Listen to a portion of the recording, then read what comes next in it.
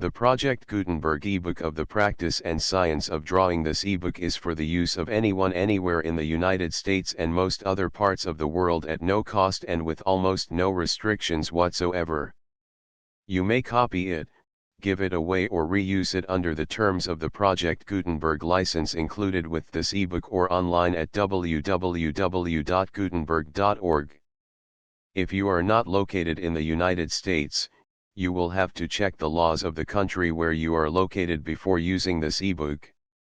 Title: The Practice and Science of Drawing. Author: Harold Speed. Release date: December 6, 2004. Ebook number 14264. Most recently updated, December 18, 2020. Language: English. Credits: produced by Jonathan Ingram and the online distributed proofreading team at https://www.pgdp.net. Start of the Project Gutenberg ebook. The Practice and Science of Drawing. The Practice and Science of Drawing by Harold Speed. Associé de la Société Nationale des Beaux-Arts, Paris, member of the Royal Society of Portrait Painters, N.C.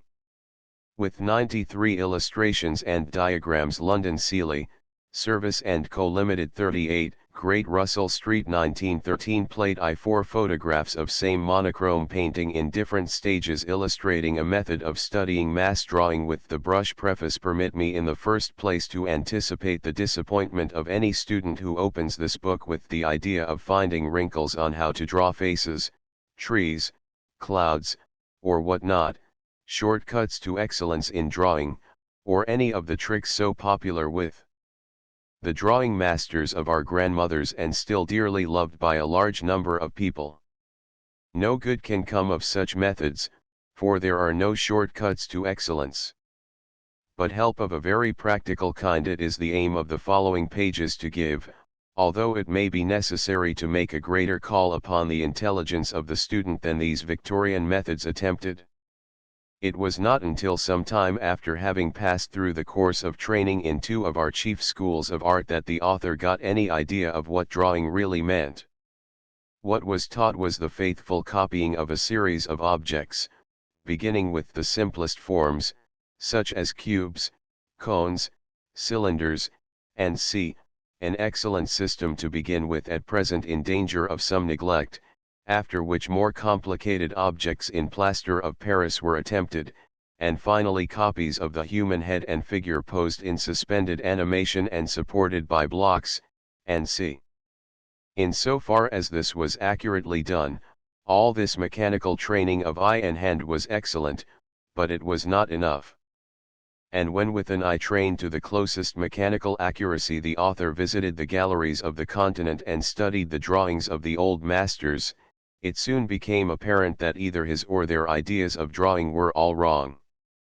Very few drawings could be found sufficiently like the model to obtain the prize at either of the great schools he had attended. Luckily there was just enough modesty left for him to realize that possibly they were in some mysterious way right and his own training in some way lacking. And so he set to work to try and climb the long uphill road that separates mechanically accurate drawing from artistically accurate drawing.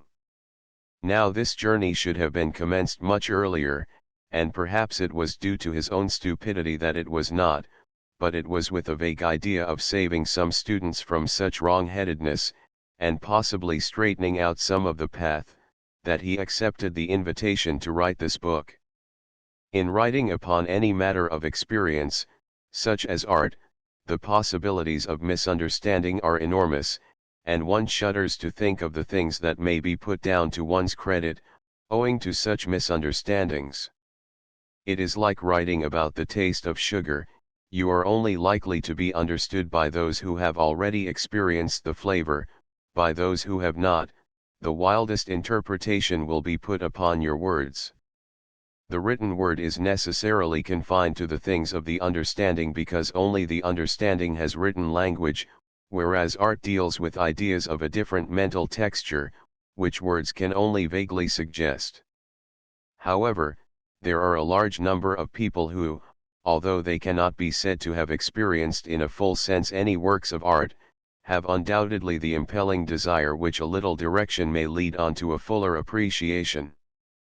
And it is to such that books on art are useful. So that although this book is primarily addressed to working students, it is hoped that it may be of interest to that increasing number of people who, tired with the rush and struggle of modern existence, seek refreshment in artistic things. To many such in this country modern art is still a closed book, its point of view is so different from that of the art they have been brought up with, that they refuse to have anything to do with it. Whereas, if they only took the trouble to find out something of the point of view of the modern artist, they would discover new beauties they little suspected. If anybody looks at a picture by Claude Monet from the point of view of a Raphael, he will see nothing but a meaningless jargon of wild paint strokes. And if anybody looks at a Raphael from the point of view of a Claude Monet, he will, no doubt, only see hard, tinny figures in a setting devoid of any of the lovely atmosphere that always envelopes form seen in nature. So wide apart are some of the points of view in painting. In the treatment of form these differences in point of view make for enormous variety in the work. So that no apology need be made for the large amount of space occupied in the following pages by what is usually dismissed as mere theory, but what is in reality the first essential of any good practice in drawing. To have a clear idea of what it is you wish to do, is the first necessity of any successful performance. But our exhibitions are full of works that show how seldom this is the case in art. Works showing much ingenuity and ability, but no artistic brains, pictures that are little more than school studies, exercises in the representation of carefully or carelessly arranged objects, but cold to any artistic intention. At this time particularly some principles, and a clear intellectual understanding of what it is you are trying to do, are needed. We have no set traditions to guide us. The times when the student accepted the style and traditions of his master and blindly followed them until he found himself, are gone. Such conditions belong to an age when intercommunication was difficult, and when the artistic horizon was restricted to a single town or province. Science has altered all that, and we may regret the loss of local color and singleness of aim this growth of art in separate compartments produced, but it is unlikely that such conditions will occur again. Quick means of transit and cheap methods of reproduction have brought the art of the whole world to our doors. Where formerly the artistic food at the disposal of the student was restricted to the few pictures in his vicinity and some prints of others, now there is scarcely a picture of note in the world that is not known to the average student, either from personal inspection at our museums and loan exhibitions, or from excellent photographic reproductions. Not only European art, but the art of the East, China, and Japan, is part of the formative influence by which he is surrounded, not to mention the modern science of light and color that has had such an influence on technique. It is no wonder that a period of artistic indigestion is upon us. Hence the student has need of sound principles and a clear understanding of the science of his art, if he would select from this mass of material those things which answer to his own inner need for artistic expression. The position of art today is like that of a river where many tributaries meeting at one point, suddenly turn the steady flow to turbulence, the many streams jostling each other and the different currents pulling hither and thither. After a time these newly met forces will adjust themselves to the altered condition, and a larger, finer stream be the result. Something analogous to this would seem to be happening in art at the present time, when all nations and all schools are acting and reacting upon each other, and art is losing its national characteristics. The hope of the future is that a larger and deeper art, answering to the altered conditions of humanity, will result. There are those who would leave the scene of struggling influences and away up on some bare primitive mountain top start a new stream, begin all over again. But however necessary it may be to give the primitive mountain waters that were the start of all the streams a more prominent place in the new flow onwards, it is unlikely that much can come of any attempt to leave the turbulent waters, go backwards, and start again, they can only flow onwards. To speak more plainly, the complexity of modern art influences may make it necessary to call attention to the primitive principles of expression that should never be lost sight of in any work, but hardly justifies the attitude of those anarchists in art who would flout the heritage of culture we possess and attempt a new start. Such attempts, however, when sincere, are interesting and may be productive of some new vitality, adding to the weight of the mainstream. But it must be along the mainstream, along lines in harmony with tradition, that the chief advance must be looked for. Although it has been felt necessary to devote much space to an attempt to find principles that may be said to be at the basis of the art of all nations, the executive side of the question has not been neglected. And it is hoped that the logical method for the study of drawing from the two opposite points of view of line and mass here advocated may be useful, and help students to avoid some of the confusion that results from attempting simultaneously the study of these different qualities of form expression. Contents I. Introduction to Drawing 3. Vision 4. Line drawing B. Mass drawing 6. The academic and conventional 7. The study of drawing 8. Line drawing, practical 9. Mass drawing, practical X. Rhythm 11. Rhythm, variety of line 12. Rhythm, unity of line 13. Rhythm, variety of mass 14. Rhythm, unity of mass 15. Rhythm, balance 16. Rhythm, proportion 17. Portrait drawing 18. The visual memory 19. Procedure XX. Materials XXI. Conclusion Appendix Index List of plates I. Set of 4 photographs of the same study from the life in different stages 2. Drawing by Leonardo da Vinci 3. Study for April 4. Study for the figure of Boreas V from a study by Botticelli 6. Study by Alfred Stevens 7. Study for the figure of Apollo 8. Study for a picture 9. Study by Watteau X. Example of XVTH Century Chinese work 11. Los Meneses. By Velázquez 12. Study attributed to Michelangelo 13. Study by Degas 14. Drawing by Ernest Cole 15. From a pencil drawing by Angres 16. Study by Rubens 17. A demonstration drawing at the Goldsmiths College 18. Study illustrating method of drawing 19. Illustrating curved lines XX. Study for the figure of love XXI. Study illustrating treatment of hair XXII. Study for decoration at Amiens XXIII. Different stages of the painting from a cast, 1, XXIII. Different stages of the painting from a cast, 2, XXIV. Different stages of the painting from a cast, 3, XXIV. Different stages of the painting from a cast, 4, XXV. Illustrating some typical brush strokes XXVI. Different stages of the same study, 1, XXVII. Different stages of the same study, 2, XXVIII. Different stages of the same study, 3, XXIX. Different stages of the same study, 4, XXX. A study for a picture of Rosalind and Orlando XXXI. Illustrations from Blake's job, plates I, V, X, XXI. XXXII illustrations from Blake's job, plates 2, 11, 18, 14. XXXII Fate Champatra Thursiv. Bacchus and Ariadne XXXV. Love and Death 30.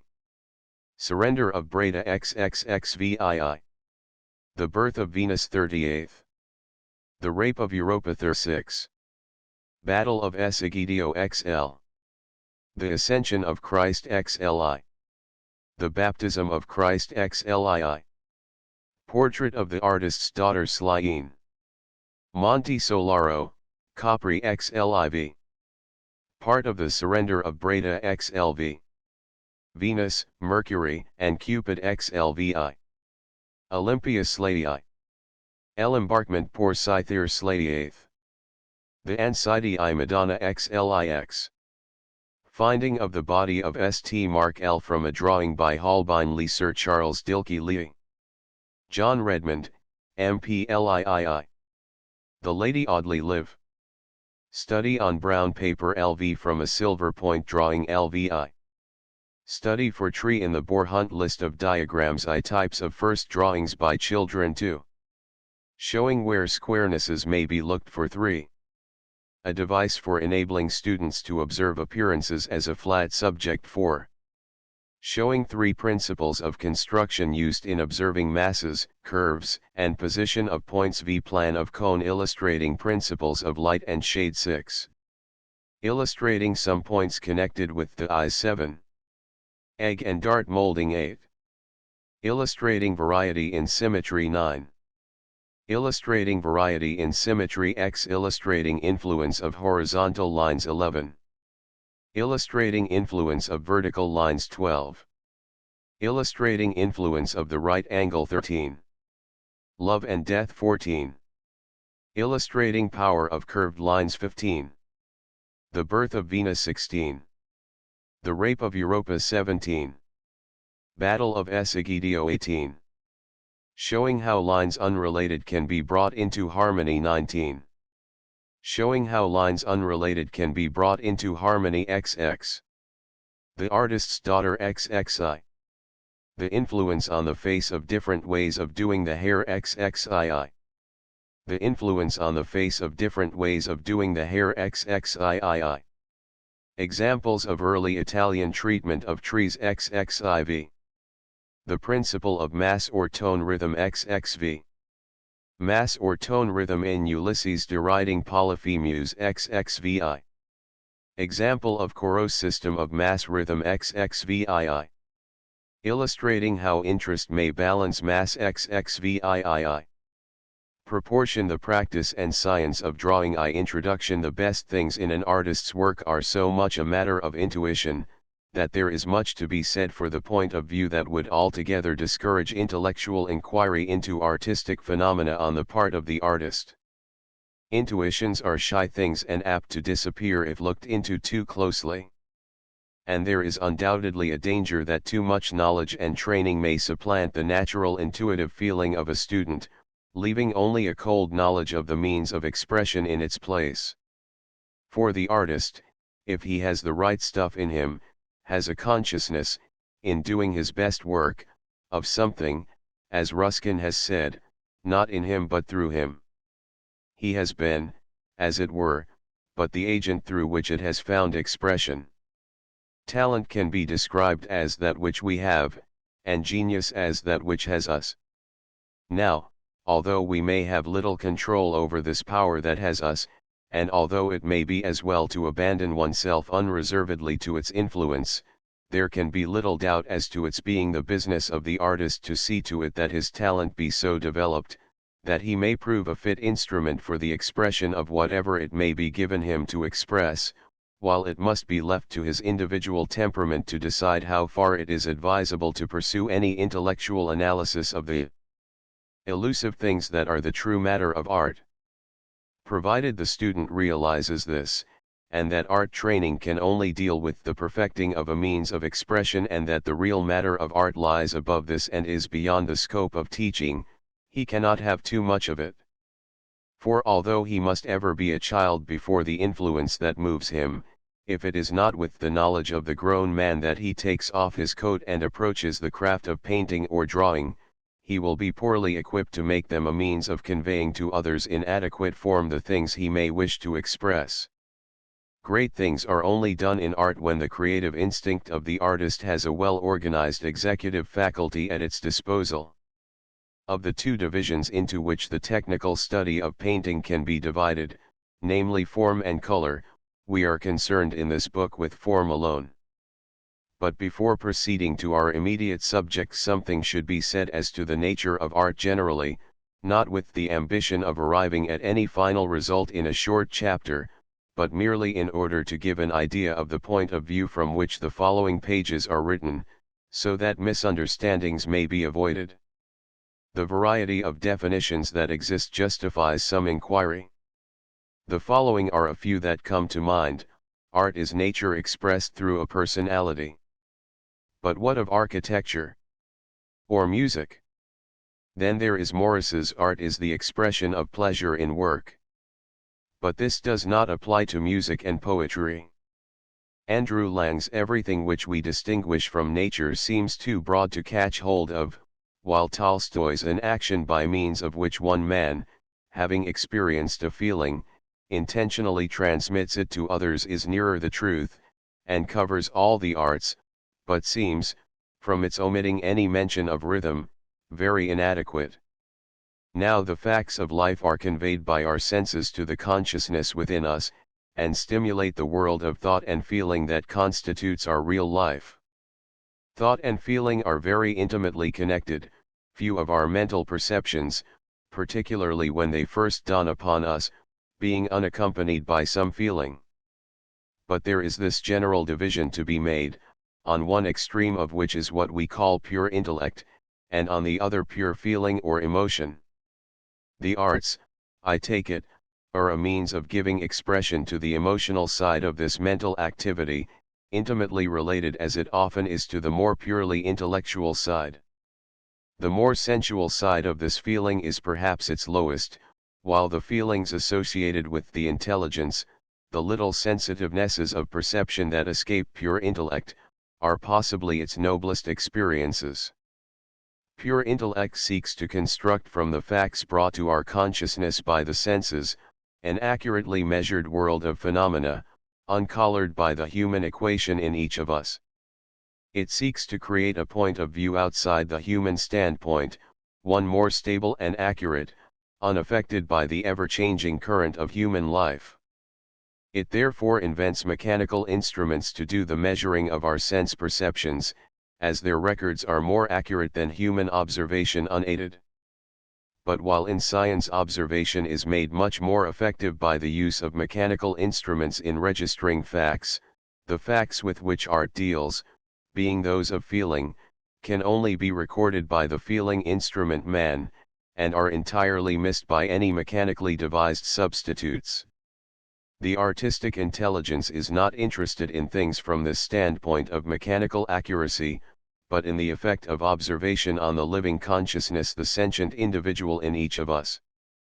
The same fact accurately portrayed by a number of artistic intelligences should be different in each case, whereas the same fact accurately expressed by a number of scientific intelligences should be the same. But besides the feelings connected with a wide range of experience, each art has certain emotions belonging to the particular sense perceptions connected with it. That is to say, there are some that only music can convey, those connected with sound, others that only painting, sculpture, or architecture can convey, those connected with the form and color that they severally deal with. In abstract form and color, that is, form and color unconnected with natural appearances, there is an emotional power, such as there is in music, the sounds of which have no direct connection with anything in nature, but only with that mysterious sense we have, the sense of harmony, beauty, or rhythm, all three but different aspects of the same thing. This inner sense is a very remarkable fact, and will be found to some extent in all, certainly all civilized, races. And when the art of a remote people like the Chinese and Japanese is understood, our senses of harmony are found to be wonderfully in agreement. Despite the fact that their art has developed on lines widely different from our own, nonetheless, when the surprise at its newness has worn off and we begin to understand it, we find it conforms to very much the same sense of harmony. But apart from the feelings connected directly with the means of expression, there appears to be much in common between all the arts in their most profound expression. There seems to be a common center in our inner life that they all appeal to. Possibly at the center are the great primitive emotions common to all men. The religious group, the deep awe and reverence men feel when contemplating the great mystery of the universe and their own littleness in the face of its vastness, the desire to correspond and develop relationship with the something outside themselves that is felt to be behind and through all things. Then there are those connected with the joy of life, the throbbing of the great life spirit, the gladness of being, the desire of the sexes, and also those connected with the sadness and mystery of death and decay, and c. The technical side of an art is, however, not concerned with these deeper motives but with the things of sense through which they find expression, in the case of painting, the visible universe. The artist is capable of being stimulated to artistic expression by all things seen, no matter what, to him nothing comes amiss. Great pictures have been made of beautiful people in beautiful clothes and of squalid people in ugly clothes, of beautiful architectural buildings and the ugly hovels of the poor. And the same painter who painted the Alps painted the Great Western Railway. The visible world is to the artist, as it were, a wonderful garment, at times revealing to him the beyond, the inner truth there is in all things. He has a consciousness of some correspondence with something the other side of visible things and dimly felt through them, a still, small voice which he is impelled to interpret to man. It is the expression of this all-pervading inner significance that I think we recognize as beauty, and that prompted Keats to say, "Beauty is truth, truth beauty." And hence it is that the love of truth and the love of beauty can exist together in the work of the artist. The search for this inner truth is the search for beauty.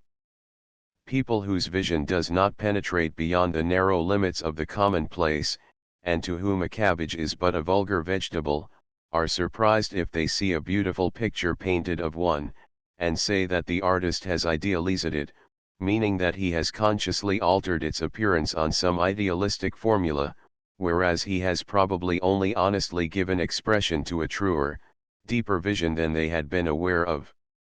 The commonplace is not the true, but only the shallow, view of things. Play 2. Drawing by Leonardo da Vinci from the Royal Collection at Windsor. Copyright photo, Braun and Co. Fromentin's art is the expression of the invisible by means of the visible, expresses the same idea, and it is this that gives to art its high place among the works of man. Beautiful things seem to put us in correspondence with a world the harmonies of which are more perfect, and bring a deeper peace than this imperfect life seems capable of yielding of itself. Our moments of peace are, I think, always associated with some form of beauty, of this spark of harmony within corresponding with some infinite source without. Like a mariner's compass, we are restless until we find repose in this one direction. In moments of beauty, for beauty is, strictly speaking, a state of mind rather than an attribute of certain objects, although certain things have the power of inducing it more than others, we seem to get a glimpse of this deeper truth behind the things of sense.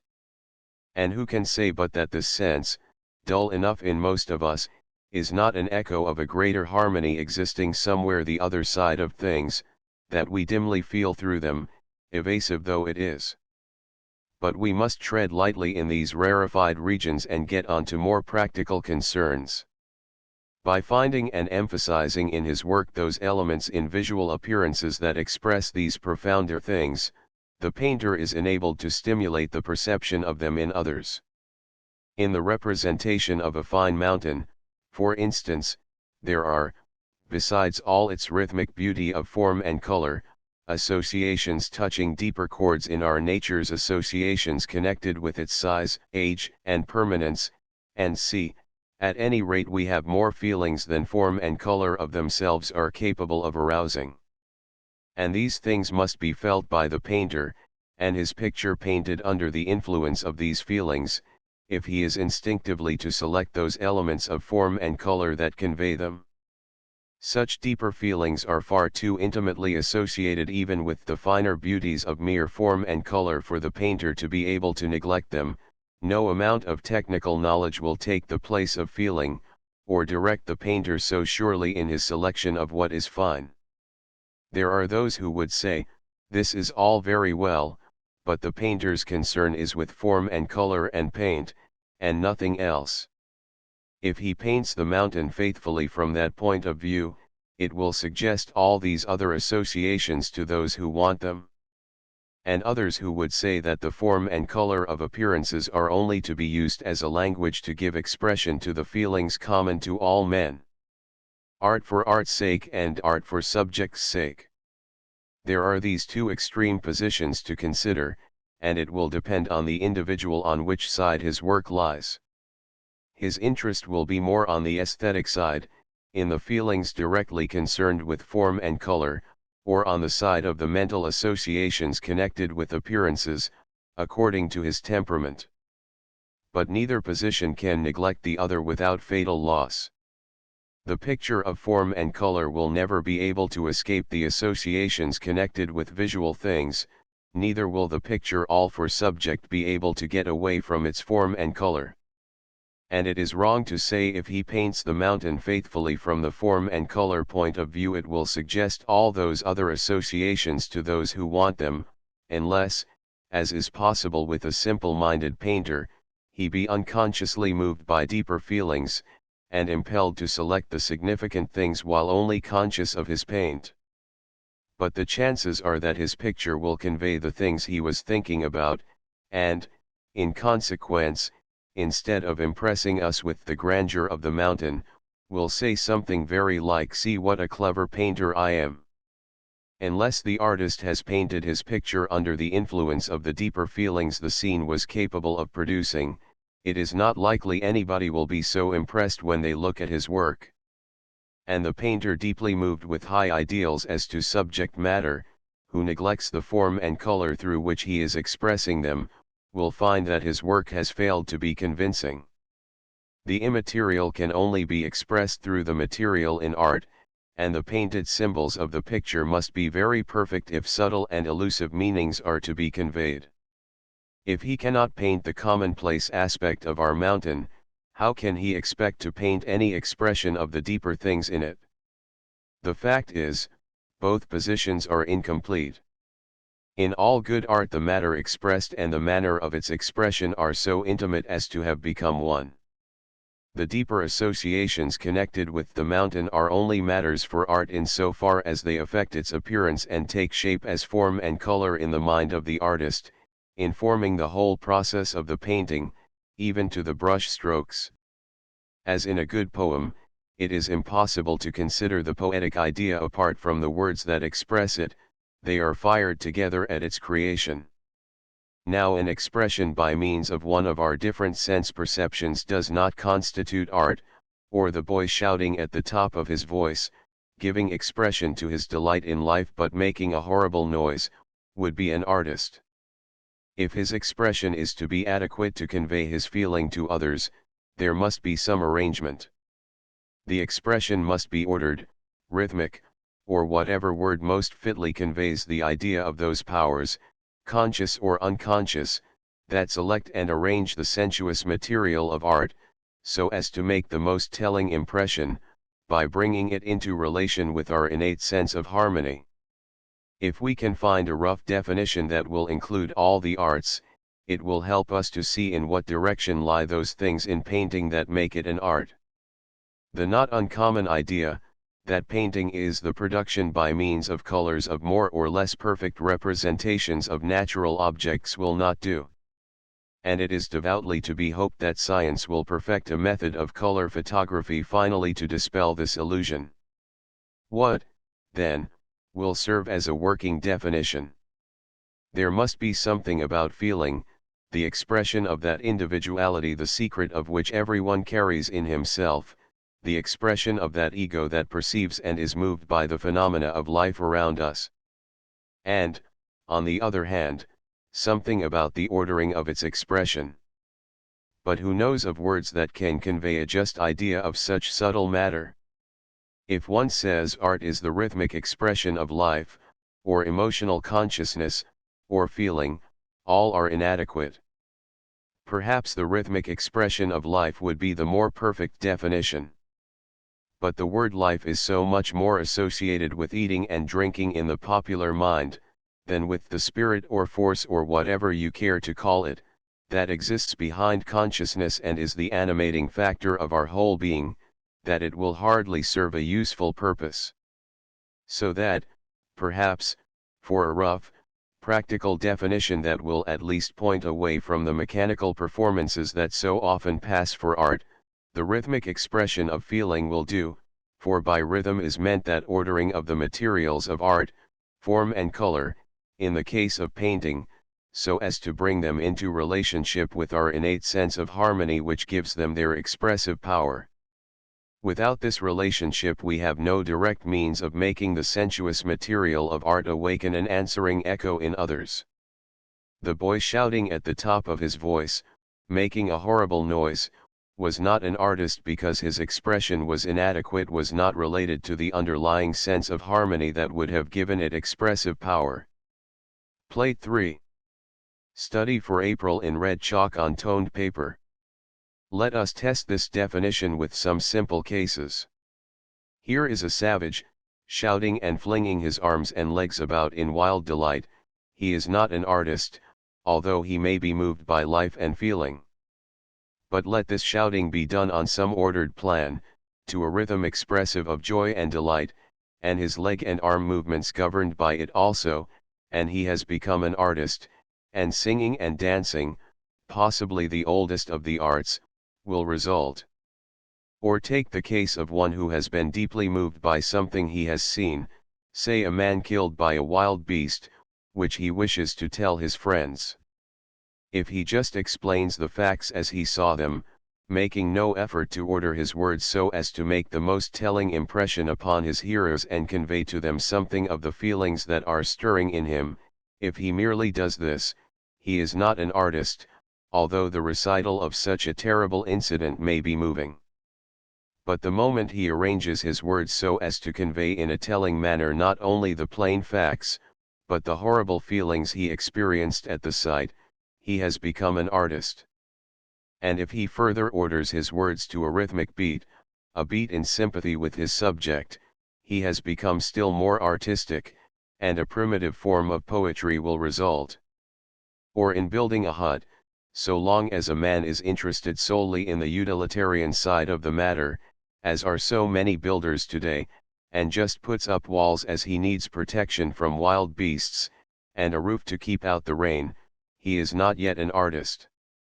But the moment he begins to consider his work with some feeling, and arranges the relative sizes of his walls and roof so that they answer to some sense he has for beautiful proportion, he has become an artist, and his hut has some architectural pretensions.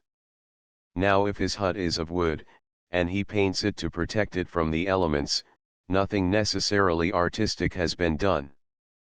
But if he selects colors that give him pleasure in their arrangement, and if the forms his color masses assume are designed with some personal feeling, he has invented a primitive form of decoration. And likewise the savage who, wishing to illustrate his description of a strange animal he has seen, takes a piece of burnt wood and draws on the wall his idea of what it looked like, a sort of catalogue of its appearance in its details, he is not necessarily an artist. It is only when he draws under the influence of some feeling, of some pleasure he felt in the appearance of the animal, that he becomes an artist. Of course in each case it is assumed that the men have the power to be moved by these things, and whether they are good or poor artists will depend on the quality of their feeling and the fitness of its expression. Plate 4. Study on tissue paper in red chalk for figure of Boreas. The purest form of this rhythmic expression of feeling is music. And as Walter Pater shows us in his essay on the School of Djurgården, music is the type of art. The others are more artistic as they approach its conditions. Poetry, the most musical form of literature, is its most artistic form. And in the greatest pictures form, color, and idea are united to thrill us with harmonies analogous to music. The painter expresses his feelings through the representation of the visible world of nature, and through the representation of those combinations of form and color inspired in his imagination, that were all originally derived from visible nature. If he fails from lack of skill to make his representation convincing to reasonable people, no matter how sublime has been his artistic intention, he will probably have landed in the ridiculous. And yet, so great is the power of direction exercised by the emotions on the artist that it is seldom his work fails to convey something, when genuine feeling has been the motive. On the other hand, the painter with no artistic impulse who makes a laboriously commonplace picture of some ordinary or pretentious subject, has equally failed as an artist, however much the skillfulness of his representations may gain him reputation with the unthinking. The study, therefore, of the representation of visible nature and of the powers of expression possessed by form and color is the object of the painter's training. And a command over this power of representation and expression is absolutely necessary if he is to be capable of doing anything worthy of his art. This is all in art that one can attempt to teach. The emotional side is beyond the scope of teaching. You cannot teach people how to feel. All you can do is to surround them with the conditions calculated to stimulate any natural feeling they may possess. And this is done by familiarizing students with the best works of art and nature. It is surprising how few art students have any idea of what it is that constitutes art. They are impelled, it is to be assumed, by a natural desire to express themselves by painting, and, if their intuitive ability is strong enough, it perhaps matters little whether they know or not. But to the larger number who are not so violently impelled, it is highly essential that they have some better idea of art than that it consists in setting down your canvas before nature and copying it. Inadequate as this imperfect treatment of a profoundly interesting subject is, it may serve to give some idea of the point of view from which the following pages are written, and if it also serves to disturb the copying theory in the minds of any students and encourages them to make further inquiry, it will have served a useful purpose. Drawing by drawing is here meant the expression of form upon a plane surface. Art probably owes more to form for its range of expression than to color. Many of the noblest things it is capable of conveying are expressed by form more directly than by anything else. And it is interesting to notice how some of the world's greatest artists have been very restricted in their use of color, preferring to depend on form for their chief appeal. It is reported that Apelles only used 3 colors, black, red, and yellow, and Rembrandt used little else. Drawing, although the first, is also the last thing the painter usually studies. There is more in it that can be taught and that repays constant application and effort. Color would seem to depend much more on a natural sense and to be less amenable to teaching. A well-trained eye for the appreciation of form is what every student should set himself to acquire with all the might of which he is capable. It is not enough in artistic drawing to portray accurately and in cold blood the appearance of objects. To express form one must first be moved by it. There is in the appearance of all objects, animate and inanimate, what has been called an emotional significance, a hidden rhythm that is not caught by the accurate, painstaking, but cold artist. The form significance of which we speak is never found in a mechanical reproduction like a photograph. You are never moved to say when looking at one, what fine form. It is difficult to say in what this quality consists. The emphasis and selection that is unconsciously given in a drawing done directly under the guidance of strong feeling, are too subtle to be tabulated, they escape analysis. But it is this selection of the significant and suppression of the non-essential that often gives to a few lines drawn quickly, and having a somewhat remote relation to the complex appearance of the real object, more vitality and truth than are to be found in a highly wrought and painstaking drawing, during the process of which the essential and vital things have been lost sight of in the labor of the work, and the non-essential, which is usually more obvious, is allowed to creep in and obscure the original impression. Of course, had the finished drawing been done with the mind centered upon the particular form significance aimed at, and every touch and detail added in tune to this idea, the comparison might have been different. But it is rarely that good drawings are done this way. Fine things seem only to be seen in flashes, and the nature that can carry over the impression of one of these moments during the labor of a highly wrought drawing is very rare, and belongs to the few great ones of the craft alone. It is difficult to know why one should be moved by the expression of form, but it appears to have some physical influence over us. In looking at a fine drawing, say of a strong man, we seem to identify ourselves with it and feel a thrill of its strength in our own bodies, prompting us to set our teeth, stiffen our frame, and exclaim, "That's fine." Or, when looking at the drawing of a beautiful woman, we are softened by its charm and feel in ourselves something of its sweetness as we exclaim, "How beautiful!" The measure of the feeling in either case will be the extent to which the artist has identified himself with the subject when making the drawing, and has been impelled to select the expressive elements in the forms. Art thus enables us to experience life at second hand. The small man may enjoy somewhat of the wider experience of the bigger man, and be educated to appreciate in time a wider experience for himself. This is the true justification for public picture galleries.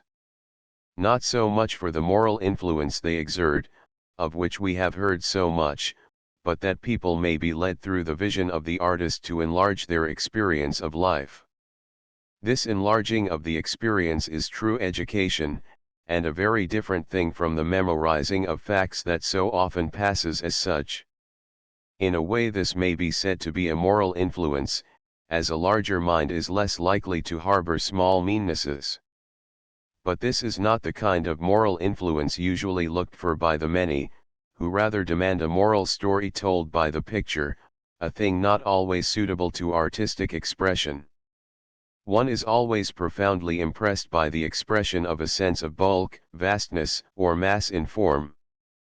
There is a feeling of being lifted out of one's puny self to something bigger and more stable. It is this splendid feeling of bigness in Michelangelo's figures that is so satisfying. One cannot come away from the contemplation of that wonderful ceiling of his in the Vatican without the sense of having experienced something of a larger life than one had known before. Never has the dignity of man reached so high an expression in paint, a height that has been the despair of all who have since tried to follow that lonely master. In landscape also this expression of largeness is fine. One likes to feel the weight and mass of the ground, the vastness of the sky and sea, the bulk of a mountain. On the other hand, one is charmed also by the expression of lightness. This may be noted in much of the work of Botticelli and the Italians of the 15th century. Botticelli's figures seldom have any weight, they drift about as if walking on air, giving a delightful feeling of otherworldliness. The hands of the Madonna that hold the child might be holding flowers for any sense of support they express. It is, I think, on this sense of lightness that a great deal of the exquisite charm of Botticelli's drawing depends. The feathery lightness of clouds and of draperies blown by the wind is always pleasing, and Botticelli nearly always has a light wind passing through his draperies to give them this sense. As will be explained later, in connection with academic drawing, it is eminently necessary for the student to train his eye accurately to observe the forms of things by the most painstaking of drawings. In these school studies feeling need not be considered, but only a cold accuracy. In the same way a singer trains himself to sing scales, giving every note exactly the same weight and preserving a most mechanical time throughout, so that every note of his voice may be accurately under his control and be equal to the subtlest variations he may afterwards want to infuse into it at the dictates of feeling. For how can the draftsman, who does not know how to draw accurately the cold, commonplace view of an object, hope to give expression to the subtle differences presented by the same thing seen under the excitement of strong feeling? Plate V from a study by Botticelli in the print room at the British Museum. These academic drawings, too, should be as highly finished as hard application can make them, so that the habit of minute visual expression may be acquired. It will be needed later, when drawing of a finer kind is attempted, and when in the heat of an emotional stimulus the artist has no time to consider the smaller subtleties of drawing, which by then should have become almost instinctive with him, leaving his mind free to dwell on the bigger qualities. Drawing, then, to be worthy of the name, must be more than what is called accurate. It must present the form of things in a more vivid manner than we ordinarily see them in nature. Every new draftsman in the history of art has discovered a new significance in the form of common things, and given the world a new experience. He has represented these qualities under the stimulus of the feeling they inspired in him, hot and underlined, as it were, adding to the great book of sight the world possesses in its art, a book by no means completed yet. So that to say of a drawing, as is so often said, that it is not true because it does not present the commonplace appearance of an object accurately, may be foolish. Its accuracy depends on the completeness with which it conveys the particular emotional significance that is the object of the drawing. What this significance is will vary enormously with the individual artist, but it is only by this standard that the accuracy of the drawing can be judged. It is this difference between scientific accuracy and artistic accuracy that puzzles so many people. Science demands that phenomena be observed with the unemotional accuracy of a weighing machine, while artistic accuracy demands that things be observed by a sentient individual recording the sensations produced in him by the phenomena of life. And people with the scientific habit that is now so common among us, seeing a picture or drawing in which what are called facts have been expressed emotionally, are puzzled, if they are modest, or laugh at what they consider a glaring mistake in drawing if they are not, when all the time it may be their mistaken point of view that is at fault. But while there is no absolute artistic standard by which accuracy of drawing can be judged, as such standard must necessarily vary with the artistic intention of each individual artist, this fact must not be taken as an excuse for any obviously faulty drawing that incompetence may produce, as is often done by students who when corrected say that they saw it so.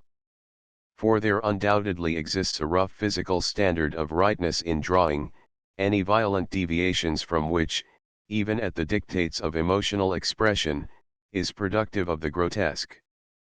This physical standard of accuracy in his work it is the business of the student to acquire in his academic training, and every aid that science can give by such studies as perspective, anatomy, and, in the case of landscape, even geology and botany, should be used to increase the accuracy of his representations. For the strength of appeal in artistic work will depend much on the power the artist possesses of expressing himself through representations that arrest everyone by their truth and naturalness.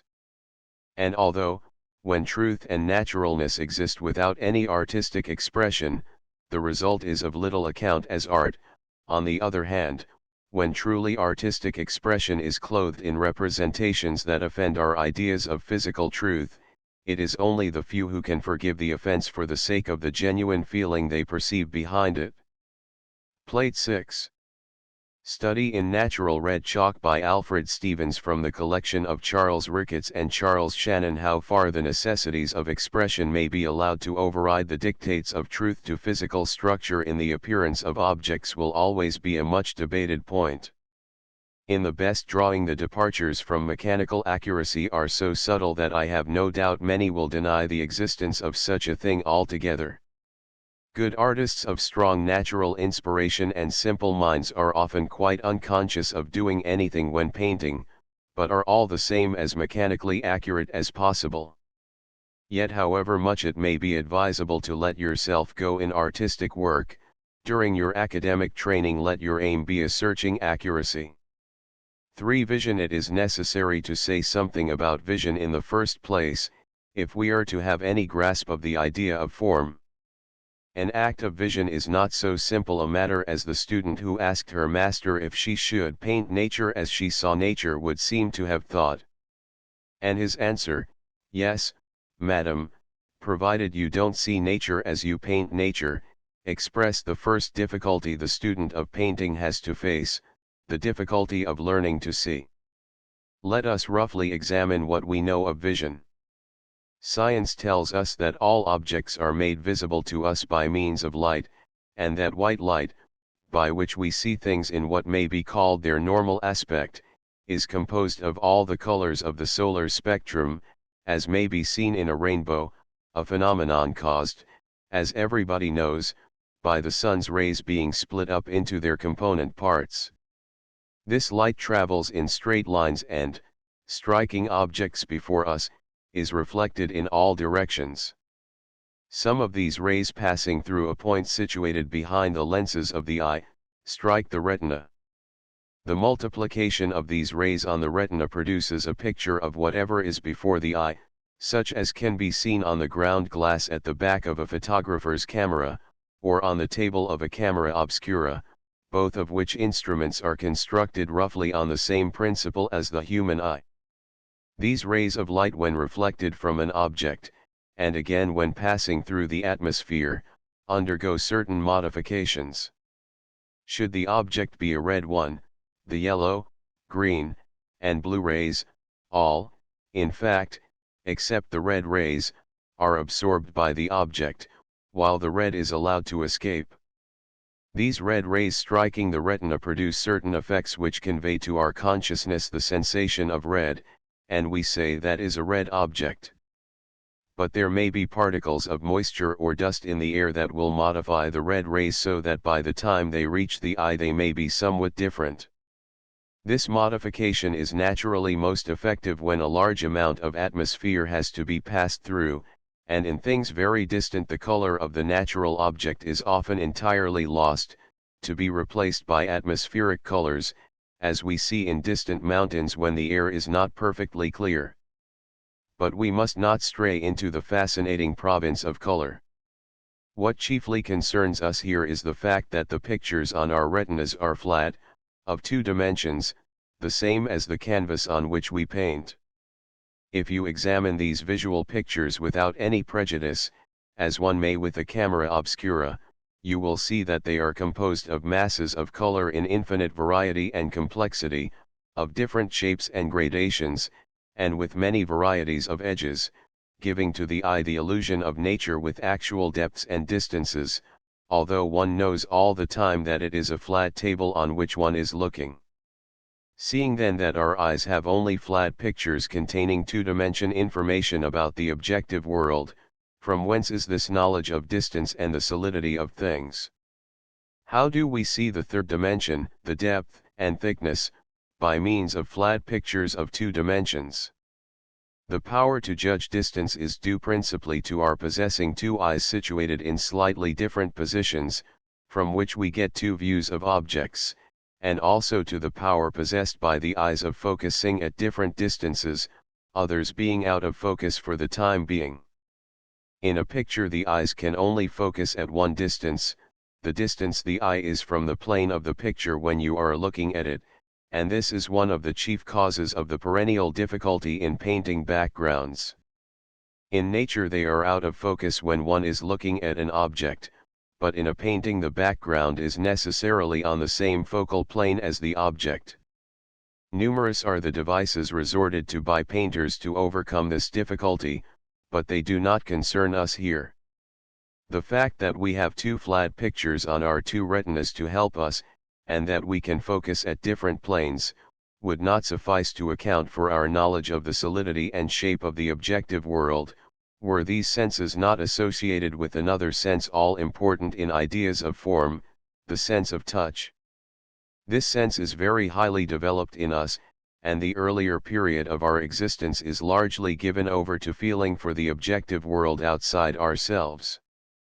Who has not watched the little baby hands feeling for everything within reach, and without its reach, for the matter of that, for the infant has no knowledge yet of what is and what is not within its reach? Who has not offered some bright object to a young child and watched its clumsy attempts to feel for it, almost as clumsy at first as if it were blind, as it has not yet learned to focus distances? And when he has at last got hold of it, how eagerly he feels it all over, looking intently at it all the time, thus learning early to associate the feel of an object with its appearance.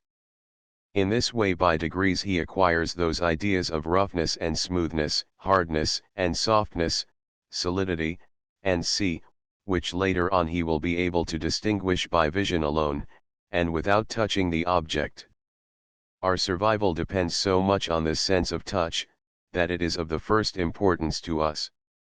We must know whether the ground is hard enough for us to walk on, or whether there is a hole in front of us, and masses of color rays striking the retina, which is what vision amounts to, will not of themselves tell us. But associated with the knowledge accumulated in our early years, by connecting touch with sight, we do know when certain combinations of color rays strike the eye that there is a road for us to walk on, and that when certain other combinations occur there is a hole in front of us, or the edge of a precipice. And likewise with hardness and softness, the child who strikes his head against the bedpost is forcibly reminded by nature that such things are to be avoided, and feeling that it is hard and that hardness has a certain look, it avoids that kind of thing in the future. And when it strikes its head against the pillow, it learns the nature of softness, and associating the sensation with the appearance of the pillow, knows in future that when softness is observed it need not be avoided as hardness must be. Sight is therefore not a matter of the eye alone. A whole train of associations connected with the objective world is set going in the mind when rays of light strike the retina refracted from objects. And these associations vary enormously in quantity and value with different individuals, but the one we are here chiefly concerned with is this universal one of touch. Everybody sees the shape of an object, and sees whether it looks hard or soft, and sees, in other words, the feel of it. If you are asked to think of an object, say a cone, it will not, I think, be the visual aspect that will occur to most people. They will think of a circular base from which a continuous side slopes up to a point situated above its center, as one would feel it. The fact that in almost every visual aspect the baseline is that of an ellipse, not a circle, comes as a surprise to people unaccustomed to drawing. But above these cruder instances, what a wealth of associations crowd in upon the mind, when a sight that moves one is observed. Put two men before a scene, one an ordinary person and the other a great poet, and ask them to describe what they see. Assuming them both to be possessed of a reasonable power honestly to express themselves, what a difference would there be in the value of their descriptions? Or take two painters both equally gifted in the power of expressing their visual perceptions, and put them before the scene to paint it. And assuming one to be a commonplace man and the other a great artist, what a difference will there be in their work? The commonplace painter will paint a commonplace picture, while the form and color will be the means of stirring deep associations and feelings in the mind of the other, and will move him to paint the scene so that the same splendor of associations may be conveyed to the beholder. Plate 7. Study for the figure of Apollo. In the picture Apollo and Daphne in natural red chalk rubbed with finger, the highlights are picked out with rubber. But to return to our infant mind.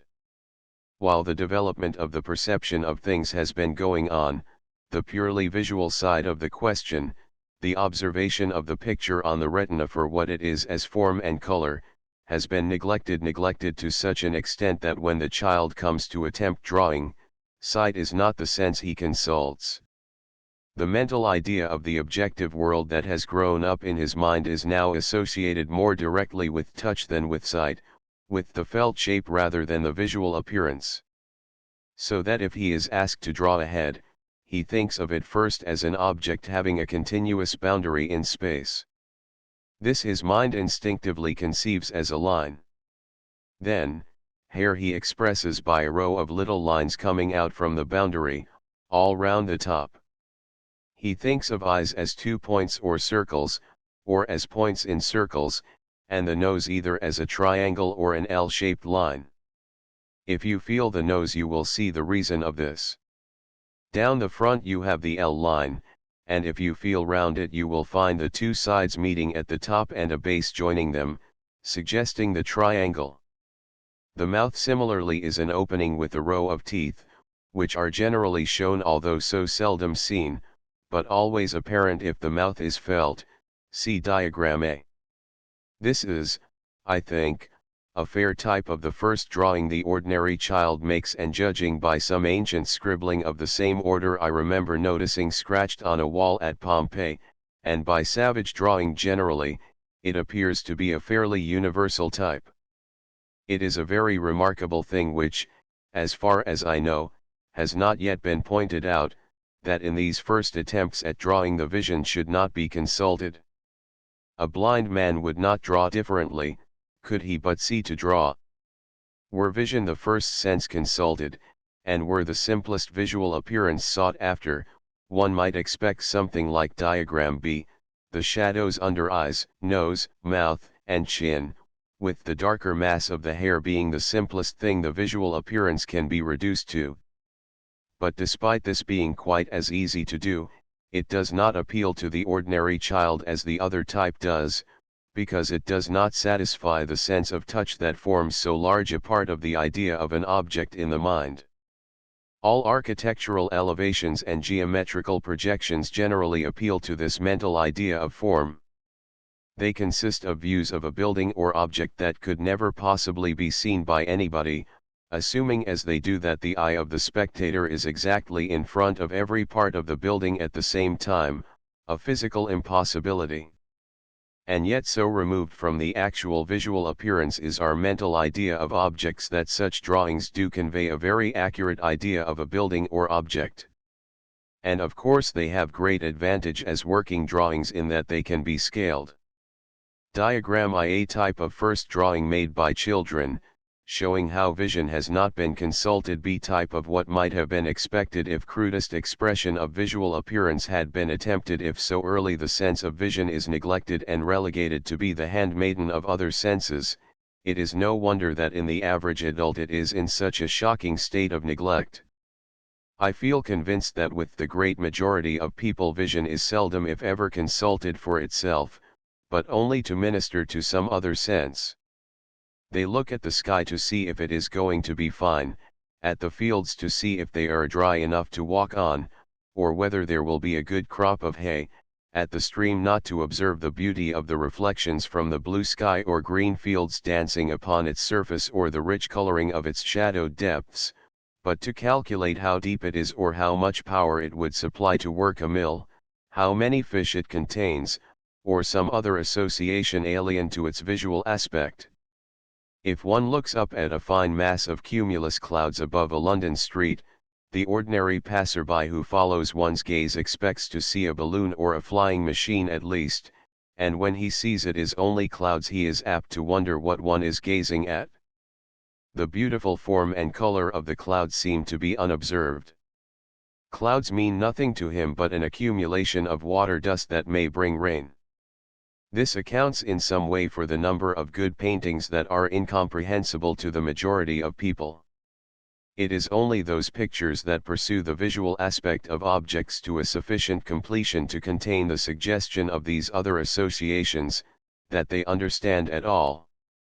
Other pictures, they say, are not finished enough.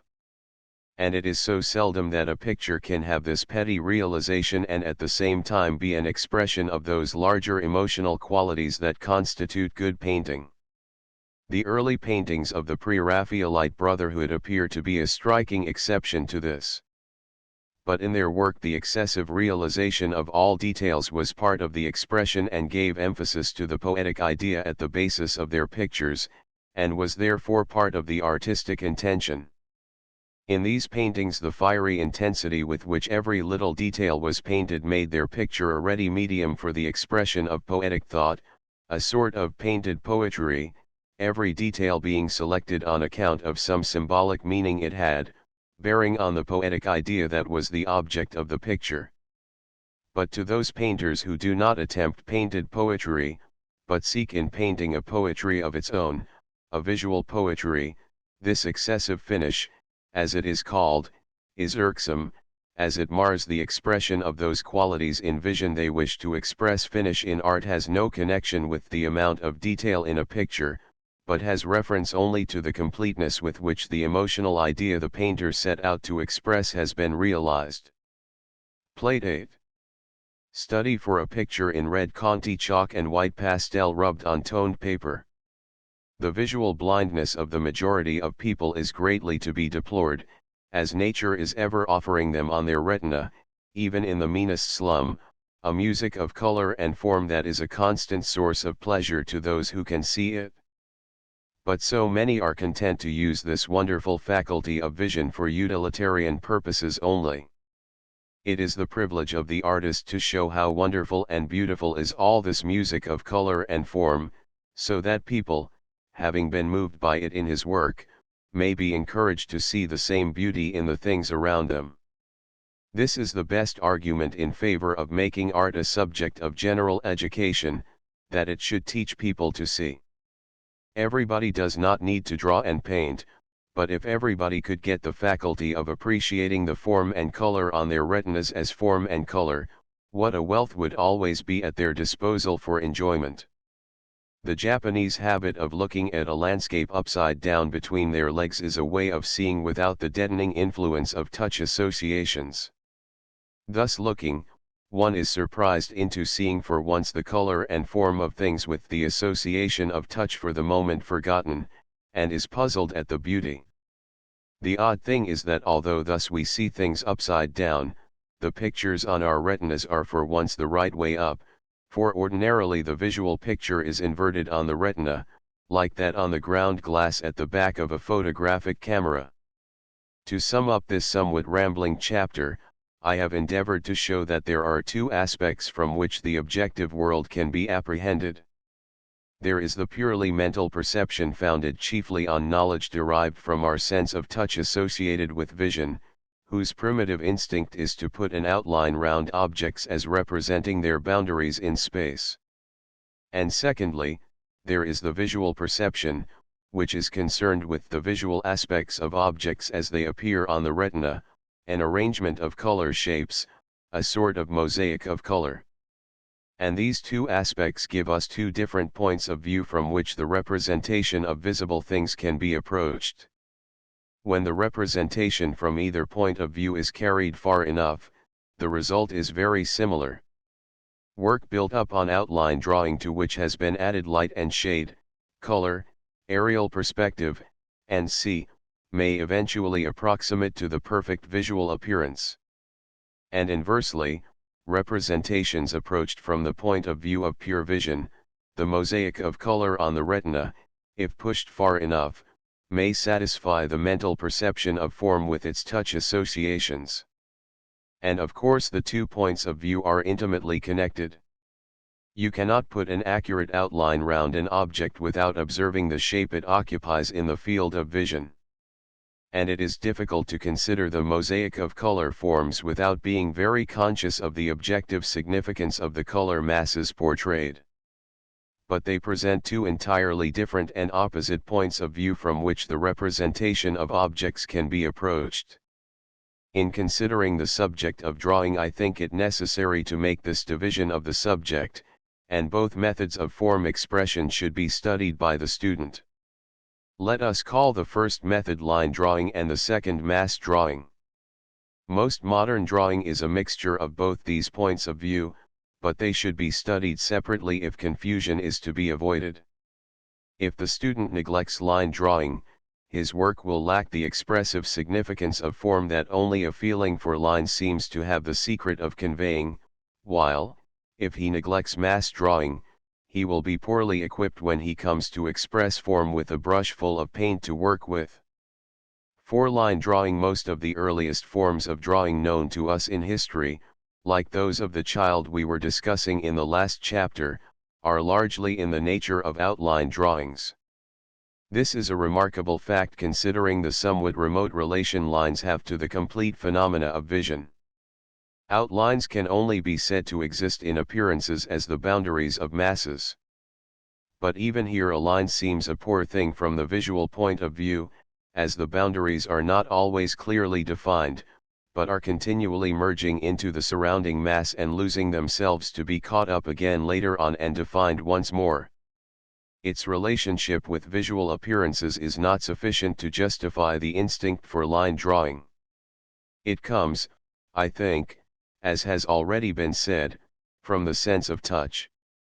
When an object is felt, there is no merging in the surrounding mass, but a firm definition of its boundary, which the mind instinctively conceives as a line.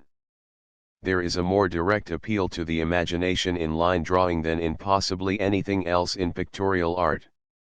The emotional stimulus given by fine design is due largely to line work.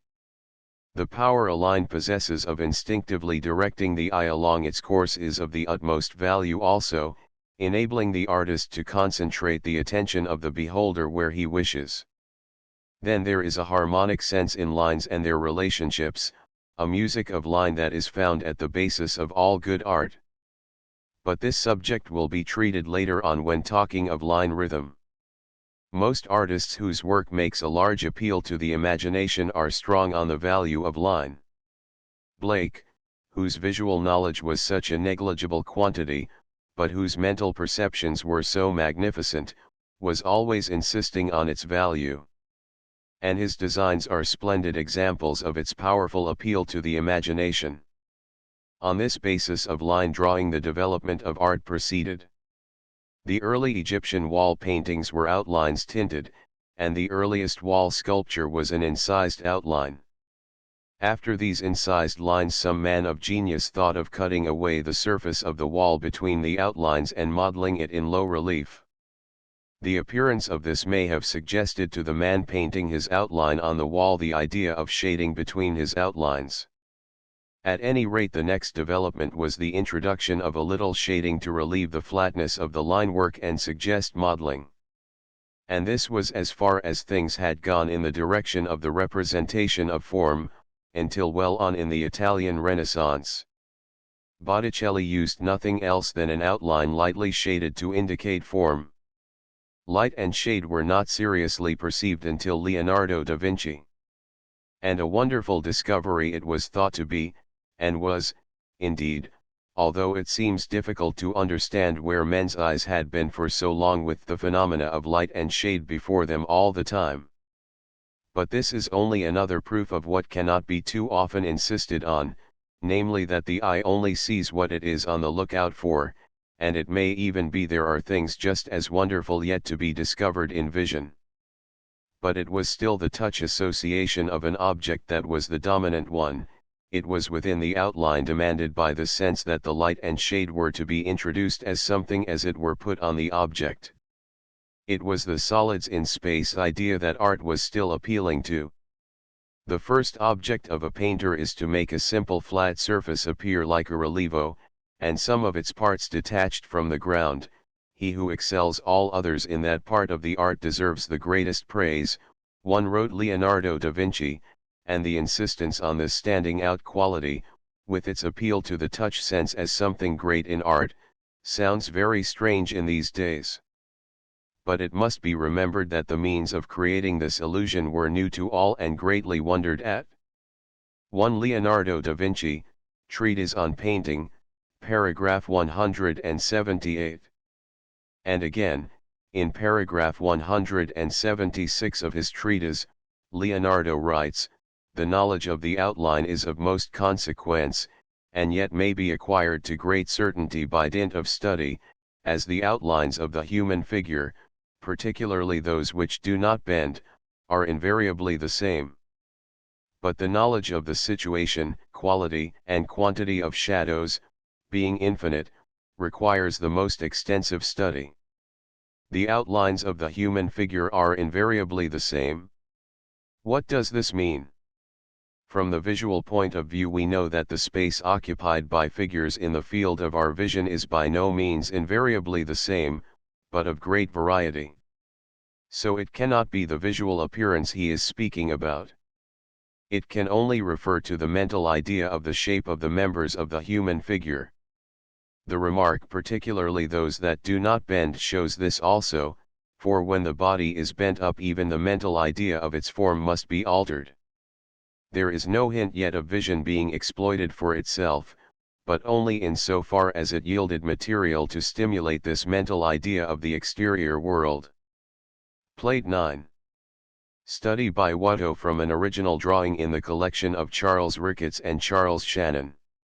All through the work of the men who used this light and shade, or chiaroscuro, as it was called, the outline basis remained.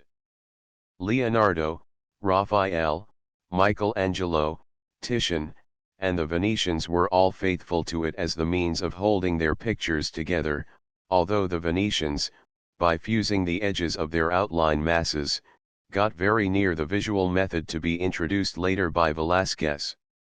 In this way, little by little, starting from a basis of simple outline forms, art grew up, each new detail of visual appearance discovered adding, as it were, another instrument to the orchestra at the disposal of the artist, enabling him to add to the somewhat crude directness and simplicity of the early work the graces and refinements of the more complex work, making the problem of composition more difficult but increasing the range of its expression.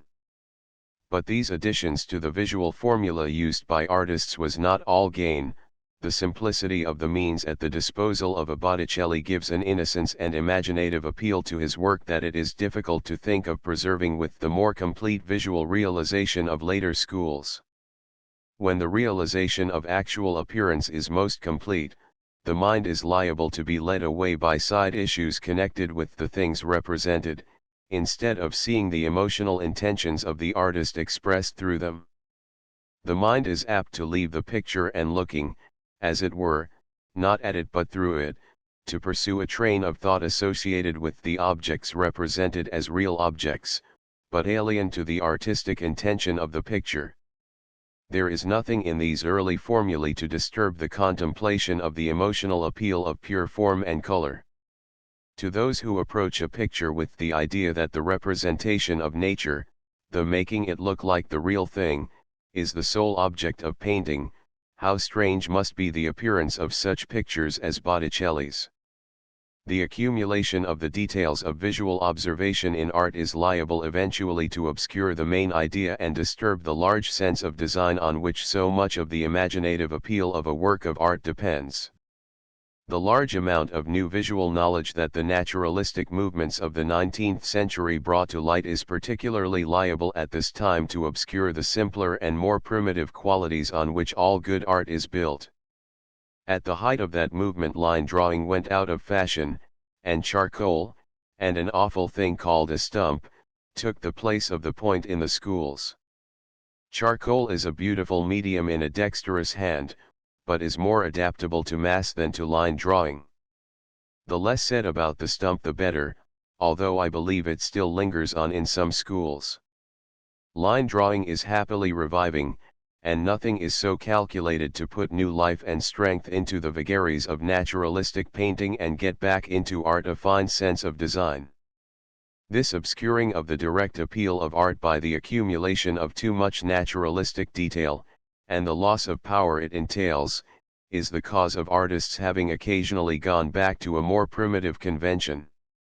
There was the archaistic movement in Greece, and men like Rossetti and Burne-Jones found a better means of expressing the things that moved them in the technique of the 14th century.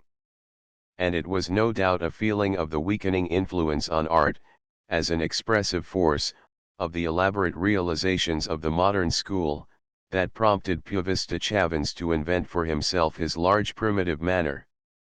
It will be noticed that in these instances it is chiefly the insistence upon outline that distinguishes these artists from their contemporaries. Art, like life, is apt to languish if it gets too far away from primitive conditions.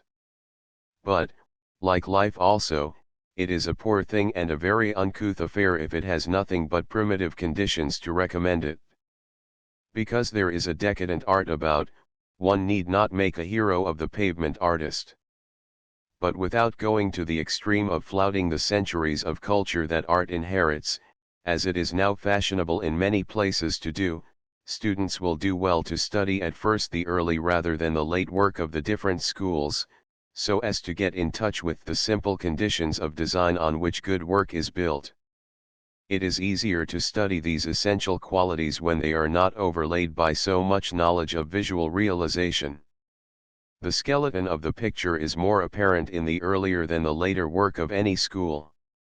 The finest example of the union of the primitive with the most refined and cultured art the world has ever seen is probably the Parthenon at Athens, a building that has been the wonder of the artistic world for over 2,000 years. Not only are the fragments of its sculptures in the British Museum amazing, but the beauty and proportions of its architecture are of a refinement that is, I think, never even attempted in these days. What architect now thinks of correcting the poorness of hard, straight lines by very slightly curving them? Or of slightly sloping inwards the columns of his facade to add to the strength of its appearance? The amount of these variations is of the very slightest and bears witness to the pitch of refinement attempted. And yet, with it all, how simple! There is something of the primitive strength of Stonehenge in that solemn row of columns rising firmly from the steps without any base. With all its magnificence, it still retains the simplicity of the hut from which it was evolved. Something of the same combination of primitive grandeur and strength with exquisite refinement of visualization is seen in the art of Michelangelo. His followers adopted the big, muscular type of their master, but lost the primitive strength he expressed, and when this primitive force was lost sight of, what a decadence set in. This is the point at which art reaches its highest mark, when to the primitive strength and simplicity of early art are added the infinite refinements and graces of culture without destroying or weakening the sublimity of the expression.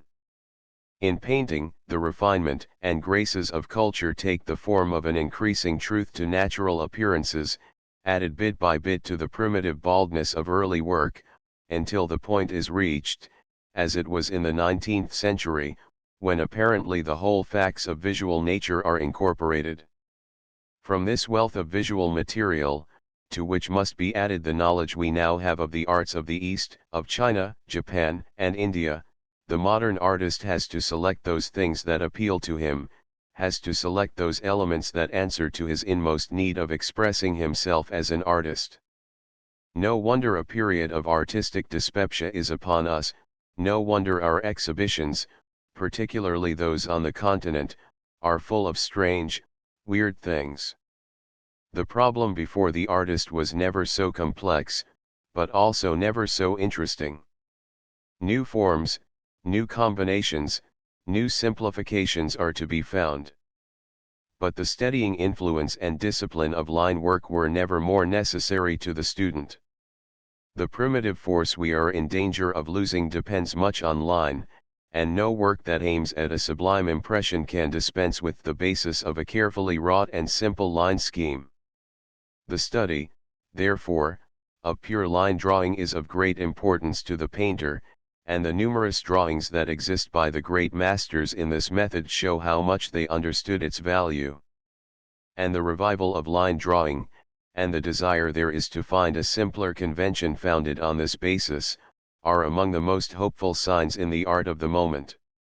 Mass drawing. In the preceding chapter it has, I hope, been shown that outline drawing is an instinct with Western artists and has been so from the earliest times, that this instinct is due to the fact that the first mental idea of an object is the sense of its form as a felt thing, not a thing seen, and that an outline drawing satisfies and appeals directly to this mental idea of objects. But there is another basis of expression directly related to visual appearances that in the fullness of time was evolved, and has had a very great influence on modern art. This form of drawing is based on the consideration of the flat appearances on the retina, with the knowledge of the felt shapes of objects for the time being forgotten. In opposition to line drawing, we may call this mass drawing. The scientific truth of this point of view is obvious. If only the accurate copying of the appearances of nature were the sole object of art, an idea to be met with among students, the problem of painting would be simpler than it is, and would be likely ere long to be solved by the photographic camera. This form of drawing is the natural means of expression when a brush full of paint is in your hands. The reducing of a complicated appearance to a few simple masses is the first necessity of the painter. But this will be fully explained in a later chapter treating more practically of the practice of mass drawing. Plate X example of 15th century Chinese work by Lui Liang, British Museum, showing how early Chinese masters had developed the mass drawing point of view. The art of China and Japan appears to have been more influenced by this view of natural appearances than that of the West has been, until quite lately. The Eastern mind does not seem to be so obsessed by the objectivity of things as is the Western mind. With us the practical sense of touch is all-powerful. I know that is so, because I felt it with my hands would be a characteristic expression with us. Whereas I do not think it would be an expression the Eastern mind would use. With them the spiritual essence of the thing seen appears to be the more real, judging from their art. And who is to say they may not be right? This is certainly the impression one gets from their beautiful painting, with its lightness of texture and avoidance of solidity. It is founded on nature regarded as a flat vision, instead of a collection of solids in space. Their use of line is also much more restrained than with us, and it is seldom used to accentuate the solidity of things, but chiefly to support the boundaries of masses and suggest detail. Light and shade, which suggests solidity, are never used. A wide light where there is no shadow pervades everything, their drawing being done with the brush in masses. When, as in the time of Titian, the art of the West had discovered light and shade, linear perspective, aerial perspective, and had begun by fusing the edges of the masses to suspect the necessity of painting to a widely diffused focus, they had got very near considering appearances as a visual whole. But it was not until Velázquez that a picture was painted that was founded entirely on visual appearances, in which a basis of objective outlines was discarded and replaced by a structure of tone masses. When he took his own painting room with the little Infanta and her maids as a subject, Velázquez seems to have considered it entirely as one flat visual impression. The focal attention is centered on the Infanta, with the figures on either side more or less out of focus, those on the extreme right being quite blurred. The reproduction here given unfortunately does not show these subtleties, and flattens the general appearance very much. The focus is nowhere sharp, as this would disturb the contemplation of the large visual impression. And there, I think, for the first time, the whole gamut of natural vision, tone, color, form, light, and shade, atmosphere, focus, and considered as one impression, were put on canvas. All sense of design is lost. The picture has no surface, it is all atmosphere between the four edges of the frame, and the objects are within. Placed as it is in the Prado, with the light coming from the right as in the picture, there is no break between the real people before it and the figures within, except the slight yellow veil due to age. But wonderful as this picture is, as a tour de force, like his Venus of the same period in the National Gallery, it is a painter's picture, and makes but a cold impression on those not interested in the technique of painting. With the cutting away of the primitive support of fine outline design and the absence of those accents conveying a fine form stimulus to the mind, art has lost much of its emotional significance. Plate 11. Los Meneses. By Velázquez, Prado, probably the first picture ever painted entirely from the visual or impressionist standpoint. Photo Anderson, the impressionist point of view. But art has gained a new point of view. With this subjective way of considering appearances, this impressionist vision, as it has been called, many things that were too ugly, either from shape or association, to yield material for the painter, were yet found, when viewed as part of a scheme of color sensations on the retina which the artist considers emotionally and rhythmically, to lend themselves to new and beautiful harmonies and ensembles, undreamed of by the earlier formulae. And further, many effects of light that were too hopelessly complicated for painting, considered on the old light and shade principles, for instance, sunlight through trees in a wood, were found to be quite paintable, considered as an impression of various color masses. The early formula could never free itself from the object as a solid thing, and had consequently to confine its attention to beautiful ones. But from the new point of view, form consists of the shape and qualities of masses of color on the retina, and what objects happen to be the outside cause of these shapes matters little to the impressionist. Nothing is ugly when seen in a beautiful aspect of light, and aspect is with them everything. This consideration of the visual appearance in the first place necessitated an increased dependence on the model. As he does not now draw from his mental perceptions, the artist has nothing to select the material of his picture from until it has existed as a seen thing before him, until he has a visual impression of it in his mind. With the older point of view, the representation by a pictorial description, as it were, based on the mental idea of an object, the model was not so necessary. In the case of the impressionist, the mental perception is arrived at from the visual impression, and in the older point of view the visual impression is the result of the mental perception. Thus it happens that the impressionist movement has produced chiefly pictures inspired by the actual world of visual phenomena around us, the older point of view producing most of the pictures deriving their inspiration from the glories of the imagination, the mental world in the mind of the artist.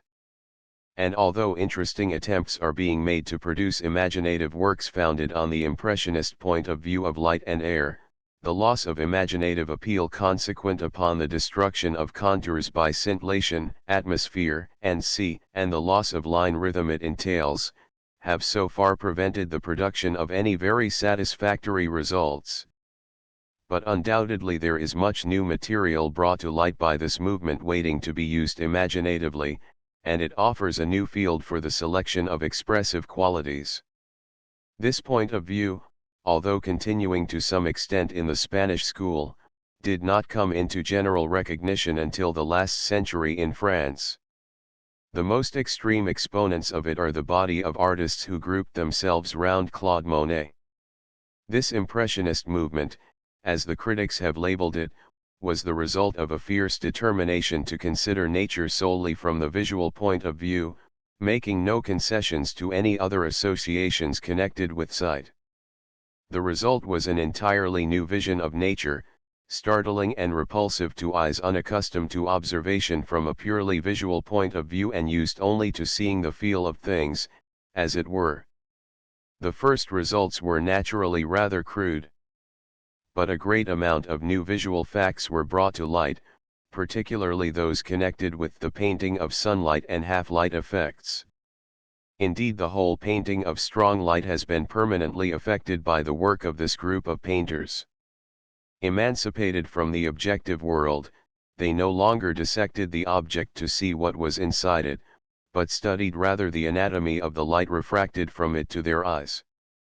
Finding this to be composed of all the colors of the rainbow as seen in the solar spectrum, and that all the effects nature produced are done with different proportions of these colors, they took them, or the nearest pigments they could get to them, for their palette, eliminating the earth colors and black.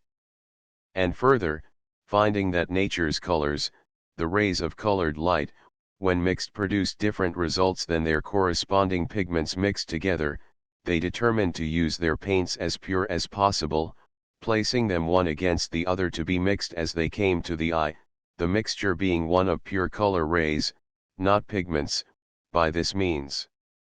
But we are here only concerned with the movement as it affected form, and must avoid the fascinating province of color. Those who had been brought up in the old school of outline form said there was no drawing in these impressionist pictures, and from the point of view of the mental idea of form discussed in the last chapter, there was indeed little, although, had the impression been realized to a sufficiently definite focus, the sense of touch and solidity would probably have been satisfied. But the particular field of this new point of view, the beauty of tone and color relations considered as an impression apart from objectivity, did not tempt them to carry their work so far as this, or the insistence on these particular qualities would have been lost. But interesting and alluring as is the new world of visual music opened up by this point of view, it is beginning to be realized that it has failed somehow to satisfy. In the first place, the implied assumption that one sees with the eye alone is wrong. In every object there is inexhaustible meaning, the eye sees in it what the eye brings means of seeing. 2 Goethe, quoted in Carlyle's French Revolution, chapter I. And it is the mind behind the eye that supplies this means of perception, one sees with the mind. The ultimate effect of any picture, be it impressionist, post, anti, or otherwise, is its power to stimulate these mental perceptions within the mind. But even from the point of view of the true visual perception, if there is such a thing, that modern art has heard so much talk of, the copying of the retina picture is not so great a success. The impression carried away from a scene that has moved us is not its complete visual aspect. Only those things that are significant to the felt impression have been retained by the mind, and if the picture is to be a true representation of this, the significant facts must be sorted out from the mass of irrelevant matter and presented in a lively manner. The Impressionist's habit of painting before nature entirely is not calculated to do this. Going time after time to the same place, even if similar weather conditions are waited for, although well enough for studies, is against the production of a fine picture. Every time the artist goes to the selected spot he receives a different impression, so that he must either paint all over his picture each time, in which case his work must be confined to a small scale and will be hurried in execution, or he must paint a bit of today's impression alongside of yesterday's, in which case his work will be dull and lacking in oneness of conception. And further, in decomposing the color rays that come to the eye and painting in pure color, while great addition was made to the power of expressing light, yet by destroying the definitions and enveloping everything in a scintillating atmosphere, the power to design in a large manner was lost with the wealth of significance that the music of line can convey. But Impressionism has opened up a view from which much interesting matter for art is to be gleaned. And everywhere painters are selecting from this, and grafting it onto some of the more traditional schools of design. Our concern here is with the influence this point of view has had upon draftsmanship. The influence has been considerable, particularly with those draftsmen whose work deals with the rendering of modern life. It consists in drawing from the observation of the silhouette occupied by objects in the field of vision, observing the flat appearance of things as they are on the retina. This is, of course, the only accurate way in which to observe visual shapes. The difference between this and the older point of view is its insistence on the observation of the flat visual impression to the exclusion of the tactile or touch sense that by the association of ideas we have come to expect in things seen. An increased truth to the character of appearances has been the result, with a corresponding loss of plastic form expression. On pages 66 and 67 a reproduction of a drawing in the British Museum, attributed to Michelangelo, is contrasted with one in the Louvre by Degas. The one is drawn from the line point of view and the other from the mass. They both contain lines, but in the one case the lines are the contours of felt forms and in the other the boundaries of visual masses. In the Michelangelo the silhouette is only the result of the overlapping of rich forms considered in the round. Every muscle and bone has been mentally realized as a concrete thing and the drawing made as an expression of this idea. Note the line rhythm also, the sense of energy and movement conveyed by the swinging curves, and compare with what is said later, page 162, about the rhythmic significance of swinging curves. Then compare it with the Degas and observe the totally different attitude of mind in which this drawing has been approached. Instead of the outlines being the result of forms felt as concrete things, the silhouette is everywhere considered first, the plastic sense, nowhere so great as in the other, being arrived at from the accurate consideration of the mass shapes. Notice also the increased attention to individual character in the Degas, observe the pathos of those underfed little arms, and the hand holding the tired ankle, how individual it all is. What a different tale this little figure tells from that given before the footlights. See with what sympathy the contours have been searched for those accents expressive of all this. Plate 12. Study attributed to Michelangelo, British Museum. Note the desire to express form as a felt solid thing, the contours resulting from the overlapping forms. The visual appearance is arrived at as a result of giving expression to the mental idea of a solid object. Plate 13. Study by Degas, Luxembourg.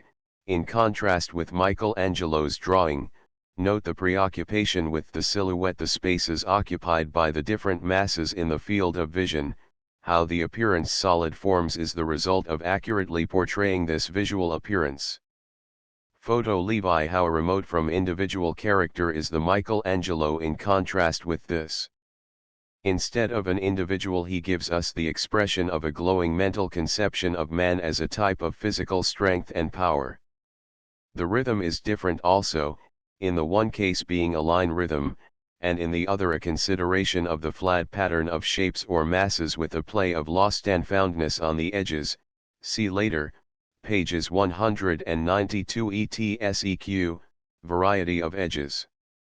It is this feeling for rhythm and the sympathetic searching for an emphasis of those points expressive of character, that keep this drawing from being the mechanical performance which so much concern with scientific visual accuracy might well have made it, and which has made mechanical many of the drawings of Degas's followers who unintelligently copy his method. 6. The academic and conventional. The terms academic and conventional are much used in criticism and greatly feared by the criticized, often without either party appearing to have much idea of what is meant. New so-called schools of painting seem to arrive annually with the spring fashions, and sooner or later the one of last year gets called out of date, if not conventional and academic. And as students, for fear of having their work called by one or other of these dread terms, are inclined to rush into any new extravagance that comes along, some inquiry as to their meaning will not be out of place before we pass into the chapters dealing with academic study. It has been the cry for some time that schools of art turned out only academic students. And one certainly associates a dead level of respectable mediocrity with much school work. We can call to mind a lot of dull, lifeless, highly finished work, imperfectly perfect, that has won the prize in many a school competition. Flaubert says a form deadens, and it does seem as if the necessary formality of a school course had some deadening influence on students, and that there was some important part of the artist's development which it has failed to recognize and encourage. The freer system of the French schools has been in many cases more successful. But each school was presided over by an artist of distinction, and this put the students in touch with real work and thus introduced vitality. In England, until quite lately, artists were seldom employed in teaching, which was left to men set aside for the purpose, without any time to carry on original work of their own. The Royal Academy schools are an exception to this. There the students have the advantage of teaching from some distinguished member or associate who has charge of the upper school for a month at a time. But as the visitor is constantly changed, the less experienced students are puzzled by the different methods advocated, and flounder hopelessly for want of a definite system to work on, although for a student already in possession of a good grounding there is much to be said for the system, as contact with the different masters widens their outlook. But perhaps the chief mistake in art schools has been that they have too largely confined themselves to training students mechanically to observe and portray the thing set before them to copy, an antique figure, a still life group, a living model sitting as still and lifeless as he can.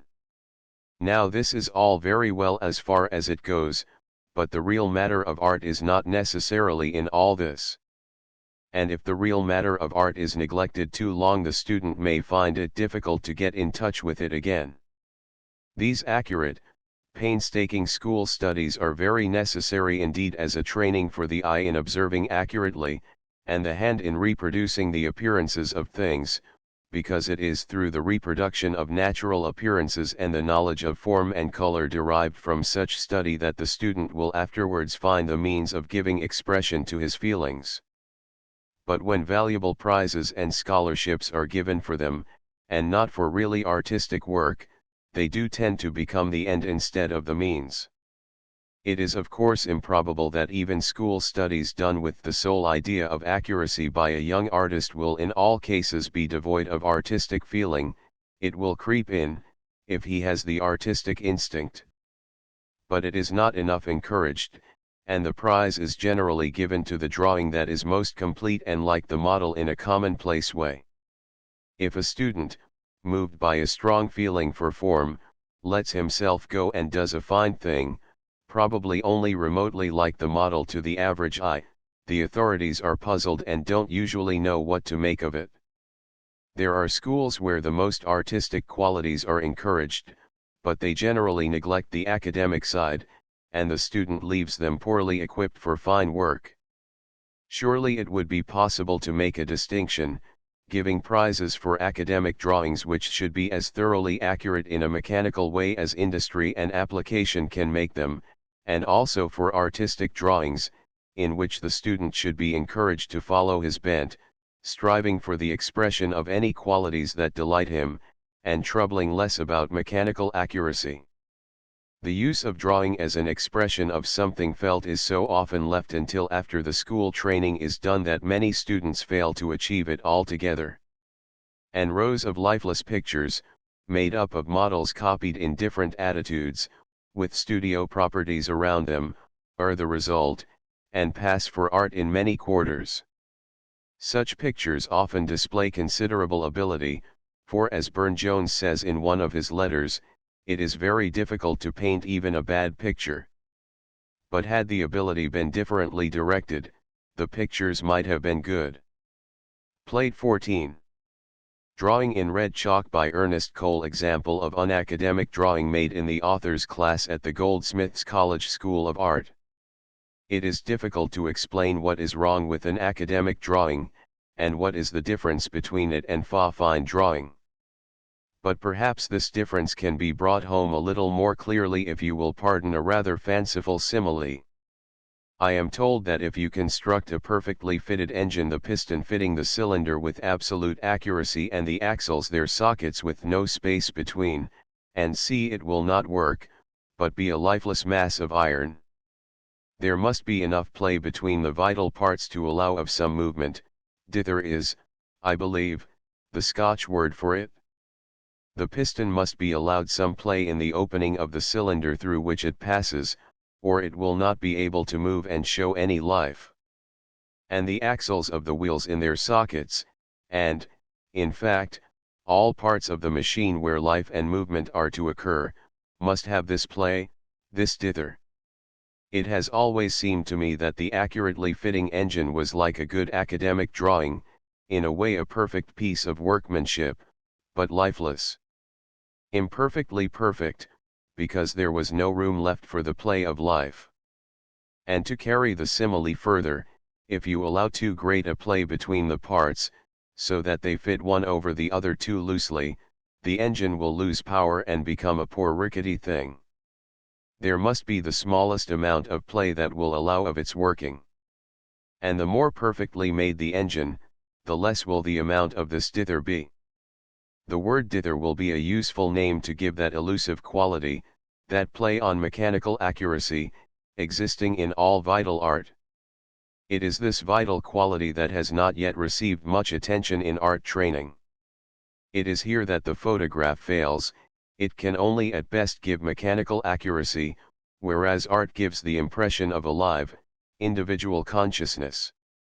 Where the recording instrument is a live individual, there is no mechanical standard of accuracy possible, as every recording instrument is a different personality. And it is the subtle differences in the individual renderings of nature that are the lifeblood of art. The photograph, on account of its being chained to mechanical accuracy, has none of this play of life to give it charm. It only approaches artistic conditions when it is blurred, vague, and indefinite, as in so-called artistic photography, for then only can some amount of this vitalizing play, this dither be imagined to exist. It is this perfect accuracy, this lack of play, of variety, that makes the machine-made article so lifeless. Wherever there is life there is variety, and the substitution of the machine-made for the handmade article has impoverished the world to a greater extent than we are probably yet aware of. Whereas formerly, before the advent of machinery, the commonest article you could pick up had a life and warmth which gave it individual interest, now everything is turned out to such a perfection of deadness that one is driven to pick up and collect, in sheer desperation, the commonest rubbish still surviving from the earlier period. But to return to our drawings. If the variations from strict accuracy made under the influence of feeling are too great, the result will be a caricature. The variations in a beautiful drawing are so subtle as often to defy detection. The studies of Ingres are an instance of what I mean. How true and instinct with life are his lines, and how easily one might assume that they were merely accurate. But no merely accurate work would have the impelling quality these drawings possess. If the writer may venture an opinion on so great an artist, the subtle difference we are talking about was sometimes missed by even Ingres himself, when he transferred his drawings to the canvas, and the pictures have in some cases become academic and lifeless. Without the stimulus of nature before him it was difficult to preserve the dither in the drawing, and the life has escaped. This is the great difficulty of working from studies. It is so easy to lose those little points in your drawing that make for vitality of expression, in the process of copying in cold blood. Plate 15. From a pencil drawing by Ingres Photo Boulas. The fact is, it is only the academic that can be taught. And it is no small thing if this is well done in a school. The qualities that give vitality and distinction to drawing must be appreciated by the student himself, and may often assert themselves in his drawing without his being aware that he is doing aught but honestly copying. And if he has trained himself thoroughly he will not find much difficulty when he is moved to vital expression. All the master can do is to stand by and encourage whenever he sees evidence of the real thing. But there is undoubtedly this danger of the school studies becoming the end instead of the means. A drawing is not necessarily academic because it is thorough, but only because it is dead. Neither is a drawing necessarily academic because it is done in what is called a conventional style, any more than it is good because it is done in an unconventional style. The test is whether it has life and conveys genuine feeling. There is much foolish talk about conventional art, as if art could ever get away from conventions. If it would, the convention will be more natural or more abstract according to the nature of the thing to be conveyed and the medium employed to express it. But naturalism is just as much a convention as any of the other isms that art has lately been so assailed with. For a really unconventional art there is Madame Tussauds waxworks. There, even the convention of a frame and flat surface are done away with, besides the painted symbols to represent things. They have real natural chairs, tables, and floors, real clothes, and even real hair. Realism everywhere, but no life. And we all know the result. There is more expression of life in a few lines scribbled on paper by a good artist than in all the reality of the popular show. It would seem that, after a certain point, the nearer your picture approaches the actual illusion of natural appearance, the further you are from the expression of life. One can never hope to surpass the illusionary appearance of a tableau vivant. There you have real, living people. But what an awful death-like stillness is felt when the curtain is drawn aside. The nearer you approach the actual in all its completeness, the more evident is the lack of that movement which always accompanies life. You cannot express life by copying laboriously natural appearances. Those things in the appearance that convey vital expression and are capable of being translated into the medium he is working with, have to be sought by the artist, and the painted symbols of his picture made accordingly. This lack of the movement of life is never noticed in a good picture. On the other hand, the figures are often felt to move. Pictures are blamed for being conventional when it is lack of vitality that is the trouble. If the convention adopted has not been vitalized by the emotion that is the reason of the painting, it will, of course, be a lifeless affair. But however abstract and unnaturalistic the manner adopted, if it has been truly felt by the artist as the right means of expressing his emotional idea, it will have life and should not be called conventional in the commonly accepted offensive use of the term. It is only when a painter consciously chooses a manner not his own, which he does not comprehend and is incapable of firing with his own personality, that his picture is ridiculous and conventional in the dead sense. But every age differs in its temperament, and the artistic conventions of one age seldom fit another.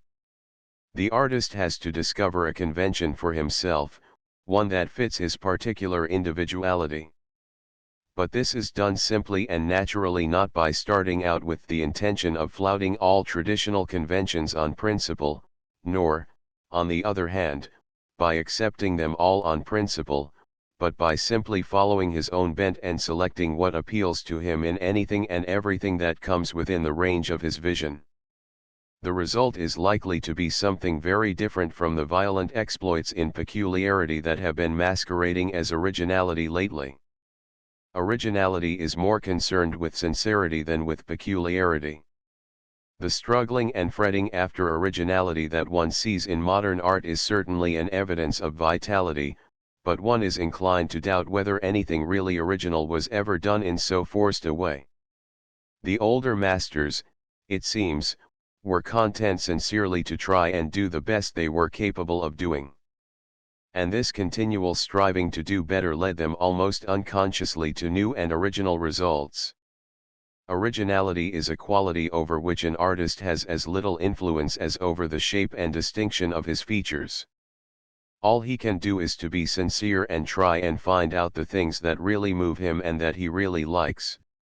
If he has a strong and original character, he will have no difficulty in this, and his work will be original in the true sense.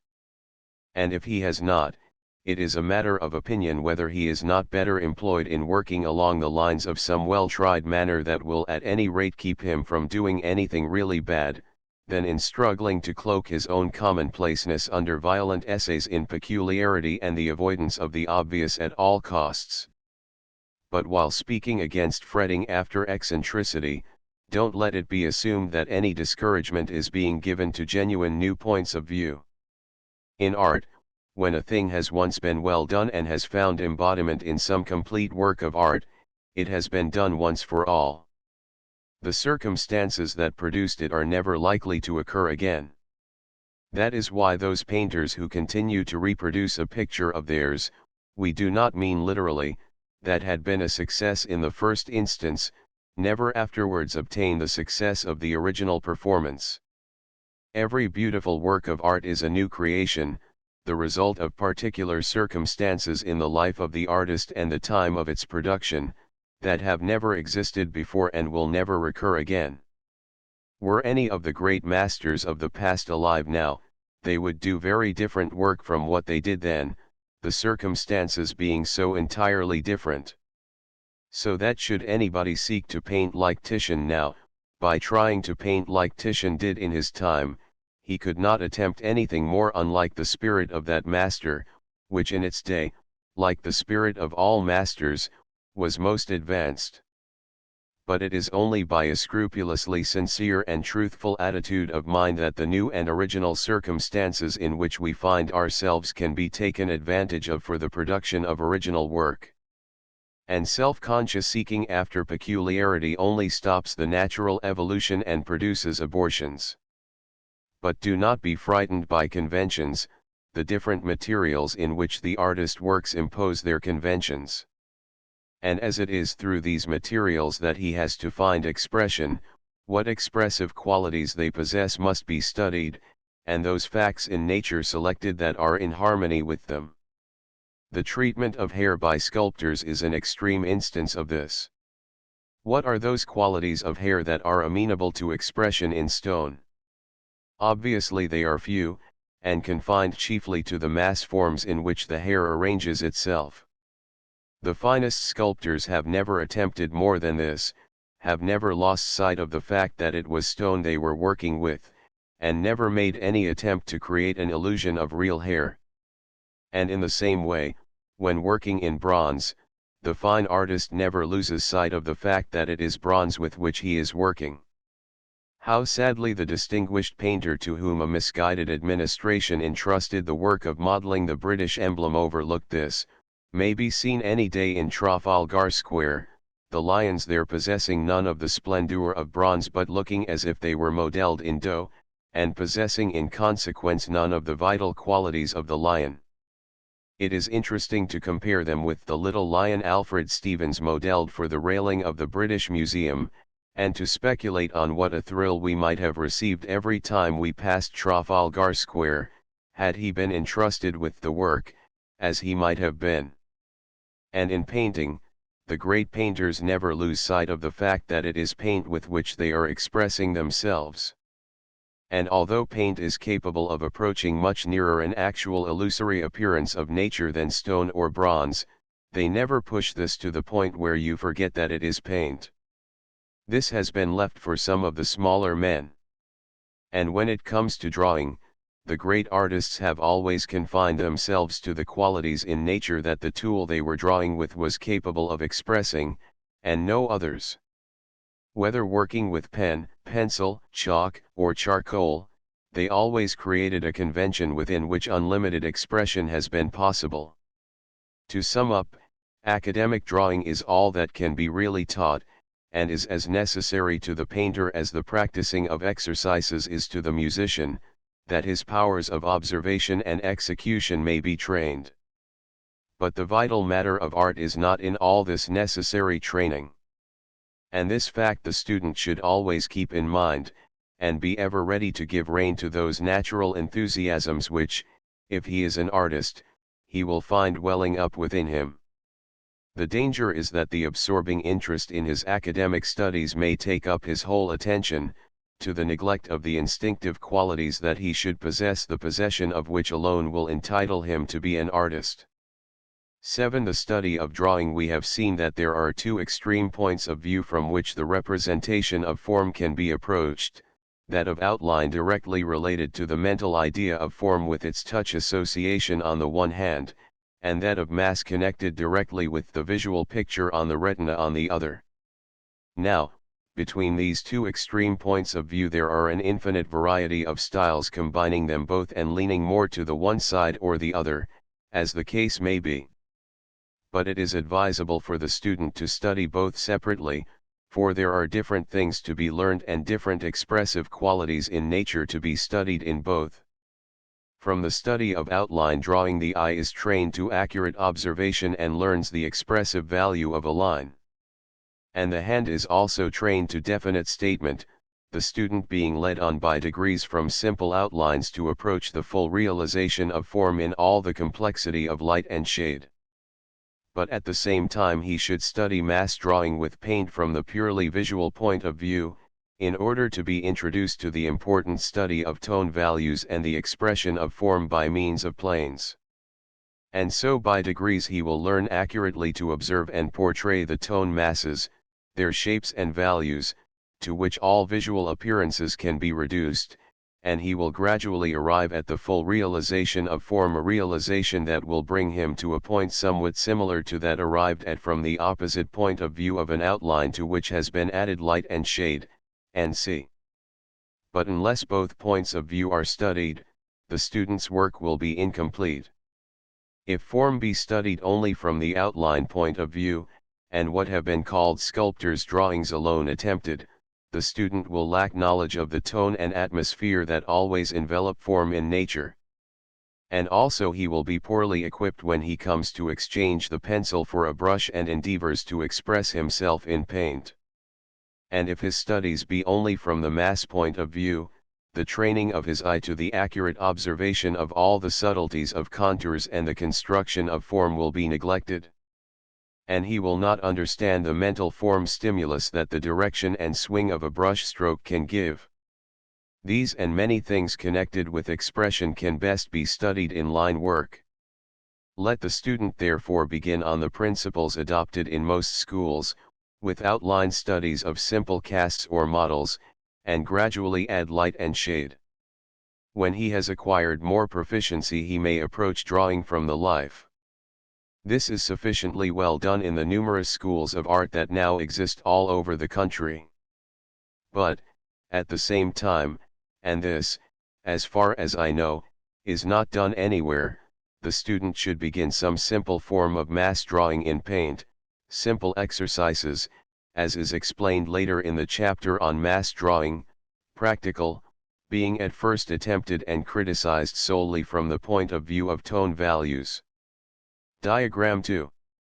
Showing where squarenesses may be looked for in the drawing on the opposite page, plate 16. Study by Rubens from the collection of Charles Ricketts and Charles Shannon, a splendid example of Rubens' love of rich, full forms. Compare with the diagram opposite, and note the flatnesses that give strength to the forms. From lack of this elementary tone study, the student, when he approaches painting for the first time, with only his outline and light and shade knowledge, is entirely at sea. With brushes and paint he is presented with a problem of form expressions entirely new. And he usually begins to flounder about, using his paint as much like chalk on paper as possible. And timid of losing his outlines, he fears to put down a mass, as he has no knowledge of reducing appearances to a structure of tone masses or planes. I would suggest, therefore, that the student should study simultaneously from these 2 points of view, beginning with their most extreme positions, that is, bare outline on the one side and on the other side tone masses criticized for their accuracy of values only in the first instance. As he advances, the one study will help the other. The line work will help the accuracy with which he observes the shapes of masses, and when he comes to light and shade his knowledge of tone values will help him here. United at last, when complete light and shade has been added to his outline drawings and to his mass drawing an intimate knowledge of form, the results will approximate and the two paths will meet.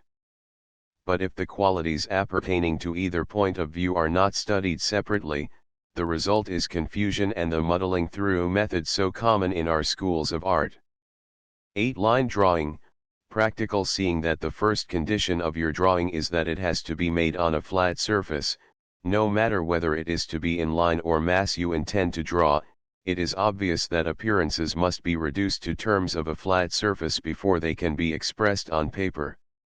And this is the first difficulty that confronts the student in attempting to draw a solid object. He has so acquired the habit of perceiving the solidity of things, as was explained in an earlier chapter, that no little difficulty will be experienced in accurately seeing them as a flat picture. Observing solids as a flat copy. As it is only from one point of view that things can be drawn, and as we have two eyes, therefore 2 points of view, the closing of one eye will be helpful at first.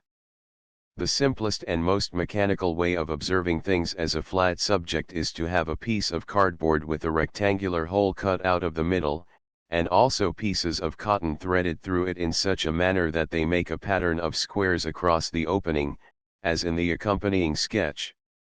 To make such a frame, get a piece of stiff cardboard, about 12 inches by 9 inches, and cut a rectangular hole in the center, 7 inches by 5 inches, as in diagram 3.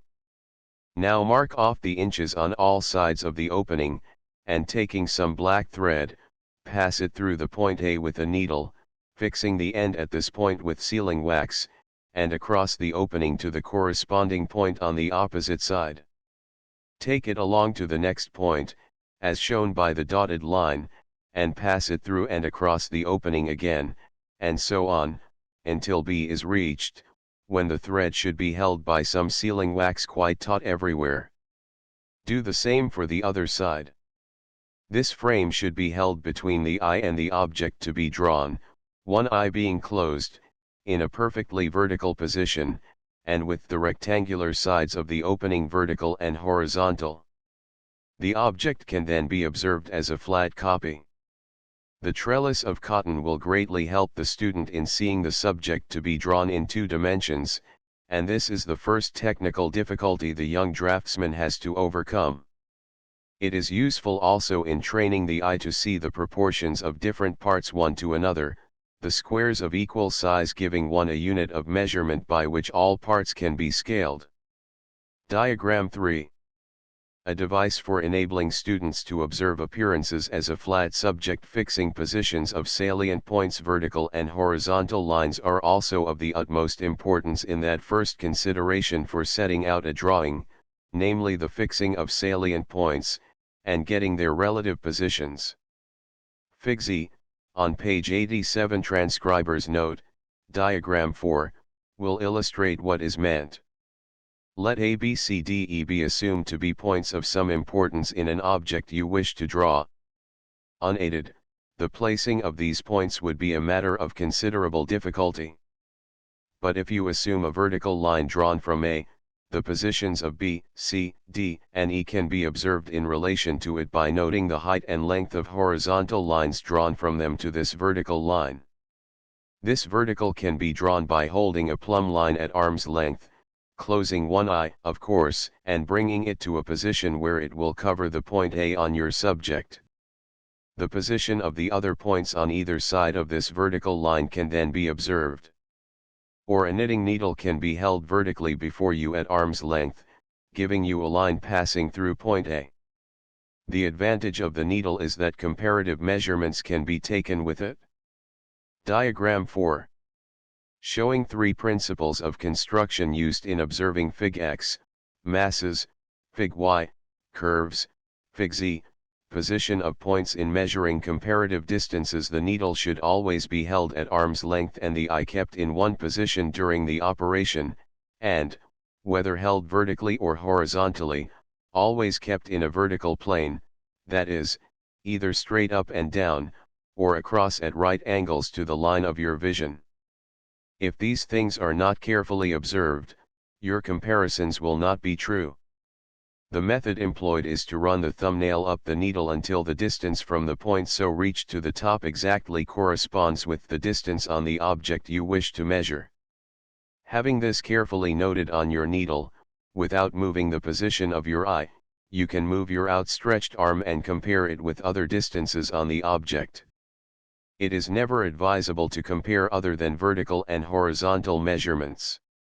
In our diagram, the points were drawn at random and do not come in any obvious mathematical relationship, and this is the usual circumstance in nature.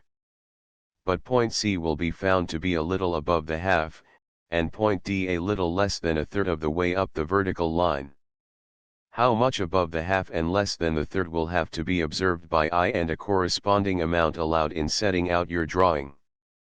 In the horizontal distances, B will be found to be 1/4 the distance from X to the height of C on the right of our vertical line, and C a little more than this distance to the left, while the distance on the right of D is a little less than 1/5 of the whole height.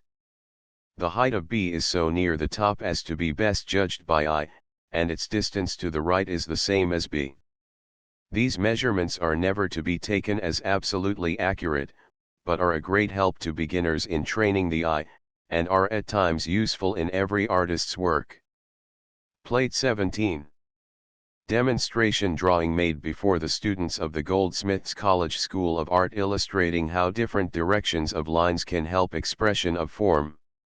It is useful if one can establish a unit of measurement, some conspicuous distance that does not vary in the object. If a living model, a great many distances will be constantly varying, and with which all distances can be compared. In setting out a drawing, this fixing of certain salient points is the first thing for the student to do. The drawing reproduced on page 90, transcriber's note, plate 18, has been made to illustrate the method of procedure it is advisable to adopt in training the eye to accurate observation. It was felt that a vertical line drawn through the pit of the arm would be the most useful for taking measurements on, and this was first drawn and its length decided upon. Train yourself to draw between limits decided upon at the start. This power will be of great use to you when you wish to place a figure in an exact position in a picture. The next thing to do is to get the relative heights of different points marked upon this line. The fold at the pit of the stomach was found to be exactly in the center. This was a useful start, and it is generally advisable to note where the half comes first, and very useful if it comes in some obvious place. Other measurements were taken in the same way as are points A, B, C, D, E in the diagram on page 87. Transcriber's note, diagram 4, and horizontal lines drawn across, and the transverse distances measured in relation to the heights. I have left these lines on the drawing, and also different parts of it unfinished, so as to show the different stages of the work. These guidelines are done mentally later on, when the student is more advanced, and with more accuracy than the clumsy knitting needle. But before the habit of having constantly in mind a vertical and horizontal line with which to compare positions is acquired, they should be put in with as much accuracy as measuring can give. Blocking in your drawing. The next thing to do is to block out the spaces corresponding to those occupied by the model in the field of your vision. The method employed to do this is somewhat similar to that adopted by a surveyor in drawing the plan of a field. Assuming he had an irregular shaped one, such as is drawn in Fig X, page 87. Transcriber's note, diagram 4, he would proceed to invest it with straight lines, taking advantage of any straightness in the boundary, noting the length and the angles at which these straight lines cut each other, and then reproducing them to scale on his plan. Once having got the scaffolding accurately placed, he can draw the irregularities of the shape in relation to these lines with some certainty of getting them right. You should proceed in very much the same way to block out the spaces that the forms of your drawing are to occupy. I have produced these blocking outlines beyond what was necessary in the accompanying drawing, page 87. Transcriber's note, diagram 4, in order to show them more clearly. How to observe the shape of curves. There is yet another method of construction useful in noting accurately the shape of a curved line, which is illustrated in Fig Y, page 87. Transcriber's note, diagram 4. First of all, fix the positions of the extremities of the line by means of the vertical and horizontal. And also, as this is a double curve, the point at which the curvature changes from one direction to the other, point C. By drawing lines CA, CB, and noting the distances your curves travel from these straight lines, and particularly the relative position of the farthest points reached, their curvature can be accurately observed and copied. In noting the varying curvature of forms, this construction should always be in your mind to enable you to observe them accurately. First note the points at which the curvature begins and ends, and then the distances it travels from a line joining these 2 points, holding up a pencil or knitting needle against the model if need be. Plate 18. Study illustrating method of drawing. Note the different stages. First, center line and transverse lines for settling position of salient points. Second, blocking in, as shown in further leg. Third, drawing in the forms and shading, as shown in front leg. Fourth, rubbing with fingers, giving a faint middle tone over the whole, and picking out highlights with bread, as shown on back and arms. The drawing proper. A drawing being blocked out in such a state as the further leg and foot of our demonstration drawing, page 90. Transcriber's note, plate 18, it is time to begin the drawing proper. So far you have only been pegging out the ground it is going to occupy. This initial scaffolding, so necessary to train the eye, should be done as accurately as possible, but don't let it interfere with your freedom in expressing the forms afterwards. The work up to this point has been mechanical, but it is time to consider the subject with some feeling for form. Here knowledge of the structure of bones and muscles that underlie the skin will help you to seize on those things that are significant and express the form of the figure. And the student cannot do better than study the excellent book by Sir Alfred D. Fripp on this subject, entitled Human Anatomy for Art Students. Notice particularly the swing of the action, such things as the pull occasioned by the arm resting on the farther thigh, and the prominence given to the forms by the straining of the skin at the shoulder. Also the firm lines of the bent back and the crumpled forms of the front of the body. Notice the overlapping of the contours, and where they are accentuated and where more lost, and see, drawing with as much feeling and conviction as you are capable of. You will have for some time to work tentatively, feeling for the true shapes that you do not yet rightly see, but as soon as you feel any confidence, remember it should be your aim to express yourself freely and swiftly. There is a tendency in some quarters to discourage this blocking in of the forms in straight lines, and certainly it has been harmful to the freedom of expression in the work of some students. They not only begin the drawing with this mechanical blocking in, but continue it in the same mechanical fashion, cutting up almost all their curves into flatnesses, and never once breaking free from this scaffolding to indulge in the enjoyment of free line expression. This, of course, is bad, and yet the character of a curved line is hardly to be accurately studied in any other way than by observing its relation to straight lines. The inclination and length of straight lines can be observed with certainty. But a curve has not this definiteness, and is a very unstable thing to set about copying unaided. Who but the highly skilled draftsman could attempt to copy our random shape at Fig. X, page 87 transcriber's note, diagram 4, without any guiding straight lines? And even the highly skilled draftsman would draw such straight lines mentally. So that some blocking out of the curved forms, either done practically or in imagination, must be adopted to rightly observe any shapes. But do not forget that this is only a scaffolding, and should always be regarded as such and kicked away as soon as real form expression with any feeling begins. But it will be some years before the beginner has got his eye trained to such accuracy of observation that he can dispense with it. In blocking in, observe shape of the background as much as the object. In the case of foreshortenings, the eye, unaided by this blocking out, is always apt to be led astray. And here the observation of the shape of the background against the object will be of great assistance. The appearance of the foreshortened object is so unlike what you know it to be as a solid thing, that much as it is as well to concentrate the attention on the background rather than on the form in this blocking out process. And in fact, in blocking out any object, whether foreshortened or not, the shape of the background should be observed as carefully as any other shape. But in making the drawing proper, the forms must be observed in their inner relations. That is to say, the lines bounding one side of a form must be observed in relation to the lines bounding the other side, as the true expression of form, which is the object of drawing, depends on the true relationship of these boundaries. The drawing of the two sides should be carried on simultaneously, so that one may constantly compare them. Boundaries: a series of overlappings.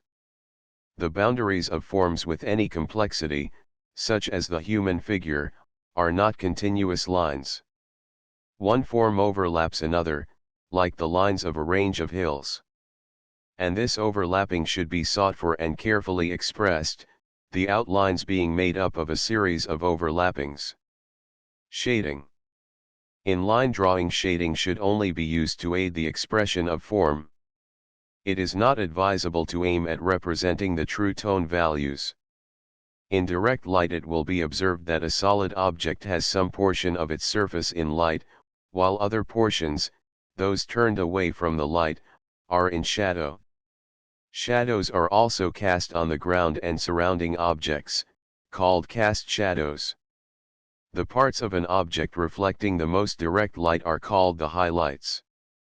If the object have a shiny surface, these lights are clear and distinct; if a dull surface, soft and diffused. In the case of a very shiny surface, such as a glazed pot, the light may be reflected so completely that a picture of the source of light, usually a window, will be seen. In the diagram on page 95, transcriber's note, diagram V, let A represent the plan of a cone, B C the opening of a window, and D the eye of the spectator, and E F G the wall of a room. Light travels in straight lines from the window, strikes the surface of the cone, and is reflected to the eye, making the angle of incidence equal to the angle of reflection, the angle of incidence being that made by the light striking an object, and the angle of reflection that made by the light in leaving the surface. It will be seen that the lines B1D, C2D are the limits of the direct rays of light that come to the eye from the cone, and that therefore between points 1 and 2 will be seen the highest light. If the cone have a perfect reflecting surface, such as a looking glass has, this would be all the direct light that would be reflected from the cone to the eye. But assuming it to have what is called a dull surface, light would be reflected from other parts also, although not in so great a quantity. If what is called a dull surface is looked at under a microscope, it will be found to be quite rough, i.e. made up of many facets which catch light at different angles. Diagram V, plan of cone A, lit by window BC, position of ID illustrating principles of light and shade. Lines B4, C3 represent the extreme limits of light that can be received by the cone, and therefore at points 3 and 4 the shadow will commence. The fact that light is reflected to the eye right up to the point 3 does not upset the theory that it can only be reflected from points where the angle of incidence can equal the angle of reflection, as it would seem to do, because the surface being rough presents facets at different angles, from some of which it can be reflected to the eye right up to point 3. The number of these facets that can so reflect is naturally greatest near the highlights, and gets gradually less as the surface turns more away, until the point is reached where the shadows begin, at which point the surface positively turns away from the light and the reflection of direct light ceases altogether. After point 3 there would be no light coming to the eye from the object, were it not that it receives reflected light. Now, the greatest amount of reflected light will come from the direction opposite to that of the direct light, as all objects in this direction are strongly lit. The surface of the wall between points E and H, being directly opposite the light, will give most reflection. And between points 5 and 6, this light will be reflected by the cone to the eye in its greatest intensity, since at these points the angles of incidence equal the angles of reflection. The other parts of the shadow will receive a certain amount of reflected light, lessening in amount on either side of these points. We have now rays of light coming to the eye from the cone between the extreme points 7 and 8. From 7 to 3, we have the light including the halftones. Between 1 and 2, the highlight. Between 3 and 8, the shadows, with the greatest amount of reflected light between 5 and 6. Plate 19. Illustrating curved links suggesting fullness and foreshortening. I should not have troubled the reader with this tedious diagram were it not that certain facts about light and shade can be learned from it. The first is that the highlights come much more within the edge of the object than you would have expected. With the light directly opposite point 7, one might have thought the highest light would have come there, and that is where many students put it, until the loss of roundness in the appearance of their work makes them look more carefully for its position. So remember always to look out for highlights within the contours of forms, not on the edges. The next thing to notice is that the darkest part of the shadow will come nearest the lights between points 3 and 5. This is the part turned most away from the direction of the greatest amount of reflected light, and therefore receiving least. The lightest part of the shadow will be in the middle, rather towards the side away from the light, generally speaking. The shadow cast on the ground will be dark, like the darkest part of the shadow on the cone, as its surface is also turned away from the chief source of reflected light.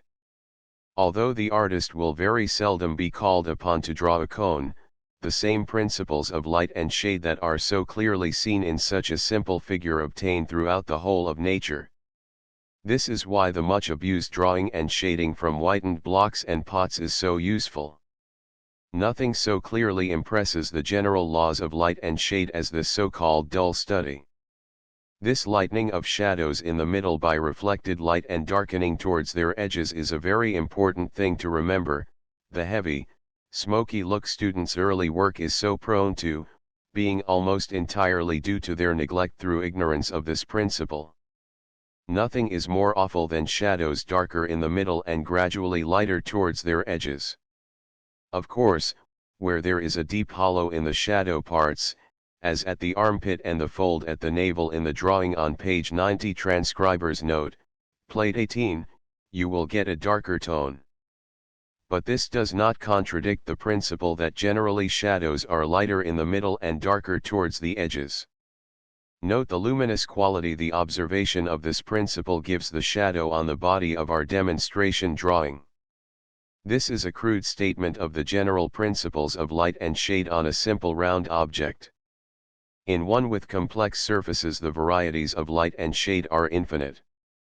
But the same principles hold good.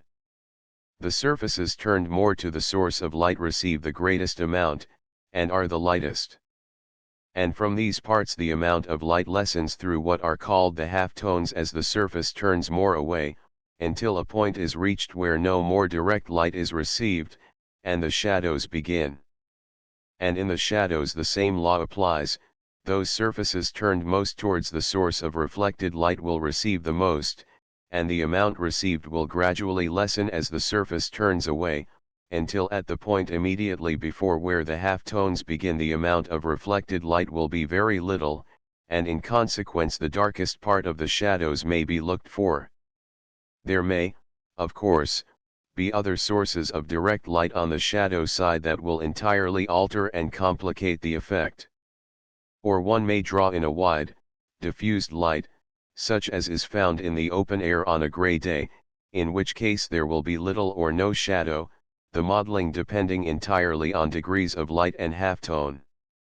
In studying the principles of simple light and shade it is advisable to draw from objects of one local color, such as white casts. In parti-colored objects the problem is complicated by the different tones of the local color. In line drawing it is as well to take as little notice as possible of these variations which disturb the contemplation of pure form and do not belong to the particular province of form expression with which drawing is concerned. Although one has selected a strong half-light and half-shade effect to illustrate the general principles of light and shade, it is not advisable in making line drawings to select such a position. A point of view with a fairly wide light at your back is the best. In this position little shadow will be seen, most of the forms being expressed by the play of light and halftone. The contours, as they are turned away from the light, will naturally be darker, and against a light background your subject has an appearance with dark edges that is easily expressed by a line drawing. Strong light and shade effects should be left for mass drawing. You seldom see any shadows in Holbein's drawings. He seems to have put his sitters near a wide window, close against which he worked. Select also a background as near the tone of the highest light on the object to be drawn as possible. This will show up clearly the contour. In the case of a portrait drawing, a newspaper hung behind the head answers very well and is always easily obtained. The tone of it can be varied by the distance at which it is placed from the head, and by the angle at which it is turned away from or towards the light.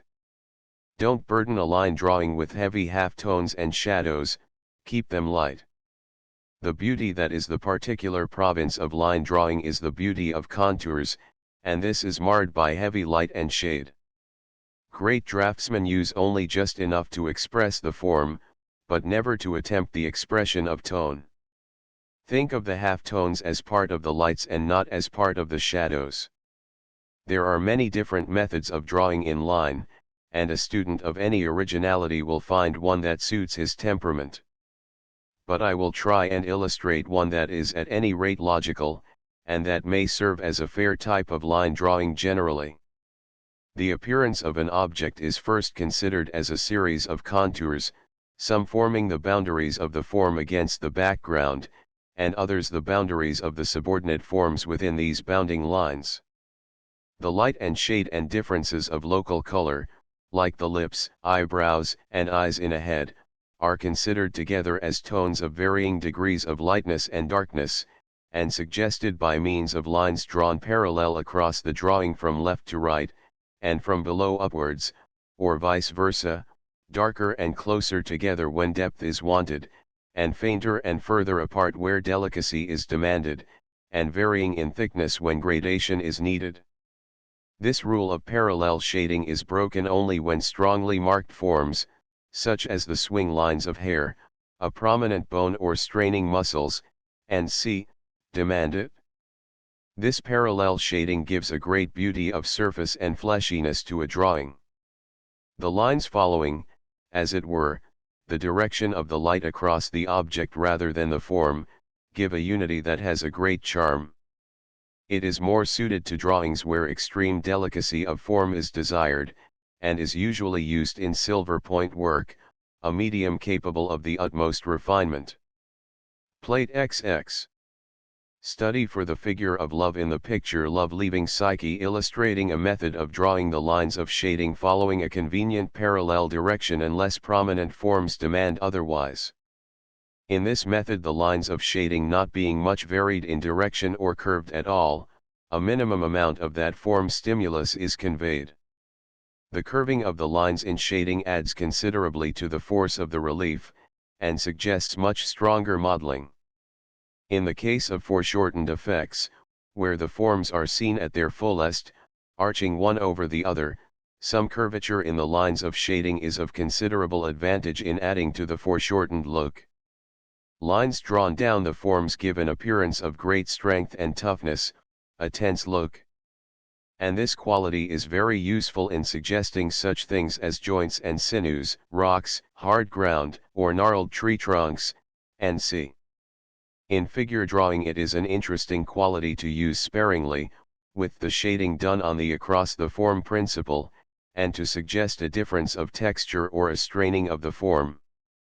Lines of shading drawn in every direction, crossing each other and resolving themselves into tone effects, suggest atmosphere and the absence of surface form. This is more often used in the backgrounds of pen and ink work and is seldom necessary in pencil or chalk drawing, as they are more concerned with form than atmosphere. Pen and ink is more often used for elaborate pictorial effects in illustration work, owing to the ease with which it can be reproduced and printed, and it is here that one more often finds this muddled quality of line spots being used to fill up interstices and make the tone even. Speaking generally, lines of shading drawn across the form suggest softness, lines drawn in curves fullness of form, lines drawn down the form's hardness, and lines crossing in all directions so that only a mystery of tone results, atmosphere. And if these four qualities of line be used judiciously, a great deal of expressive power is added to your shading. And, as will be explained in the next chapter, somewhat the same principle applies to the direction of the swing of the brush in painting.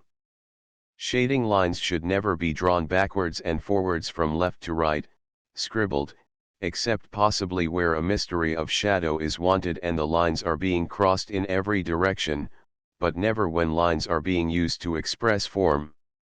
They are not sufficiently under control, and also the little extra thickness that occurs at the turn is a nuisance. The crossing of lines in shading gives a more opaque look. This is useful to suggest the opaque appearance of the darker passage that occurs in that part of a shadow nearest the lights, and it is sometimes used in the half-tones also. Draftsmen vary very much in their treatment of hair, and different qualities of hair require different treatment. The particular beauty of it that belongs to point drawing is the swing and flow of its lines. These are especially apparent in the lights. In the shadows the flow of line often stops, to be replaced by a mystery of shadow. So that a play of swinging lines alternating with shadow passages, drawn like all the other shadows with parallel lines not following the form, is often effective, and suggests the quality of hair in nature. The swinging lines should vary in thickness along their course, getting darker as they pass certain parts, and gradating into lighter lines at other parts according to the effect desired. See illustration, page 102. Transcriber's note, Plate XXI. Plate XXI. Study in red chalk illustrating a treatment of hair in line work. To sum up, in the method of line drawing we are trying to explain, the method employed for most of the drawings by the author in this book, the lines of shading are made parallel in a direction that comes easy to the hand, unless some quality in the form suggests their following other directions. So that when you are in doubt as to what direction they should follow, draw them on the parallel principle.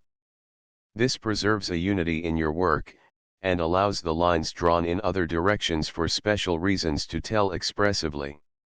As has already been explained, it is not sufficient in drawing to concentrate the attention on copying accurately the visual appearance of anything, important as the faculty of accurate observation is. Form to be expressed must first be appreciated. And here the science of teaching fails. You can take a horse to the fountain, but you cannot make him drink, and in art you can take the student to the point of view from which things are to be appreciated, but you cannot make him see. How, then, is this appreciation of form to be developed? Simply by feeding. Familiarize yourself with all the best examples of drawing you can find, trying to see in nature the same qualities. Study the splendid drawing by Puvista Chavans reproduced on page 104. Transcriber's note, Plate XXII. Note the way the contours have been searched for expressive qualities. Look how the expressive line of the back of the seated figure has been felt, the powerful expression of the upraised arm with its right angle. See later page 155. Transcriber's note, Diagram 12, chapter on line rhythm. And then observe the different types of the two standing figures, the practical vigor of the one and the soft grace of the other, and how their contours have been studied to express this feeling, and see. There is a mine of knowledge to be unearthed in this drawing. There never was an age when such an amount of artistic food was at the disposal of students. Cheap means of reproduction have brought the treasures of the world's galleries and collections to our very doors in convenient forms for a few pence. The danger is not from starvation, but indigestion. Students are so surfeited with good things that they often fail to digest any of them, but rush on from one example to another, taking but snapshot views of what is offered, until their natural powers of appreciation are in a perfect whirlwind of confused ideas. What then is to be done? You cannot avoid the good things that are hurled at you in these days, but when you come across anything that strikes you as being a particularly fine thing, feed deeply on it. Hang it up where you will see it constantly, in your bedroom, for instance, where it will entertain your sleepless hours, if you are unfortunate enough to have any. You will probably like very indifferent drawings at first, the pretty, the picturesque and the tricky will possibly attract before the sublimity of finer things. But be quite honest and feed on the best that you genuinely like, and when you have thoroughly digested and comprehended that, you will weary of it and long for something better, and so, gradually, be led on to appreciate the best you are capable of appreciating. Plate XXII. Study for decoration at Umyan Repose by Puvista Chavans. Note how the contours are searched for expressive forms, the power given to the seated figure by the right angle of the raised arm, and the contrast between the upright vigor of the right-hand figure with the softer lines of the middle one. Photo Nuruddin. Before closing this chapter, there are 1 or 2 points connected with the drawing of a head that might be mentioned, as students are not always sufficiently on the lookout for them. In our diagram on page 107, transcriber's note, Diagram 6, let Fig 1 represent a normal eye. At Fig 2 we have removed the skin and muscles and exposed the two main structural features in the form of the eye, namely the bony ring of the socket and the globe containing the lenses and retina. Examining this opening, we find from A to B that it runs smoothly into the bony prominence at the top of the nose, and that the rest of the edge is sharp, and from point C to E quite free. It is at point A, starting from a little hole, that the sharp edge begins, and near this point the corner of the eye is situated. A. Figs 1, 2, 3. From points A to F the bony edge of the opening is very near the surface and should be looked for. The next thing to note is the fact that the eyebrow at first follows the upper edge of the bony opening from B to C, but that from point C it crosses the free arch between C and D and soon ends. So that considering the underside of the eyebrow, whereas from point C towards B there is usually a cavernous hollow, from C towards D there is a prominence. The character of eyes varies greatly, and this effect is often modified by the fleshy fullness that fills in the space between the eyelid and the brow, but some indication of a change is almost always to be observed at a point somewhere about C, and should be looked out for. Any bony prominence from this point towards D should be carefully constructed. Look out for the bone, therefore, between the points CD and AF. Never forget when painting an eye that what we call the white of the eye is part of a sphere and will therefore have the light and shade of a sphere. It will seldom be the same tone all over. If the light is coming from the right, it will be in shade towards the left and vice versa. Also the eyelids are bands of flesh placed on this spherical surface. They will therefore partake of the modeling of the sphere and not be the same tone all across. Note particularly the sudden change of plane usually marked by a fold, where the under eyelid meets the surface coming from the cheekbone. The neglect to construct these planes of the under eyelid is a very common fault in poorly painted eyes. Note also where the upper eyelid comes against the flesh under the eyebrow, usually a strongly marked fold, and the differences of planes that occur at this juncture. In some eyes, when there is little loose flesh above the eyelid, there is a deep hollow here, the eyelid running up under the bony prominence, CD. This is an important structural line, marking as it does the limit of the spherical surface of the eyeball, on which surface the eyelids are placed. Fig 4 is a rough diagram of the direction it is usual for the hairs forming the eyebrow to take. From A few scant hairs start radiating above the nose and quite suddenly reach their thickest and strongest growth between B and A. They continue, still following a slightly radiating course until D. These hairs are now met by another lot, starting from above downwards, and growing from B to C. An eyebrow is considered by the draftsman as a tone of a certain shape and qualities of edge. And what interests us here is to note the effect of this order of growth upon its appearance as tone. The meeting of the strong growth of hair upwards with the downward growth between points B and E creates what is usually the darkest part of the eyebrow at this point. And the coming together of the hairs towards D often makes another dark part in this direction. The edge from C to B is nearly always a soft one, the tone melting into the flesh, and this should be looked out for, giving as it does a pretty variety to the run of the line. Another thing that tends to make this edge soft is the fact that a bony prominence is situated here and has usually a high light upon it that crosses the eyebrow. From C to D you usually find a sharper edge, the hairs running parallel to the line of the eyebrow, while from D to B and A to B a softer boundary can be looked for. The chief accent will generally be found at B, where a dark mass often comes sharply against the tone of the forehead. Diagram 6. Illustrating some points connected with the eyes not always observed in drawing a head. The eyelashes do not count for much in drawing a head, except in so far as they affect the tone impression.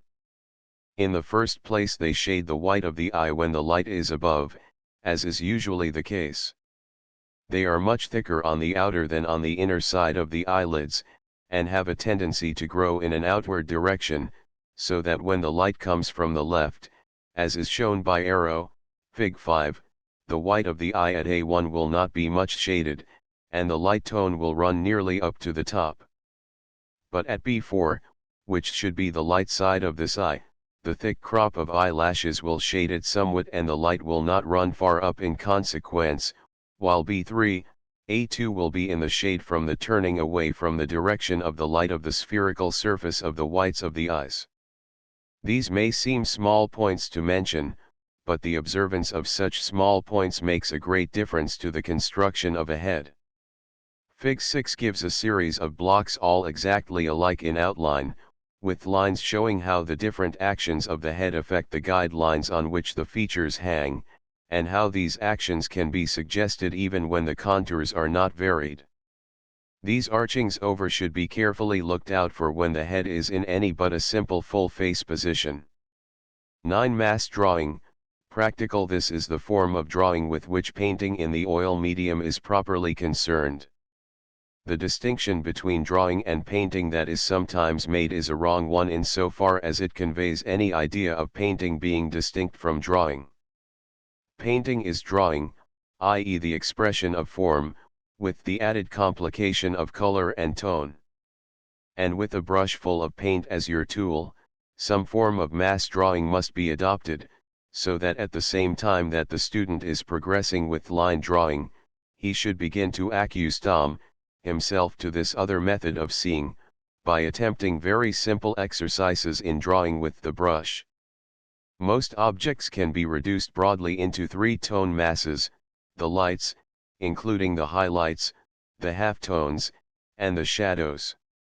And the habit of reducing things into a simple equation of three tones as a foundation on which to build complex appearances should early be sought for.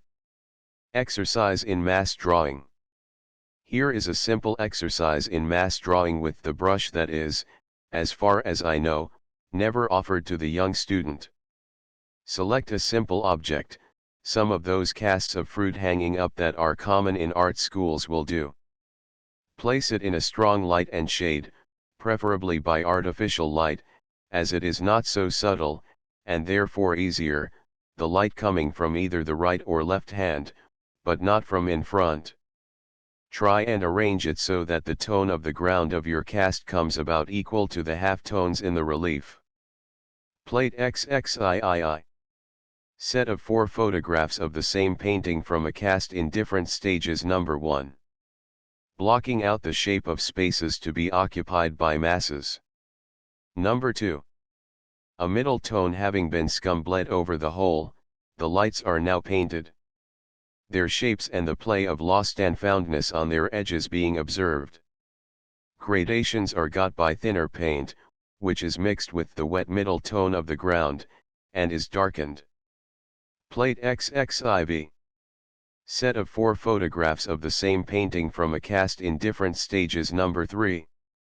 The same as the last, with the addition of the darks, variety being got in the same way as in the case of the lights, only here the thinner part is lighter, whereas in the case of the lights it was darker. Number 4. The finished work, refinements being added and mistakes corrected. First draw in the outlines of the masses strongly in charcoal, noting the shapes of the shadows carefully, taking great care that you get their shapes blocked out in square lines in true proportion relative to each other, and troubling about little else. Let this be a setting out of the ground upon which you will afterwards express the form, rather than a drawing the same scaffolding, in fact, that you were advised to do in the case of a line drawing, only, in that case, the drawing proper was to be done with a point, and in this case the drawing proper is to be done with a brush full of paint. Fix the charcoal well with a spray diffuser and the usual solution of white shellac in spirits of wine. Taking raw umber and white, oil paint, mix up a tone that you think equal to the halftones of the cast before you. Extreme care should be taken in matching this tone. Now scumble this with a big brush equally over the whole canvas, or whatever you are making your study on. Don't use much medium, but if it is too stiff to go on thinly enough, put a little oil with it, but no turpentine. By scumbling is meant rubbing the color into the canvas, working the brush from side to side rapidly, and laying just the thinnest solid tone that will cover the surface. If this is properly done, and your drawing was well fixed, you will just be able to see it through the paint. Now mix up a tone equal to the highest lights on the cast, and map out simply the shapes of the light masses on your study, leaving the scumbled tone for the halftones. Note carefully where the light masses come sharply against the halftones and where they merge softly into them. You will find that the scumbled tone of your ground will mix with the tone of the lights with which you are painting, and darken it somewhat. This will enable you to get the amount of variety you want in the tone of the lights. The thicker you paint, the lighter will be the tone, while the thinner paint will be more affected by the original halftone, and will consequently be darker. When this is done, mix up a tone equal to the darkest shadow, and proceed to map out the shadows in the same way as you did the lights, noting carefully where they come sharply against the halftone and where they are lost. In the case of the shadows, the thicker you paint, the darker will be the tone, and the thinner, the lighter. When the lights and shadows have been mapped out, if this has been done with any accuracy, your work should be well advanced. And it now remains to correct and refine it here and there, as you feel it wants it. Place your work alongside the cast, and walk back to correct it. Faults that are not apparent when close, are easily seen at a little distance. I don't suggest that this is the right or only way of painting, but I do suggest that exercises of this description will teach the student many of the rudimentary essentials of painting, such elementary things as how to lay a tone, how to manage a brush, how to resolve appearances into a simple structure of tones, and how to manipulate your paint so as to express the desired shape. This elementary paint drawing is, as far as I know, never given as an exercise, the study of drawing at present being confined to paper and charcoal or chalk mediums. Drawing in charcoal is the nearest thing to this paint drawing, it being a sort of mixed method, half line and half mass drawing. But although allied to painting, it is a very different thing from expressing form with paint, and no substitute for some elementary exercise with the brush. The use of charcoal to the neglect of line drawing often gets the student into a sloppy manner of work, and is not so good a training to the eye and hand in clear, definite statement. Its popularity is no doubt due to the fact that you can get much effect with little knowledge. Although this painting into a middle tone is not by any means the only method of painting, I do feel that it is the best method for studying form expression with the brush. But, when you come to color, the fact of the opaque middle tone, or halftone, being first painted over the whole will spoil the clearness and transparency of your shadows, and may also interfere with the brilliancy of the color in the lights. When color comes to be considered, it may be necessary to adopt many expedients that it is as well not to trouble too much about until a further stage is reached. But there is no necessity for the halftone to be painted over the shadows. In working in color, the halftone or middle tone of the lights can be made, and a middle tone of the shadows, and these two first painted separately, the edges where they come together being carefully studied and finished. Afterwards, the variety of tone in the lights and the shadows can be added. By this means the difference in the quality of the color between lights and shadows is preserved. This is an important consideration, as there is generally a strong contrast between them, the shadows usually being warm if the lights are cool and vice versa, and such contrasts greatly affect the vitality of coloring. Try always to do as much as possible with one stroke of the brush. Paint has a vitality when the touches are deft, that much handling and continual touching kills. Look carefully at the shape and variety of the tone you wish to express, and try and manipulate the swing of your brush in such a way as to get in one touch as near the quality of shape and gradation you want. Remember that the lightest part of your touch will be where the brush first touches the canvas when you are painting lights into a middle tone, and that as the amount of paint in the brush gets less, so the tone will be more affected by what you are painting into, and get darker. And in painting the shadows, the darkest part of your stroke will be where the brush first touches the canvas, and it will gradually lighten as the paint in your brush gets less and therefore more affected by the tone you are painting into. If your brush is very full, it will not be influenced nearly so much. And if one wants a touch that shall be distinct, as would be the case in painting the shiny light on a glazed pot, a very full brush would be used. But generally speaking, get your effects with as little paint as possible. Thinner paint is easier to refine and manipulate. There will be no fear of its not being solid if you are painting into a solidly scum-bled middle tone. Many charming things are to be done with a mixture of solid and transparent paint, but it is well at first not to complicate the problem too much, and therefore to leave this until later on, when you are competent to attack problems of color. Keep your early work both in monochrome and color quite solid, but as thin as you can, reserving thicker paint for those occasions when you wish to put a touch that shall not be influenced by what you are painting into. Plate XXV. Illustrating some typical brush strokes made with 4 classes of brush: Class A, round; Class B, flat; Class C, full flat brush with rounded corners; Class D, filbert shape.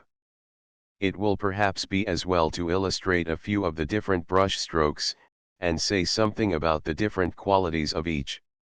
These are only given as typical examples of the innumerable ways a brush may be used as an aid to very elementary students. Every artist will, of course, develop ways of his own. The touch will of necessity depend in the first instance upon the shape of the brush, and these shapes are innumerable. But there are 2 classes into which they can roughly be divided: flat and round. The round brushes usually sold, which we will call Class A, have rather a sharp point, and this, although helpful in certain circumstances, is against their general usefulness. But a round brush with a round point is also made, and this is much more convenient for mass drawing. Where there is a sharp point, the central hairs are much longer, and consequently when the brush is drawn along and pressed so that all the hairs are touching the canvas, the pressure in the center, where the long hairs are situated, is different from that at the sides. This has the effect of giving a touch that is not equal in quality all across, and the variety thus given is difficult to manipulate. I should therefore advise the student to try the blunt-ended round brushes first, as they give a much more even touch, and one much more suited to painting in planes of tone. The most extreme flat brushes, Class B, are thin and rather short, with sharp square ends, and have been very popular with students. They can be relied upon to give a perfectly flat, even tone, but with a rather hard sharp edge at the sides, and also at the commencement of the touch. In fact, they make touches like little square bricks. But as the variety that can be got out of them is limited, and the amount of paint they can carry so small that only short strokes can be made, they are not the best brush for general use. They are at times, when great refinement and delicacy are wanted, very useful, but are, on the whole, poor tools for the draftsman in paint. Some variety can be got by using one or other of their sharp corners, by which means the smallest possible touch can be made to begin with, which can be increased in size as more pressure is brought to bear, until the whole surface of the brush is brought into play. They are also often used to paint across the form, a manner illustrated in the second touch, columns 1 and 2 of the illustration on page 114. Transcriber's note, Plate XXVI. A more useful brush, Class C, partakes of the qualities of both flat and round. It is made with much more hair than the last, is longer, and has a square top with rounded corners. This brush carries plenty of paint, will lay an even tone, and, from the fact that the corners are rounded and the pressure consequently lessened at the sides, does not leave so hard an edge on either side of your stroke. Another brush that has recently come into fashion is called a filbert shape, Class D, by the makers. It is a fine brush to draw with, as being flat it paints in planes, and having a rounded top is capable of getting in and out of a variety of contours. They vary in shape, some being more pointed than others. The blunt-ended form is the best for general use. Either this class of brush or Class C are perhaps the best for the exercises in mass drawing we have been describing. But Class A should also be tried, and even Class B, to find out which suits the particular individuality of the student. On page 114 transcribers note, plate XXVI a variety of touches have been made in turn by these different shaped brushes. In all the strokes illustrated it is assumed that the brush is moderately full of paint of a consistency a little thinner than that usually put up by colormen. To thin it, mix a little turpentine and linseed oil in equal parts with it, and get it into easy working consistency before beginning your work, so as not to need any medium. In the first column, number 1, a touch firmly painted with an equal pressure all along its course is given. This gives you a plane of tone with firm edges the width of your brush, getting gradually darker or lighter as your brush empties, according to the length of the stroke and to whether you are painting into a lighter or darker ground. In column number 2 a drag touch is illustrated. This is a very useful one. The brush is placed firmly on the canvas and then dragged from the point lightly away, leaving a gradated tone. A great deal of the modeling in round objects is to be expressed by this variety of handling. The danger is that its use is apt to lead to a too dexterous manner of painting, a dexterity more concerned with the clever manner in which a thing is painted than with the truth expressed. Column number 3. This is a stroke lightly and quickly painted, where the brush just grazes the surface of the canvas. The paint is put on in a manner that is very brilliant, and at the same time of a soft quality. If the brush is only moderately full, such touches will not have any hard edges, but be of a light, feathery nature. It is a most useful manner of putting on paint when freshness of color is wanted, as it prevents one tone being churned up with another and losing its purity. And in the painting of hair, where the tones need to be kept very separate, and at the same time not hard, it is very useful. But in monochrome painting from the cast it is of very little service. Another method of using a brush is hatching, the drawing of rows of parallel lines in either equal or varying thicknesses. This method will lighten or darken a tone in varying degree, according to whether the lines are thick, thin, or gradated somewhat in the same way that lines of shading are drawn in line work. In cases where the correction of intricate modeling is desired and where it would be very difficult to alter a part accurately by a deft stroke of the brush, this method is useful to employ. A dry brush can be drawn across the lines to unite them with the rest of the work afterwards. This method of painting has lately been much used by those artists who have attempted painting in separate, pure colors, after the so-called manner of Claude Monet, although so mechanical a method is seldom used by that master. As your power of drawing increases, from the line drawing you have been doing, casts of hands and heads should be attempted in the same manner as has been described. Illustrations are given of exercises of this description on pages 110 and 122. Unfortunately, the photographs, which were taken from the same study at different stages during the painting, are not all alike, the first painting of the lights being too darkly printed in some cases. But they show how much can be expressed with the one tone, when variety is got by using the middle tone to paint into. The two tones used are noted in the right-hand lower corner. Try to train yourself to do these studies at one sitting. But if you find you cannot manage this, use slower drying colors, say bone brown and zinc white, which will keep wet until the next day. When you begin studying from the life, Proceed in the same way with monochrome studies painted into a middle tone. And what are you to do if you find, when you have finished, that it is all wrong? I should advise you to let it dry, and then scumble a middle tone right over the whole thing, as you did at first, which will show the old work through, and you can then correct your drawing and proceed to paint the lights and shadows as before. And if only a part of it is wrong, when it is quite dry, rub a little poppy oil thinned with turpentine over the work, as little as will serve to cover the surface. If it is found difficult to get it to cover, breathe on the canvas, the slightest moisture will help it to bite. When this is done, wipe it off with the palm of your hand or an old piece of clean linen.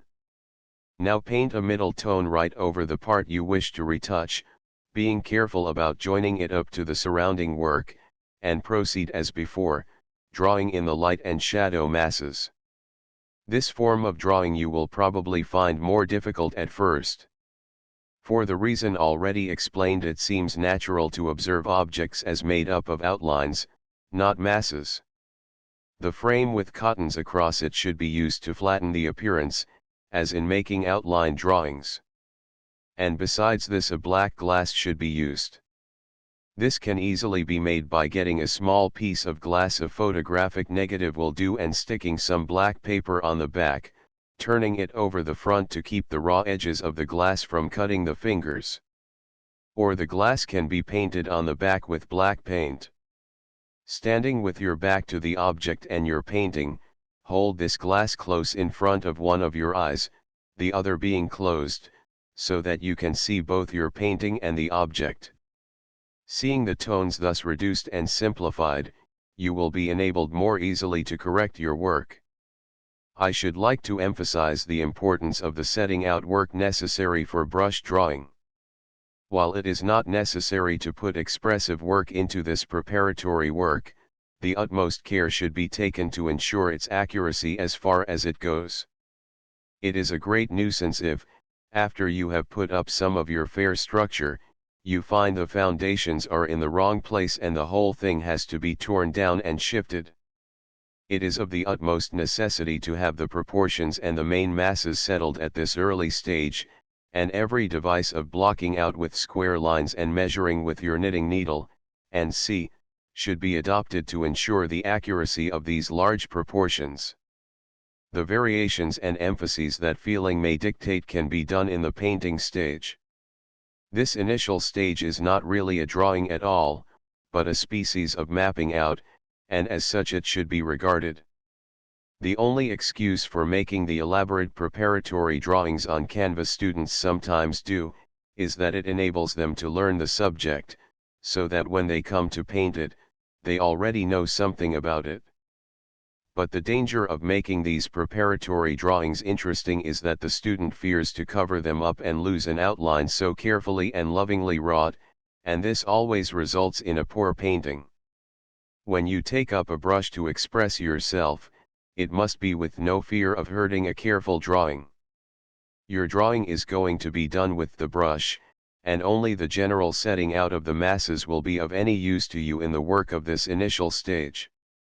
Never paint with the poor spirit of the student who fears to lose his drawing, or you will never do any fine things in painting.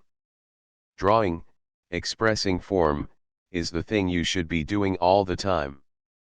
And in art, he that would save his work must often lose it, if you will excuse the paraphrase of a profound saying which, like most profound sayings, is applicable to many things in life besides what it originally referred to.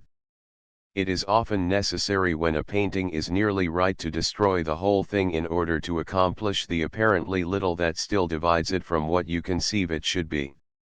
It is like a man rushing a hill that is just beyond the power of his motor car to climb, he must take a long run at it. And if the first attempt lands him nearly up at the top but not quite, he has to go back and take the long run all over again, to give him the impetus that shall carry him right through. Another method of judging tone drawing is our old method of half closing the eyes. This, by lowering the tone and widening the focus, enables you to correct the work more easily. In tone drawing there is not only the shape of the masses to be considered, but their values, that is, their position in an imagined scale from dark to light. The relation of the different tones in this way, the values, as it is called, is an extremely important matter in painting. But it more properly belongs to the other department of the subject, namely color, and this needs a volume to itself. But something more will be said on this subject when treating of rhythm. We saw, in speaking of line drawing, how the character of a line was found by observing its flatnesses and its relation to straight lines. In the same way the character of modeling is found by observing its planes. So that in building up a complicated piece of form, like a head or figure, the planes, or flat tones, should be sought for everywhere. As a carver in stone blocks out his work in square surfaces, the modeling of a figure or any complex surface that is being studied should be set out in planes of tone, painting in the first instance the larger ones, and then, to these, adding the smaller, when it will be seen that the roundnesses have, with a little fusing of edges here and there, been arrived at. Good modeling is full of these planes subtly fused together. Nothing is so characteristic of bad modeling as gross roundnesses. The surface of a sphere is the surface with the least character, like the curve of a circle, and the one most to be avoided in good modeling. In the search for form, the knowledge of anatomy, and particularly the bony structures, is of the utmost importance. During the rage for realism and naturalism many hard things were said about the study of anatomy. And certainly, were it to be used to overstep the modesty of nature in these respects and to be paraded to the exclusion of the charm and character of life, it would be as well left alone. But if we are to make a drawing that shall express something concrete, we must know something of its structure, whatever it is. In the case of the human figure it is impossible properly to understand its action and draw it in a way that shall give a powerful impression without a knowledge of the mechanics of its construction. But I hardly think the case for anatomy needs much stating at the present time. Never let anatomical knowledge tempt you into exaggerated statements of internal structure, unless such exaggeration helps the particular thing you wish to express. In drawing a figure in violent action it might, for instance, be essential to the drawing, whereas in drawing a figure at rest or a portrait, it would certainly be out of place. Plate XXVI. Set of 4 photographs of the same study from the life in different stages. Number 1.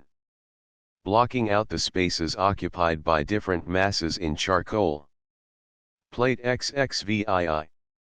Set of 4 photographs of the same study from the life in different stages. Number 2. A middle tone having been scum bled over the whole, the lights are painted into it, variety being got by varying the thickness of the paint.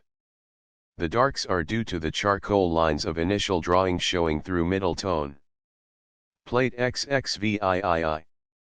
Set of 4 photographs of the same study from the life in different stages. Number 3. The same as the last, but with the shadows added, variety being got by varying thickness of paint as before.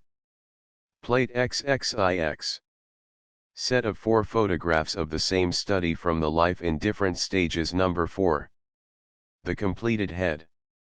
In the chapter on line work it was stated that, lines of shading drawn across the form suggest softness, lines drawn in curves fullness of form, lines drawn down the form's hardness, and lines crossing in every direction atmosphere, and these rules apply equally well to the direction of the brush strokes, the brush work, in a painting. The brush swinging round the form suggests foreshortening, and fullness of form generally, and across the form softness, while the brush following down the form suggests toughness and hardness, and crossing in every direction atmosphere. A great deal of added force can be given to form expression in this way. In the foreshortened figure on the ground at the left of Tintoretto's Finding of the Body of Saint Mark, the foreshortened effect helped by the brush work swinging round can be seen, see illustration, page 236. Transcriber's note, Plate XLIX. The work of Henner in France is an extreme instance of the quality of softness and fleshiness got by painting across the form. The look of toughness and hardness given by the brush work following down the forms is well illustrated in much of the work of James Ward, the animal painter.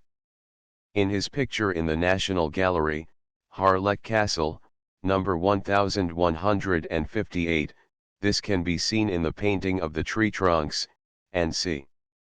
The crossing of the brush work in every direction, giving a look of atmosphere, is naturally often used in painting backgrounds and also such things as the plain surfaces of sky and mist, and sea. It is often inconvenient to paint across the form when softness is wanted. It is only possible to have one color in your brush sweep, and the color changes across, much more than down the form as a rule. For the shadows, halftones, and lights, besides varying in tone, vary also in color, so that it is not always possible to sweep across them with one color. It is usually more convenient to paint down where the colors can be laid in overlapping bands of shadow, halftone, and light, and see. Nevertheless, if this particular look of softness and fleshiness is desired, either the painting must be so thin or the tones so fused together that no brush strokes show, or a dry flat brush must afterwards be drawn lightly across when the painting is done, to destroy the downward brush strokes and substitute others going across, great care being taken to drag only from light to dark, and to wipe the brush carefully after each touch, and also never to go over the same place twice, or the paint will lose vitality. This is a method much employed by artists who delight in this particular quality. But when a strong, tough look is desired, such as one sees when a muscle is in violent action, or in the tendon above the wrist or above the heel in the leg, or generally where a bone comes to the surface, in all these cases the brush work should follow down the forms. It is not necessary and is often inadvisable for the brush work to show at all, in which case these principles will be of little account. But when in vigorously painted work they do, I think it will generally be found to create the effects named. Drawing on toned paper with white chalk or Chinese white and black or red chalk is another form of mass drawing. And for studies it is intended to paint from, this is a quick and excellent manner. The rapidity with which the facts of an appearance can be noted makes it above all others the method for drapery studies. The lights are drawn with white, the toned paper being allowed to show through where a darker tone is needed, the white, either chalk or Chinese white, being put on thickly when a bright light is wanted and thinly where a quieter light is needed. So with the shadows, the chalk is put on heavily in the darks and less heavily in the lighter shadows. Since the days of the early Italians this has been a favorite method of drawing drapery studies, see illustrations, page 260 transcriber's note, plate live. Some artists have shaded their lights with gold and silver paint. The late Sir Edward Burne-Jones was very fond of this, and drawings with much decorative charm have been done this way. The principle is the same as in drawing with white chalk, the half-tone being given by the paper. Keep the light separate from the shadows, let the half-tone paper always come as a buffer state between them. Get as much information into the drawing of your lights and shadows as possible, don't be satisfied with the smudge effect. Use the side of your white chalk when you want a mass, or work in parallel lines, hatching, on the principle described in the chapter on line drawing. Rhythm. The subject of rhythm in what are called the fine arts is so vague, and has received so little attention, that some courage, or perhaps foolhardiness, is needed to attack it. And in offering the following fragmentary ideas that have been stumbled on in my own limited practice, I want them to be accepted only for what they are worth, as I do not know of any proper authority for them. But they may serve as a stimulus, and offer some lines on which the student can pursue the subject for himself. The word rhythm is here used to signify the power possessed by lines, tones, and colors, by their ordering and arrangement, to affect us, somewhat as different notes and combinations of sound do in music. And just as in music, where sounds affect us without having any direct relation with nature, but appeal directly to our own inner life, so in painting, sculpture, and architecture there is a music that appeals directly to us apart from any significance that may be associated with the representation of natural phenomena. There is, as it were, an abstract music of line, tone, and color. The danger of the naturalistic movement in painting in the 19th century has been that it has turned our attention away from this fundamental fact of art to the contemplation of interesting realizations of appearances, realizations often full of poetic suggestiveness due to associations connected with the objects painted as concrete things, but not always made directly significant as artistic expression, whereas it is the business of the artist to relate the form, color, and tone of natural appearances to this abstract musical quality, with which he should never lose touch even in the most highly realized detail of his work. For only thus, when related to rhythm, do the form, tone, and color of appearances obtain their full expressive power and become a means of vitally conveying the feeling of the artist. Inquiry as to the origin of this power and of rhythm generally is a profoundly interesting subject, and now that recent advances in science tend to show that sound, heat, light, and possibly electricity and even nerve force are but different rhythmic forms of energy, and that matter itself may possibly be resolved eventually into different rhythmic motions, it does look as if rhythm may yet be found to contain even the secret of life itself. At any rate, it is very intimately associated with life, and primitive man early began to give expression in some form of architecture, sculpture, or painting to the deeper feelings that were moving him, found some correspondence between the lines and colors of architecture, sculpture, and painting and the emotional life that was awakening within him. Thus, looking back at the remains of their work that have come down to us, we are enabled to judge of the nature of the people from the expression we find in hewn stone and on painted walls. It is in primitive art generally that we see more clearly the direct emotional significance of line and form. Art appears to have developed from its most abstract position, to which bit by bit have been added the truths and graces of natural appearance, until as much of this naturalistic truth has been added as the abstract significance at the base of the expression could stand without loss of power. At this point, as has already been explained, a school is at the height of its development. The work after this usually shows an increased concern with naturalistic truth, which is always very popular, to the gradual exclusion of the backbone of abstract line and form significance that dominated the earlier work. And when these primitive conditions are lost touch with, a decadence sets in. At least, this is roughly the theory to which a study of the two great art developments of the past, in Greece and Italy, would seem to point. And this theory is the excuse for all the attempts at primitivism of which we have lately seen so much.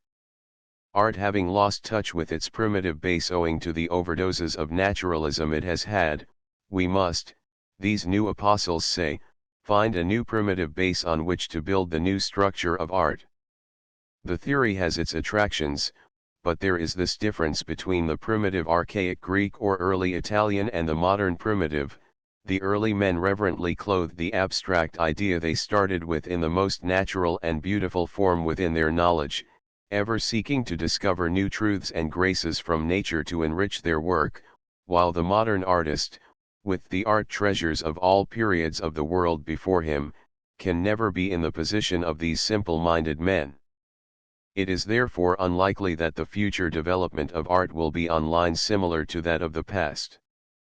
The same conditions of simple ignorance are never likely to occur again. Means of communication and prolific reproduction make it very unlikely that the art of the world will again be lost for a season, as was Greek art in the Middle Ages. Interesting intellectually as is the theory that the Impressionist point of view, the accepting of the flat retina picture as a pattern of color sensations, offers a new field from which to select material for a new basis of artistic expression, So far the evidence of results has not shown anything likely seriously to threaten the established principles of traditional design. And anything more different in spirit from the genuine primitive than the irreverent anarchy and flouting of all refinement in the work of some of these new primitives, it would be difficult to imagine.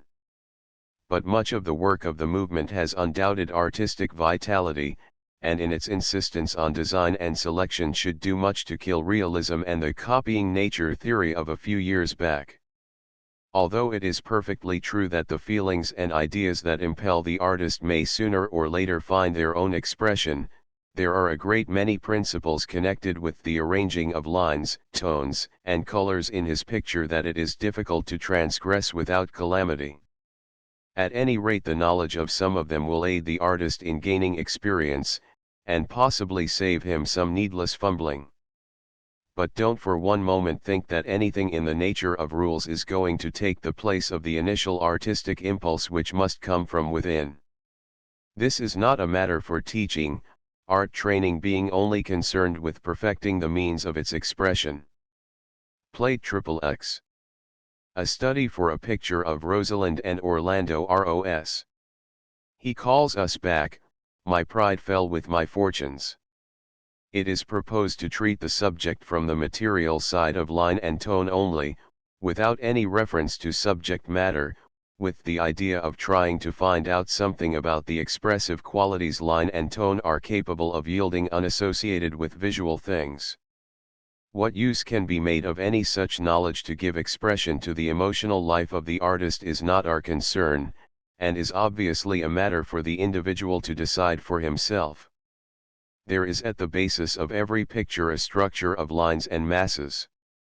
They may not be very obvious, and may be hidden under the most broken of techniques, but they will always be found underlying the planning of any painting.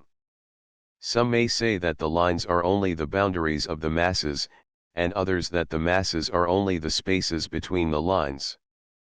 But whichever way you care to look at it, there are particular emotional qualities analogous to music that affect us in lines and line arrangements and also in tone or mass arrangements.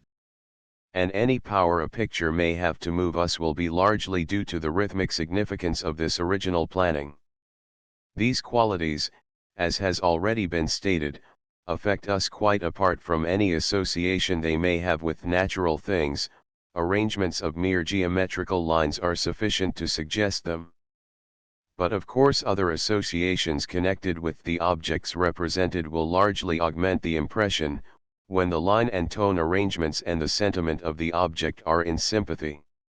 And if they are not, it may happen that associations connected with the representation will cut in and obscure or entirely destroy this line and tone music.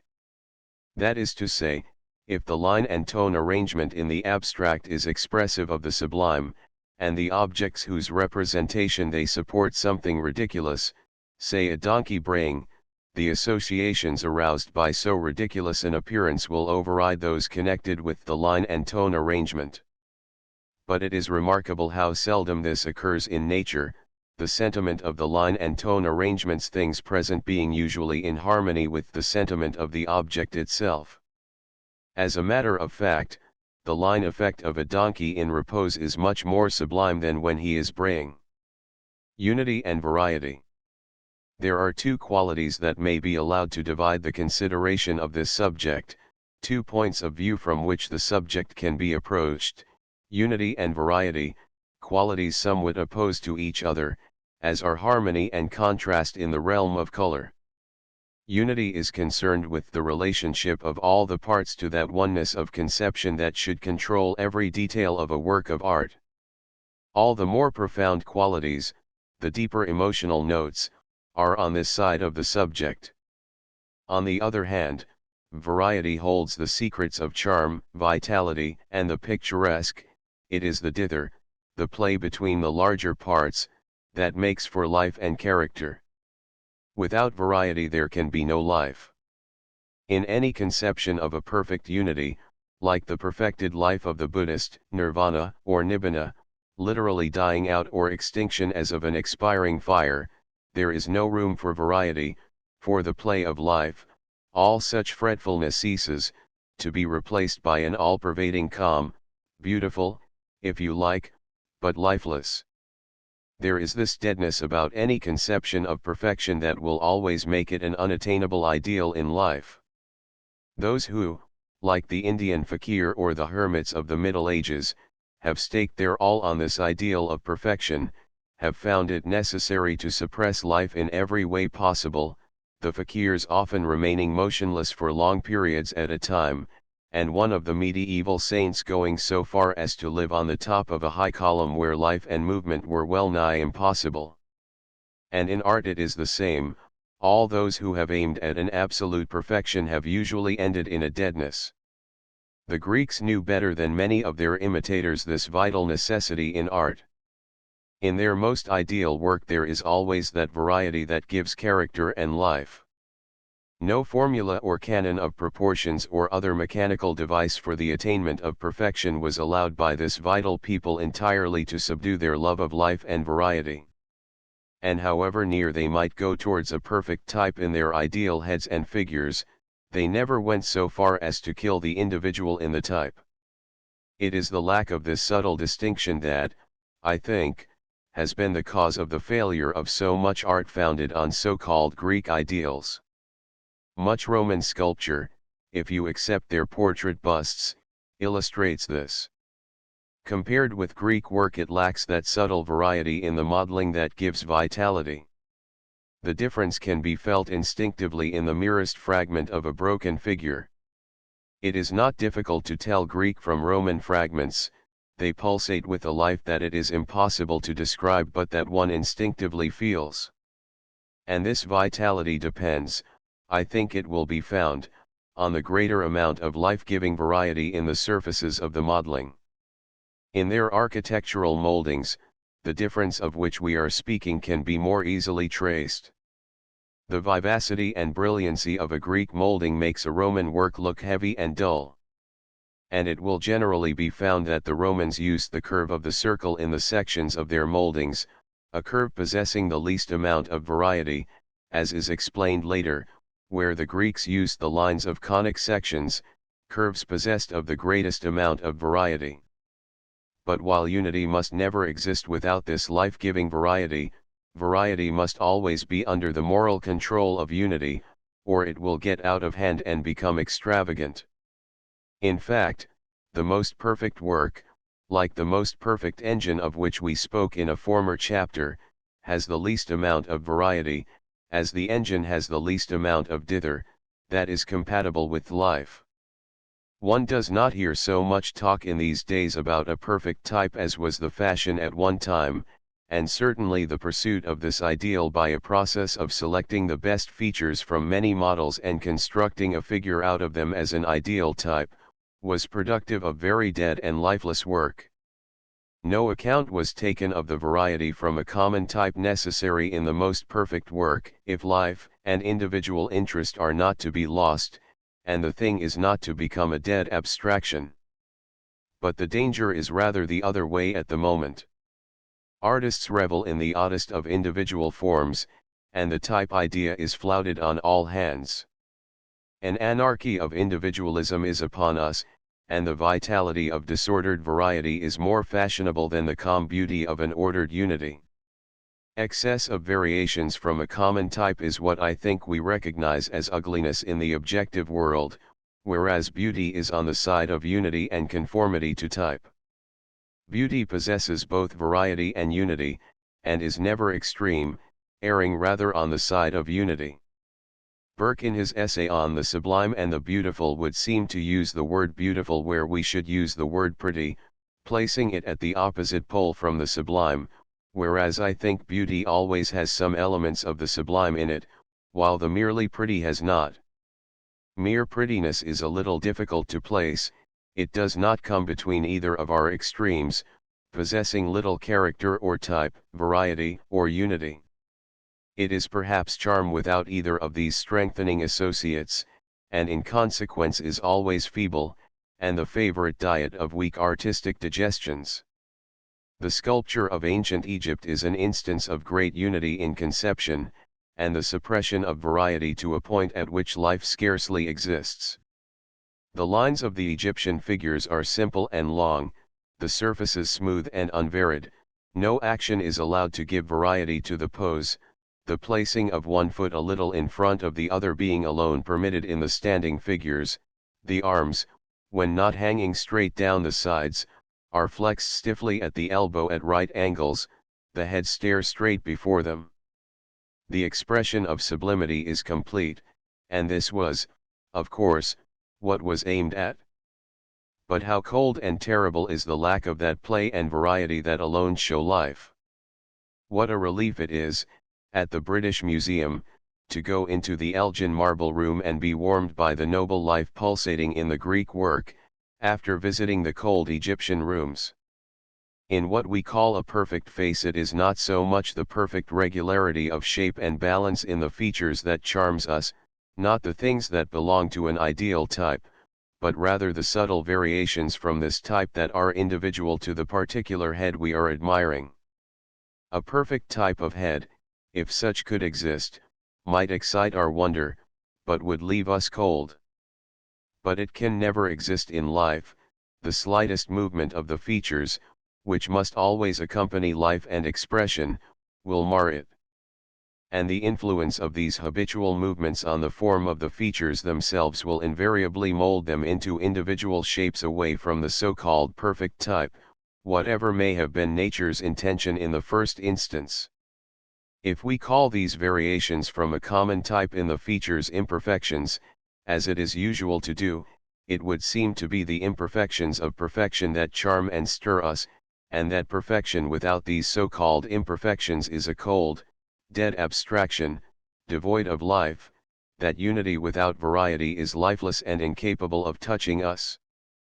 On the other hand, variety without unity to govern it is a riotous exuberance of life, lacking all power and restraint and wasting itself in a madness of excess. So that in art a balance has to be struck between these two opposing qualities. In good work unity is the dominating quality, all the variety being done in conformity to some large idea of the whole, which is never lost sight of, even in the smallest detail of the work. Good style in art has been defined as variety in unity, and Hogarth's definition of composition as the art of varying well is similar. And I am not sure that contrasts in harmony would not be a suggestive definition of good color. Let us consider first variety and unity as they are related to line drawing, and afterwards to mass drawing. 11. Rhythm. Variety of line. Line rhythm or music depends on the shape of your lines, their relation to each other and their relation to the boundaries of your panel. In all good work this music of line is in harmony with the subject, the artistic intention, of your picture or drawing. The two lines with the least variation are a perfectly straight line and a circle. A perfectly straight line has obviously no variety at all, while a circle, by curving at exactly the same ratio all along, has no variation of curvature. It is of all curves the one with the least possible variety. These two lines are, therefore, two of the dullest, and are seldom used in pictures except to enhance the beauty and variety of others. And even then, subtle variations, some amount of play, is introduced to relieve their baldness. But used in this way, vertical and horizontal lines are of the utmost value in rectangular pictures, uniting the composition to its bounding lines by their parallel relationship with them. And further, as a contrast to the richness and beauty of curves, they are of great value, and are constantly used for this purpose. The group of moldings cutting against the head in a portrait, or the lines of a column used to accentuate the curved forms of a face or figure, are well-known instances, and the portrait painter is always on the lookout for an object in his background that will give him such straight lines. You may notice, too, how the lines drawn across a study in order to copy it, squaring it out, as it is called, improve the look of a drawing, giving a greater beauty to the variety of the curves by contrast with the variety lacking in straight lines. The perfect curve of the circle should always be avoided in the drawing of natural objects, even a full moon, and in vital drawings of any sort some variety should always be looked for. Neither should the modeling of the sphere ever occur in your work, the dullest of all curved surfaces. Although the curve of the perfect circle is dull from its lack of variety, it is not without beauty, and this is due to its perfect unity. It is of all curves the most perfect example of static unity. Without the excitement of the slightest variation, it goes on and on forever. This is, no doubt, the reason why it was early chosen as a symbol of eternity, and certainly no more perfect symbol could be found. The circle seen in perspective assumes the more beautiful curve of the ellipse, a curve having much variety, but as its four quarters are alike, not so much as a symmetrical figure can have. Perhaps the most beautiful symmetrically curved figure of all is the so-called egg of the well-known molding from such a temple as the Erechtheum, called the egg and dart molding. Here we have a perfect balance between variety and unity. The curvature is varied to an infinite degree, at no point is its curving at the same ratio as at any other point, perhaps the maximum amount of variety that can be got in a symmetrical figure, preserving, as it does, its almost perfect continuity, for it approaches the circle in the even flow of its curvature. This is, roughly, the line of the contour of a face, and you may note how much painters who have excelled in grace have insisted on it in their portraits. Gainsborough and Van Dyck are striking instances. Diagram 7. Egg and dart molding from one of the caryatides from the Erechtheum in the British Museum. The line of a profile is often one of great beauty, only here the variety is apt to overbalance the unity or run of the line. The most beautiful profiles are usually those in which variety is subordinated to the unity of the contour. I fancy the Greeks felt this when they did away with the hollow above the nose, making the line of the forehead run, with but little interruption, to the tip of the nose. The unity of line is increased, and the variety made more interesting. The idea that this was the common Greek type is, I should imagine, untrue, for their portrait statues do not show it. It does occur in nature at rare intervals, and in most Western nationalities, but I do not think there is much evidence of its ever having been a common type anywhere. Diagram 8. Illustrating variety in symmetry. Note how the hollows marked A are opposed by fullnesses marked B. In drawing or painting a profile, this run or unity of the line is the thing to feel, if you would express its particular beauty. This is best done in the case of a painting by finally drawing it with the brush from the background side, after having painted all the variety there is of tone and color on the face side of the line. As the background usually varies little, the swing of the brush is not hampered on this side as it is on the other. I have seen students worried to distraction trying to paint the profile line from the face side, fearing to lose the drawing by going over the edge. With the edge blurred out from the face side, it is easy to come with a brush full of the color the background is immediately against the face, a different color usually from what it is further away, and draw it with some decision and conviction, care being taken to note all the variations on the edge, where the sharpnesses come and where the edge is more lost, and see variety in symmetry. The contours of the limbs illustrate another form of line variety, what may be called variety in symmetry. While roughly speaking the limbs are symmetrical, each side not only has variety in itself, but there is usually variety of opposition. Supposing there is a convex curve on the one side, you will often have a concave form on the other. Always look out for this in drawing limbs, and it will often improve a poorly drawn part if more of this variation on symmetry is discovered. The whole body, you may say, is symmetrical, but even here natural conditions make for variety. The body is seldom, except in soldiering, held in a symmetrical position. The slightest action produces the variety we are speaking about. The accompanying sketches will indicate what is meant. Diagram 9. Illustrating variety in symmetry. Note how the hollows marked A are opposed by the fullnesses marked B. Of course the student, if he has any natural ability, instinctively looks out for all these variations that give the play of life to his drawing. It is not for him in the full vigor of inspiration that books such as this are written.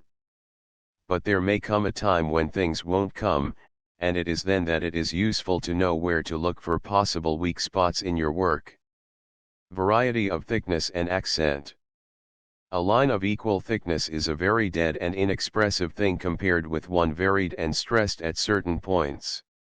If you observe any of the boundaries in nature we use a line to express, you will notice some points are accentuated, attract the attention, more than others. The only means you have to express this in a line drawing is by darkening and sharpening the line. At other points, where the contour is almost lost, the line can be soft and blurred. It is impossible to write of the infinite qualities of variety that a fine draftsman will get into his line work, they must be studied first-hand. But on this play of thickness and quality of line much of the vitality of your drawing will depend. 12. Rhythm, unity of line. Unity of line is a bigger quality than variety, and as it requires a larger mental grasp, is more rarely met with. The bigger things in drawing and design come under its consideration, including, as it does, the relation of the parts to the whole. Its proper consideration would take us into the whole field of composition, a subject needing far more consideration than it can be given in this book. In almost all compositions a rhythmic flow of lines can be traced. Not necessarily a flow of actual lines, although these often exist. They may be only imaginary lines linking up or massing certain parts, and bringing them into conformity with the rhythmic conception of the whole. Or again, only a certain stress and flow in the forms, suggesting line movements. But these line movements flowing through your panel are of the utmost importance, they are like the melodies and subjects of a musical symphony, weaving through and linking up the whole composition. Often, the line of a contour at one part of a picture is picked up again by the contour of some object at another part of the composition, and although no actual line connects them, a unity is thus set up between them. See diagrams, pages 166 and 168, illustrating line compositions of pictures by Botticelli and Paolo Veronese. This imaginary following through of contours across spaces in a composition should always be looked out for and sought after, as nothing serves to unite a picture like this relationship of remote parts. The flow of these lines will depend on the nature of the subject, they will be more gracious and easy, or more vigorous and powerful, according to the demands of your subject. This linking up of the contours applies equally well to the drawing of a single figure or even a head or hand, and the student should always be on the lookout for this uniting quality. It is a quality of great importance in giving unity to a composition. Parallelism. When groups of lines in a picture occur parallel to each other, they produce an accentuation of the particular quality the line may contain, a sort of sustained effect, like a sustained chord on an organ, the effect of which is much bigger than that of the same chord struck staccato. This sustained quality has a wonderful influence in steadying and uniting your work. This parallelism can only be used successfully with the simplest lines, such as a straight line or a simple curve. It is never advisable except in decorative patterns to be used with complicated shapes. Blake is very fond of the sustained effect parallelism gives, and uses the repetition of curved and straight lines very often in his compositions. Note in Plate I of the Job series, page 146. Transcriber's note, Plate XXXI, the use made of this sustaining quality in the parallelism of the sheep's backs in the background and the parallel upward flow of the lines of the figures. In Plate II you see it used in the curved lines of the figures on either side of the throne above, and in the two angels with the scroll at the left-hand corner. Behind these two figures you again have its use accentuating by repetition the peaceful line of the hacks of the sheep. The same thing can be seen in Plate XXXI, b, where the parallelism of the back lines of the sheep and the legs of the seated figures gives a look of peace contrasting with the violence of the messenger come to tell of the destruction of Job's sons. The emphasis that parallelism gives to the music of particular lines is well illustrated in all Blake's work. He is a mine of information on the subject of line rhythm. Compare A with plate XXXI, C.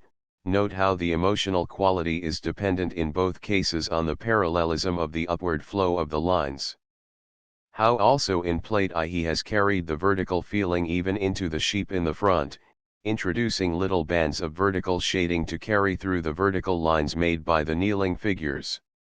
And in the last plate, so the Lord blessed the latter end of Job more than the beginning.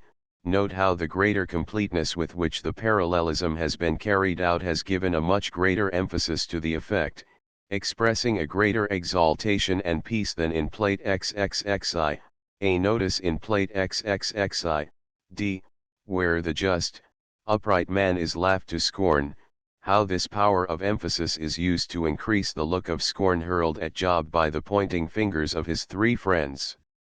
Of the use of this principle in curved forms, the repetition of the line of the back in stooping figures is a favorite device with Blake. There will be found instances of this in plate XXXII, E, and G. Further instances will be found on reference to plates 7, 8, 13, and 17, in Blake's Job. In the last instance it is interesting to note how he has balanced the composition, which has three figures kneeling on the right and only one on the left.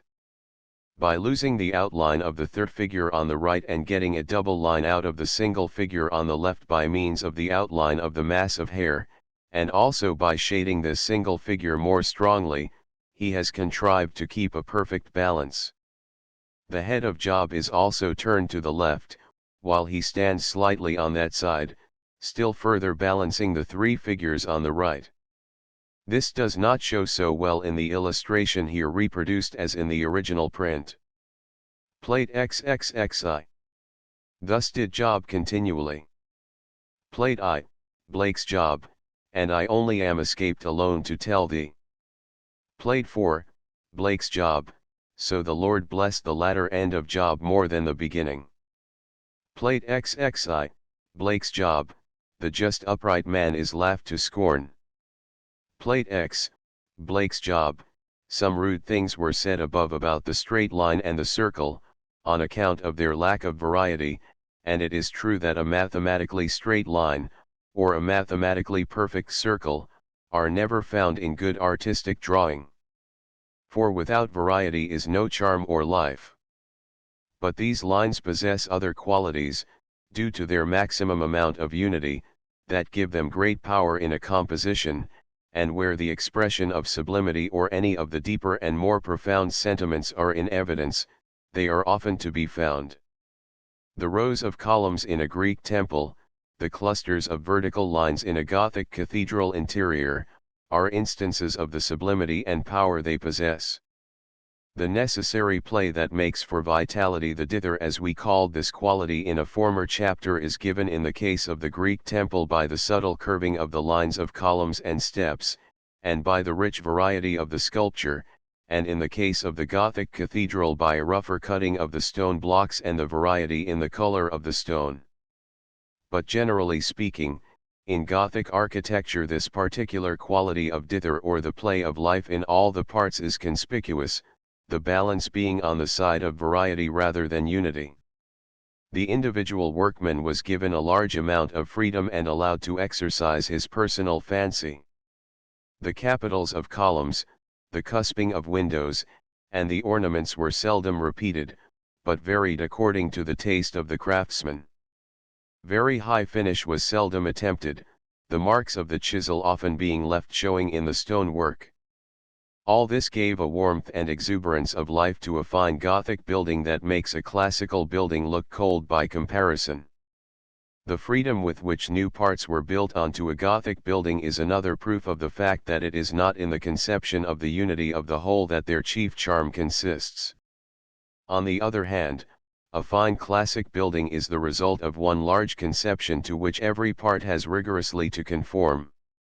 Any addition to this in after years is usually disastrous. A high finish is always attempted, no tool marks nor any individuality of the craftsman is allowed to mar the perfect symmetry of the whole. It may be colder, but how perfect in sublimity. The balance here is on the side of unity rather than variety. The strength and sublimity of Norman architecture is due to the use of circular curves in the arches, combined with straight lines, and the use of square forms in the ornaments lines possessed of least variety. All objects with which one associates the look of strength will be found to have straight lines in their composition. The look of strength in a strong man is due to the square lines of the contours, so different from the rounded forms of a fat man. And everyone knows the look of mental power a square forehead gives to a head, and the look of physical power expressed by a square jaw. The look of power in a rocky landscape or range of hills is due to the same cause. Plate XXXII. When the Almighty was yet with me, when my children were about me. Plate 2, Blake's Job. With dreams upon my bed thou scarest me, and affrightest me with visions. Plate 11, Blake's Job, printed the wrong way up in order to show that the look of horror is not solely dependent on the things represented but belongs to the rhythm, the pattern of the composition. And my servant Job shall pray for you. Plate 18, Blake's Job, when the morning stars sang together, and all the sons of God shouted for joy. Plate 14, Blake's Job, the horizontal and the vertical. The horizontal and the vertical are two very important lines, the horizontal being associated with calm and contemplation, and the vertical with a feeling of elevation.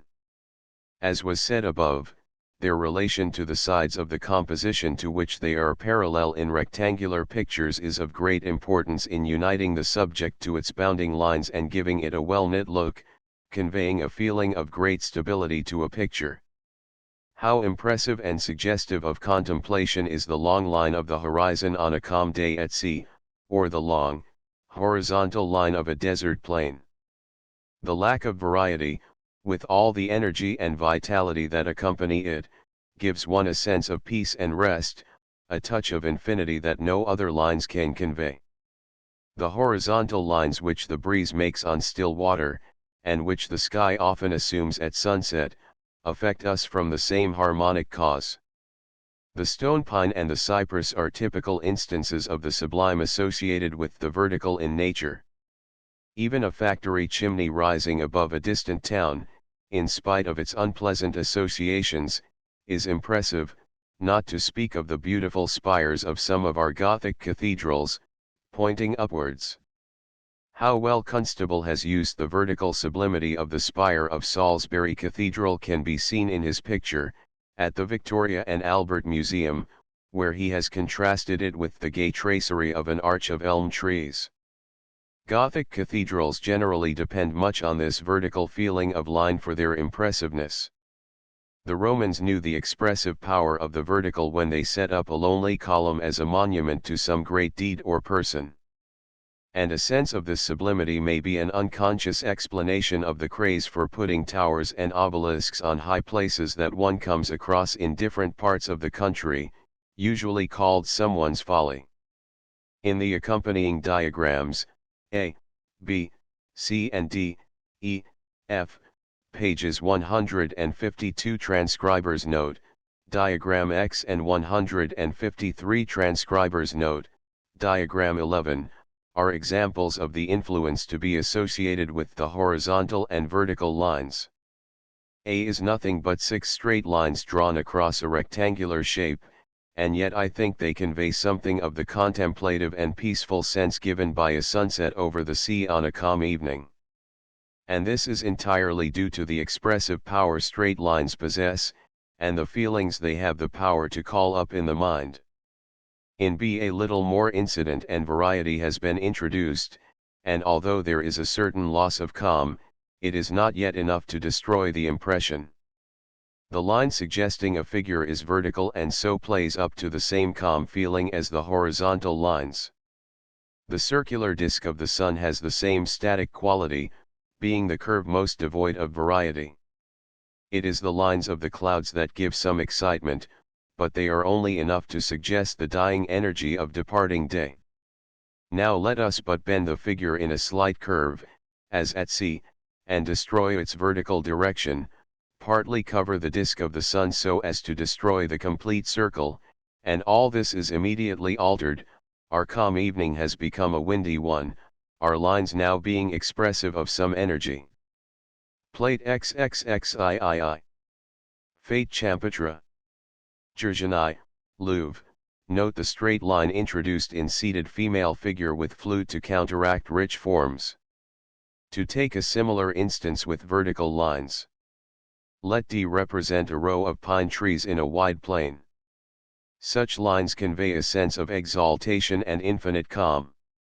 Now if some foliage is introduced, as at E, giving a swinging line, and if this swinging line is carried on by a corresponding one in the sky, we have introduced some life and variety.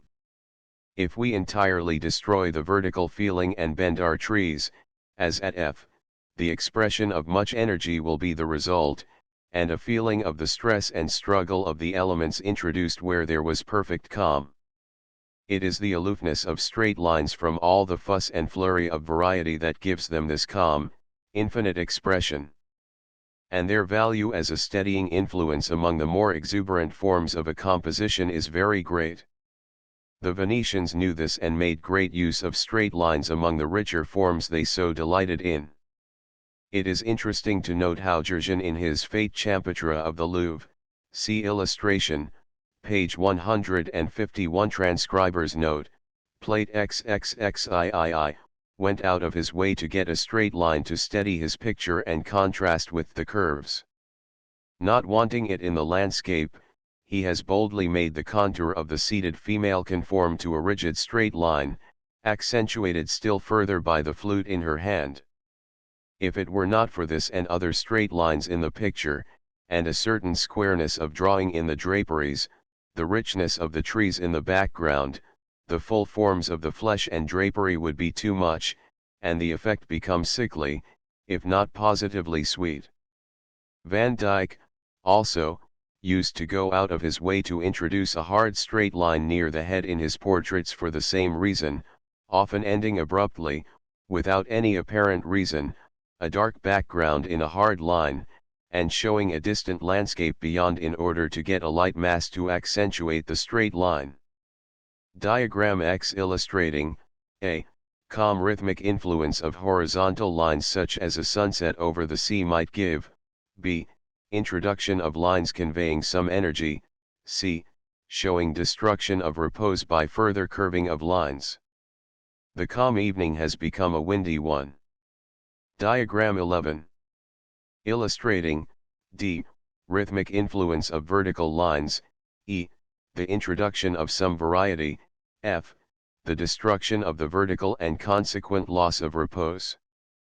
The rich modeling and swinging lines of the Bacchus and Ariadne of Titian in the National Gallery, here reproduced, page 154 transcriber's note, plate 35, would be too gross, were it not for the steadying influence of the horizontal lines in the sky and the vertical lines of the tree trunks.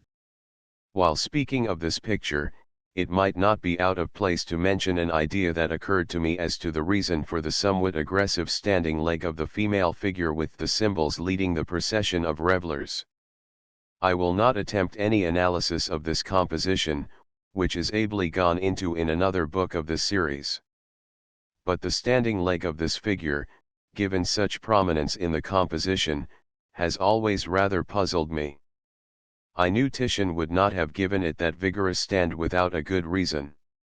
It certainly does not help the run of the composition, although it may be useful in steadying it, and it is not a particularly beautiful thing in itself, as the position is one better suited to a man's leg than to a woman's.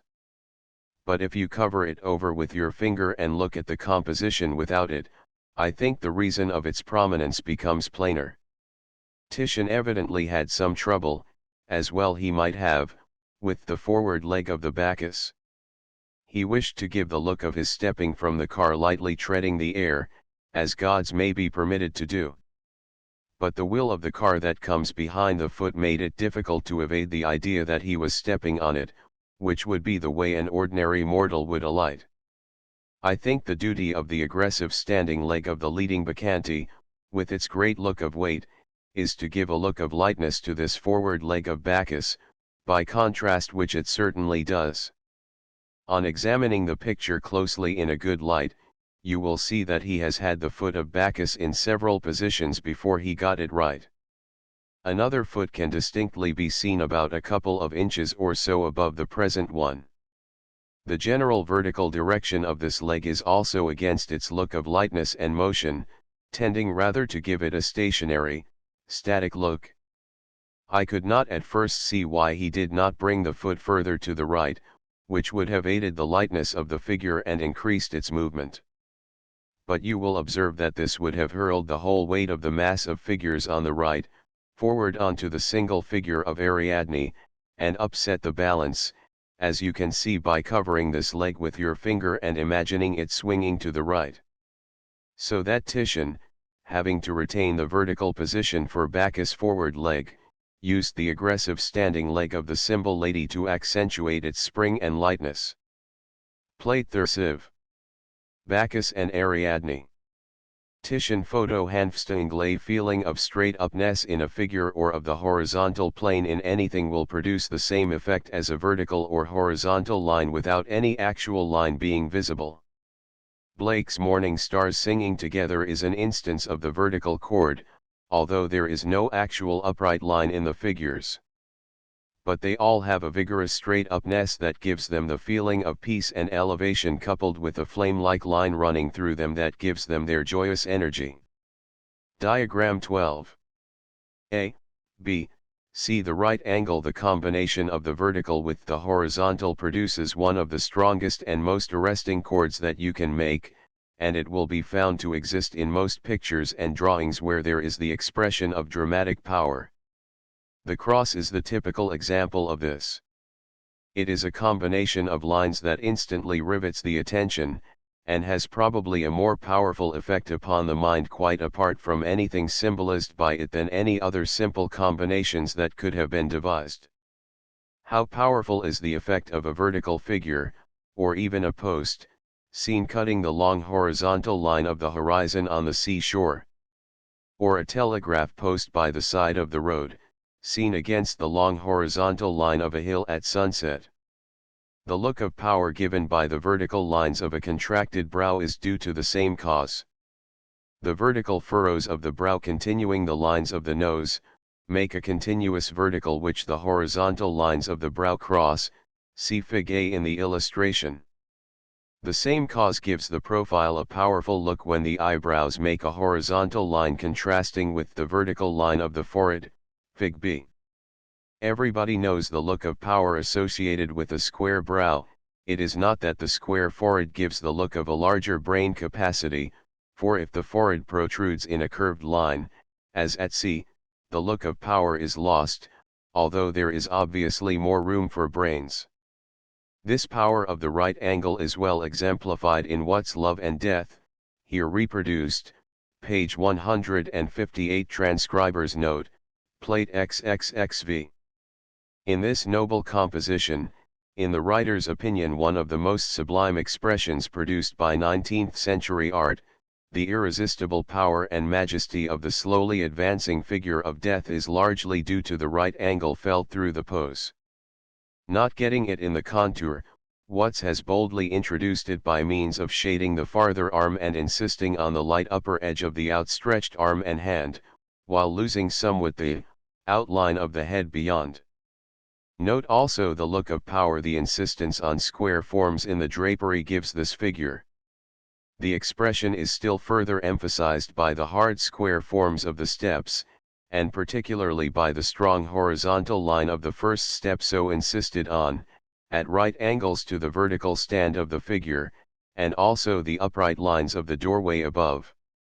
In contrast with the awful sublimity of this figure of Death, how touching is the expression of the little figure of Love, trying vainly to stop the inevitable advance. And this expression is due to the curved lines on which the action of the figure is hung, and the soft undulating forms of its modeling. Whereas the figure of death is all square lines and flat crisp planes, the whole hanging on a dramatic right angle, this figure is all subtle fullness both of contour and modeling melting one into the other, the whole hung upon a rich full curve starting at the standing foot of the advancing figure. And whereas the expression of death is supported and emphasized by the hard, square forms and texture of the stone steps, the expression of love is supported and emphasized by the rounded forms and soft texture of the clustering roses. On this contrast of line and form, so in sympathy with the profound sentiment to which this picture owes its origin, the expressive power of this composition will be found to depend. Diagram 13. Illustrating some of the lines on which the rhythmic power of this picture depends. Plate XXXV. Love and Death. By G. F. Watts, a noble composition, founded on the power of the right angle in the figure of death, in contrast with the curved lines in the figure of love. See diagram opposite. Photo Hollier. In the diagram accompanying the reproduction of this picture, I have tried to indicate in diagrammatical form some of the chief lines of its anatomy. In these diagrams of the anatomy of compositions, the lines selected are not always very obvious in the originals and are justly much broken into by truths of natural appearance. But an emotional significance depending on some arrangement of abstract lines is to be found underlying the expression in every good picture, carefully hidden as it is by all great artists. And although some apology is perhaps necessary for the ugliness of these diagrams, it is an ugliness that attends all anatomy drawings. If the student will trace them and put his tracing over the reproductions of the originals, they will help him to see on what things in the arrangement the rhythmic force of the picture depends. Other lines, as important as those selected, may have been overlooked, but the ones chosen will suffice to show the general character of them all. There is one condition in a composition, that is laid down before you begin, and that is the shape of your panel or canvas. This is usually a rectangular form, and all the lines of your design will have to be considered in relation to this shape. Vertical and horizontal lines, being parallel to the boundaries of rectangular pictures, are always right and immediately set up a relationship, as we have seen. The arresting power of the right angle exists at each corner of a rectangular picture, where the vertical sides meet the horizontal base, and this presents a difficulty, because you do not wish the spectator's attention drawn to the corners, and this dramatic combination of lines always attracts the eye. A favorite way of getting rid of this is to fill them with some dark mass, or with lines swinging round and carrying the eye past them, so that the attention is continually swung to the center of the picture. For lines have a power of directing the attention, the eye instinctively running with them, and this power is of the greatest service in directing the spectator to the principal interest.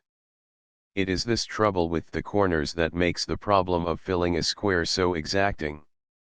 In an ordinary rectangular panel you have a certain amount of free space in the middle, and the difficulty of filling the corners comfortably does not present itself until this space is arranged for. But in a square, the moment you leave the center you are in one or other of the corners, and the filling of them governs the problem much more than in the case of other shapes. It is a good exercise for students to give themselves a square to fill, in order to understand this difficulty and learn to overcome it. Other lines that possess a direct relation to a rectangular shape are the diagonals.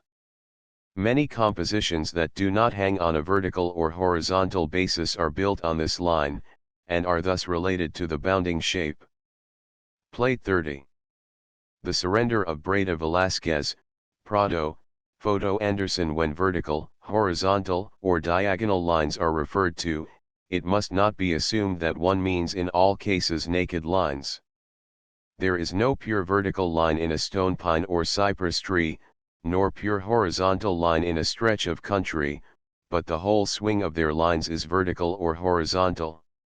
And in the same way, when one speaks of a composition being hung upon a diagonal, it is seldom that a naked diagonal line exists in the composition, but the general swing is across the panel in harmony with one or other diagonal.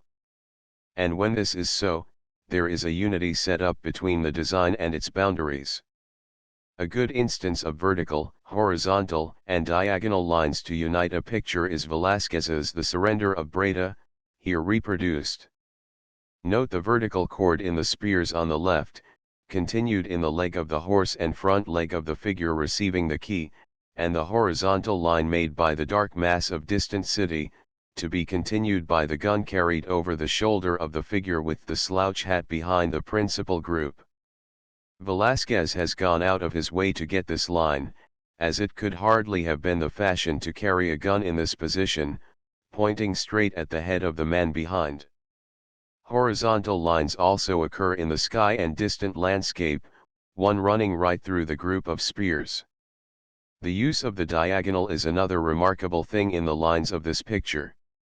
If you place a ruler on the slanting line of the flag behind the horse's head to the right, you find it is exactly parallel to a diagonal drawn from the top right-hand corner to the lower left-hand corner.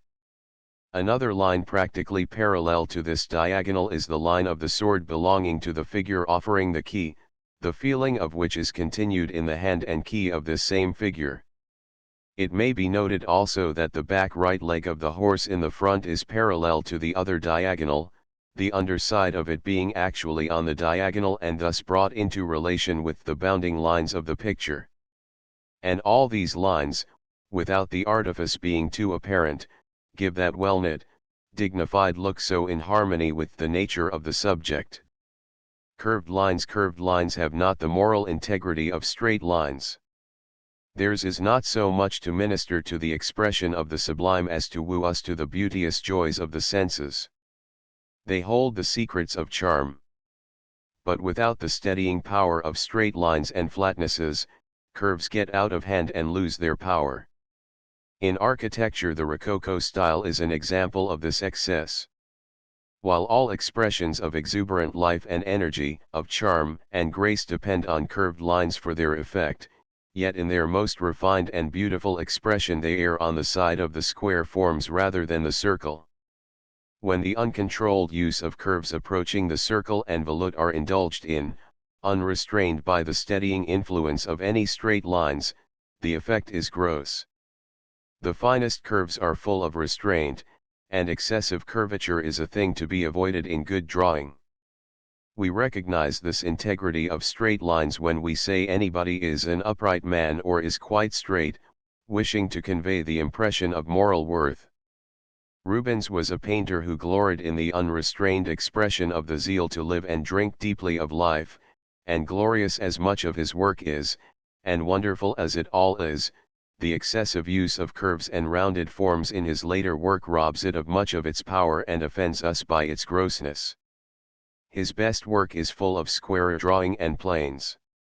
Always be on the lookout for straightnesses in curved forms and for planes in your modeling. Let us take our simplest form of composition again, a stretch of sea and sky, and apply curved lines where we formerly had straight lines. You will see how the lines at A, page 164 transcriber's note, diagram 14, although but slightly curved, express some energy, where the straight lines of our former diagram expressed repose, and then how in B and C the increasing curvature of the lines increases the energy expressed, until in D, where the lines sweep round in one vigorous swirl, a perfect hurricane is expressed.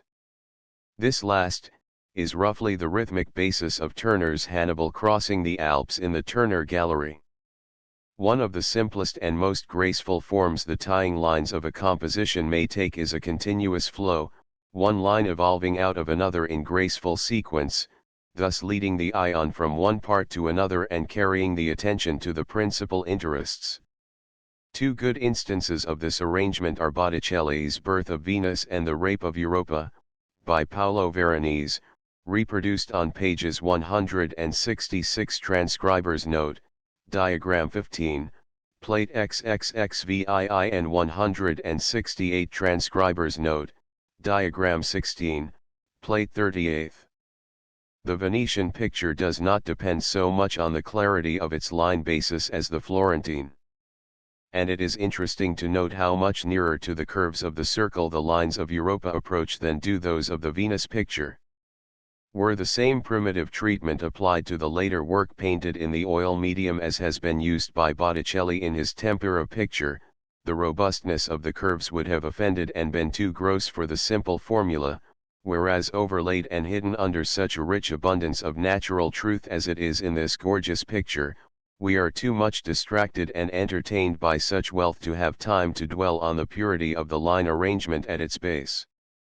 And the rich fullness of line arrangement, although rather excessive, seen detached, is in keeping with the sumptuous luxuriance the Venetian loved so well to express.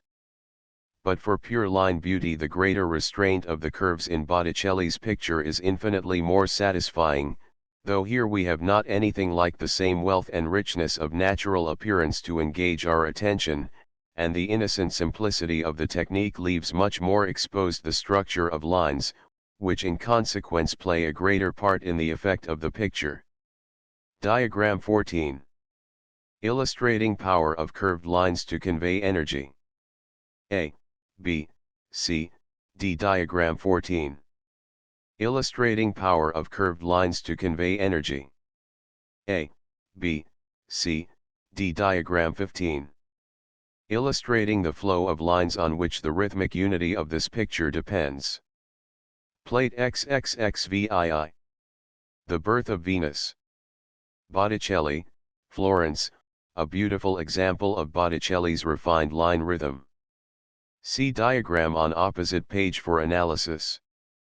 Photo Anderson. In both cases note the way the lines lead up to the principal subject, and the steadying power introduced by means of horizontal, vertical, and other straight lines.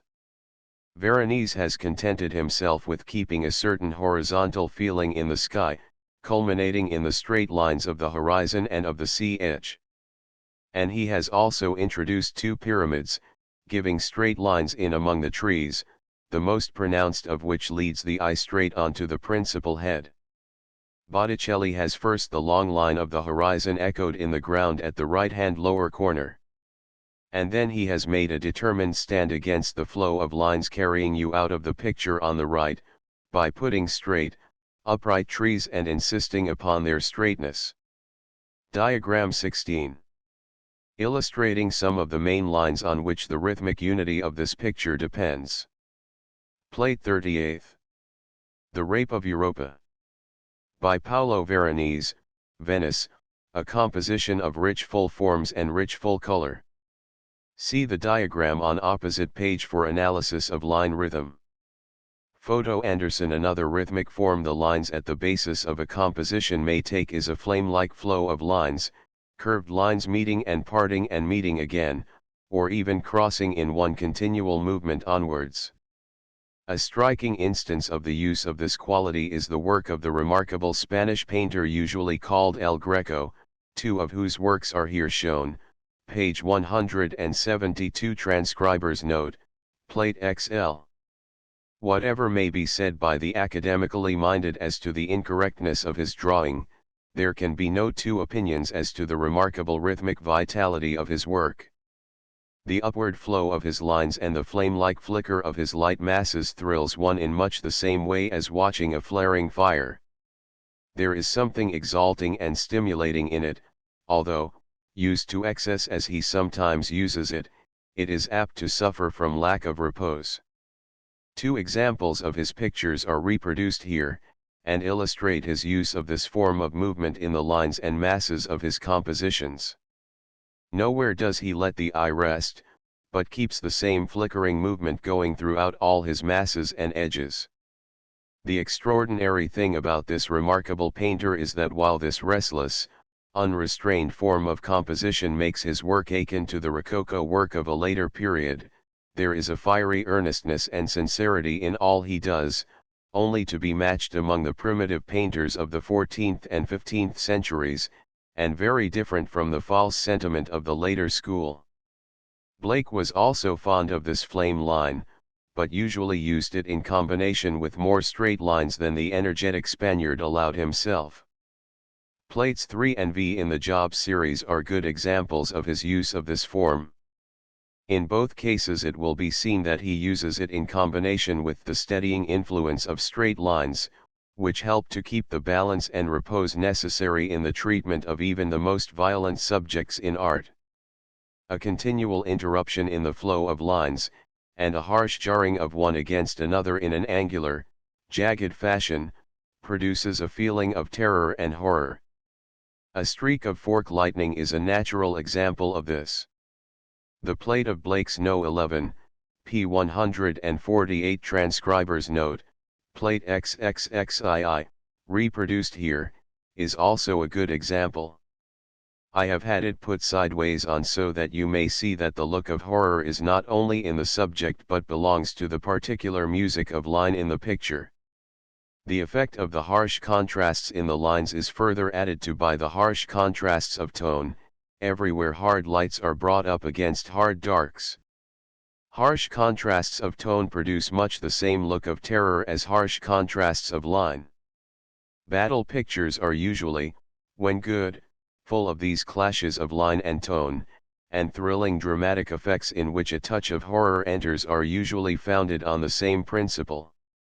In the picture by Paolo Uccello in the National Gallery, reproduced on page 170 transcriber's note, plate 36, a milder edition of this effect is seen. The artist has been more interested in the pageantry of war and a desire to show off his newly acquired knowledge of perspective, than anything very terrible. The contrasts of line are here but confined to the smaller parts, and there are no contrasts of light and shade, chiaroscuro not being yet invented. However, it will be seen by the accompanying diagram how consistently the harsh contrasts of line were carried out in the planning of this picture. Notice the unconscious humor of the foreshortened spears and figure carefully arranged on the ground to vanish to the recently discovered vanishing point. Diagram 17. Showing the clash of lines in sympathy with the martial nature of the subject. Plate 36. Battle of St. Egidio. Paolo Uccello, National Gallery, illustrating the effect of jarring lines in composition. See diagram on opposite page.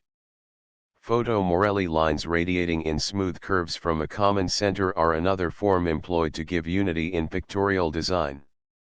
The point from which they radiate need not necessarily be within the picture, and is often considerably outside it. But the feeling that they would meet if produced gives them a unity that brings them into harmonious relationship. There is also another point about radiating lines, and that is their power of setting up a relationship between lines otherwise unrelated. Let us try and explain this. In panel A, page 174 transcriber's note, diagram 18, are drawn some lines at random, with the idea of their being as little related to each other as possible. In B, by the introduction of radiating lines in sympathy with them, they have been brought into some sort of relationship. The line 1 to 2 has been selected as the dominating line, and an assortment of radiating ones drawn about it. Now, by drawing 7 to 8, we have set up a relationship between lines 3 to 4, 5 to 6, and 1 to 2, for this line radiates with all of them. Line 9 to 10 accentuates this relationship with 1 to 2. The others echo the same thing. It is this echoing of lines through a composition that unites the different parts and gives unity to the whole. The crossing of lines at angles approaching the right angle is always harsh and somewhat discordant, useful when you want to draw attention dramatically to a particular spot, but to be avoided or covered up at other times. There is an ugly clash of crossing lines in our original scribble, and at C we have introduced a mask to cover this up, and also the angles made by line 3 to 4 as it crosses the radiating lines above 1 to 2.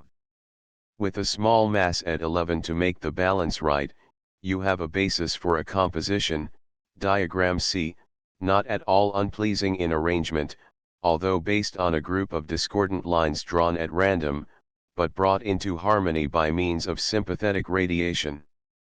Plate XL. The Ascension of Christ. By Domenico Theotocopuli, called El Greco. Note the flame-like form and flow of the light masses, and the exalted feeling this conveys. Photo Anderson Plate XLI. The Baptism of Christ.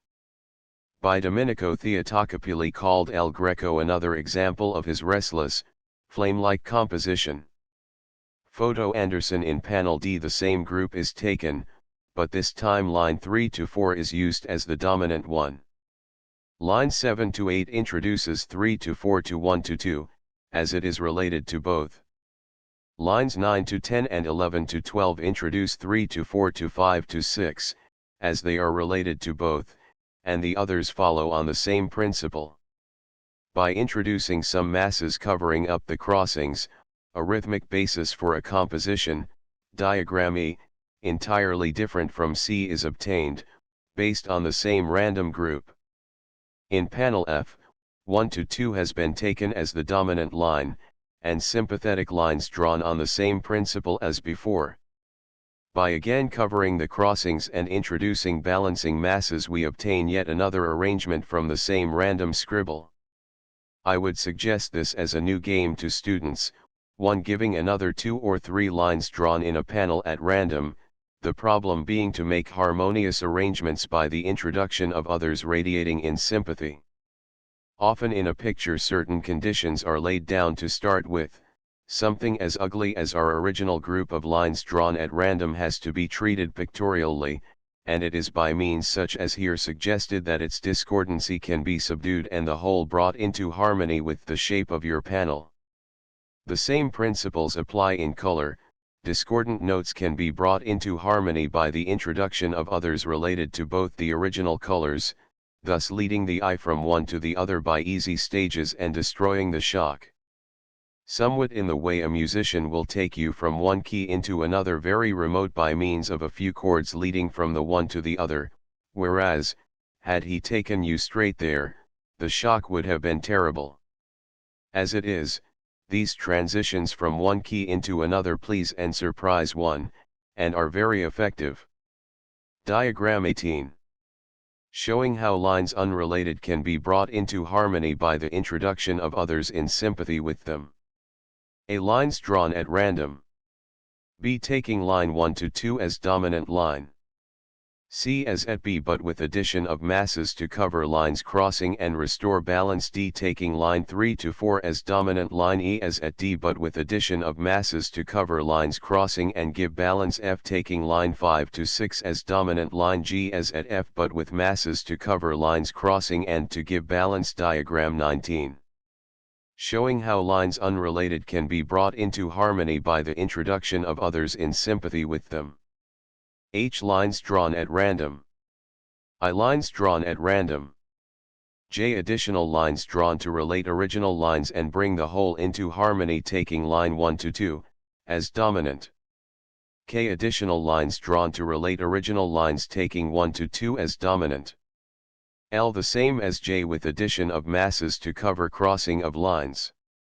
M. The same as at K with addition of masses to cover crossing lines. In H, I have introduced a straight line into our initial scribble, and this somewhat increases the difficulties of relating them. But by drawing 7 to 8 and 9 to 10 radiating from 1 to 2, we have introduced this straight line to 5 to 6. For although 5 to 6 and 9 to 10 do not radiate from the same point, they are obviously in sympathy.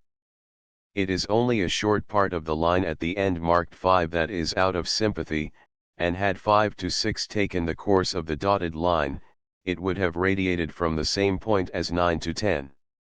We still have line 3 to 4 to account for. But by drawing 11 to 12 we bring it into relationship with 5 to 6, and so by stages through 9 to 10 and 7 to 8 to the original straight line 1 to 2. Line 13 to 14, by being related to 3 to 4, 11 to 12, and also 5 to 6, still further harmonizes the group, and the remainder echo 5 to 6 and increase the dominant swing.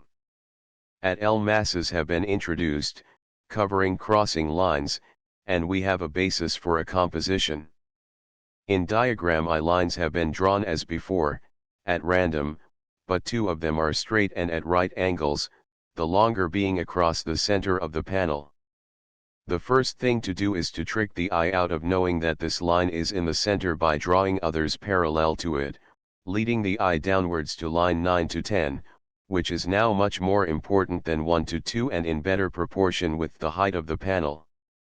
The vertical line 3 to 4 is rather stark and lonely, and so we introduce two more verticals at 11 to 12 and 13 to 14, which modify this, and with another two lines in sympathy with 5 to 6 and leading the eye back to the horizontal top of the panel, some sort of unity is set up, the introduction of some masses completing the scheme at M. There is a quality of sympathy set up by certain line relationships about which it is important to say something. Ladies who have the instinct for choosing a hat or doing their hair to suit their face instinctively know something of this, know that certain things in their face are emphasized by certain forms in their hats or hair, and the care that has to be taken to see that the things thus drawn attention to are their best and not their worst points. The principle is more generally understood in relation to color. Everybody knows how the blueness of blue eyes is emphasized by a sympathetic blue dress or touch of blue on a hat, and but the same principle applies to lines. The qualities of line in beautiful eyes and eyebrows are emphasized by the long sympathetic curve of a picture hat, and the becoming effect of a necklace is partly due to the same cause, the lines being in sympathy with the eyes or the oval of the face, according to how low or high they hang. The influence of long lines is thus to pick out from among the lines of a face those with which they are in sympathy, and thus to accentuate them. To illustrate this, on page 178 transcriber's note, plate XLII is reproduced the portrait of the artist's daughter, by Sir Edward Burne-Jones. The two things that are brought out by the line arrangement in this portrait are the beauty of the eyes and the shape of the face. Instead of the picture hat you have the mirror, the widening circles of which swing round in sympathy with the eyes and concentrate the attention on them. That on the left, looking at the picture, being nearest the center, has the greatest attention concentrated upon it, the lines of the mirror being more in sympathy with this than the other eye, as it is nearer the center. If you care to take the trouble, cut a hole in a piece of opaque paper the size of the head and placing it over the illustration look at the face without the influence of these outside lines, and note how much more equally divided the attention is between the two eyes without the emphasis given to the one by the mirror.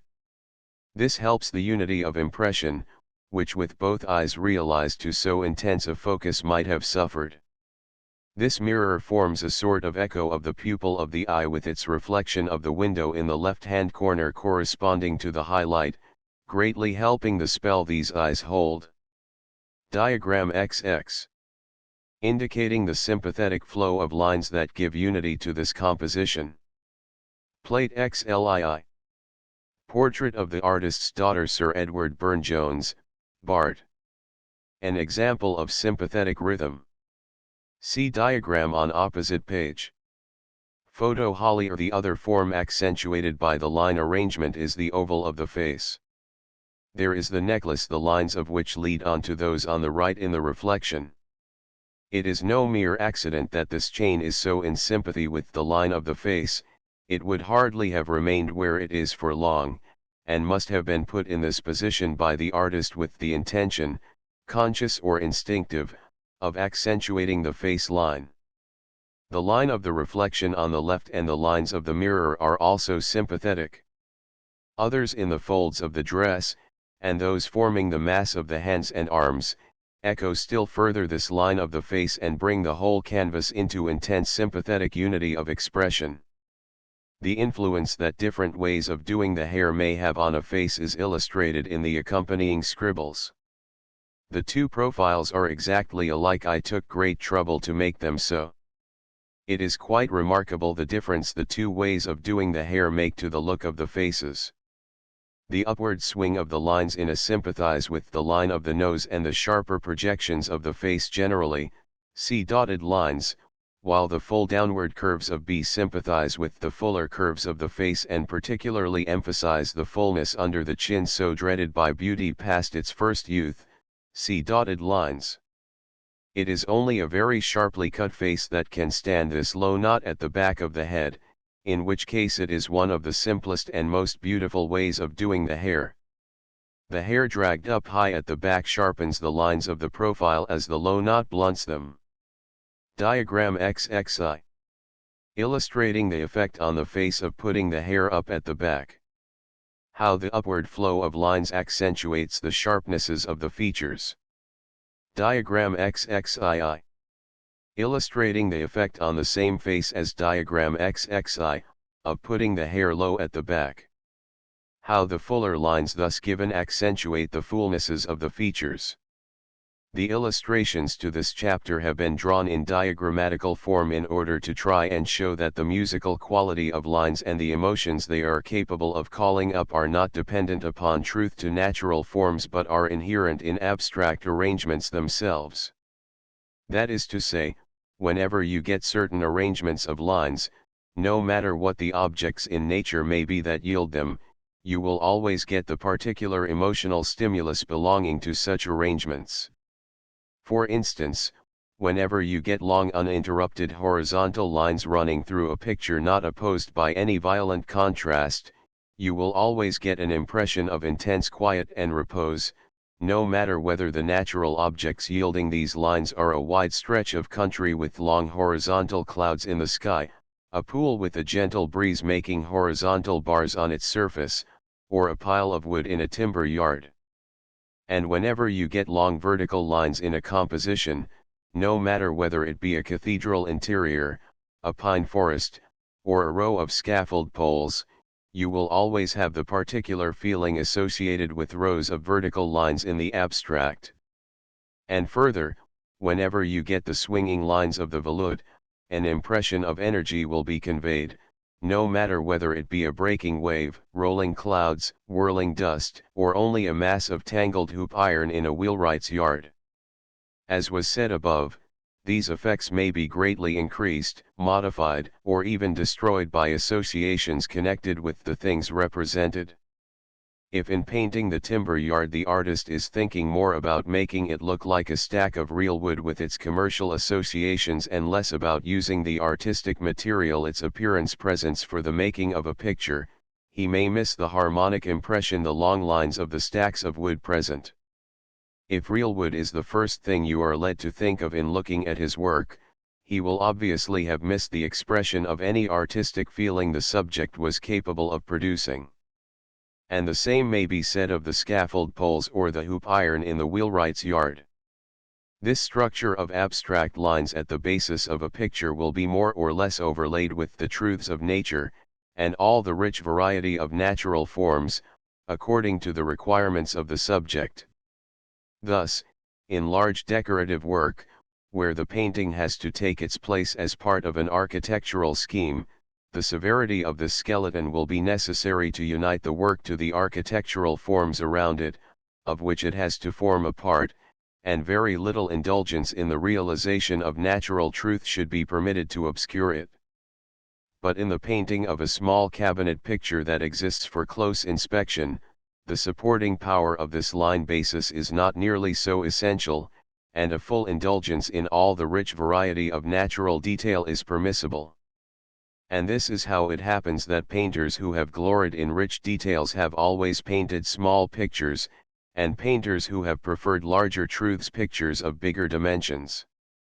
It sounds rather paradoxical to say the smaller the picture the more detail it should contain, and the larger the less, but it is nevertheless true.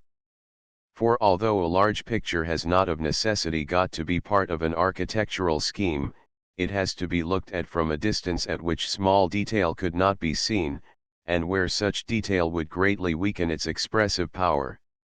And further, the small picture easily comes within the field of vision, and the whole impression can be readily grasped without the main lines being, as it were, underlined. But in a big picture one of the greatest difficulties is to get it to read simply, to strike the eye as one impression. its size making it difficult for it to be got comfortably within the field of vision. Every artifice has to be used to give it breadth of treatment, as it is called, and nothing interferes with this like detail. 13. Variety of mass. The masses that go to make up a picture have variety in their shape, their tone values, their edges, in texture or quality, and in gradation. Quite a formidable list, but each of these particulars has some rhythmic quality of its own about which it will be necessary to say a word. Variety of shape. As to variety of shape, many things that were said about lines apply equally to the spaces enclosed by them.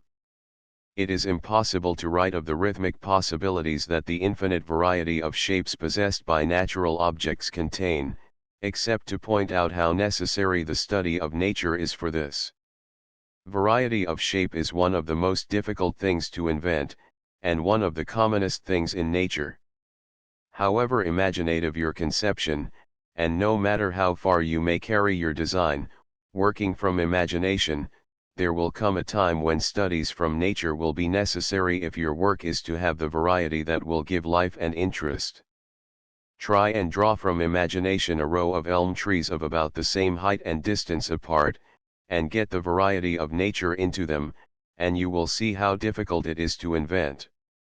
On examining your work you will probably discover 2 or 3 pet forms repeated, or there may be only one. Or try and draw some cumulus clouds from imagination, several groups of them across a sky, and you will find how often again you have repeated unconsciously the same forms. How tired one gets of the pet cloud or tree of a painter who does not often consult nature in his pictures. Nature is the great storehouse of variety.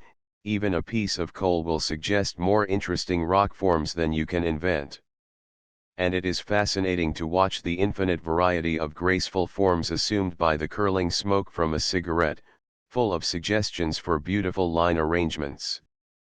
If this variety of form in your work is allowed to become excessive, it will overpower the unity of your conception. It is in the larger unity of your composition that the imaginative faculty will be wanted, and variety in your forms should always be subordinated to this idea. Nature does not so readily suggest a scheme of unity, for the simple reason that the first condition of your picture, the 4 bounding lines, does not exist in nature. You may get infinite suggestions for arrangements, and should always be on the lookout for them, but your imagination will have to relate them to the rigorous conditions of your 4 bounding lines, and nature does not help you much here. But when variety in the forms is wanted, she is preeminent, and it is never advisable to waste inventive power where it is so unnecessary. But although nature does not readily suggest a design fitting the conditions of a panel, her tendency is always towards unity of arrangement. If you take a bunch of flowers or leaves and haphazard stuff them into a vase of water, you will probably get a very chaotic arrangement. But if you leave it for some time and let nature have a chance, you will find that the leaves and flowers have arranged themselves much more harmoniously. And if you cut down one of a group of trees, what a harsh discordant gap is usually left, but in time nature will, by throwing a bough here and filling up a gap there, as far as possible rectify matters and bring all into unity again. I am prepared to be told this has nothing to do with beauty but is only the result of nature's attempts to seek for light and air. But whatever be the physical cause, the fact is the same, that nature's laws tend to pictorial unity of arrangement. Variety of tone values. It will be as well to try and explain what is meant by tone values. All the masses or tones, for the terms are often used interchangeably, that go to the making of a visual impression can be considered in relation to an imagined scale from white, to represent the lightest, to black, to represent the darkest tones. This scale of values does not refer to light and shade only, but light and shade, color, and the whole visual impression are considered as one mosaic of masses of different degrees of darkness or lightness. A dark object in strong light may be lighter than a white object in shadow, or the reverse. It will depend on the amount of reflected light. Color only matters insofar as it affects the position of the mass in this imagined scale of black and white. The correct observation of these tone values is a most important matter, and one of no little difficulty. The word tone is used in two senses, in the first place when referring to the individual masses as to their relations in the scale of tone values, and secondly when referring to the musical relationship of these values to a oneness of tone idea governing the whole impression. In very much the same way you might refer to a single note in music as a tone, and also to the tone of the whole orchestra. The word values always refers to the relationship of the individual masses or tones in our imagined scale from black to white. We say a picture is out of value or out of tone when some of the values are darker or lighter than our sense of harmony feels they should be, in the same way as we should say an instrument in an orchestra was out of tone or tune when it was higher or lower than our sense of harmony allowed. Tone is so intimately associated with the color of a picture that it is a little difficult to treat of it apart, and it is often used in a sense to include color in speaking of the general tone. We say it has a warm tone or a cold tone. There is a particular rhythmic beauty about a well-ordered arrangement of tone values that is a very important part of pictorial design. This music of tone has been present in art in a rudimentary way since the earliest time, but has recently received a much greater amount of attention, and much new light on the subject has been given by the Impressionist movement and the study of the art of China and Japan, which is nearly always very beautiful in this respect. This quality of tone music is most dominant when the masses are large and simple, when the contemplation of them is not disturbed by much variety, and they have little variation of texture and gradation. A slight mist will often improve the tone of a landscape for this reason. It simplifies the tones, masses them together, obliterating many smaller varieties. I have even heard of the tone of a picture being improved by such a mist scrambled or glazed over it. Plates Liene. Monte Solaro Capri study on brown paper in charcoal and white chalk. The powder on a lady's face, when not overdone, is an improvement for the same reason. It simplifies the tones by destroying the distressing shining lights that were cutting up the masses, and it also destroys a large amount of half-tone, broadening the lights almost up to the commencement of the shadows.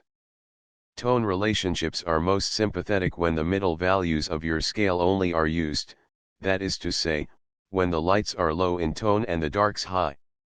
They are most dramatic and intense when the contrasts are great and the jumps from dark to light sudden.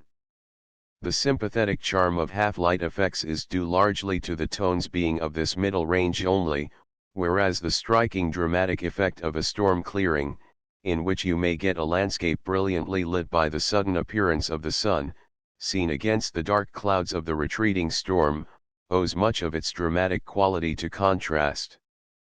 The strong contrasts of tone values coupled with the strong color contrast between the warm sunlit land and the cold angry blue of the storm, gives such a scene much dramatic effect and power.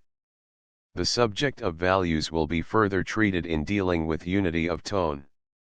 Variety in quality and texture. Variety in quality and nature is almost too subtle to write about with any prospect of being understood.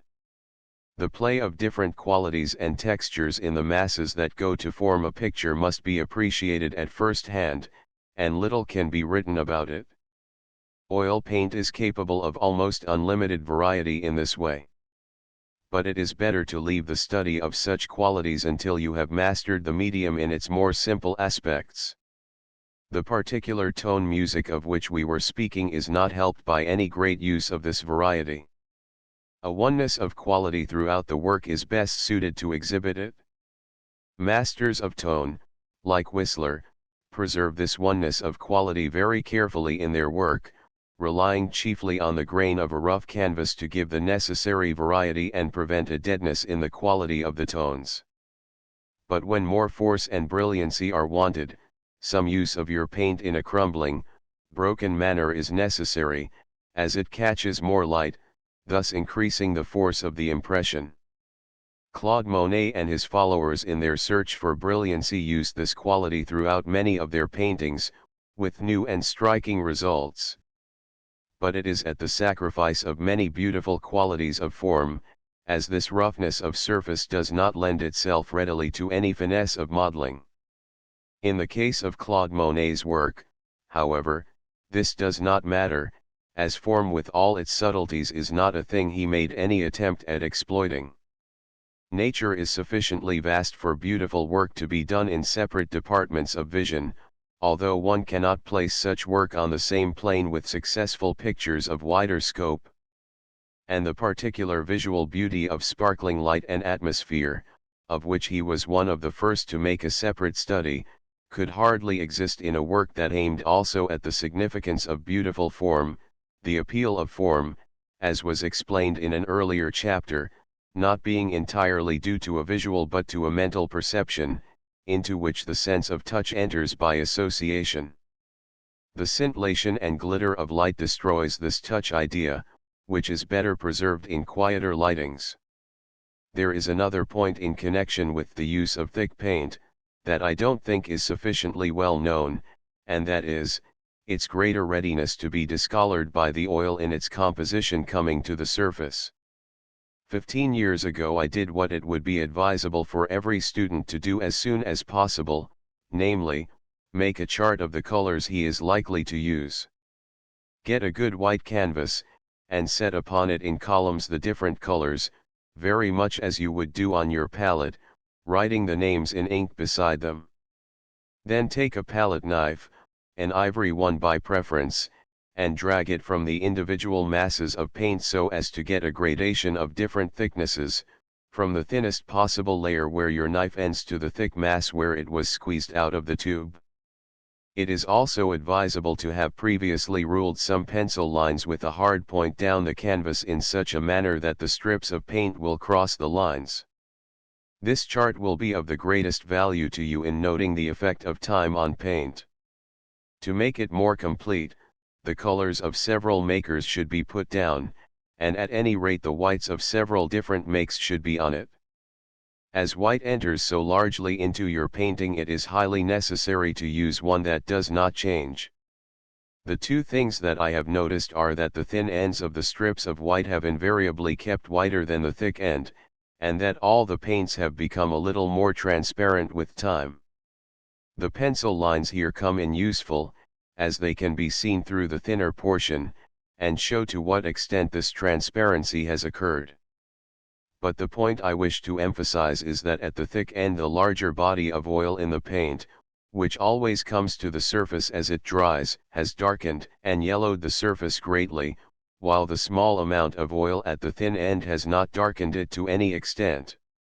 Claude Monet evidently knew this, and got over the difficulty by painting on an absorbent canvas, which sucks the surplus oil out from below and thus prevents its coming to the surface and discoloring the work in time.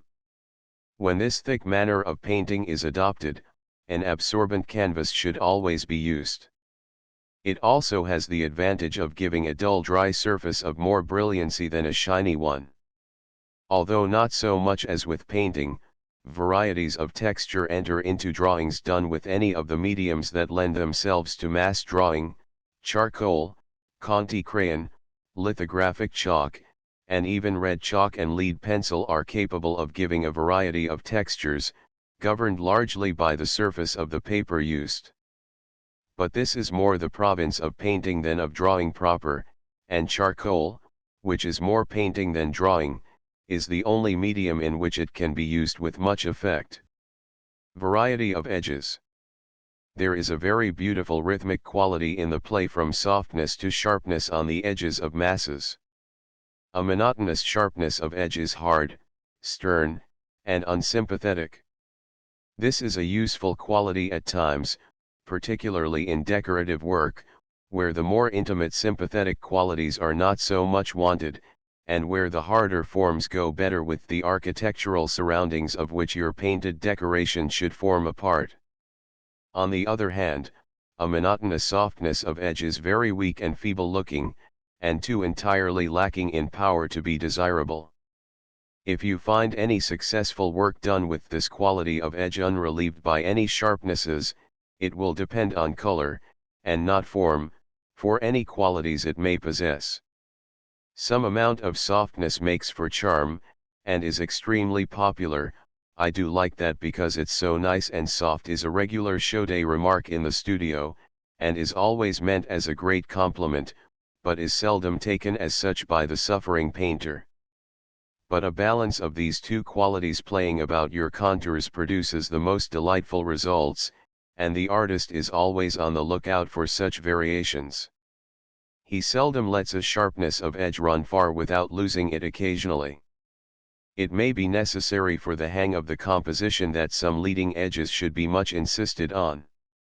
But even here a monotonous sharpness is too dead a thing, and although a firmness of run will be allowed to be felt, subtle variations will be introduced to prevent deadness.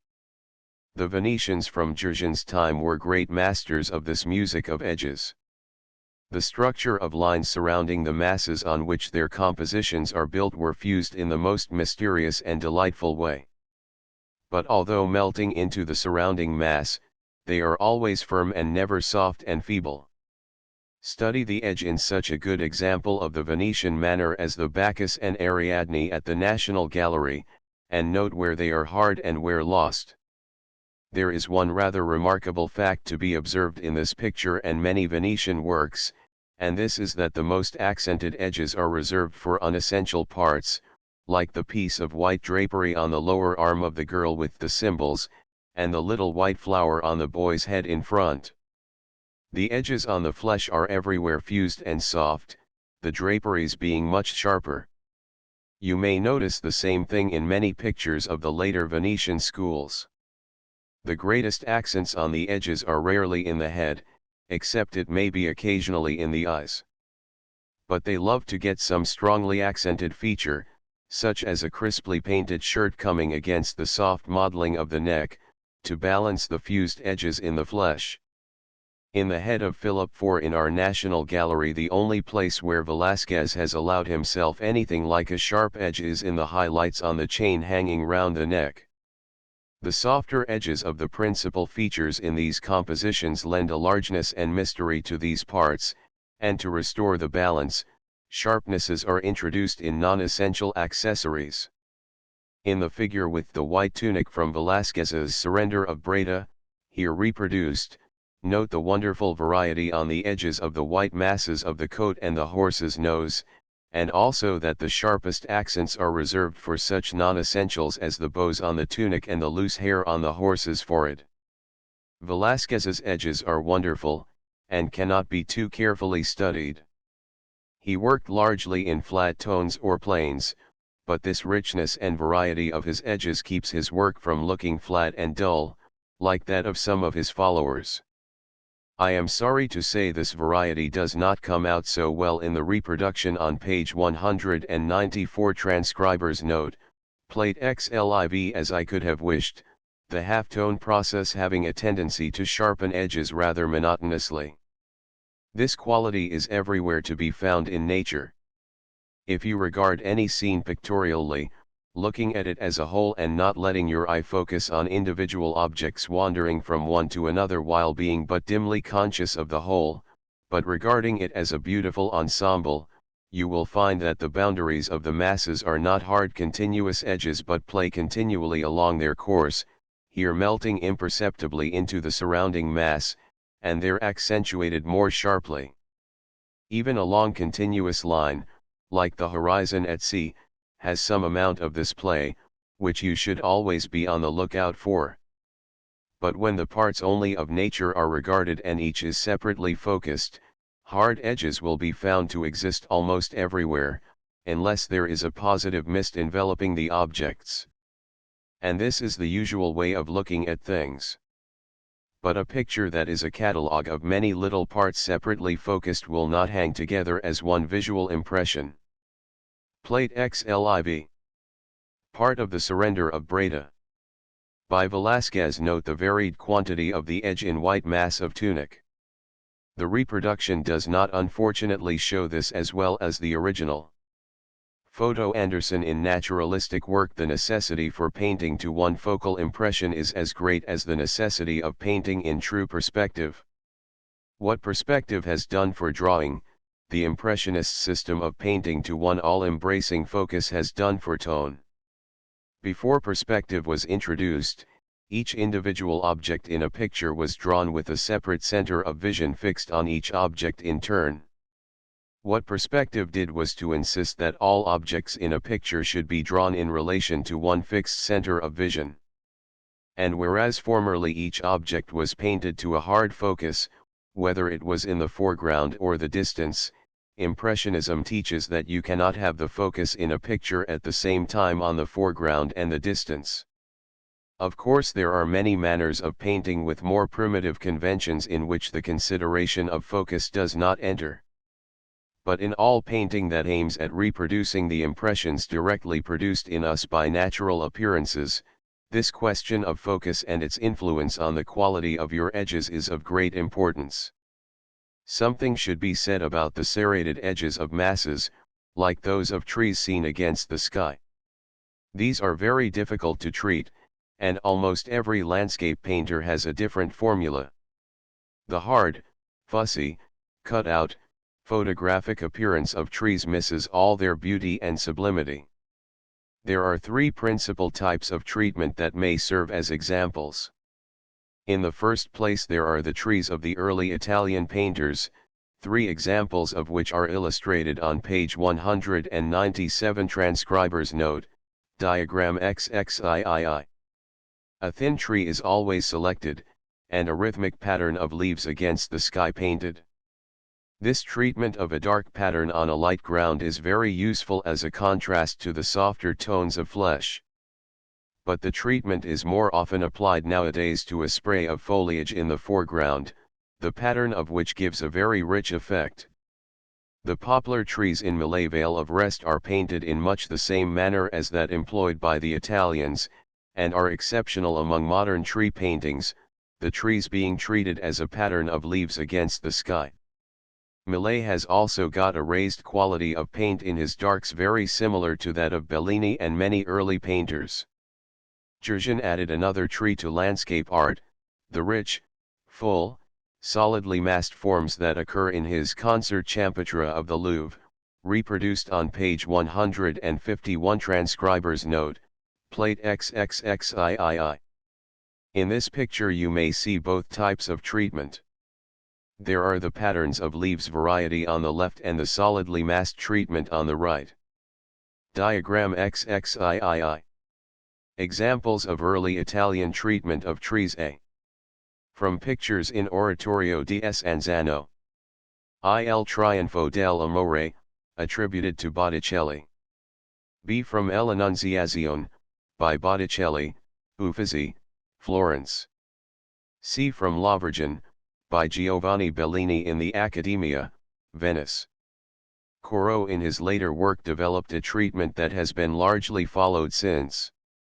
Looking at trees with a very wide focus, he ignored individual leaves, and resolved them into masses of tone, here lost and here found more sharply against the sky.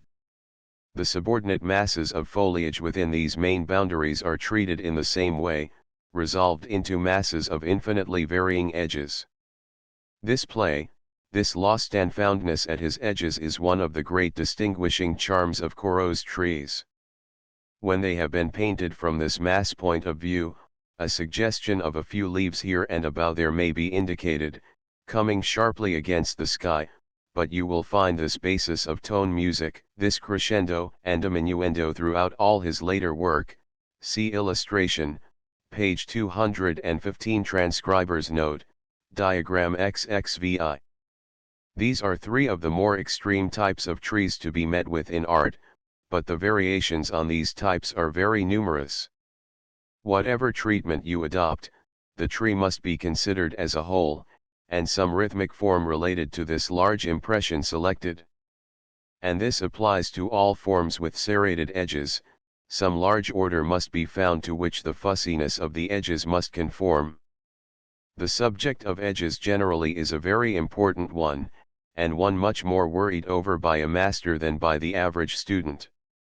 It is interesting to note how all the great painters have begun with a hard manner, with edges of little variety, from which they have gradually developed a looser manner, learning to master the difficulties of design that hard contours insist on your facing, and only when this is thoroughly mastered letting themselves develop freely this play on the edges, this looser handling.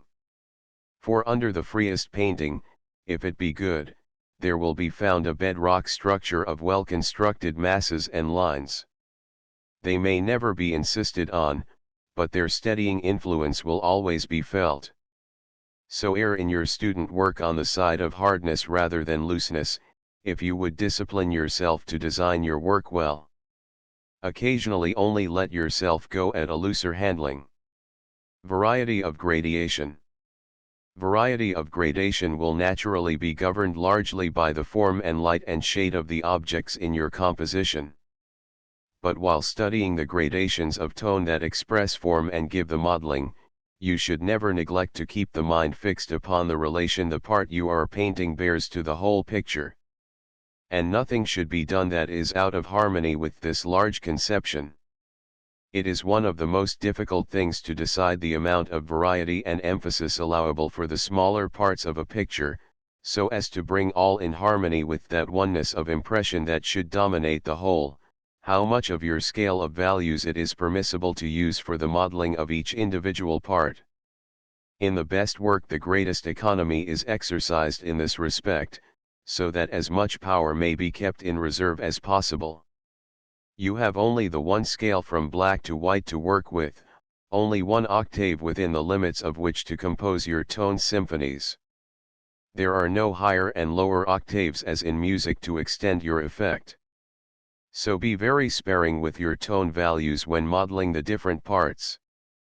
14. Unity of mass. What has been said about unity of line applies obviously to the outlines bounding the masses, so that we need not say anything further on that subject. The particular quality of which something should be said, is the unity that is given to a picture by means of a well-arranged and rhythmically considered scheme of tone values. The modifications in the relative tone values of objects seen under different aspects of light and atmosphere are infinite and ever varying, and this is quite a special study in itself. Nature is the great teacher here, her tone arrangements always possessing unity. How kind to the eye is her attempt to cover the ugliness of our great towns in an envelope of atmosphere, giving the most wonderful tone symphonies, thus using man's desecration of her air by smoke to cover up his other desecration of her countryside, a manufacturing town. This study of values is a distinguishing feature of modern art.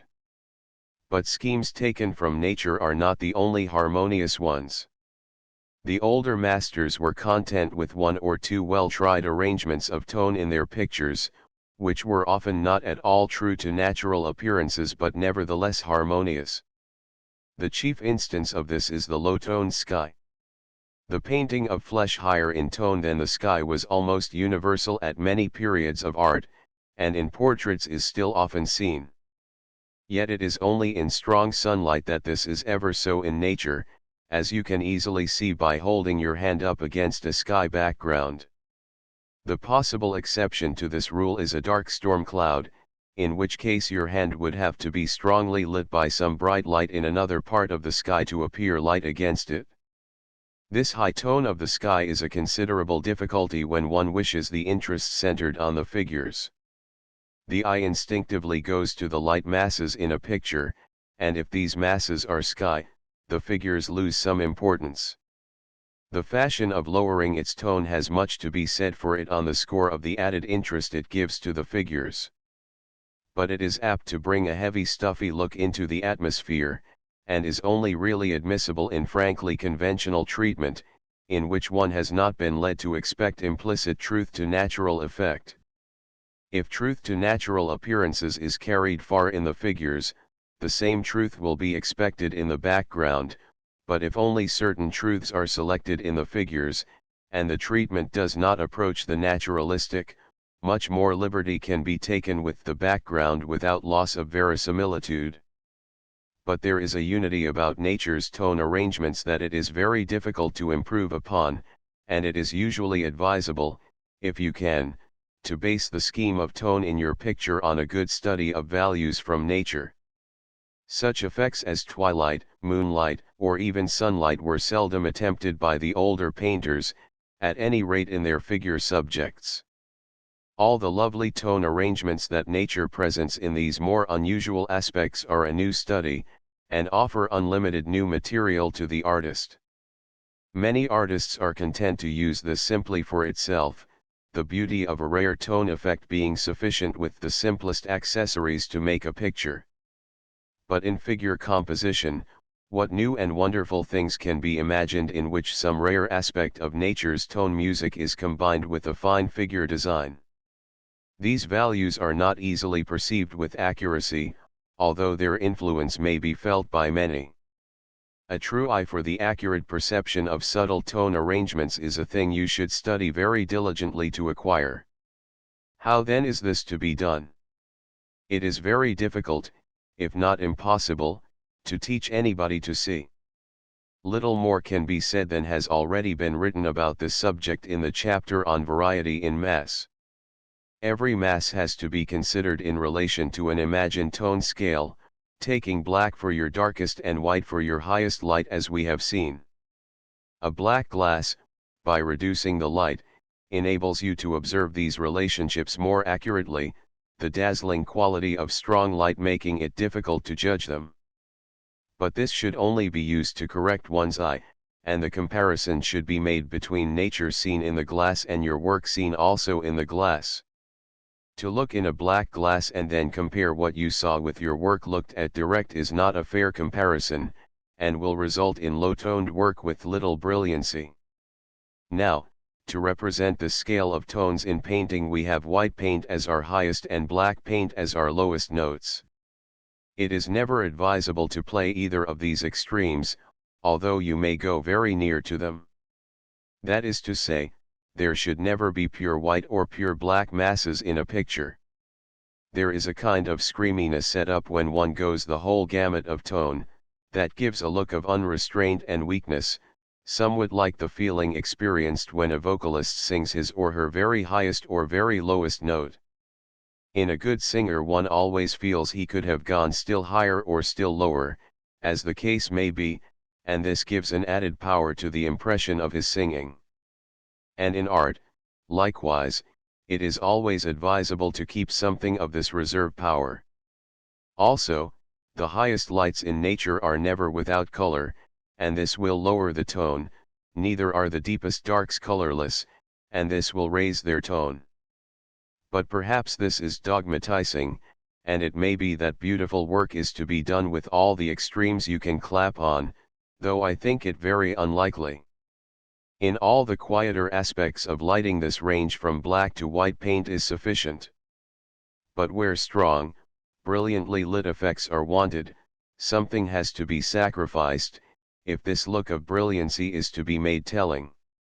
In order to increase the relationship between some of the tones others must be sacrificed. There are two ways of doing this.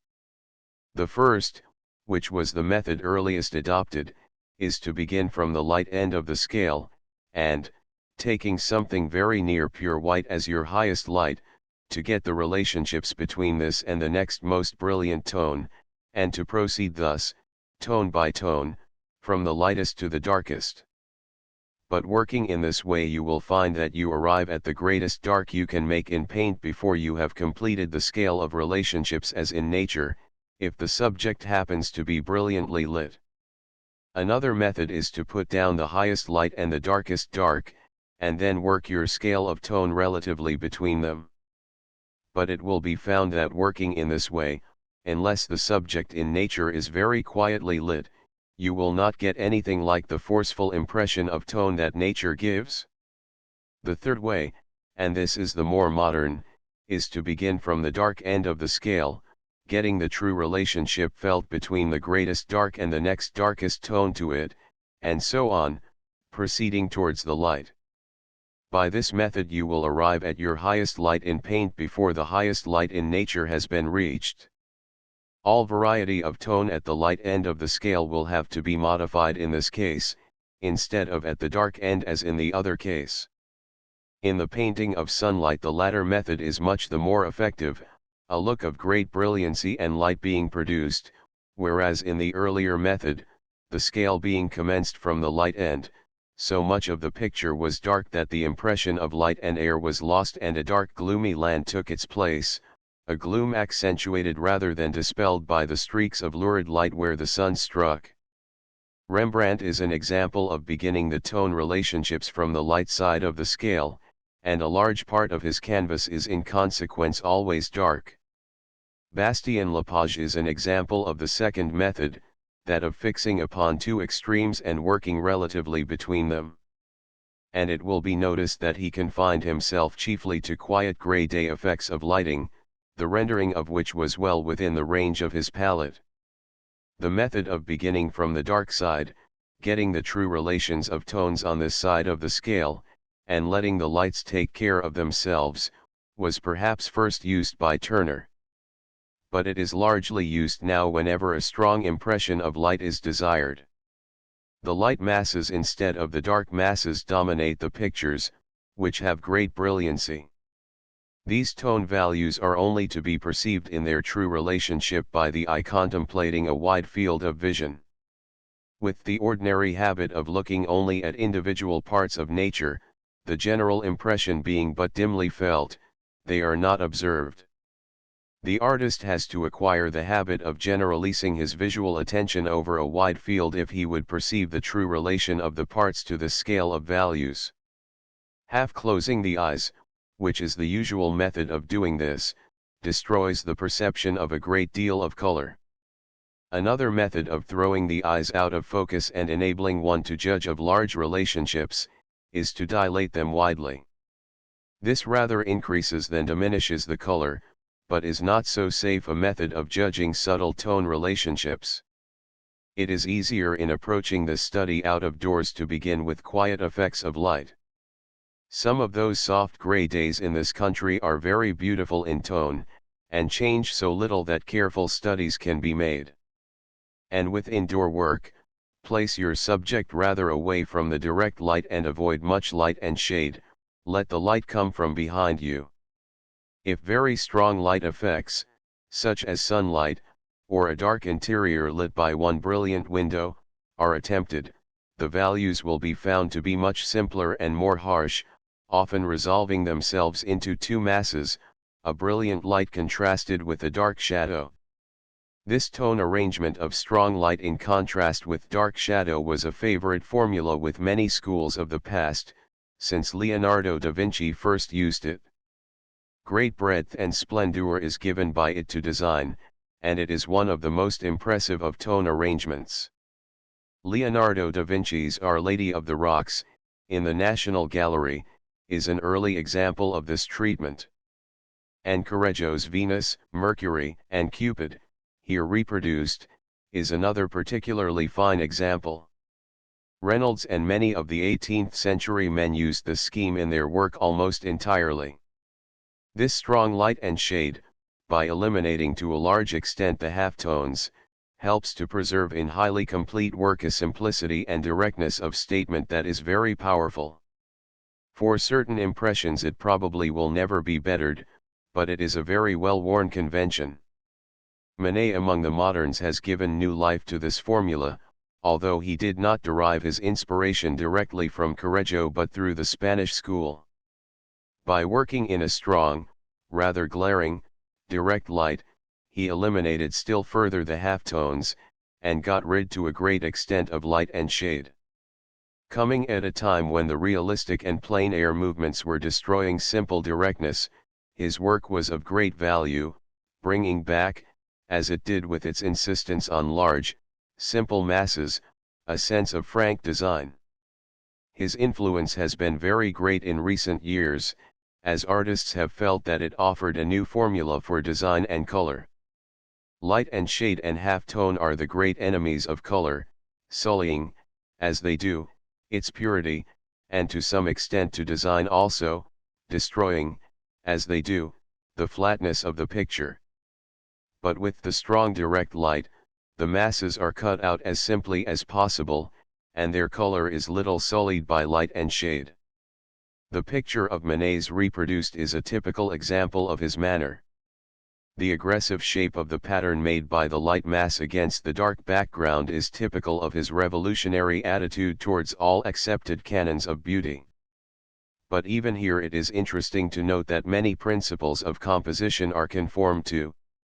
The design is united to its boundaries by the horizontal line of the couch and the vertical line of the screen at the back, while the whole swing hangs on the diagonal from top left-hand corner to right, lower corner, to which the strongly marked edge of the bedclothes and pillow at the bottom of the picture is parallel. Plate XLV. Correggio. Venus. Mercury, and Cupid, National Gallery, a fine example of one of the most effective tone arrangements, a brilliantly lit, richly modeled light mass on a dark background. Photo Hanfstaengl. Large flat tones give a power and simplicity to a design, and a largeness and breadth of expression that are very valuable, besides showing up every little variety in the values used for your modeling, and thus enabling you to model with the least expenditure of tones. Whatever richness of variation you may ultimately desire to add to your values, see to it that in planning your picture you get a good basic structure of simply designed, and as far as possible flat, tones. In speaking of variety in mass, we saw how the nearer these tones are in the scale of values, the more reserved and quiet the impression created, and the further apart or greater the contrast, the more dramatic and intense the effect. And the sentiment of tone in a picture, like the sentiment of line and color, should be in harmony with the nature of your subject. Generally speaking, more variety of tone and shape in the masses of your composition is permissible when a smaller range of values is used than when your subject demands strong contrasts. When strong contrasts of tone, or what are called black and white effects, are desired, the masses must be very simply designed.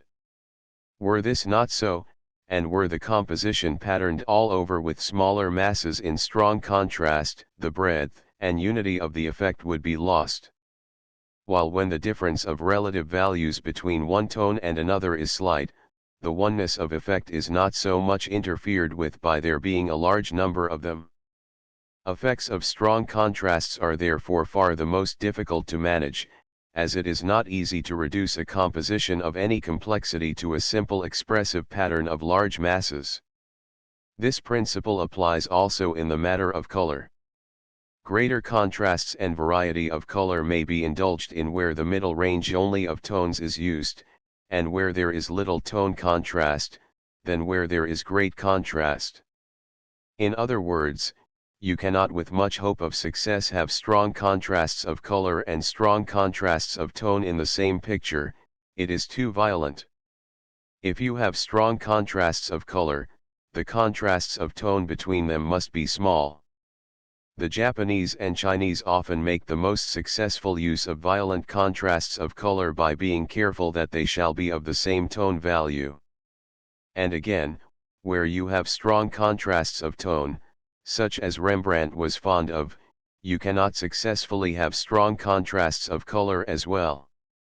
Reynolds, who was fond both of color and strong tone contrast, had to compromise, as he tells us in his lectures, by making the shadows all the same brown color, to keep a harmony in his work. Plate XLVI. Olympia. Manet, Louvre, a further development of the composition formula illustrated by Correggio's Venus. Added force is given by lighting with low direct light elimination halftones. Photo Nureddin. There is some analogy between straight lines and flat tones, and curved lines and gradated tones. And a great deal that was said about the rhythmic significance of these lines will apply equally well here. What was said about long vertical and horizontal lines conveying a look of repose and touching the serious emotional notes, can be said of large flat tones. The feeling of infinity suggested by a wide blue sky without a cloud, seen above a wide bare plain, is an obvious instance of this. And for the same harmonic cause, a calm evening has so peaceful and infinite an expression. The waning light darkens the land and increases the contrast between it and the sky, with the result that all the landscape towards the west is reduced to practically one dark tone, cutting sharply against the wide light of the sky. And the graceful charm of curved lines swinging in harmonious rhythm through a composition has its analogy in gradated tones. Watteau and Gainsborough, those masters of charm, knew this, and in their most alluring compositions the tone music is founded on a principle of tone gradations, swinging and interlacing with each other in harmonious rhythm throughout the composition. Large, flat tones, with their more thoughtful associations, are out of place here, and are seldom if ever used. In their work we see a world where the saddening influences of profound thought and its expression are far away. No deeper notes are allowed to mar the gaiety of this holiday world. Watteau created a dream country of his own, in which a tired humanity has delighted ever since, in which all serious thoughts are far away and the mind takes refreshment in the contemplation of delightful things. And a great deal of this charm is due to the pretty play from a crescendo to a diminuendo in the tone values on which his compositions are based, so far removed from the simple structure of flat masses to which more primitive and austere art owes its power. Diagram XXIV. Showing the principle on which the mass or tone rhythm of the composition reproduced on the opposite page is arranged. Plates Laii. L'embarquement pour Scythier. Watteau, Louvre, a typical example of composition founded on gradated tones. See analysis on opposite page. Photo Hanfstaengl. But Watteau's great accomplishment was in doing this without degenerating into feeble prettiness, and this he did by an insistence on character in his figures, particularly his men. His draperies also are always beautifully drawn and full of variety, never feeble and characterless. The landscape backgrounds are much more lacking in this respect, nothing ever happened there, no storms have ever bent his graceful tree trunks, and the incessant gradations might easily become wearisome. But possibly the charm in which we delight would be lost, did the landscape possess more character. At any rate there is enough in the figures to prevent any sickly prettiness, although I think if you removed the figures the landscape would not be tolerable. But the followers of Watteau seized upon the prettiness and gradually got out of touch with the character, and if you compare Boucher's heads, particularly his men's heads, with Watteau's you may see how much has been lost. The following are three examples of this gradated tone composition. See pages 210. Transcriber's note, diagram XXIV, 213. Transcriber's note, diagram XXV, 215. Transcriber's note, diagram XXVI. Watteau, Embarquement pour l'Île de Scythier. This is a typical Watteau composition, founded on a rhythmic play of gradated tones and gradated edges. Flat tones and hard edges are avoided. Beginning at the center of the top with a strongly accented note of contrast, the dark tone of the mass of trees gradates into the ground and on past the lower right-hand corner across the front of the picture, until, when nearing the lower left-hand corner, it reverses the process and from dark to light begins gradating light to dark, ending somewhat sharply against the sky in the rock form to the left. The rich play of tone that is introduced in the trees and ground, and sea, blinds one at first to the perception of this larger tone motive, but without it the rich variety would not hold together. Roughly speaking, the whole of this dark frame of tones from the accented point of the trees at the top to the mass of the rock on the left, may be said to gradate away into the distance, cut into by the wedge-shaped middle tone of the hills leading to the horizon. Breaking across this is a graceful line of figures, beginning on the left where the mass of rock is broken by the little flight of cupids, and continuing across the picture until it is brought up sharply by the light figure under the trees on the right. Note the pretty clatter of spots this line of figures brings across the picture, introducing light spots into the darker masses, ending up with the strongly accented light spot of the figure on the right, and dark spots into the lighter masses, ending up with the figures of the cupids dark against the sky. Steadying influences in all this flux of tone are introduced by the vertical accent of the tree stem and statue in the dark mass on the right, by the horizontal line of the distance on the left, the outline of the ground in the front, and the straight staffs held by some of the figures. In the charcoal scribble illustrating this composition, I have tried carefully to avoid any drawing in the figures or trees to show how the tone music depends not so much on truth to natural appearances as on the abstract arrangement of tone values and their rhythmic play. Diagram XXV. Showing the principle on which the mass or tone rhythm is arranged in Turner's picture in the National Gallery of British Art, Ulysses deriding Polyphemus. Of course, nature contains every conceivable variety of tone music, but it is not to be found by unintelligent copying except in rare accidents.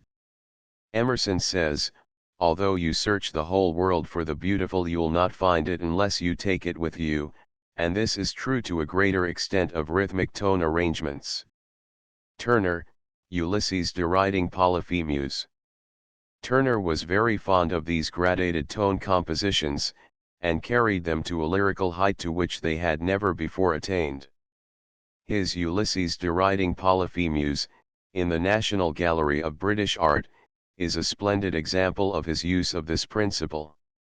A great unity of expression is given by bringing the greatest dark and light together in sharp contrast, as is done in this picture by the dark rocks and ships' prows coming against the rising sun. From this point the dark and light masses gradate in different directions until they merge above the ship's sails. These sails cut sharply into the dark mass as the rocks and ship on the extreme right cut sharply into the light mass.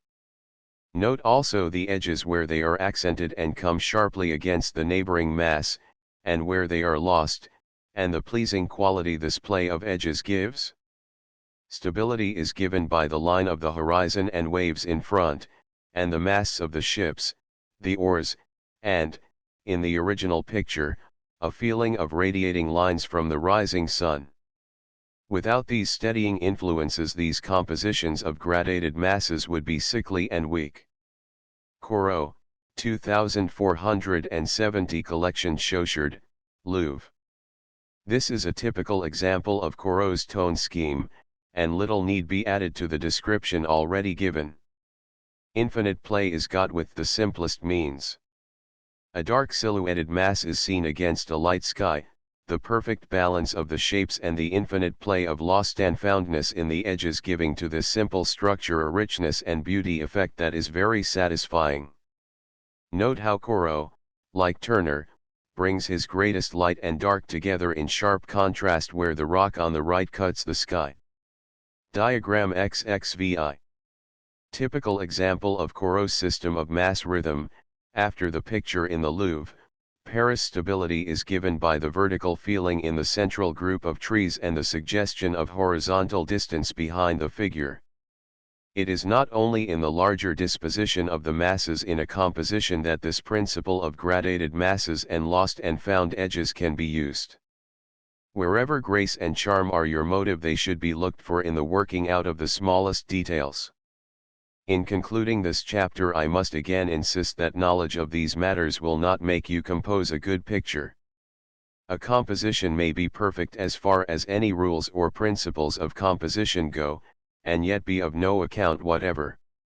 The life-giving quality in art always defies analysis and refuses to be tabulated in any formula. This vital quality in drawing and composition must come from the individual artist himself, and nobody can help him much here. He must ever be on the lookout for those visions his imagination stirs within him, and endeavor, however haltingly at first, to give them some sincere expression. Try always when your mind is filled with some pictorial idea to get something put down, a mere fumbled expression possibly, but it may contain the germ. Later on the same idea may occur to you again, only it will be less vague this time, and a process of development will have taken place. It may be years before it takes sufficiently definite shape to justify a picture. The process of germination in the mind is a slow one. but try and acquire the habit of making some record of what pictorial ideas pass in the mind, and don't wait until you can draw and paint well to begin. Qualities of drawing and painting don't matter a bit here, it is the sensation, the feeling for the picture, that is everything. If knowledge of the rhythmic properties of lines and masses will not enable you to compose a fine picture, you may well ask what is their use. There may be those to whom they are of no use. Their artistic instincts are sufficiently strong to need no direction. But such natures are rare, and it is doubtful if they ever go far, while many a painter might be saved a lot of worry over something in his picture that won't come did he but know more of the principle of pictorial design his work is transgressing. I feel certain that the old painters, like the Venetians, were far more systematic and had far more hard and fast principles of design than ourselves.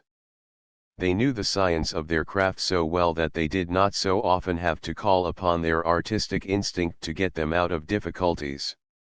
Their artistic instinct was free to attend to higher things, their knowledge of the science of picture making keeping them from many petty mistakes that a modern artist falls into. The desire of so many artists in these days to cut loose from tradition and start all over again puts a very severe strain upon their intuitive faculties, and keeps them occupied correcting things that more knowledge of some of the fundamental principles that don't really alter and that are the same in all schools would have saved them.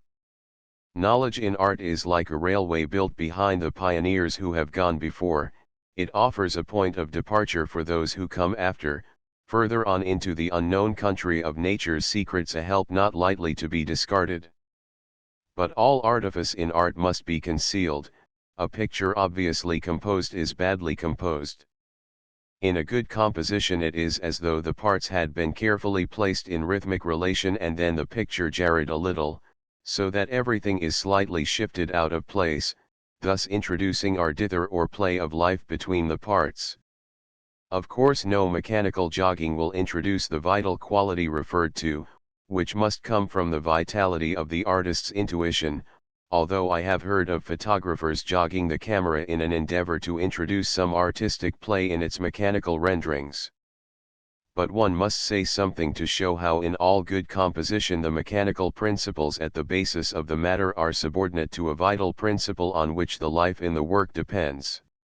This concealment of all artifice, this artlessness and spontaneity of appearance, is one of the greatest qualities in a composition, any analysis of which is futile.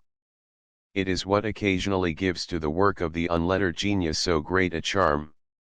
But the artist in whom the true spark has not been quenched by worldly success or other enervating influence, keeps the secret of this freshness right on, the culture of his student days being used only to give it splendor of expression, but never to stifle or suppress its native charm.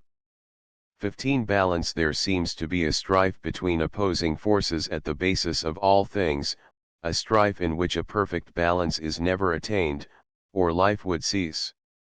The worlds are kept on their courses by such opposing forces, the perfect equilibrium never being found, and so the vitalizing movement is kept up. States are held together on the same principle, no state seeming able to preserve a balance for long. New forces arise, the balance is upset, and the state totters until a new equilibrium has been found. It would seem, however, to be the aim of life to strive after balance, any violent deviation from which is accompanied by calamity.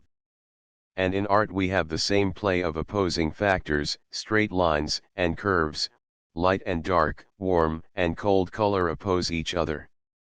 Were the balance between them perfect, the result would be dull and dead.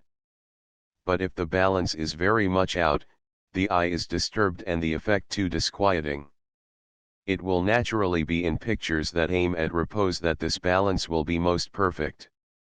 In more exciting subjects less will be necessary, but some amount should exist in every picture, no matter how turbulent its motive, as in good tragedy the horror of the situation is never allowed to overbalance the beauty of the treatment.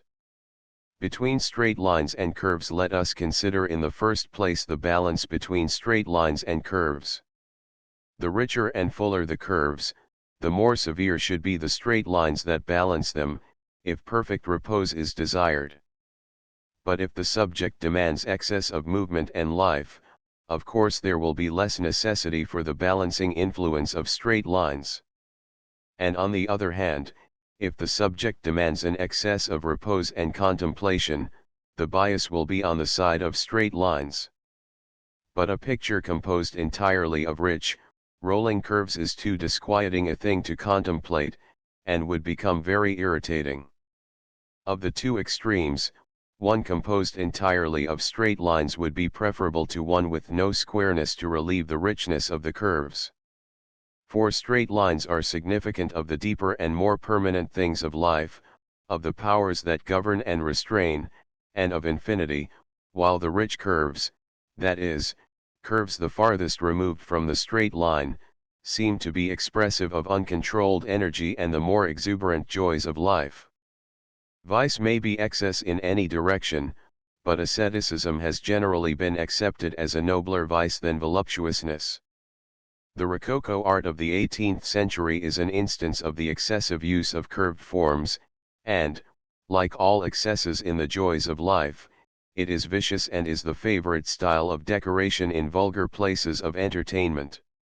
The excessive use of straight lines and square forms may be seen in some ancient Egyptian architecture, but this severity was originally, no doubt, softened by the use of color, and in any case it is nobler and finer than the vicious cleverness of Rococo art. We have seen how the Greeks balanced the straight lines of their architectural forms with the rich lines of the sculpture which they used so lavishly on their temples.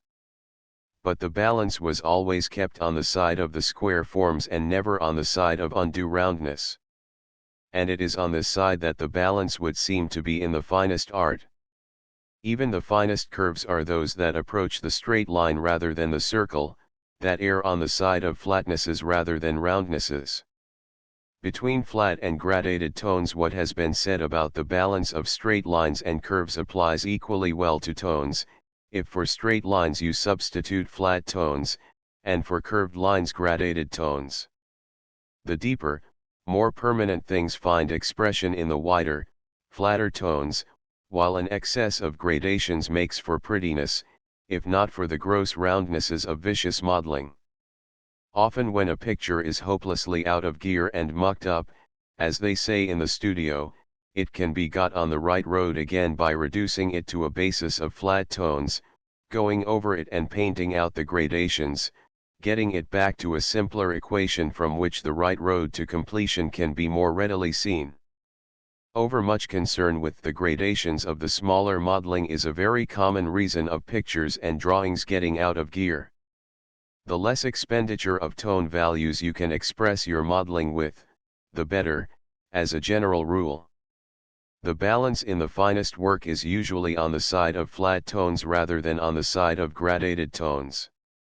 Work that errs on the side of gradations, like that of Grotti, however popular its appeal, is much poorer stuff than work that errs on the side of flatness in tone, like Giotto and the Italian primitives, or Piovista Chavins among the moderns. Between light and dark tones. There is a balance of tone set up also between light and dark, between black and white in the scale of tone.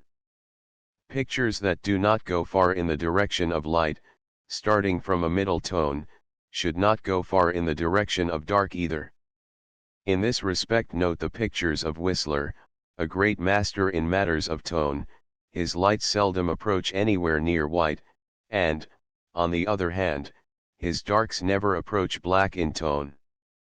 When the highest lights are low in tone, the darkest darks should be high in tone. Painters like Rembrandt, whose pictures when fresh must have approached very near white in the high lights, also approach black in the darks, and nearer our own time, Frank Hall forced the whites of his pictures very high and correspondingly the darks were very heavy. And when this balance is kept there is a rightness about it that is instinctively felt. We do not mean that the amount of light tones in a picture should be balanced by the amount of dark tones, but that there should be some balance between the extremes of light and dark used in the tone scheme of a picture. The old rule was, I believe, that a picture should be 2/3 light and 1/3 dark. But I do not think there is any rule to be observed here, there are too many exceptions, and no mention is made of halftones. Like all so-called laws in art, this rule is capable of many apparent exceptions. There is the white picture in which all the tones are high. But in some of the most successful of these you will generally find spots of intensely dark pigment. Turner was fond of these light pictures in his later manner, but he usually put in some dark spot, such as the black gondolas in some of his Venetian pictures, that illustrate the law of balance we are speaking of, and are usually put in excessively dark in proportion as the rest of the picture is excessively light. The successful one-tone pictures are generally painted in the middle tones, and thus do not in any way contradict our principle of balance between warm and cold colors. One is tempted at this point to wander a little into the province of color, where the principle of balance of which we are speaking is much felt, the scale here being between warm and cold colors. If you divide the solar spectrum roughly into half, you will have the reds, oranges, and yellows on one side, and the purples, blues, and greens on the other, the former being roughly the warm and the latter the cold colors. The clever manipulation of the opposition between these warm and cold colors is one of the chief means used in giving vitality to coloring. But the point to notice here is that the further your coloring goes in the direction of warmth, the further it will be necessary to go in the opposite direction, to right the balance. That is how it comes about that painters like Titian, who loved a warm, glowing, golden coloring, so often had to put a mass of the coldest blue in their pictures. Gainsborough's Blue Boy, although done in defiance of Reynolds' principle, is no contradiction of our rule, for although the boy has a blue dress all the rest of the picture is warm brown and so the balance is kept. It is the failure to observe this balance that makes so many of the red-coated huntsmen and soldiers' portraits in our exhibitions so objectionable. They are too often painted on a dark, hot, burnt sienna and black background, with nothing but warm colors in the flesh, and with the result that the screaming heat is intolerable. With a hot mass of red like a huntsman's coat in your picture, the coolest color should be looked for everywhere else. Seen in a November landscape, how well a huntsman's coat looks, but then, how cold and gray is the coloring of the landscape. The right thing to do is to support your red with as many cool and neutral tones as possible and avoid hot shadows. With so strong a red, blue might be too much of a contrast, unless your canvas was large enough to admit of its being introduced at some distance from the red. Most painters, of course, are content to keep to middle courses, never going very far in the warm or cold directions. And, undoubtedly, much more freedom of action is possible here, although the results may not be so powerful. But when beauty and refinement of sentiment rather than force are desired, the middle range of coloring, that is to say, all colors partly neutralized by admixture with their opposites, is much safer. Between interest and mass, there is another form of balance that must be, although it is connected more with the subject matter of art, as it concerns the mental significance of objects rather than rhythmic qualities possessed by lines and masses, I refer to the balance there is between interest and mass. The all-absorbing interest of the human figure makes it often, when quite minute in scale, balance the weight and interest of a great mass. Diagram XXVII is a rough instance of what is meant. Without the little figure the composition would be out of balance. But the weight of interest centered upon that lonely little person is enough to right the balance occasioned by the great mass of trees on the left. Figures are largely used by landscape painters in this way, and are of great use in restoring balance in a picture. Diagram XXVII. Illustrating how interest may balance mass between variety and unity. And lastly, there must be a balance struck between variety and unity. A great deal has already been said about this, and it will only be necessary to recapitulate here that to variety is due all the expression or the picturesque, of the joyous energy of life, and all that makes the world such a delightful place, but that to unity belongs the relating of this variety to the underlying bedrock principles that support it in nature and in all good art. It will depend on the nature of the artist and on the nature of his theme how far this underlying unity will dominate the expression in his work, and how far it will be overlaid and hidden behind a rich garment of variety. But both ideas must be considered in his work. If the unity of his conception is allowed to exclude variety entirely, it will result in a dead abstraction, and if the variety is to be allowed none of the restraining influences of unity, it will develop into a riotous extravagance. 16. Rhythm, proportion rules and canons of proportion designed to reduce to a mathematical formula the things that move us in beautiful objects, have not been a great success. The beautiful will always defy such clumsy analysis. But however true it is that beauty of proportion must ever be the result of the finer senses of the artist, it is possible that canons of proportion, such as those of the human body, may be of service to the artist by offering some standard from which he can depart at the dictates of his artistic instinct. There appears to be no doubt that the ancient sculptors used some such system, and many of the Renaissance painters were interested in the subject, Leonardo da Vinci having much to say about it in his book. Like all scientific knowledge in art, it fails to trap the elusive something that is the vital essence of the whole matter, but such scientific knowledge does help to bring one's work up to a high point of mechanical perfection, from which one's artistic instinct can soar with a better chance of success than if no scientific scaffolding had been used in the initial building up. Yet, however perfect your system, don't forget that the life, the dither, will still have to be accounted for, and no science will help you here. The idea that certain mathematical proportions or relationships underlie the phenomena we call beauty is very ancient, and too abstruse to trouble us here. But undoubtedly proportion, the quantitative relation of the parts to each other and to the whole, forms a very important part in the impression works of art and objects give us, and should be a subject of the greatest consideration in planning your work.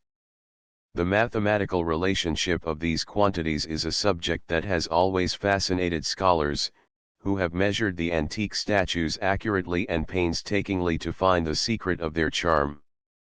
Science, by showing that different sounds and different colors are produced by waves of different lengths, and that therefore different colors and sounds can be expressed in terms of numbers, has certainly opened the door to a new consideration of the subject of beauty in relation to mathematics.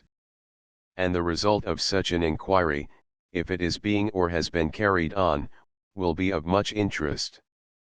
But there is something chilling to the artist in an array of dead figures, for he has a consciousness that the life of the whole matter will never be captured by such mechanical means.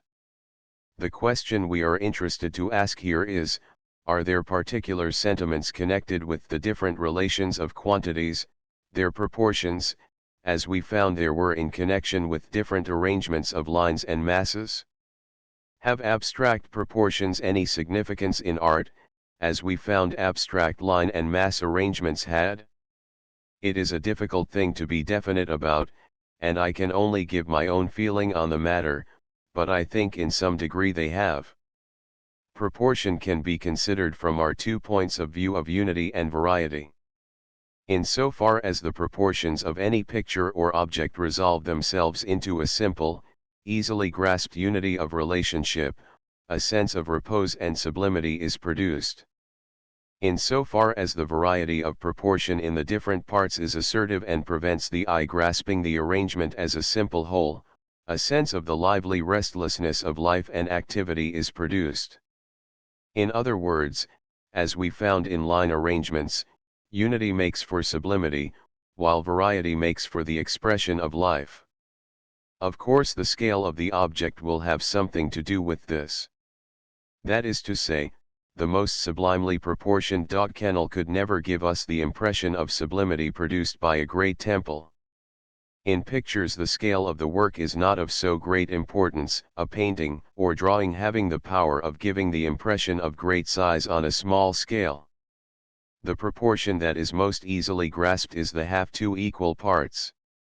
This is the most devoid of variety, and therefore of life, and is only used when an effect of great repose and aloofness from life is wanted, and even then, never without some variety in the minor parts to give vitality.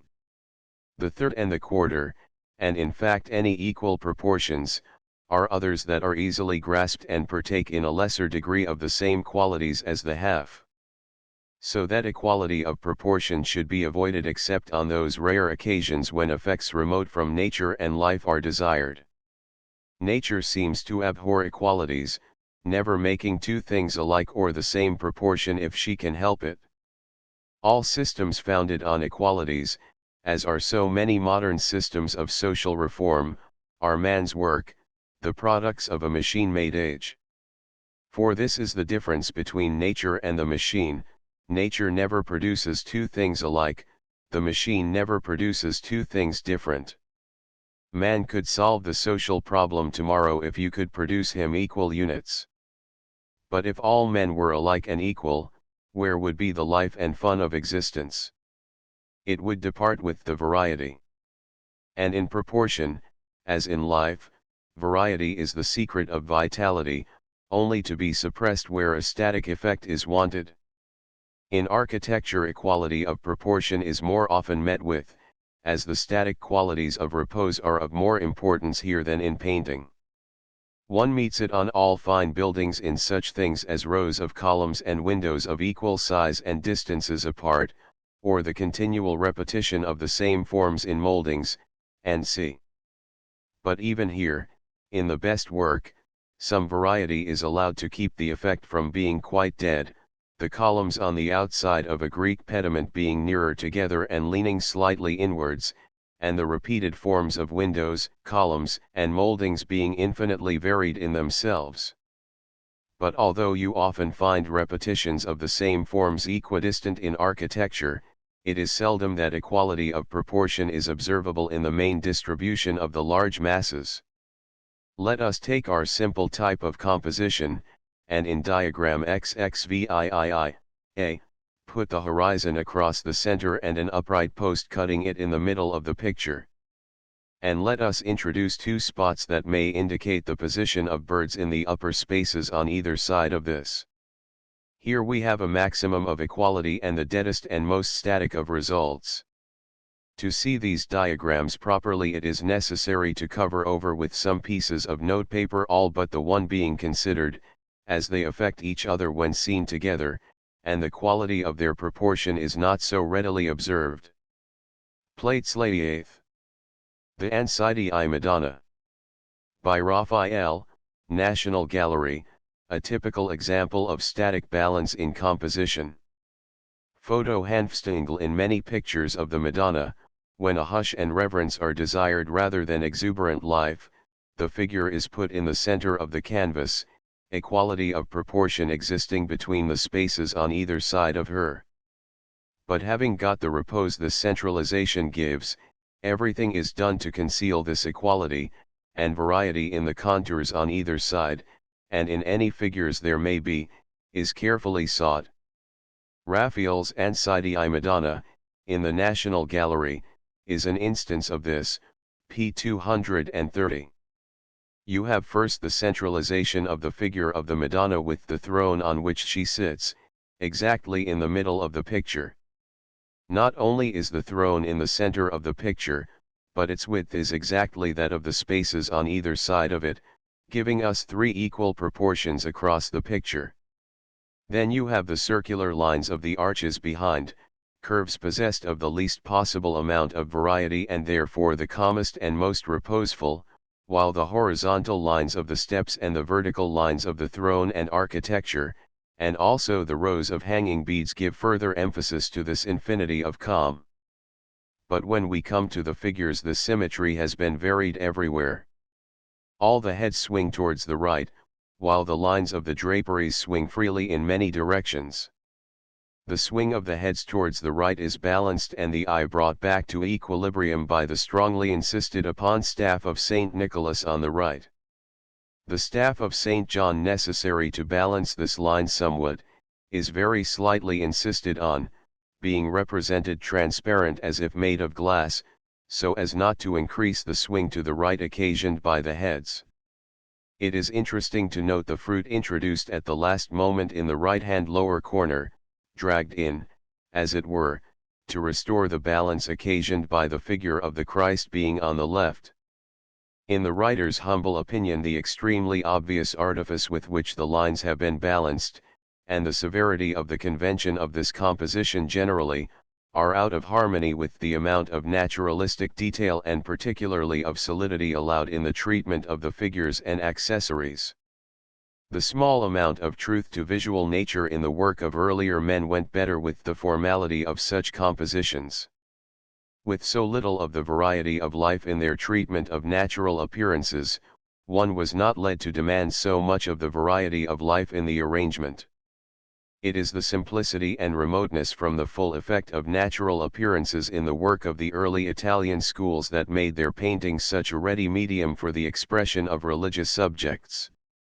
This atmosphere of otherworldliness, where the music of line and color was uninterrupted by any aggressive look of real things, is a better convention for the expression of such ideas and emotions.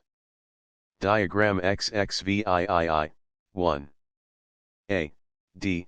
G. Diagram XXVIII 2. B. E. H. Diagram XXVIII 3. C. F. I and B and C. The proportions of the third and the quarter are shown, producing the same static effect as the half, although not so completely. At D, E, F the same number of lines and spots as we have at A, B, C have been used, but varied as to size and position, so that they have no obvious mechanical relationship. The result is an expression of much more life and character. At G, H, I more lines and spots have been added. At G they are equidistant and dead from lack of variety, while at H and I they are varied to a degree that prevents the eye grasping any obvious relationship between them. They have consequently a look of liveliness and life very different from A, B, C, or G. It will be observed that as the amount of variety increases, so does the life and liveliness of the impression. In these diagrams a certain static effect is kept up throughout, on account of our lines being vertical and horizontal only, which lines, as we saw in an earlier chapter, are the calmest we have. But despite this, I think the added life due to the variety in the proportions is sufficiently apparent in the diagrams to prove the point we wish to make.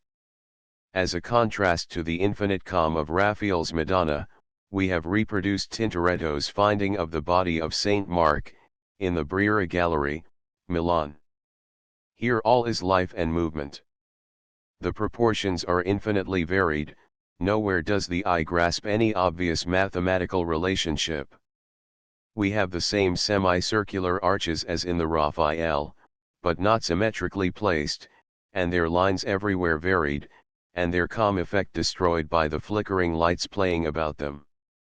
Note the great emphasis given to the outstretched hand of the powerful figure of the Apostle on the left by the lines of the architecture and the line of arm of the kneeling figure in the center of the picture converging on this hand and leading the eye immediately to it.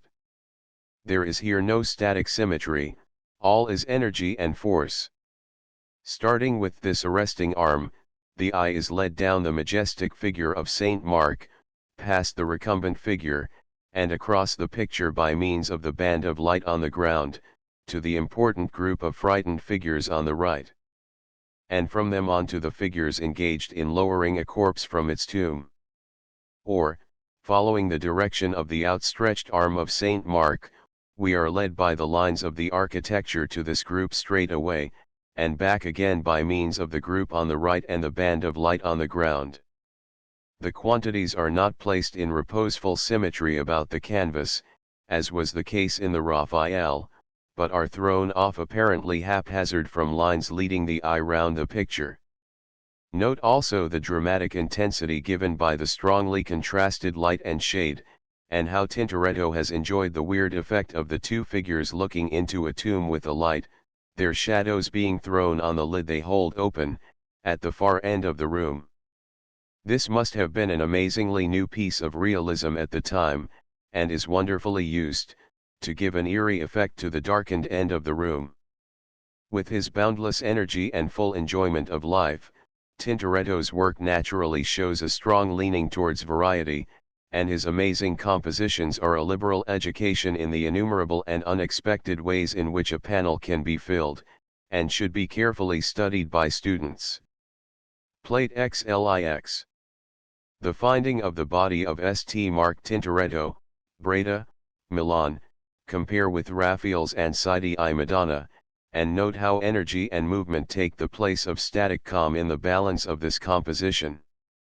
Photo Anderson. A pleasing proportion that often occurs in nature and art is one that may be roughly stated in figures as that between 5 and 8. In such a proportion the eye sees no mathematical relationship. Were it less than 5, it would be too near the proportion of 4 to 8, or 1/3 the total length, a dull proportion, or were it more, it would be approaching too near equality of proportion to be quite satisfactory. I have seen a proportional compass, imported from Germany, giving a relationship similar to this and said to contain the secret of good proportion. There is certainly something remarkable about it, and in the appendix, page 289, you will find some further interesting facts about this. The variety of proportions in a building, a picture, or a piece of sculpture should always be under the control of a few simple, dominant quantities that simplify the appearance and give it a unity which is readily grasped except where violence and lack of repose are wanted. The simpler the proportion is, the more sublime will be the impression, and the more complicated, the livelier and more vivacious the effect.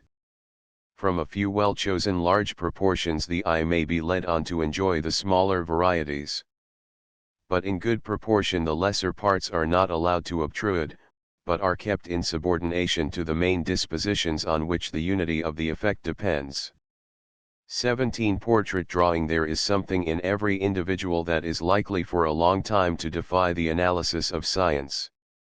When you have summed up the total of atoms or electrons or whatever it is that goes to the making of the tissues and also the innumerable complex functions performed by the different parts, you have not yet got on the track of the individual that governs the whole performance.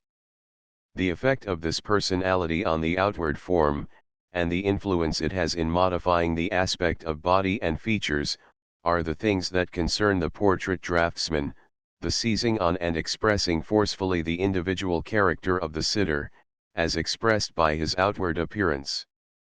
This character expression in form has been thought to be somewhat antagonistic to beauty, and many sitters are shy of the particular characteristics of their own features.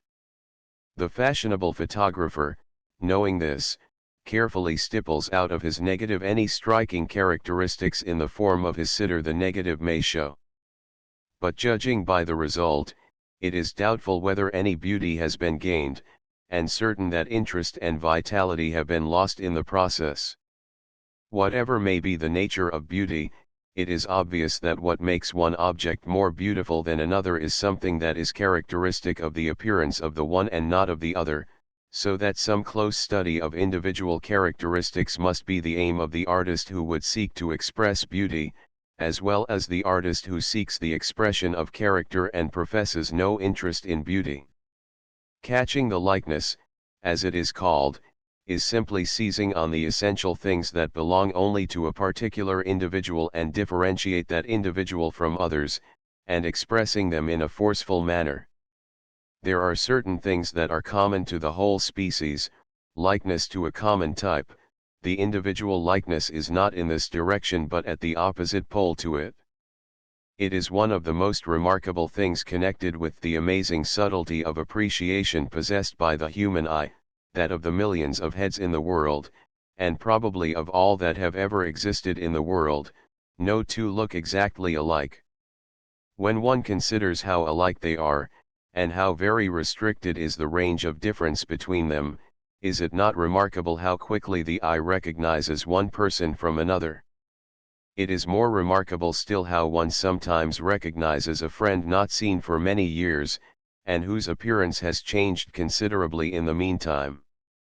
And this likeness that we recognize is not so much as is generally thought a matter of the individual features. If one sees the eye alone, the remainder of the face being covered, it is almost impossible to recognize even a well-known friend, or tell whether the expression is that of laughing or crying. And again, how difficult it is to recognize anybody when the eyes are masked and only the lower part of the face visible. Plate L from a drawing in red chalk by Holbein in the British Museum print room. Note how every bit of variety is sought for, the difference in the eyes and on either side of the mouth, etc. If you try and recall a well-known head, it will not be the shape of the features that will be recollected so much as an impression, the result of all these combined, a sort of chord of which the features will be but the component elements. It is the relation of the different parts to this chord, this impression of the personality of a head, that is the all-important thing in what is popularly called catching the likeness. In drawing a portrait, the mind must be centered on this, and all the individual parts drawn in relation to it. The moment the eye gets interested solely in some individual part and forgets the consideration of its relationship to this whole impression, the likeness suffers. Where there is so much that is similar in heads, it is obvious that what differences there are must be searched out and seized upon forcefully, if the individuality of the head is to be made telling. The drawing of portraits should therefore be approached from the direction of these differences, that is to say, the things in general disposition and proportion in which your subject differs from a common type, should be first sought for, the things common to all heads being left to take care of themselves for a bit. The reason for this is that the eye, when fresh, sees these differences much more readily than after it has been working for some time.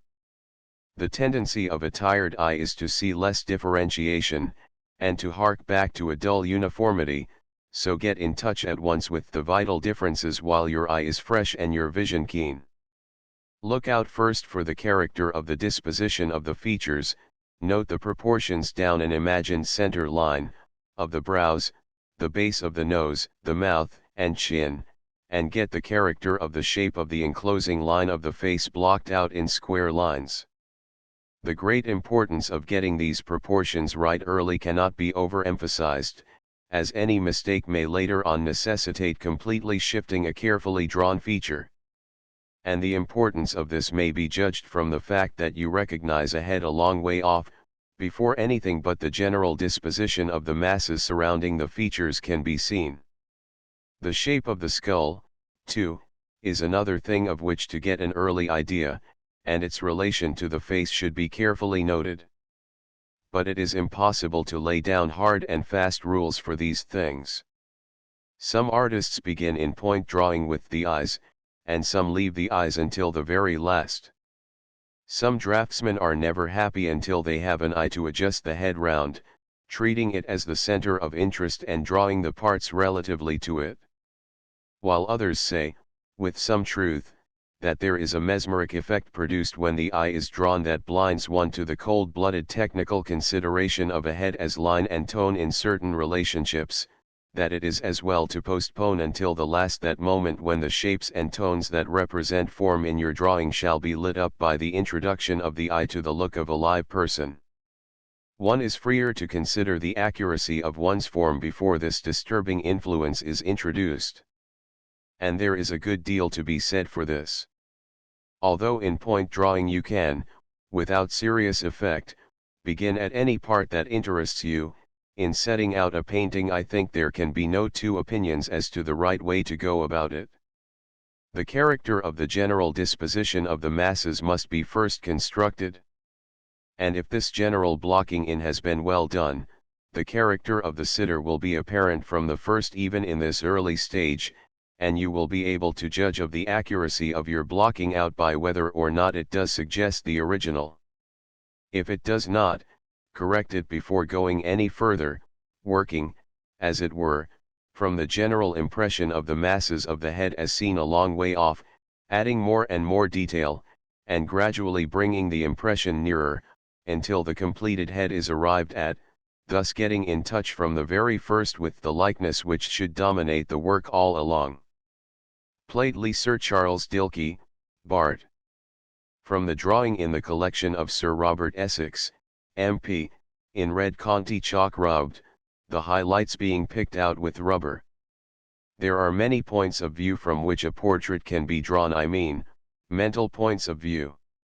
And, as in a biography, the value of the work will depend on the insight and distinction of the author or artist. The valet of a great man might write a biography of his master that could be quite true to his point of view, but, assuming him to be an average valet, it would not be a great work. I believe the gardener of Darwin, when asked how his master was, said, "Not at all well. You see, he moons about all day. I've seen him staring at a flower for 5 or 10 minutes at a time. Now, if he had some work to do, he would be much better." A really great biography cannot be written except by a man who can comprehend his subject and take a wide view of his position among men, sorting what is trivial from what is essential, what is common to all men from what is particular to the subject of his work. And it is very much the same in portraiture.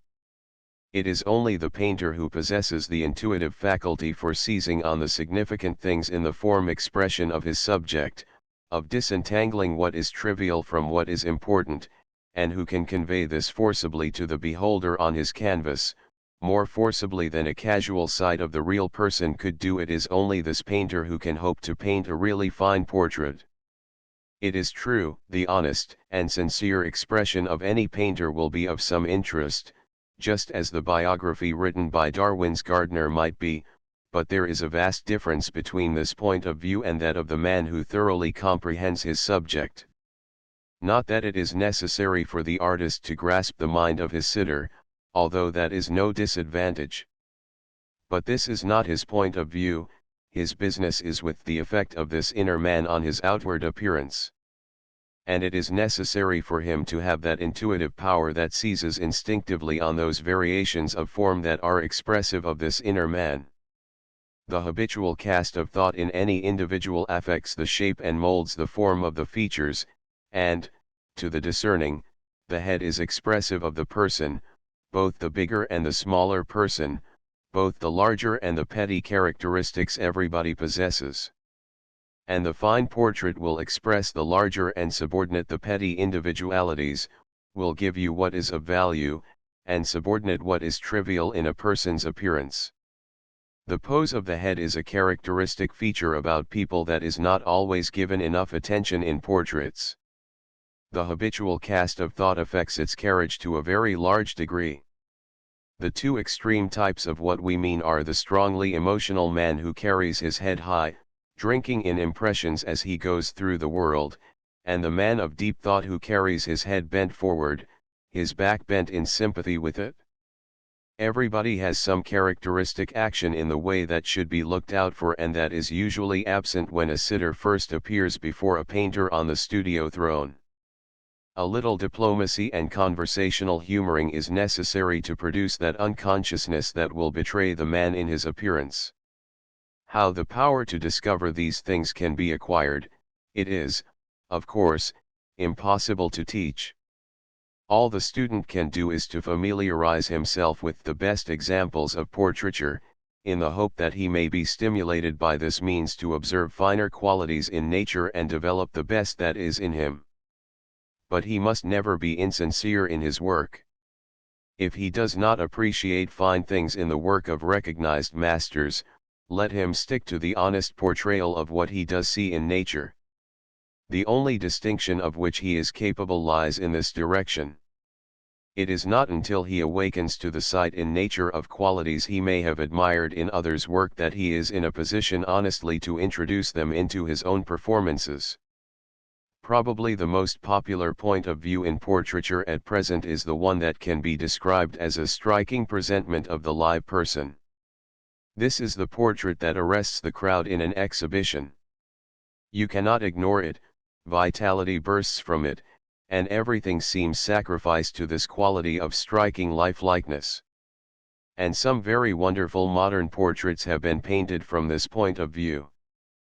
But have we not sacrificed too much to this quality of vitality? Here is a lady hurriedly getting up from a couch, there a gentleman stepping out of the frame to greet you, violence and vitality everywhere. But what of repose, harmony of color and form, and the wise ordering and selecting of the materials of vision that one has been used to in the great portraiture of the past? While the craftsman in one is staggered and amazed at the brilliant virtuosity of the thing, the artist in one resents the sacrifice of so much for what is, after all, but a short-lived excitement. Age may, no doubt, improve some of the portraits of this class by quieting them in color and tone. And those that are good in design and arrangement will stand this without loss of distinction, but those in which everything has been sacrificed to this striking lifelike quality will suffer considerably.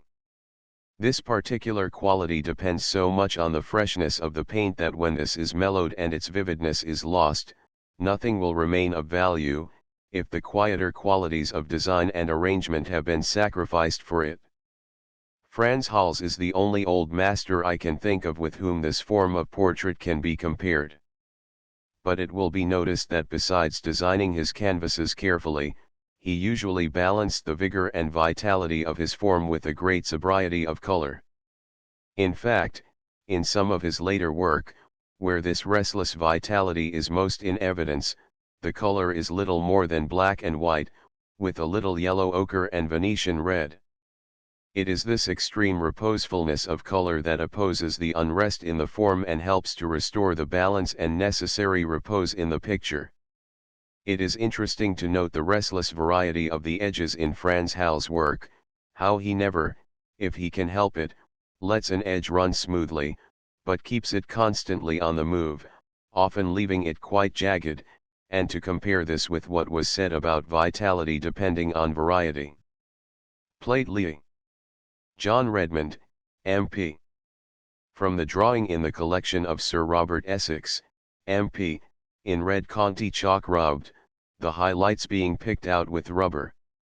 Another point of view is that of the artist who seeks to give a significant and calm view of the exterior forms of the sitter, an expressive map of the individuality of those forms, leaving you to form your own intellectual judgments. A simple, rather formal, attitude is usually chosen, and the sitter is drawn with searching honesty. There is a great deal to be said for this point of view in the hands of a painter with a large appreciation of form and design. But without these more inspiring qualities it is apt to have the dullness that attends most literal transcriptions.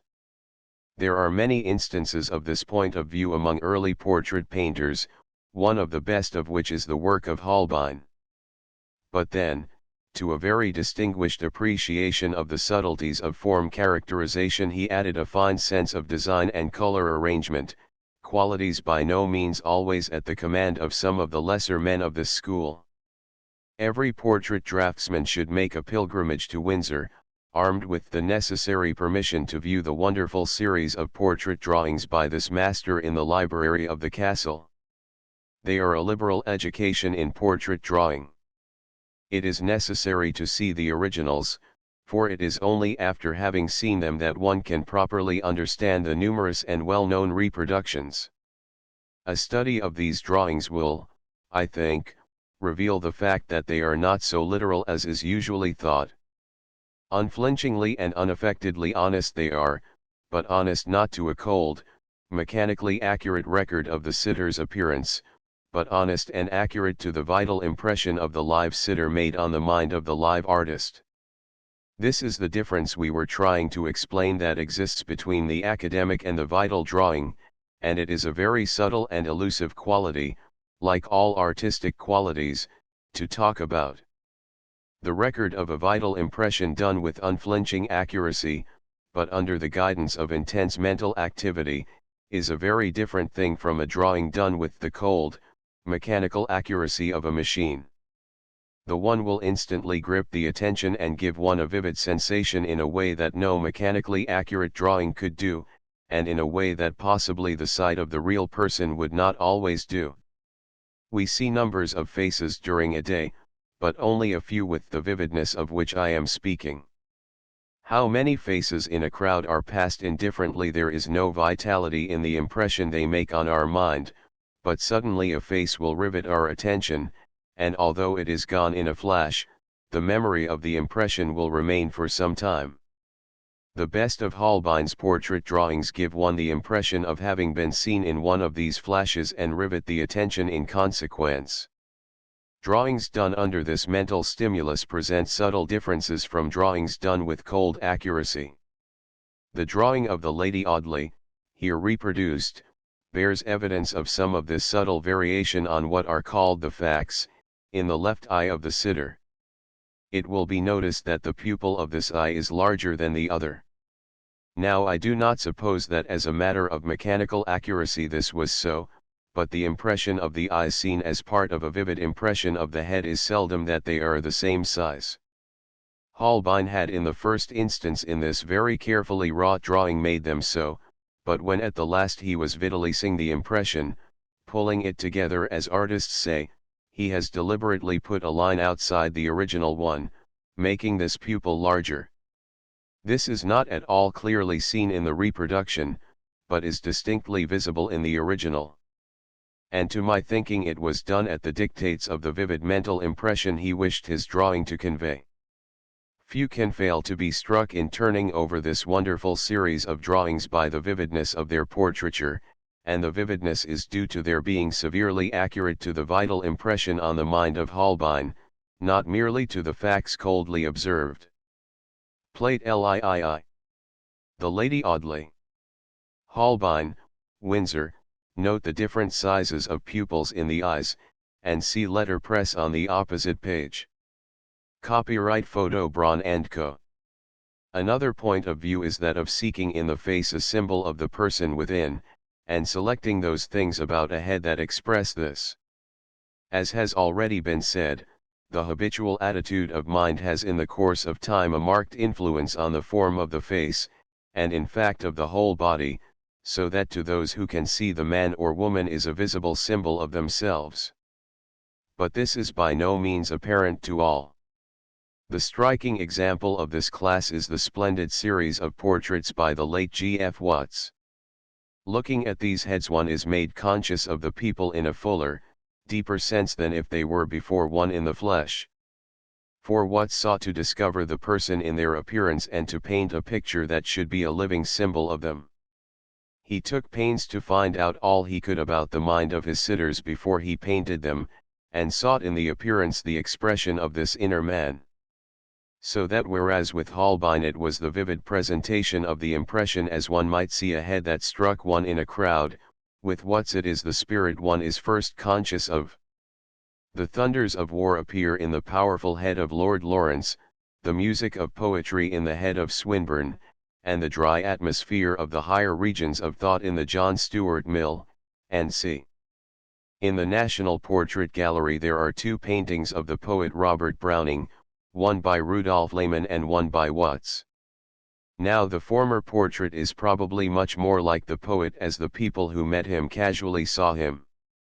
But Watts's portrait is like the man who wrote the poetry, and Lehmann's is not.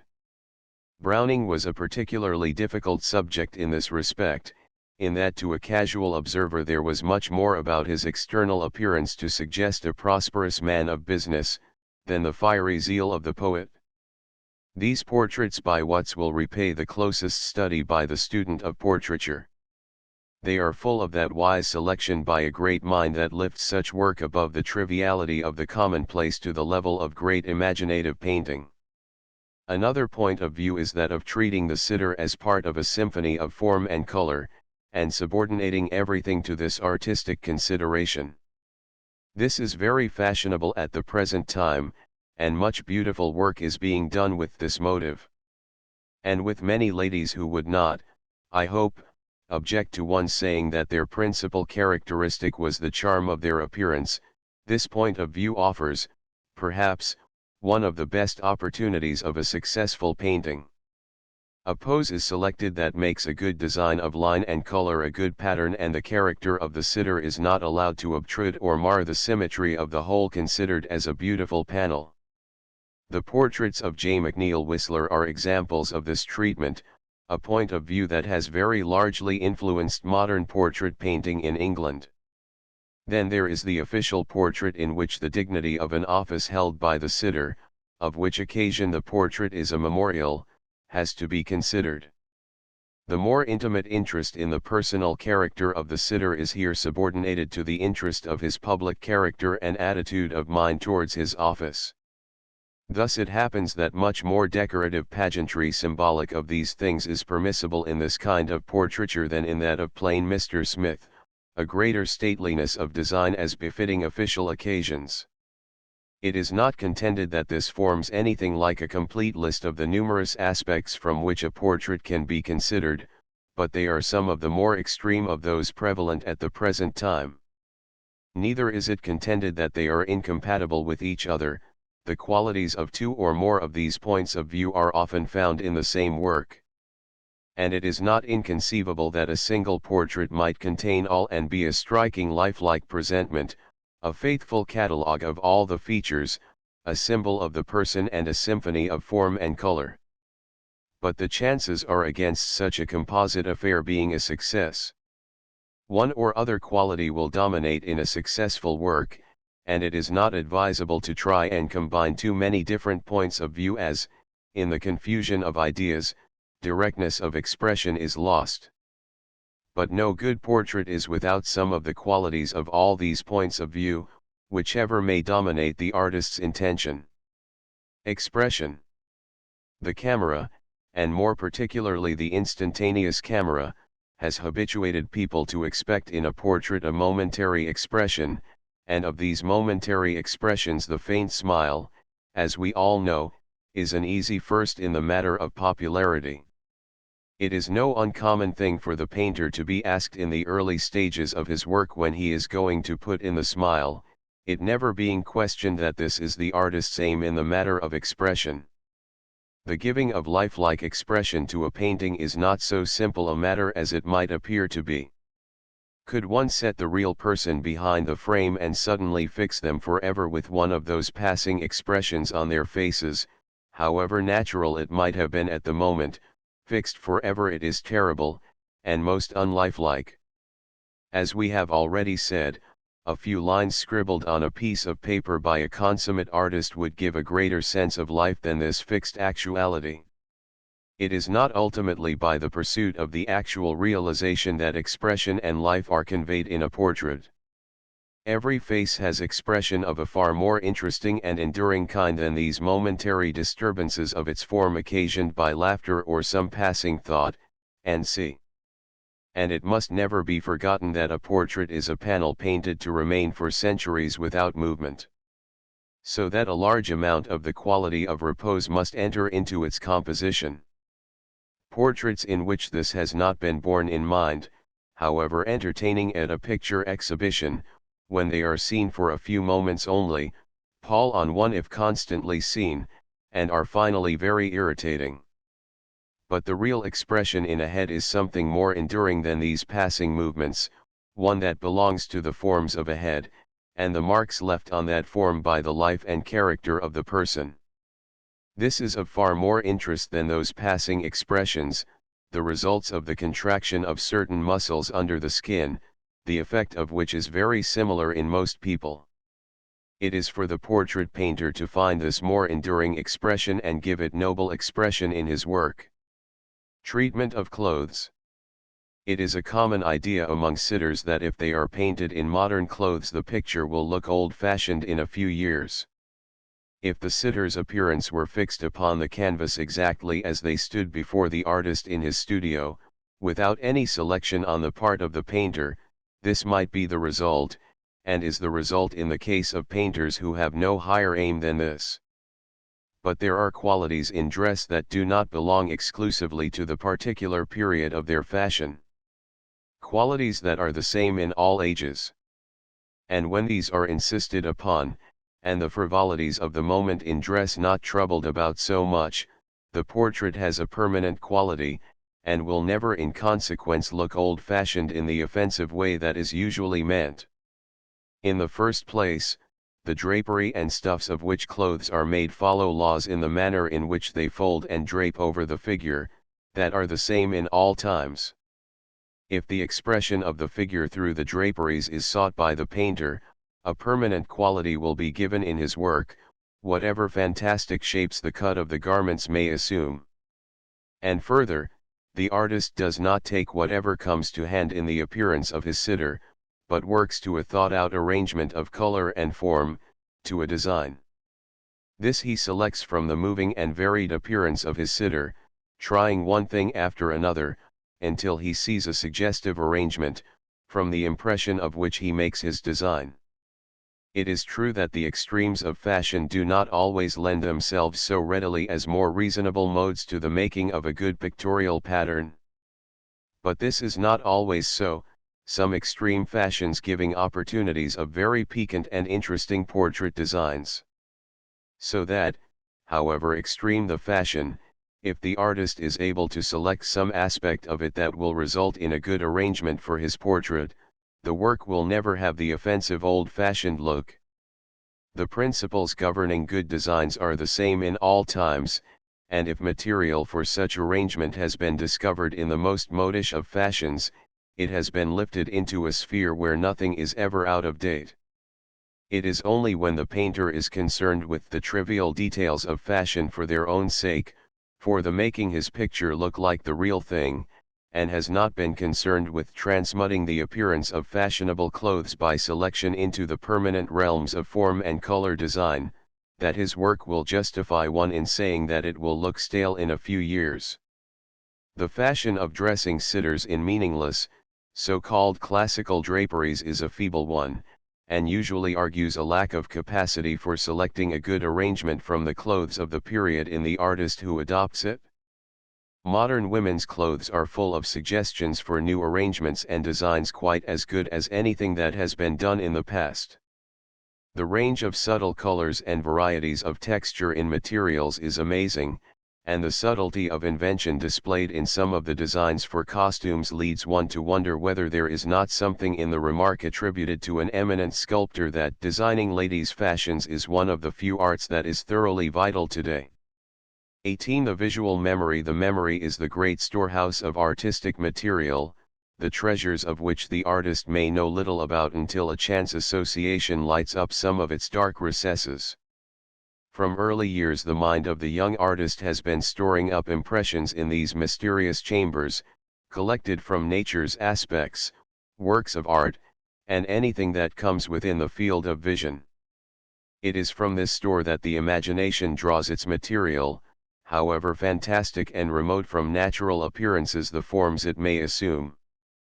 How much our memory of pictures colors the impressions of nature we receive is probably not suspected by us, but who could say how a scene would appear to him, had he never looked at a picture?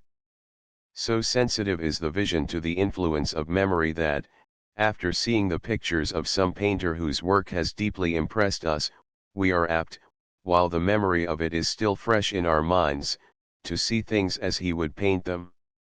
On different occasions after leaving the National Gallery I can remember having seen Trafalgar Square as Paolo Veronese, Turner, or whatever painter may have impressed me in the gallery, would have painted it, the memory of their work coloring the impression the scene produced.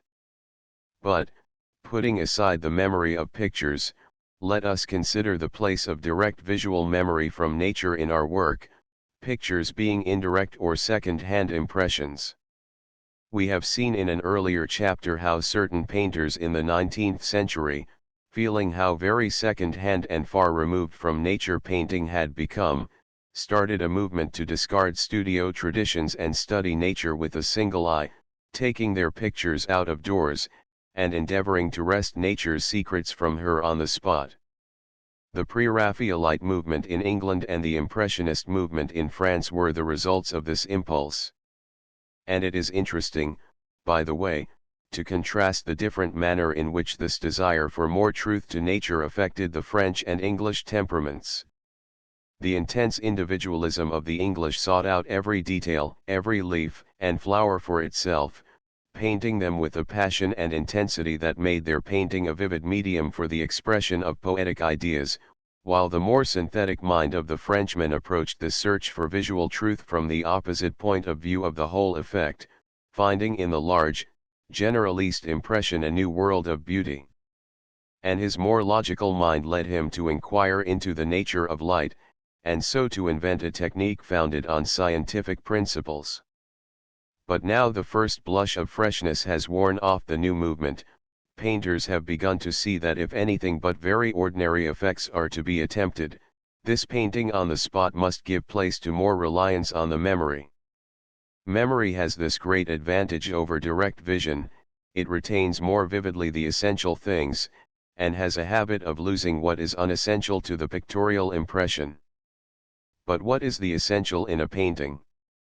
What is it makes one want to paint at all? Here we approach very debatable and shadowy ground, and we can do little but ask questions, the answer to which will vary with each individual temperament. What is it that these rays of light striking our retina convey to our brain, and from our brain to whatever is ourselves, in the seat of consciousness above this? What is this mysterious correspondence set up between something within and something without, that at times sends such a clamour of harmony through our whole being? Why do certain combinations of sound in music and of form and color in art affect us so profoundly? What are the laws governing harmony in the universe, and whence do they come? It is hardly trees and sky, earth, or flesh and blood, as such, that interest the artist, but rather that through these things in memorable moments he is permitted a consciousness of deeper things, and impelled to seek utterance for what is moving him. It is the record of these rare moments in which one apprehends truth in things seen that the artist wishes to convey to others. But these moments, these flashes of inspiration which are at the inception of every vital picture, occur but seldom. What the painter has to do is to fix them vividly in his memory, to snapshot them, as it were, so that they may stand by him during the toilsome procedure of the painting, and guide the work. This initial inspiration, this initial flash in the mind, need not be the result of a scene in nature, but may of course be purely the work of the imagination, a composition, the sense of which flashes across the mind. But in either case the difficulty is to preserve vividly the sensation of this original artistic impulse. And in the case of its having been derived from nature direct, as is so often the case in modern art, the system of painting continually on the spot is apt to lose touch with it very soon. For in the continual observation of anything you have set your easel before day after day, comes a series of impressions, more and more commonplace, as the eye becomes more and more familiar with the details of the subject. And ere long the original emotion that was the reason of the whole work is lost sight of, and one of those pictures or drawings giving a catalogue of tired objects more or less ingeniously arranged, that we all know so well, is the result work utterly lacking in the freshness and charm of true inspiration. For however commonplace the subject seen by the artist in one of his flashes, it is clothed in a newness and surprise that charm us, be it only an orange on a plate. Now a picture is a thing of paint upon a flat surface, and a drawing is a matter of certain marks upon a paper, and how to translate the intricacies of a visual or imagined impression to the prosaic terms of masses of colored pigment or lines and tones is the business with which our technique is concerned. The ease, therefore, with which a painter will be able to remember an impression in a form from which he can work, will depend upon his power to analyze vision in this technical sense. The more one knows about what may be called the anatomy of picture making, how certain forms produce certain effects, certain colors or arrangements other effects, and see, the easier will it be for him to carry away a visual memory of his subject that will stand by him during the long hours of his labors at the picture. The more he knows of the expressive powers of lines and tones, the more easily will he be able to observe the vital things in nature that convey the impression he wishes to memorize. It is not enough to drink in and remember the emotional side of the matter, although this must be done fully, but if a memory of the subject is to be carried away that will be of service technically, the scene must be committed to memory in terms of whatever medium you intend to employ for reproducing it in the case of a drawing, lines, and tones. And the impression will have to be analyzed into these terms as if you were actually drawing the scene on some imagined piece of paper in your mind. The faculty of doing this is not to be acquired all at once, but it is amazing of how much development it is capable. Just as the faculty of committing to memory long poems or plays can be developed, so can the faculty of remembering visual things. This subject has received little attention in art schools until just recently. But it is not yet so systematically done as it might be. Monsieur Lecoq de Boisbaudran in France experimented with pupils in this memory training, beginning with very simple things like the outline of a nose, and going on to more complex subjects by easy stages, with the most surprising results. And there is no doubt that a great deal more can and should be done in this direction than is at present attempted. What students should do is to form a habit of making every day in their sketchbook a drawing of something they have seen that has interested them, and that they have made some attempt at memorizing.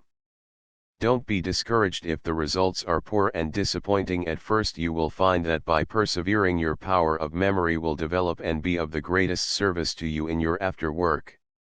Try particularly to remember the spirit of the subject, and in this memory drawing some scribbling and fumbling will necessarily have to be done. You cannot expect to be able to draw definitely and clearly from memory, at least at first, although your aim should always be to draw as frankly and clearly as you can. Plate live. Study on brown paper in black and white Conti chalk illustrating a simple method of studying drapery forms. Let us assume that you have found a subject that moves you and that, being too fleeting to draw on the spot, you wish to commit to memory. Drink a full enjoyment of it, let it soak in, for the recollection of this will be of the utmost use to you afterwards in guiding your memory drawing. This mental impression is not difficult to recall, it is the visual impression in terms of line and tone that is difficult to remember. Having experienced your full enjoyment of the artistic matter in the subject, you must next consider it from the material side, as a flat, visual impression, as this is the only form in which it can be expressed on a flat sheet of paper. Note the proportions of the main lines, their shapes and disposition, as if you were drawing it. In fact, do the whole drawing in your mind, memorizing the forms and proportions of the different parts, and fix it in your memory to the smallest detail. If only the emotional side of the matter has been remembered, when you come to draw it you will be hopelessly at sea, as it is remarkable how little the memory retains of the appearance of things constantly seen, if no attempt has been made to memorize their visual appearance. The true artist, even when working from nature, works from memory very largely. That is to say, he works to a scheme in tune to some emotional enthusiasm with which the subject has inspired him in the first instance. Nature is always changing, but he does not change the intention of his picture.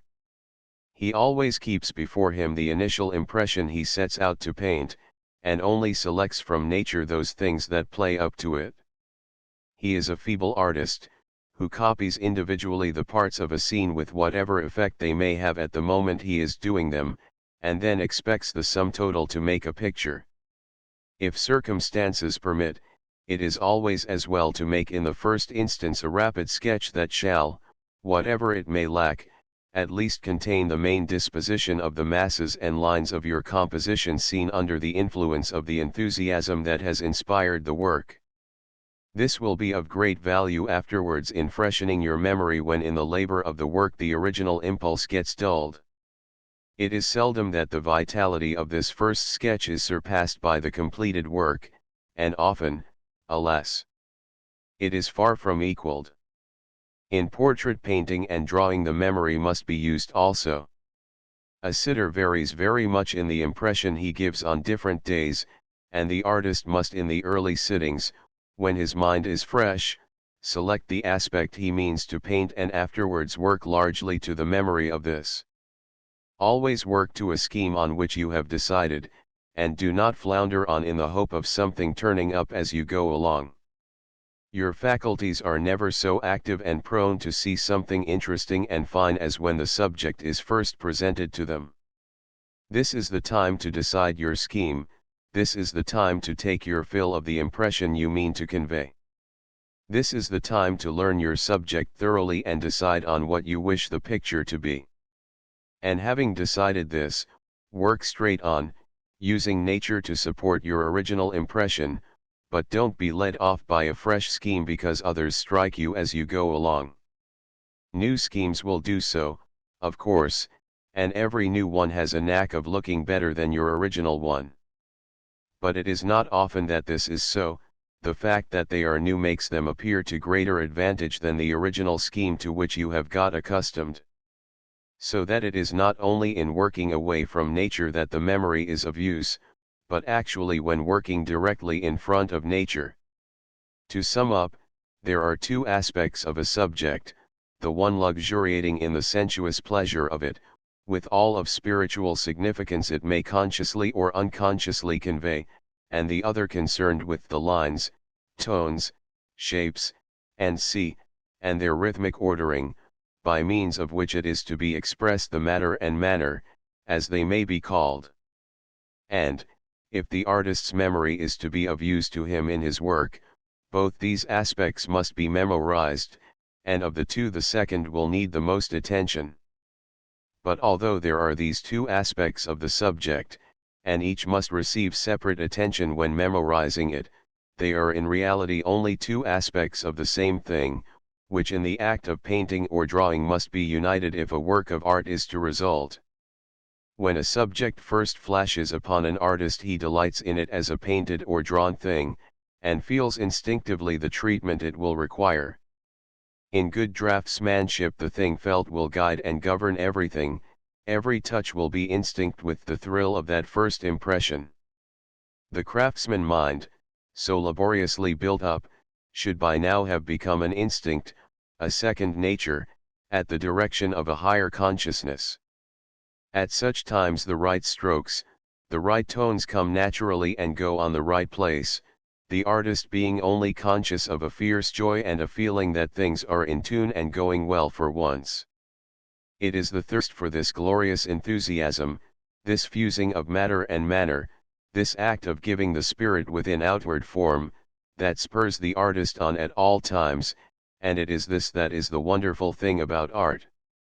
19. Procedure in commencing a drawing: don't, as so many students do, start carelessly floundering about with your chalk or charcoal in the hope that something will turn up. It is seldom if ever that an artist puts on paper anything better than he has in his mind before he starts, and usually it is not nearly so good. Don't spoil the beauty of a clean sheet of paper by a lot of scribble.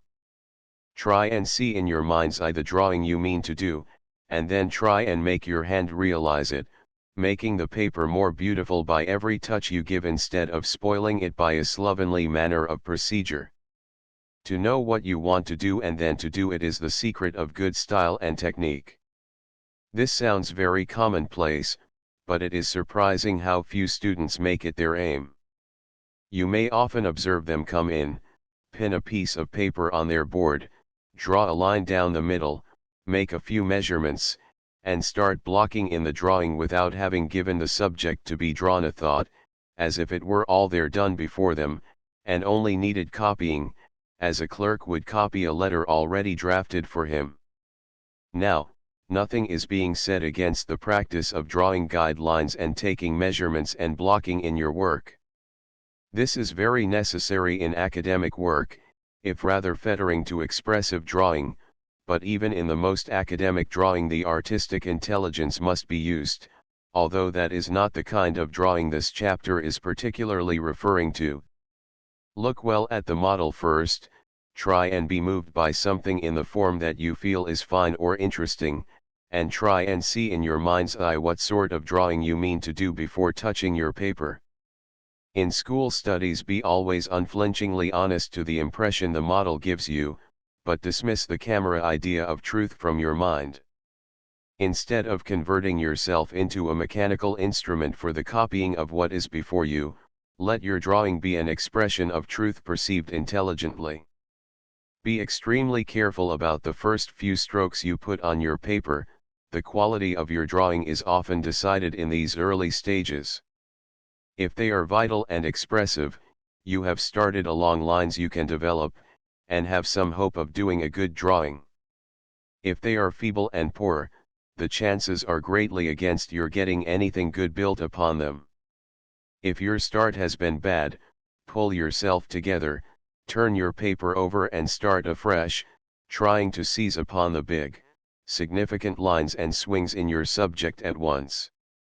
Remember, it is much easier to put down a statement correctly than to correct a wrong one, so out with the whole part if you are convinced it is wrong.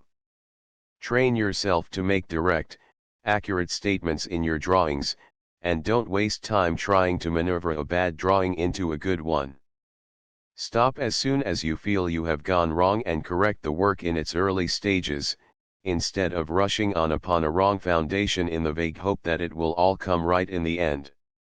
When out walking, if you find you have taken a wrong road, you do not, if you are wise, go on in the hope that the wrong way will lead to the right one, but you turn round and go back to the point at which you left the right road. It is very much the same in drawing and painting. As soon as you become aware that you have got upon the wrong track, stop and rub out your work until an earlier stage that was right is reached, and start along again from this point. As your eye gets trained, you will more quickly perceive when you have done a wrong stroke, and be able to correct it before having gone very far along the wrong road. Do not work too long without giving your eye a little rest. A few moments will be quite sufficient. If things won't come, stop a minute. The eye often gets fatigued very quickly and refuses to see truly, but soon revives if rested a minute or two. Do not go laboring at a drawing when your mind is not working. You are not doing any good, and probably are spoiling any good you have already done. Pull yourself together, and ask what it is you are trying to express, and having got this idea firmly fixed in your mind, go for your drawing with the determination that it shall express it. All this will sound very trite to students of any mettle, but there are large numbers who waste no end of time working in a purely mechanical, lifeless way, and with their minds anywhere but concentrated upon the work before them. And if the mind is not working, the work of the hand will be of no account. My own experience is that one has constantly to be making fresh effort during the procedure of the work. The mind is apt to tire and needs rousing continually, otherwise the work will lack the impulse that shall make it vital. Particularly is this so in the final stages of a drawing or painting, when, in adding details and small refinements, it is doubly necessary for the mind to be on fire with the initial impulse, or the main qualities will be obscured and the result enfeebled by these smaller matters.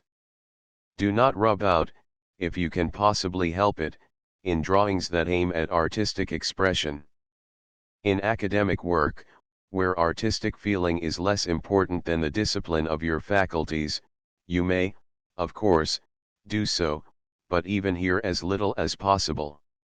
In beautiful drawing of any facility it has a weakening effect, somewhat similar to that produced by a person stopping in the middle of a witty or brilliant remark to correct a word. If a wrong line is made, it is left in by the side of the right one in the drawing of many of the masters. But the great aim of the draftsman should be to train himself to draw cleanly and fearlessly, hand and eye going together. But this state of things cannot be expected for some time. Let painstaking accuracy be your aim for a long time. When your eye and hand have acquired the power of seeing and expressing on paper with some degree of accuracy what you see, you will find facility and quickness of execution will come of their own accord. In drawing of any expressive power, this quickness and facility of execution are absolutely essential. The waves of emotion, under the influence of which the eye really sees in any artistic sense, do not last long enough to allow of a slow, painstaking manner of execution. There must be no hitch in the machinery of expression when the consciousness is alive to the realization of something fine. Fluency of hand and accuracy of eye are the things your academic studies should have taught you, and these powers will be needed if you are to catch the expression of any of the finer things in form that constitute good drawing. Try and express yourself in as simple, not as complicated a manner as possible. Let every touch mean something, and if you don't see what to do next, don't fill in the time by meaningless shading and scribbling until you do. Wait a while, rest your eye by looking away, and then see if you cannot find something right that needs doing. Before beginning a drawing, it is not a bad idea to study carefully the work of some master draftsman whom the subject to be drawn may suggest. If you do this carefully and thoughtfully, and take in a full enjoyment, your eye will unconsciously be led to see in nature some of the qualities of the master's work. And you will see the subject to be drawn as a much finer thing than would have been the case had you come to it with your eye unprepared in any way. Reproductions are now so good and cheap that the best drawings in the world can be had for a few pence, and every student should begin collecting reproductions of the things that interest him. This is not the place to discuss questions of health, but perhaps it will not be thought grandmotherly to mention the extreme importance of nervous vitality in a fine draftsman, and how his life should be ordered on such healthy lines that he has at his command the maximum instead of the minimum of this faculty. After a certain point, it is a question of vitality how far an artist is likely to go in art. Given two men of equal ability, the one leading a careless life and the other a healthy one, as far as a healthy one is possible to such a supersensitive creature as an artist, there can be no doubt as to the result. It is because there is still a lingering idea in the minds of many that an artist must lead a dissipated life or he is not really an artist, that one feels it necessary to mention the subject. This idea has evidently arisen from the inability of the average person to associate an unconventional mode of life with anything but riotous dissipation. A conventional life is not the only wholesome form of existence, and is certainly a most unwholesome and deadening form to the artist, and neither is a dissipated life the only unconventional one open to him. It is as well that the young student should know this, and be led early to take great care of that most valuable of studio properties, vigorous health. Materials. The materials in which the artist works are of the greatest importance in determining what qualities in the infinite complexity of nature he selects for expression. And the good draftsman will find out the particular ones that belong to whatever medium he selects for his drawing, and be careful never to attempt more than it is capable of doing. Every material he works with possesses certain vital qualities peculiar to itself, and it is his business to find out what these are and use them to the advantage of his drawing. When one is working with, say, pen and ink, the necessity for selecting only certain things is obvious enough. But when a medium with the vast capacity of oil paint is being used, the principle of its governing the nature of the work is more often lost sight of. So near can oil paint approach an actual illusion of natural appearances, that much misdirected effort has been wasted on this object, all enjoyment of the medium being subordinated to a meretricious attempt to deceive the eye. And I believe a popular idea of the art of painting is that it exists chiefly to produce this deception.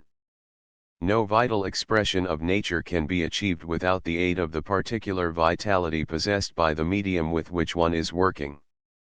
If this is lost sight of and the eye is tricked into thinking that it is looking at real nature, it is not a fine picture. Art is not a substitute for nature, but an expression of feeling produced in the consciousness of the artist, and intimately associated with the material through which it is expressed in his work, inspired, it may be, in the first instance, by something seen, and expressed by him in painted symbols as true to nature as he can make them while keeping in tune to the emotional idea that prompted the work, but never regarded by the fine artist as anything but painted symbols nevertheless. Never for one moment does he intend you to forget that it is a painted picture you are looking at, however naturalistic the treatment his theme may demand. In the earlier history of art it was not so necessary to insist on the limitations imposed by different mediums. With their more limited knowledge of the phenomena of vision, the early masters had not the same opportunities of going astray in this respect. But now that the whole field of vision has been discovered, and that the subtlest effects of light and atmosphere are capable of being represented, it has become necessary to decide how far complete accuracy of representation will help the particular impression you may intend your picture or drawing to create. The danger is that in producing a complete illusion of representation, the particular vitality of your medium, with all the expressive power it is capable of yielding, may be lost. Perhaps the chief difference between the great masters of the past and many modern painters is the neglect of this principle. They represented nature in terms of whatever medium they worked in, and never overstepped this limitation. Modern artists, particularly in the 19th century, often attempted to copy nature, the medium being subordinated to the attempt to make it look like the real thing. In the same way, the drawings of the great masters were drawings. They did not attempt anything with a point that a point was not capable of expressing. The drawings of many modern artists are full of attempts to express tone and color effects, things entirely outside the true province of drawing. The small but infinitely important part of nature that pure drawing is capable of conveying has been neglected, and line work, until recently, went out of fashion in our schools. There is something that makes for power in the limitations your materials impose. Many artists whose work in some of the more limited mediums is fine, are utterly feeble when they attempt one with so few restrictions as oil paint. If students could only be induced to impose more restraint upon themselves when they attempt so difficult a medium as paint, it would be greatly to the advantage of their work. Beginning first with monochrome in 3 tones, as explained in a former chapter, they might then take for figure work ivory black and Venetian red. It is surprising what an amount of color effect can be got with this simple means, and how much can be learned about the relative positions of the warm and cold colors. Do not attempt the full range of tone at first, but keep the darks rather lighter and the lights darker than nature. Attempt the full scale of tone only when you have acquired sufficient experience with the simpler range, and gradually add more colors as you learn to master a few. But restraints are not so fashionable just now as unbridled license. Art students start in with a palette full of the most amazing colors, producing results that it were better not to discuss. It is a wise man who can discover his limitations and select a medium the capacities of which just tally with his own.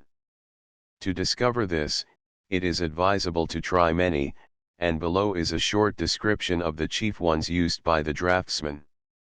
But very little can be said about them, and very little idea of their capacities given in a written description.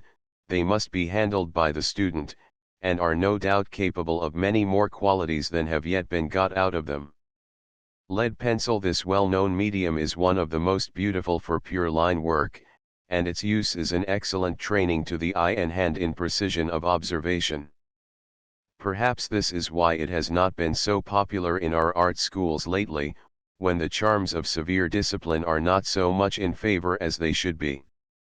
It is the first medium we are given to draw with, and as the handiest and most convenient, is unrivaled for sketchbook use.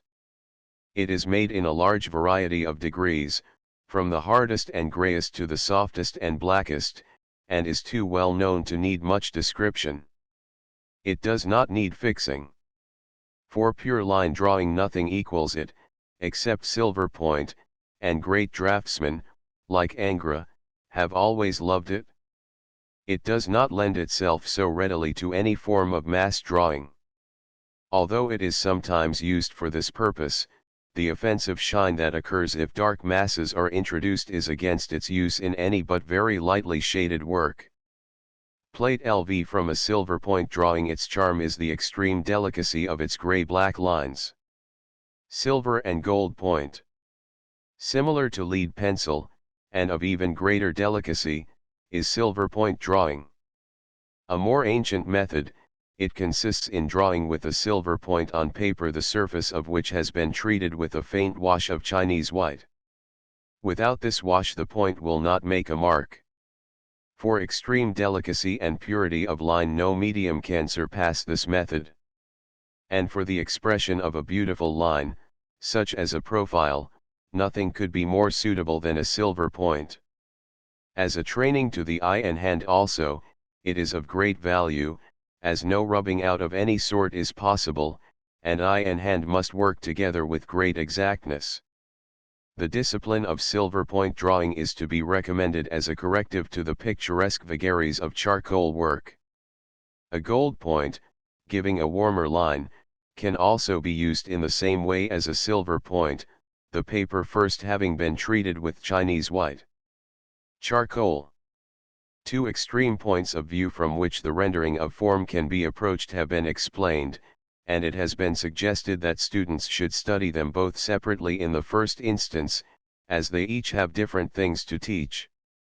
Of the mediums that are best suited to a drawing combining both points of view, the first and most popular is charcoal. Charcoal is made in many different degrees of hardness and softness, the harder varieties being capable of quite a fine point. A chisel-shaped point is the most convenient, as it does not wear away so quickly.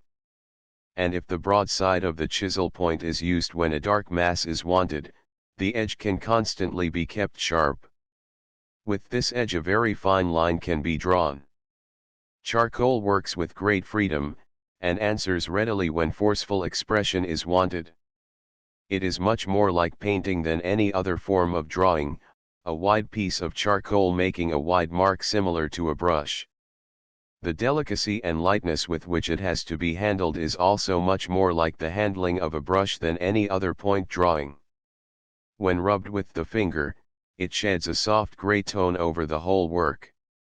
With a piece of bread pressed by thumb and finger into a pellet, highlights can be taken out with the precision of white chalk, or rubber can be used. Bread is, perhaps, the best, as it does not smudge the charcoal but lifts it readily off. When rubbed with the finger, the darks, of course, are lightened in tone. It is therefore useful to draw in the general proportions roughly and rub down in this way.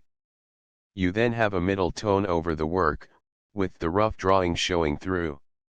Now proceed carefully to draw your lights with bread or rubber, and your shadows with charcoal, in much the same manner as you did in the monochrome exercises already described.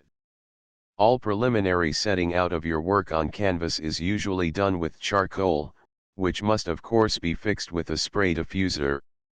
For large work, such as a full-length portrait, stakes of charcoal nearly an inch in diameter are made, and a long swinging line can be done without their breaking.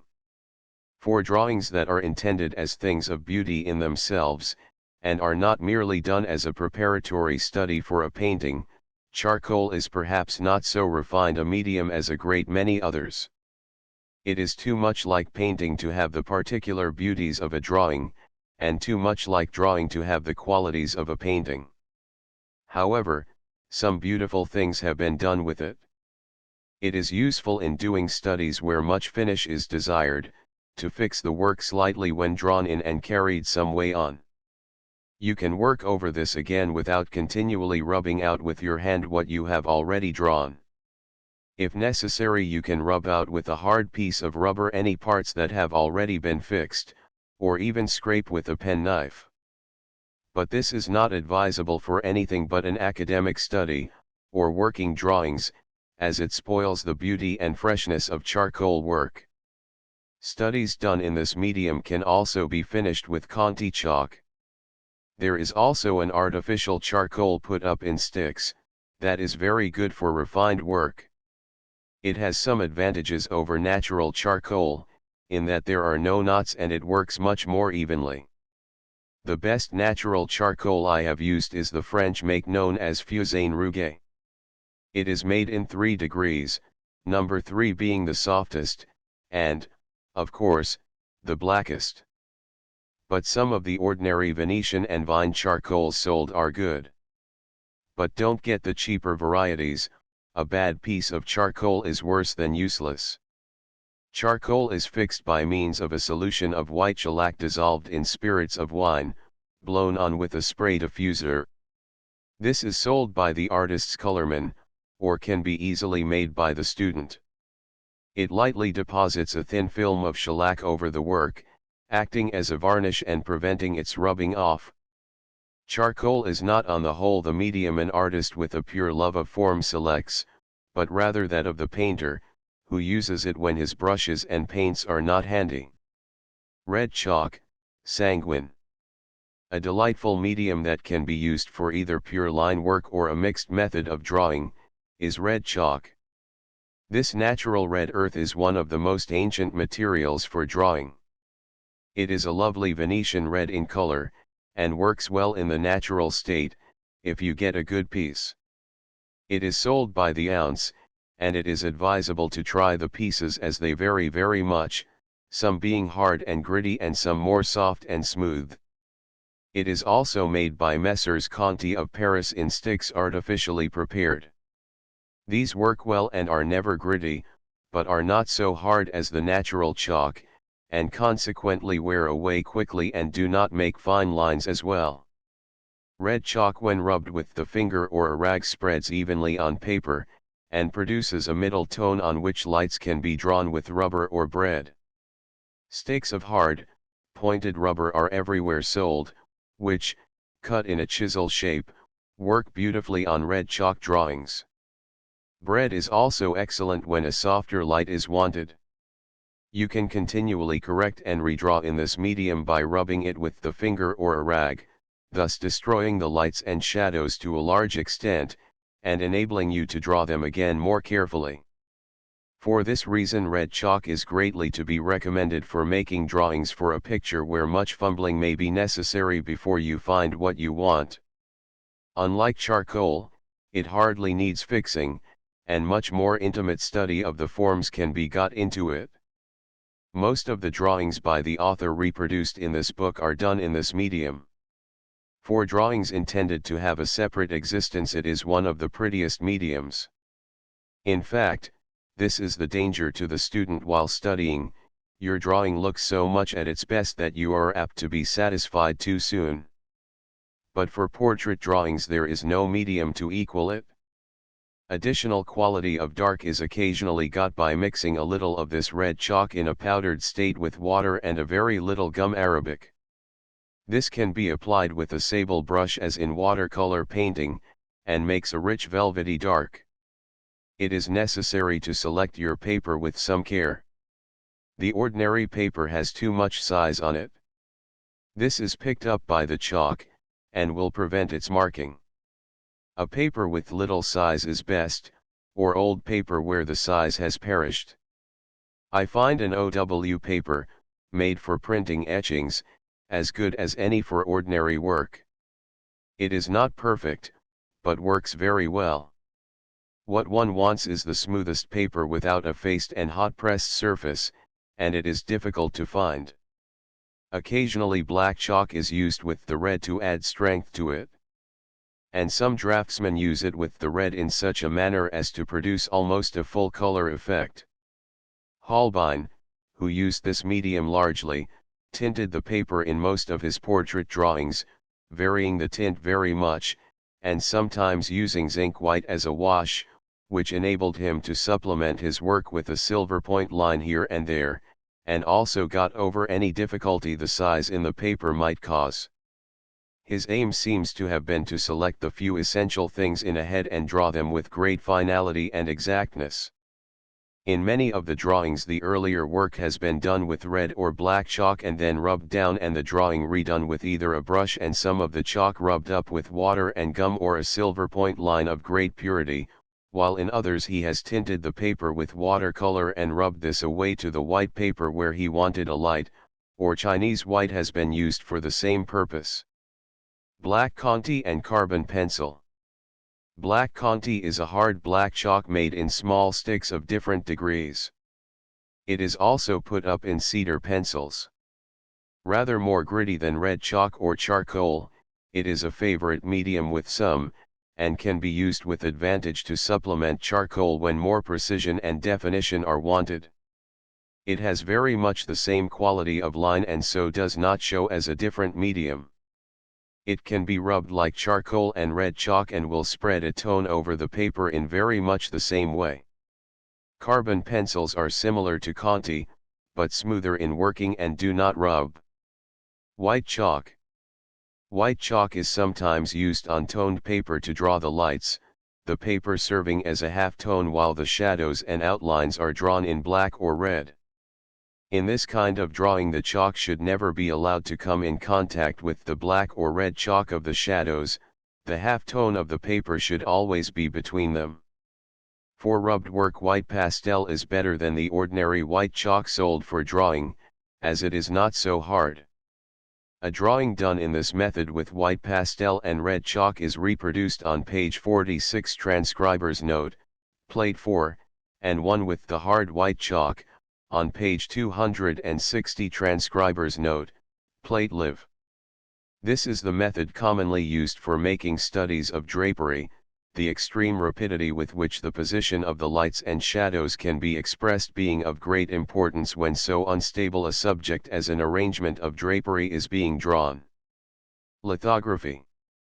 Lithography as a means of artistic reproduction has suffered much in public esteem by being put to all manner of inartistic trade uses.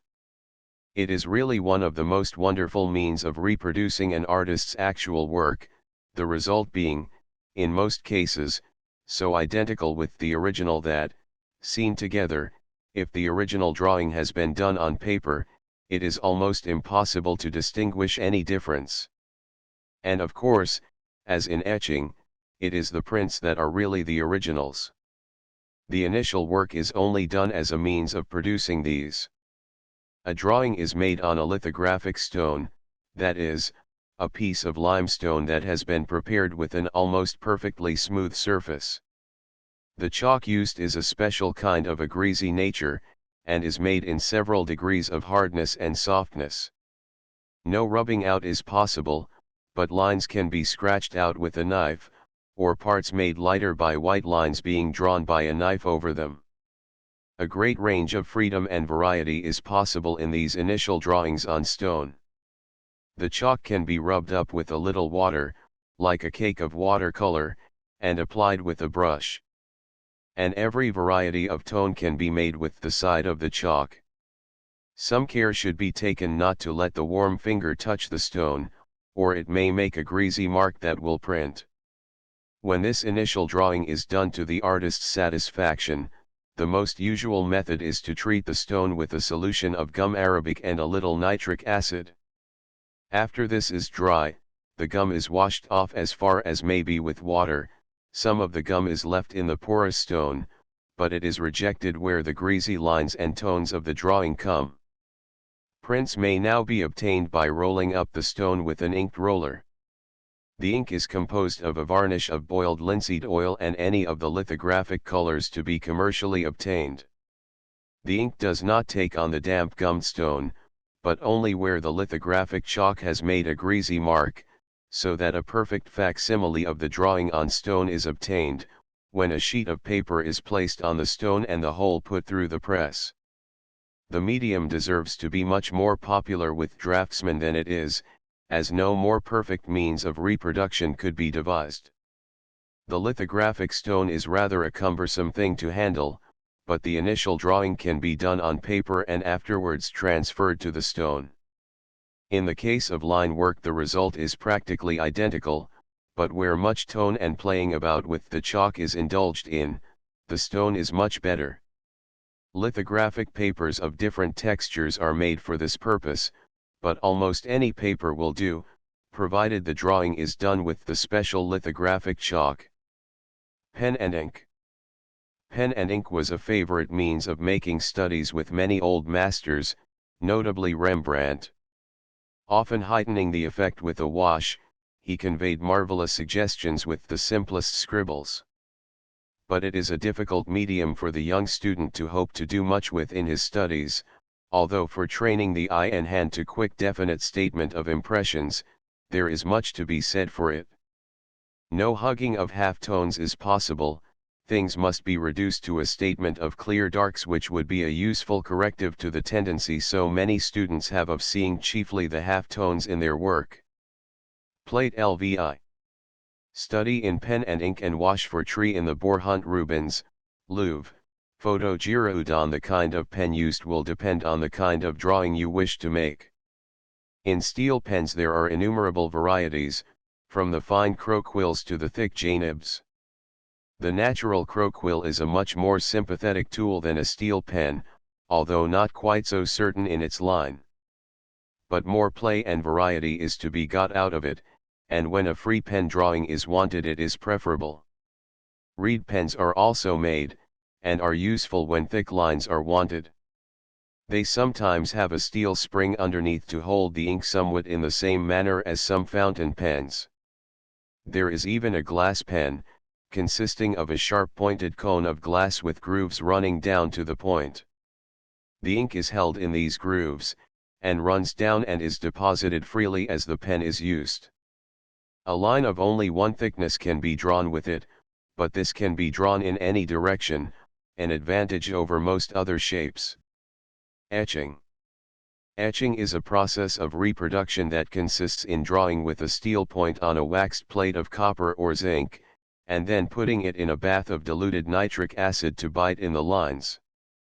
The longer the plate remains in the bath, the deeper and darker the lines become, so that variety in thickness is got by stopping out with a varnish the light lines when they are sufficiently strong, and letting the darker ones have a longer exposure to the acid. Many wonderful and beautiful things have been done with this simple means. The printing consists in inking the plate all over and wiping off until only the lines retain any ink, when the plate is put in a press and an impression taken. Or some slight amount of ink may be left on the plate in certain places where a tint is wanted, and a little may be smudged out of the lines themselves to give them a softer quality. In fact, there are no end of tricks a clever etching printer will adopt to give quality to his print. Paper. The varieties of paper on the market at the service of the artist are innumerable, and nothing need be said here except that the texture of your paper will have a considerable influence on your drawing. But try every sort of paper so as to find what suits the particular things you want to express. I make a point of buying every new paper I see, and a new paper is often a stimulant to some new quality in drawing. Avoid the wood pulp papers, as they turn dark after a time. Linen rag is the only safe substance for good papers, and artists now have in the OW papers a large series that they can rely on being made of linen only.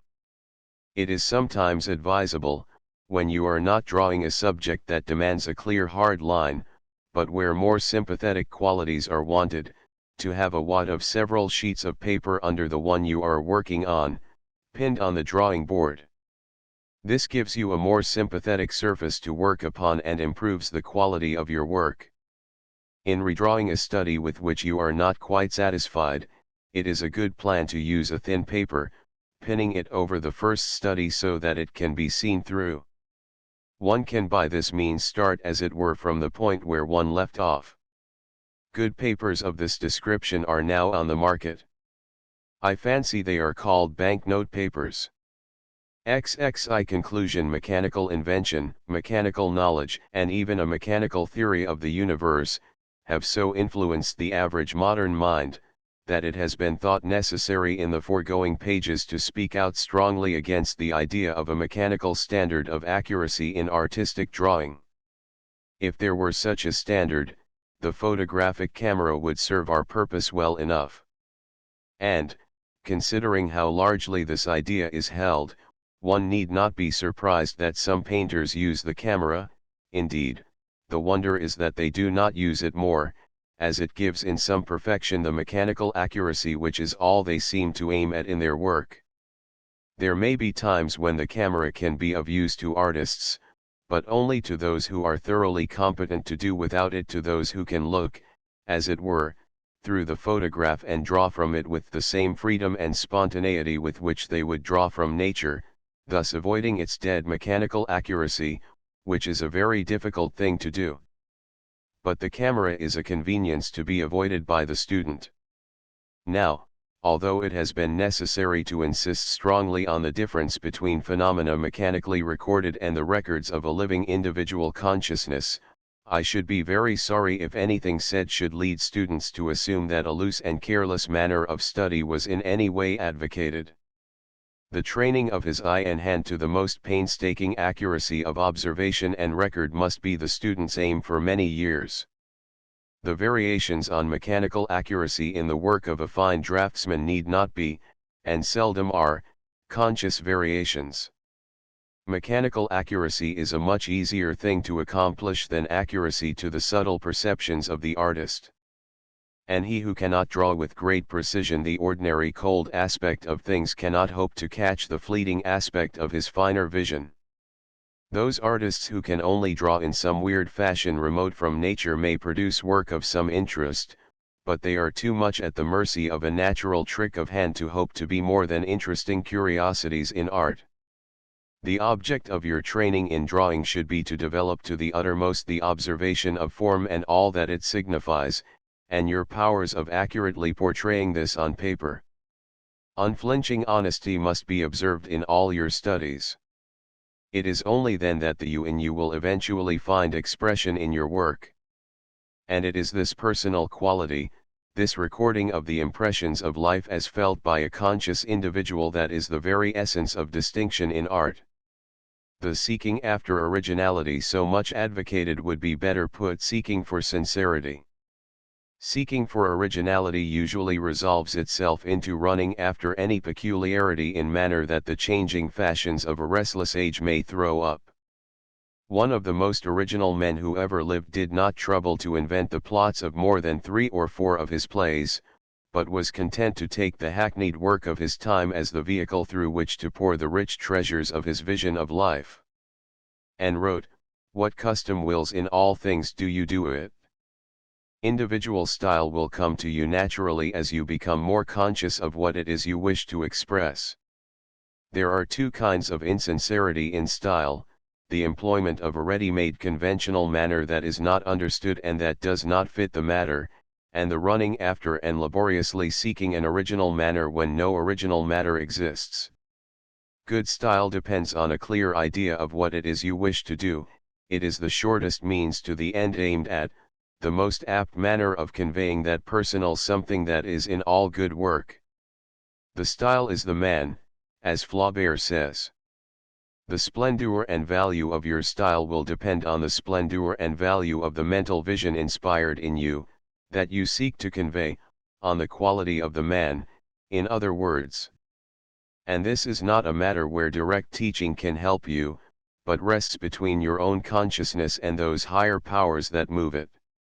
Appendix: if you add a line of 5 inches to one of 8 inches you produce one 13 inches long, and if you proceed by always adding the last 2 you arrive at a series of lengths, 5, 8, 13, 21, 34, 55 inches, and see Mr. William Schooling tells me that any 2 of these lines adjoining one another are practically in the same proportion to each other, that is to say, 1 8 inches is 1.600 times the size of 1 5 inches, and the 13-inch line is 1.625 the size of the 8-inch, and the 21-inch line being 1.615 times the 13-inch line, and so on. With the mathematician's love of accuracy, Mr. Schooling has worked out the exact proportion that should exist between a series of quantities for them to be in the same proportion to their neighbors, and in which any 2 added together would produce the next. There is only one proportion that will do this, and although very formidable, stated exactly, for practical purposes, it is that between 5 and a fraction over 8. Stated accurately to 11 places of decimals it is, 1 plus SQRT, 5/2 equals 1.618033988875, nearly. We have evidently here a very unique proportion. Mr. Schooling has called this the phi proportion, and it will be convenient to refer to it by this name.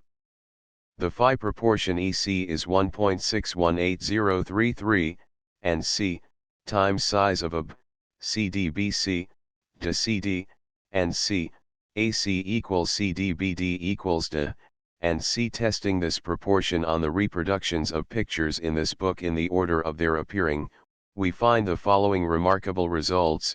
Los Meninas, Velázquez, page 60. Transcriber's note, plate 9. The right-hand side of light opening of door at the end of the room is exactly phi proportion with the two sides of picture, and further, the bottom of this opening is exactly phi proportion with the top and bottom of canvas. It will be noticed that this is a very important point in the placing of the composition. Fate Champatra, Jurjan, page 151. Transcriber's note, plate XXXIII. Lower end of flute held by seated female figure exactly phi proportion with sides of picture, and lower side of hand holding it, a point slightly above the end of flute, exactly phi proportion with top and bottom of canvas. This is also an important center in the construction of the composition. Bacchus and Ariadne, Titian, page 154. Transcriber's note, plate 30. The proportion in this picture both with top and bottom and sides of canvas comes in the shadow under chin of Bacchus, the most important point in the composition being the placing of this head. Love and Death, by Watts, page 158. Transcriber's note, plate XXXV. Point from which drapery radiates on figure of death exactly phi proportion with top and bottom of picture. Point where right hand side of right leg of love cuts dark edge of steps exactly phi proportion with sides of picture. Surrender of Breda, by Velázquez, page 161. Transcriber's note, plate 30. First spear in upright row on the right top of picture, exactly phi proportion with sides of canvas. Height of gun carried horizontally by man in middle distance above central group, exactly phi proportion with top and bottom of picture. This line gives height of group of figures on left, and is the most important horizontal line in the picture. Birth of Venus, Botticelli, page 166. Transcriber's note, plate XXXVII. Height of horizon line phi proportion with top and bottom of picture. Height of shell on which Venus stands phi proportion with top and bottom of picture, the smaller quantity being below this time. Laterally the extreme edge of dark drapery held by figure on right that blows towards Venus is phi proportion with sides of picture. The Rape of Europa, by Paolo Veronese, page 168. Transcriber's note, plate 38. Top of head of Europa exactly phi proportion with top and bottom of picture.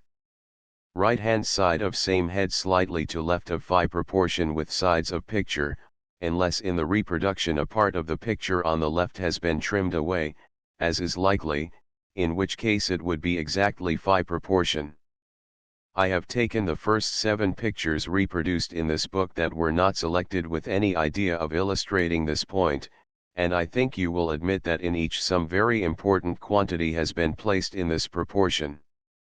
One could go on through all the illustrations were it not for the fear of becoming wearisome, and also, one could go on through some of the minor relationships, and point out how often this proportion turns up in compositions. But enough has been said to show that the eye evidently takes some especial pleasure in it, whatever may eventually be found to be the physiological reason underlying it.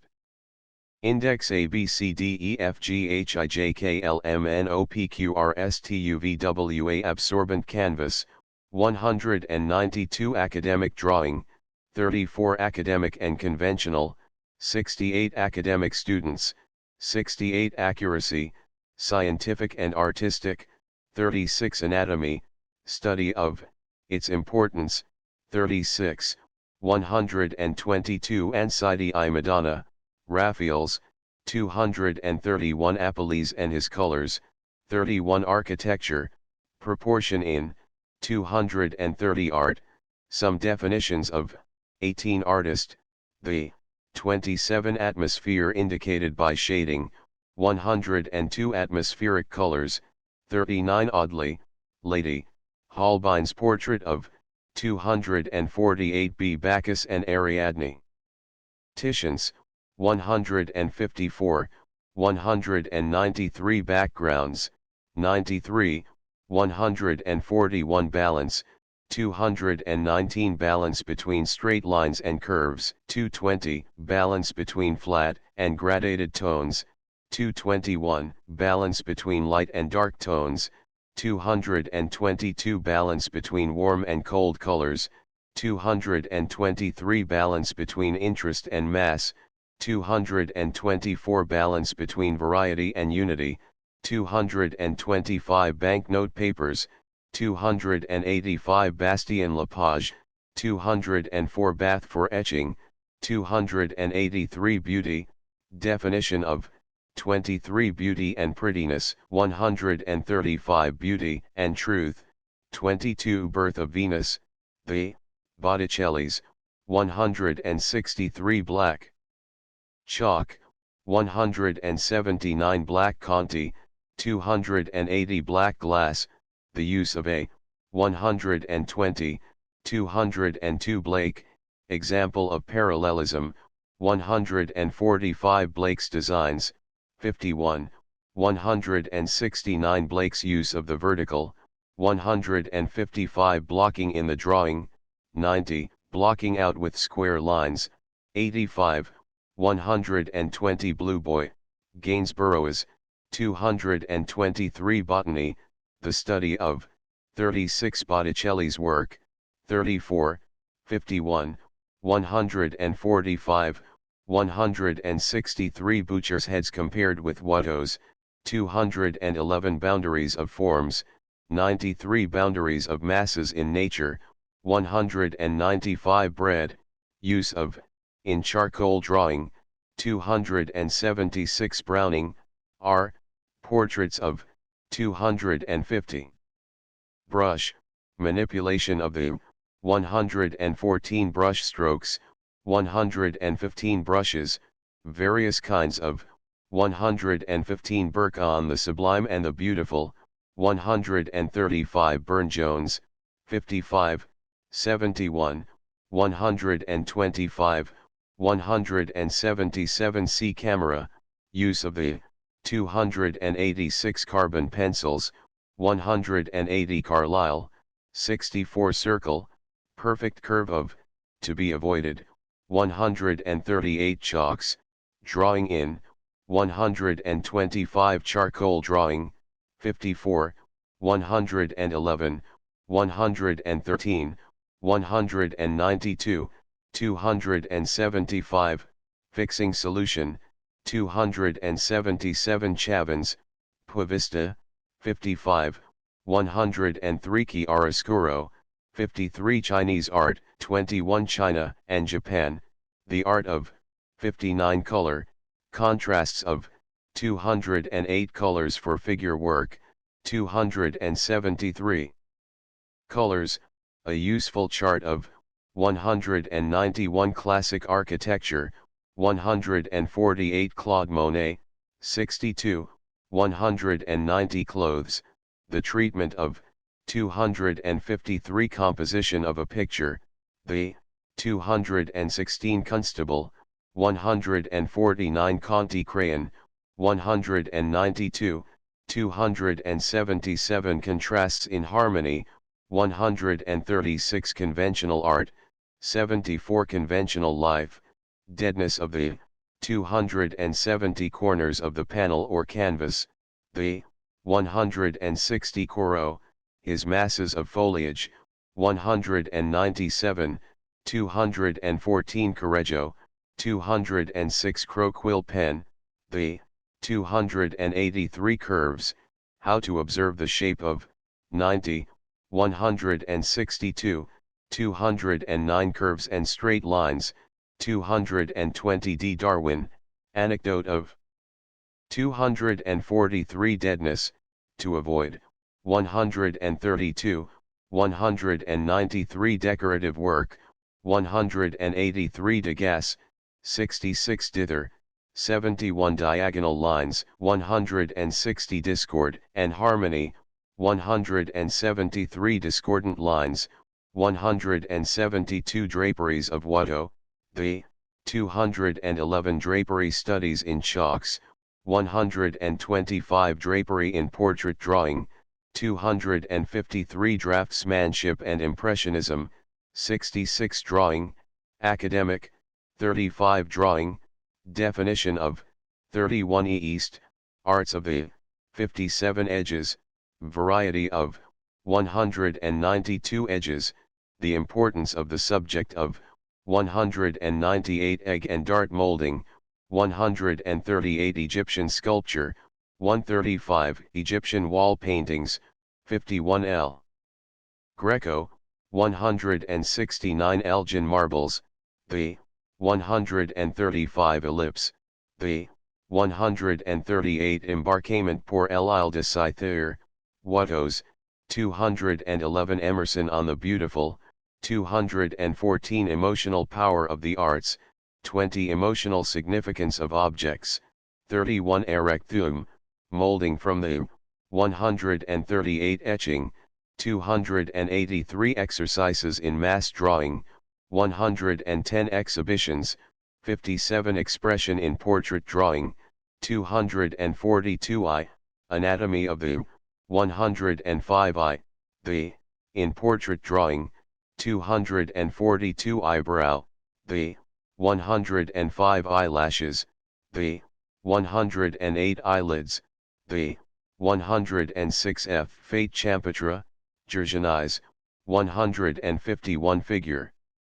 Work, colors for, 273 finding of the body of Saint Mark, 123, 236 fixing positions of salient points, 86 Flaubert, 68 foliage, treatment of, 196 foreshortenings, 93 form and color, 18 form, the influence of, 32 form, the study of, 81 Franz Hals, 246 French Revolution, Carlyle's, 64 French schools, 68 Fripp, Sir Alfred, 91 Fromentin's definition of art, 23 fullness of form indicated by shading, 102, 124 G. Gainsborough, the charm of, 209, 223 genius and talent, 17 geology, the study of, 36.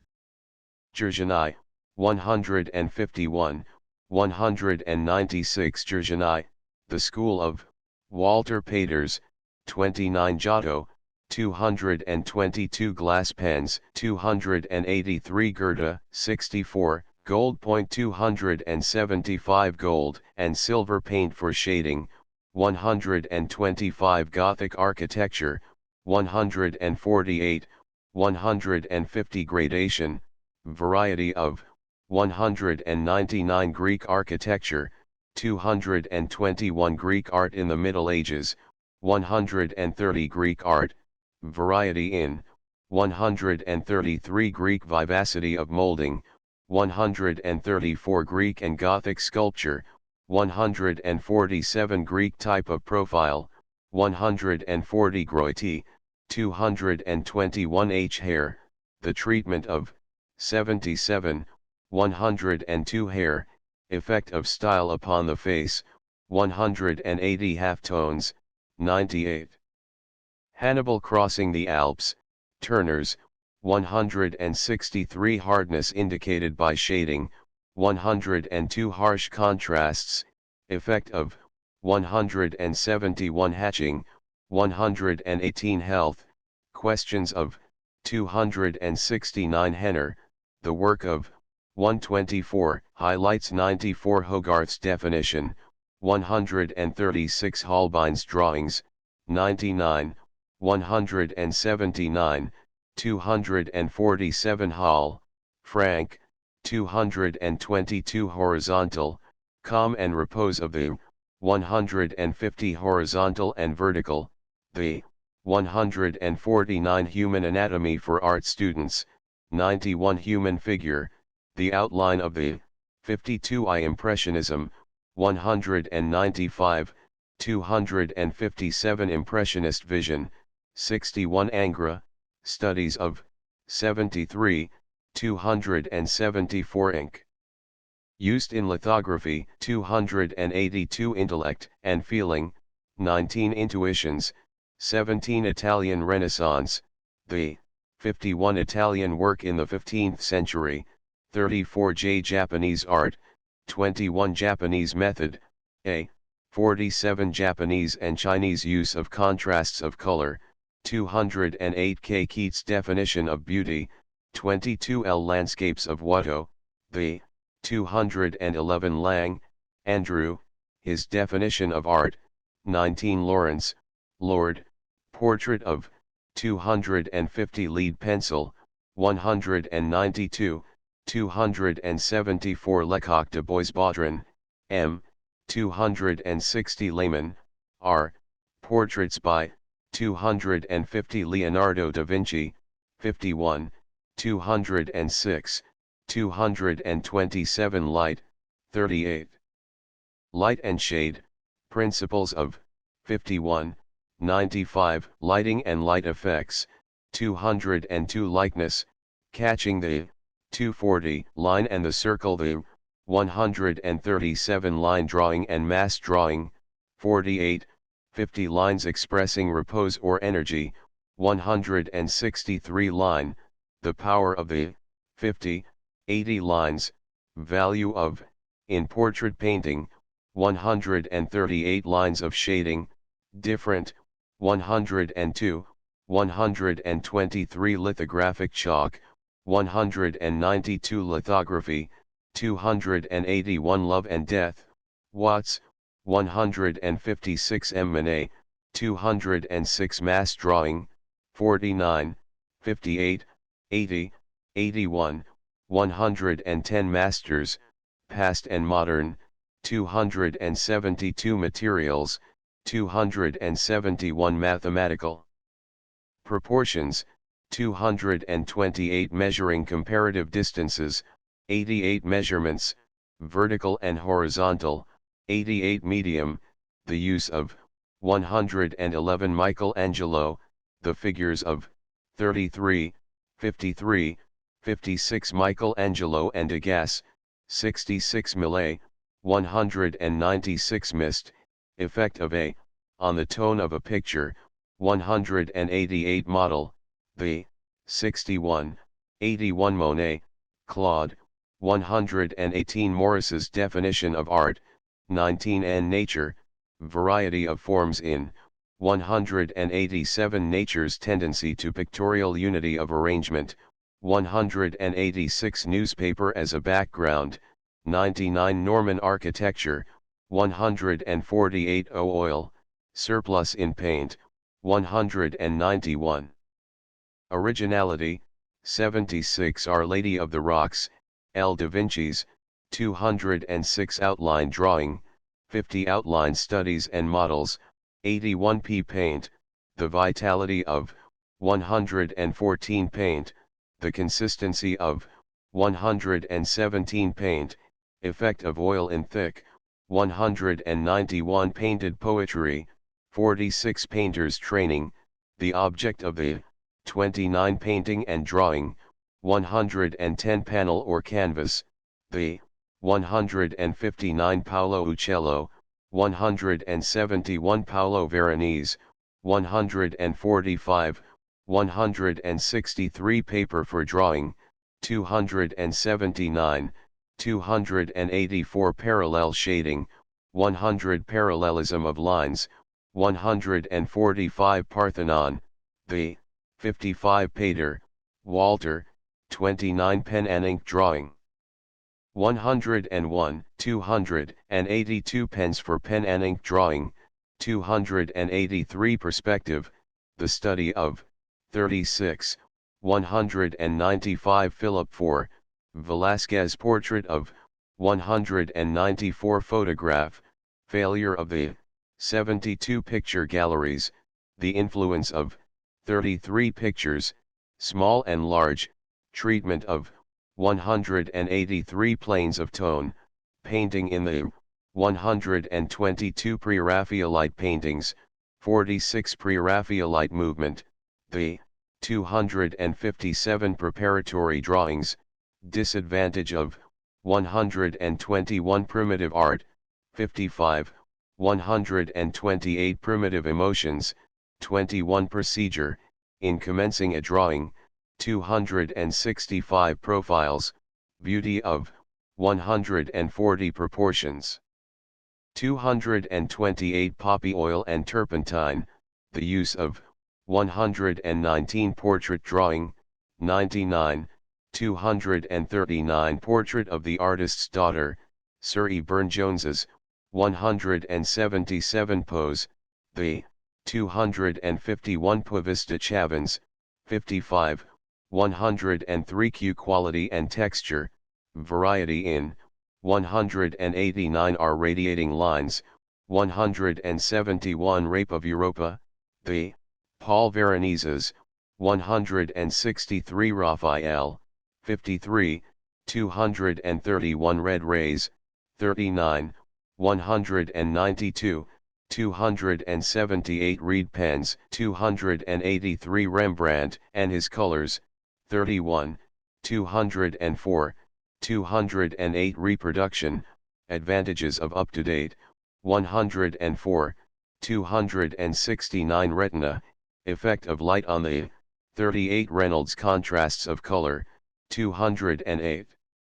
Rhythm, definition of, 27, 127, 227 right angle, power of the, 156 Roman sculpture, lack of vitality in, 133 Rossetti, 55 Royal Academy Schools, 69 Rubens, 162 Ruskin, 17 S. Schools of Art, 68 Scientific and Artistic Accuracy, 36 Scientific Study, Necessity for, 36 Scumbling, 111 Shading, 51, 93, 101, 124 Shape, variety of, 185 Silhouette, the, 66 Silver Point, 275 Silver Point Work, shading in, 101 Sitter, the, 249 Softness indicated by shading, 102, 123 Solar Spectrum, the, 38 Solids as flat. Copy, 84 Spanish School, the, 62 Straight lines indicative of strength, 148 Straight lines and flat tones, analogy between, 209 Strong light in contrast with dark shadow, 206 Study of drawing, the, 80 Stump, the, 54 Style, 288 Sublime and the Beautiful, the, Burks, 135 Surrender of Breda, the, Velázquez, 161, 194 Sympathetic lines, 173 T Talent and Genius, 17 Teachers in art schools, 69 Technical side of an art, the, 21 Thickness and accent, variety of, 143 Tintoretto, 123, 237 Titian. 53, 154 Tolstoy's definition of art, 19 Tone, meaning of the word, 121, 187, 208 Tone values, variety of, 187 toned paper, drawing on, 125 tones, large flat, the effect of, 207 touch, the sense of, 40 Trafalgar Square lions, the, 78 trees, the masses of, 196 Turner, 163, 205, 214, 223 types, lifelessness of, 134 Ulysses deriding Polyphemus, Turners, 214 Unity and variety, 132 Unity of line, 144 Veil of best, Millet, 196 Value, meaning of the word as applied to a picture, 188 Values. Of tone drawing, the 122 Van Dyck, his use of the straight line, 151 Variety in symmetry, 142 Variety in unity, 136 Varying well, 136 Velázquez, 53, 60, 161 Venetian painters, and the music of edges, 193 Venetians, their use of straight lines, 151 Venetians, system and principles of design of the 217 Venus, Mercury, and Cupid, Correggios, 206 Vertical, the associated with the sublime, 149 Vertical lines, feeling associated with, 182 Vision, 38 Visual blindness, 47 Visual memory. The 256 W. Ward, the animal painter, 124 Warm colors, 224 Watteau, the charm of, 209 Watts, G.F., portraits by, 249 Watts use of the right angle, 156 Windsor, Holbein's portraits at, 247 Whistler, a master of tone, 190, 222, 251 White casts, drawing from, 99 White chalk, 180 White paint, 191 White pastel, 280. End of the Project Gutenberg ebook. The Practice and Science of Drawing updated editions will replace the previous one. The old editions will be renamed. Creating the works from print editions not protected by U.S. copyright law means that no one owns a United States copyright in these works, so the Foundation, and you, can copy and distribute it in the United States without permission and without paying copyright royalties.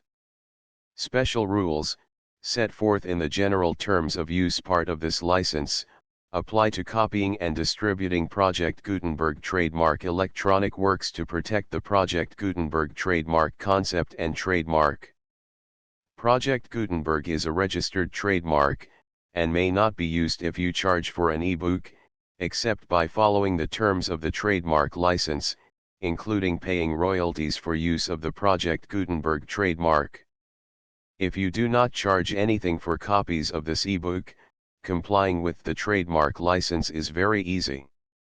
You may use this ebook for nearly any purpose, such as creation of derivative works, reports, performances, and research.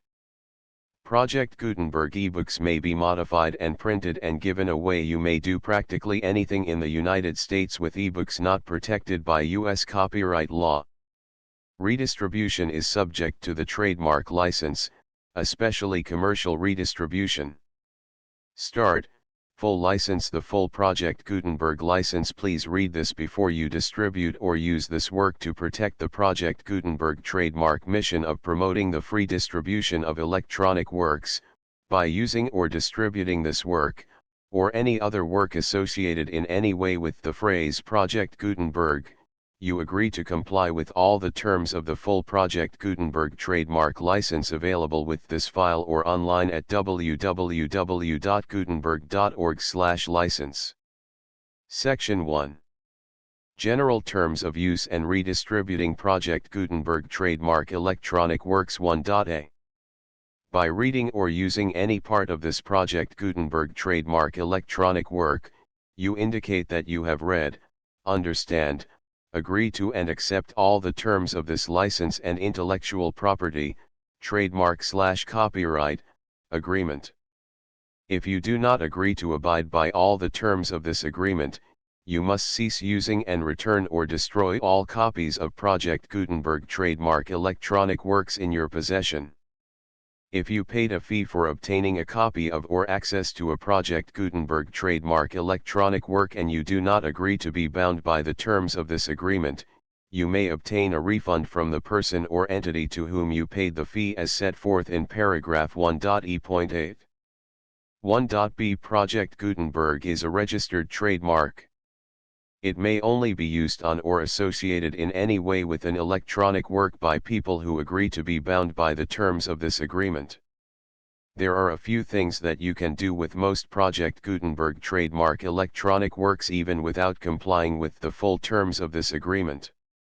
See paragraph 1.c below.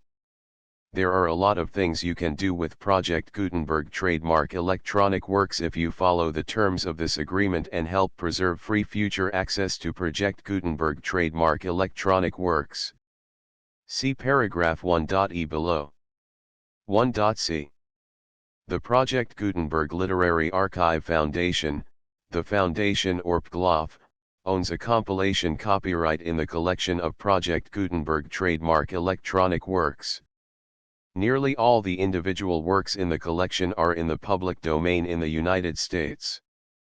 If an individual work is unprotected by copyright law in the United States and you are located in the United States, we do not claim a right to prevent you from copying, distributing, performing, displaying, or creating derivative works based on the work as long as all references to Project Gutenberg are removed.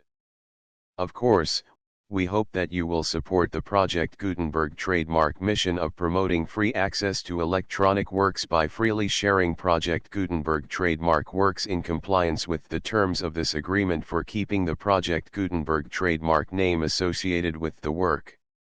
You can easily comply with the terms of this agreement by keeping this work in the same format with its attached full Project Gutenberg trademark license when you share it without charge with others. 1.d. The copyright laws of the place where you are located also govern what you can do with this work. Copyright laws in most countries are in a constant state of change.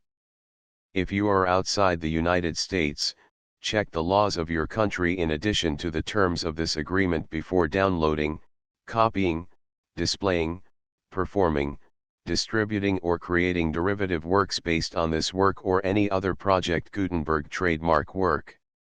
The Foundation makes no representations concerning the copyright status of any work in any country other than the United States. 1.e Unless you have removed all references to Project Gutenberg, 1.e.1.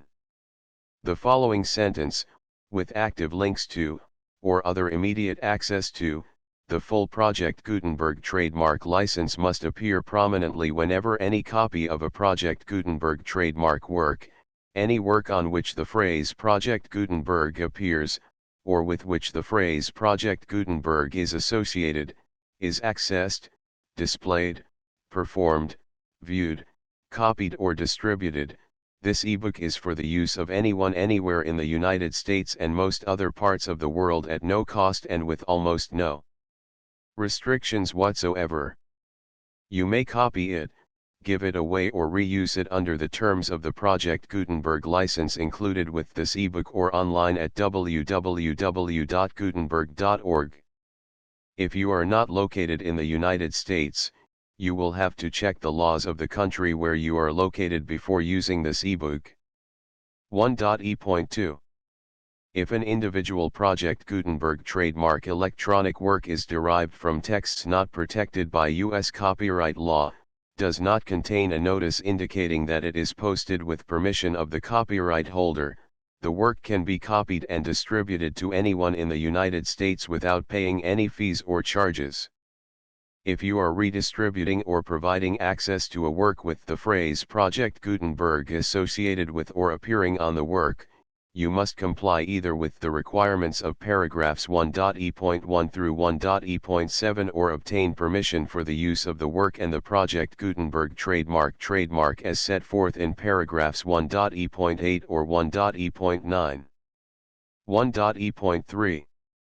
If an individual Project Gutenberg trademark electronic work is posted with the permission of the copyright holder, your use and distribution must comply with both paragraphs 1.e.1 through 1.e.7 and any additional terms imposed by the copyright holder. Additional terms will be linked to the Project Gutenberg trademark license for all works posted with the permission of the copyright holder found at the beginning of this work. 1.e.4 Do not unlink or detach or remove the full Project Gutenberg trademark license terms from this work, or any files containing a part of this work or any other work associated with Project Gutenberg trademark.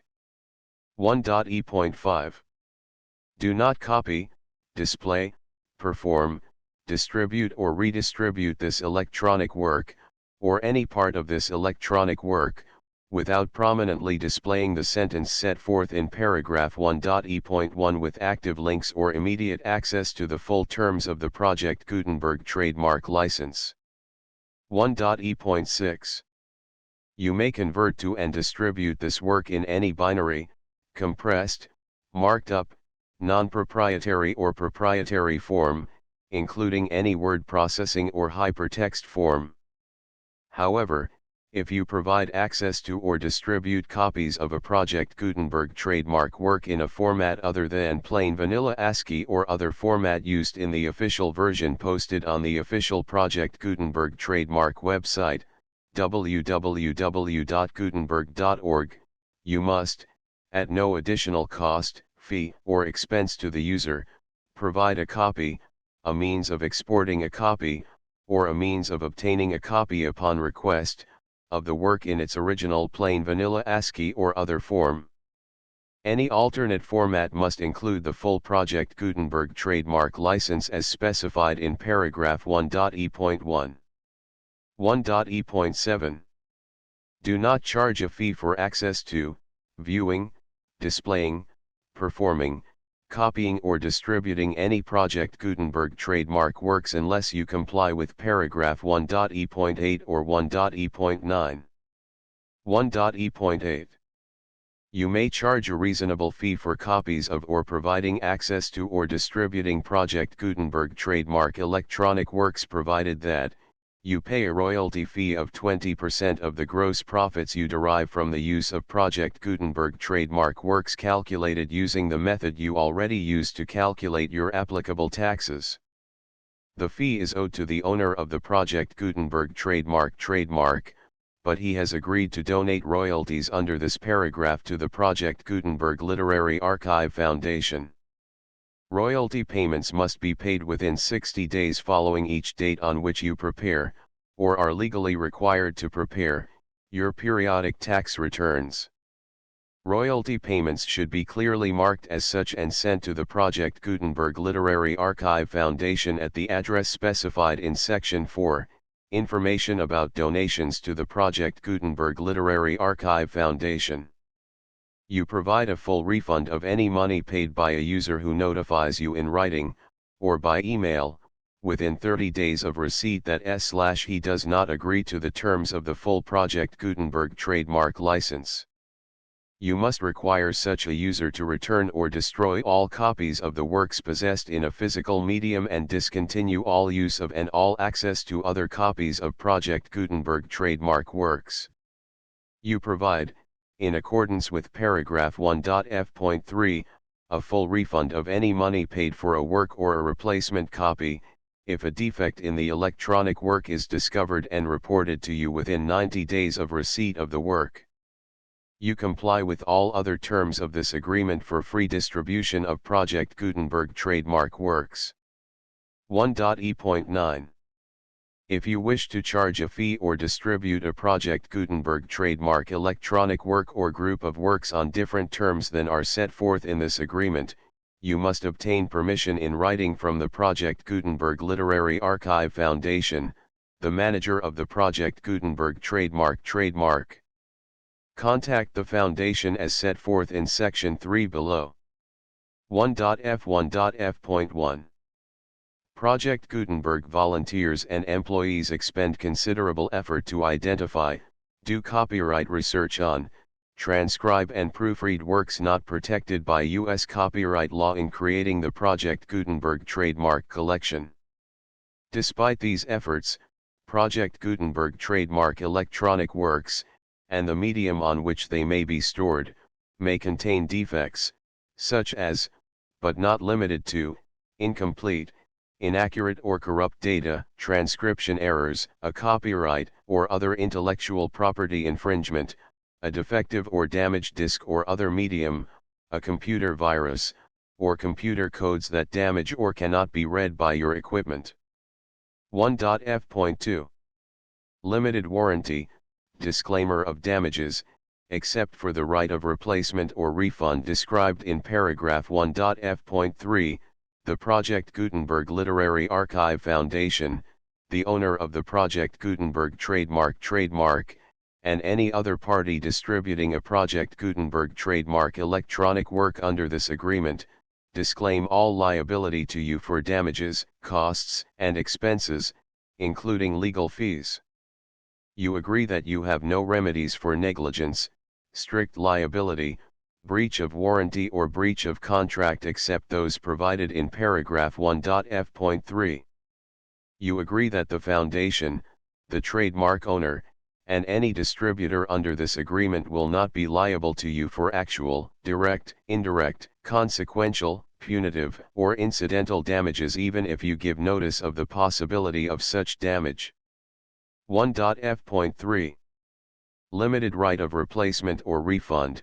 If you discover a defect in this electronic work within 90 days of receiving it, you can receive a refund of the money, if any, you paid for it by sending a written explanation to the person you received the work from. If you received the work on a physical medium, you must return the medium with your written explanation. The person or entity that provided you with the defective work may elect to provide a replacement copy in lieu of a refund. If you received the work electronically, the person or entity providing it to you may choose to give you a second opportunity to receive the work electronically in lieu of a refund. If the second copy is also defective, you may demand a refund in writing without further opportunities to fix the problem. 1.f.4 Except for the limited right of replacement or refund set forth in paragraph 1.f.3, this work is provided to you as is, with no other warranties of any kind, express or implied, including but not limited to warranties of merchantability or fitness for any purpose. 1.f.5 Some states do not allow disclaimers of certain implied warranties or the exclusion or limitation of certain types of damages.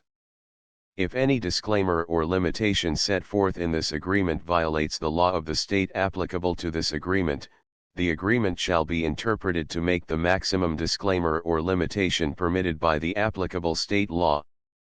The invalidity or unenforceability of any provision of this agreement shall not void the remaining provisions. 1.f.6 Indemnity. You agree to indemnify and hold the foundation, the trademark owner, any agent or employee of the foundation, anyone providing copies of Project Gutenberg trademark electronic works in accordance with this agreement, and any volunteers associated with the production, promotion, and distribution of Project Gutenberg trademark electronic works, harmless from all liability, costs, and expenses, including legal fees, that arise directly or indirectly from any of the following which you do or cause to occur. A. Distribution of this or any Project Gutenberg trademark work. B. Alteration, modification, or additions or deletions to any Project Gutenberg trademark work, and C. Any defect you cause. Section 2. Information about the mission of Project Gutenberg trademark. Project Gutenberg trademark is synonymous with the free distribution of electronic works in formats readable by the widest variety of computers including obsolete, old, middle-aged, and new computers. It exists because of the efforts of hundreds of volunteers and donations from people in all walks of life. Volunteers and financial support to provide volunteers with the assistance they need are critical to reaching Project Gutenberg trademark's goals and ensuring that the Project Gutenberg trademark collection will remain freely available for generations to come. In 2001, the Project Gutenberg Literary Archive Foundation was created to provide a secure and permanent future for Project Gutenberg trademark and future generations. To learn more about the Project Gutenberg Literary Archive Foundation and how your efforts and donations can help, see sections 3 and 4 and the Foundation information page at www.gutenberg.org. Section 3. Information about the Project Gutenberg Literary Archive Foundation. The Project Gutenberg Literary Archive Foundation is a non-profit 501(c)(3) educational corporation organized under the laws of the state of Mississippi and granted tax-exempt status by the Internal Revenue Service. The Foundation's IN or Federal Tax Identification Number is 64-6221541. Contributions to the Project Gutenberg Literary Archive Foundation are tax-deductible to the full extent permitted by U.S. federal laws and your state's laws. The Foundation's business office is located at 809 North 1500 West, Salt Lake City, Utah 841-16801-596-1887. Email contact links and up-to-date contact information can be found at the Foundation's website and official page at www.gutenberg.org/contact section 4. Information about donations to the Project Gutenberg Literary Archive Foundation. Project Gutenberg trademark depends upon and cannot survive without widespread public support and donations to carry out its mission of increasing the number of public domain and licensed works that can be freely distributed in machine-readable form accessible by the widest array of equipment including outdated equipment. Many small donations, $1 to $5,000, are particularly important to maintaining tax-exempt status with the IRS. The Foundation is committed to complying with the laws regulating charities and charitable donations in all 50 states of the United States. Compliance requirements are not uniform and it takes a considerable effort, much paperwork, and many fees to meet and keep up with these requirements. We do not solicit donations in locations where we have not received written confirmation of compliance. To send donations or determine the status of compliance for any particular state, visit www.gutenberg.org/donate. While we cannot and do not solicit contributions from states where we have not met the solicitation requirements, we know of no prohibition against accepting unsolicited donations from donors in such states who approach us with offers to donate. International donations are gratefully accepted, but we cannot make any statements concerning tax treatment of donations received from outside the United States. U.S. laws alone swamp our small staff. Please check the Project Gutenberg web pages for current donation methods and addresses.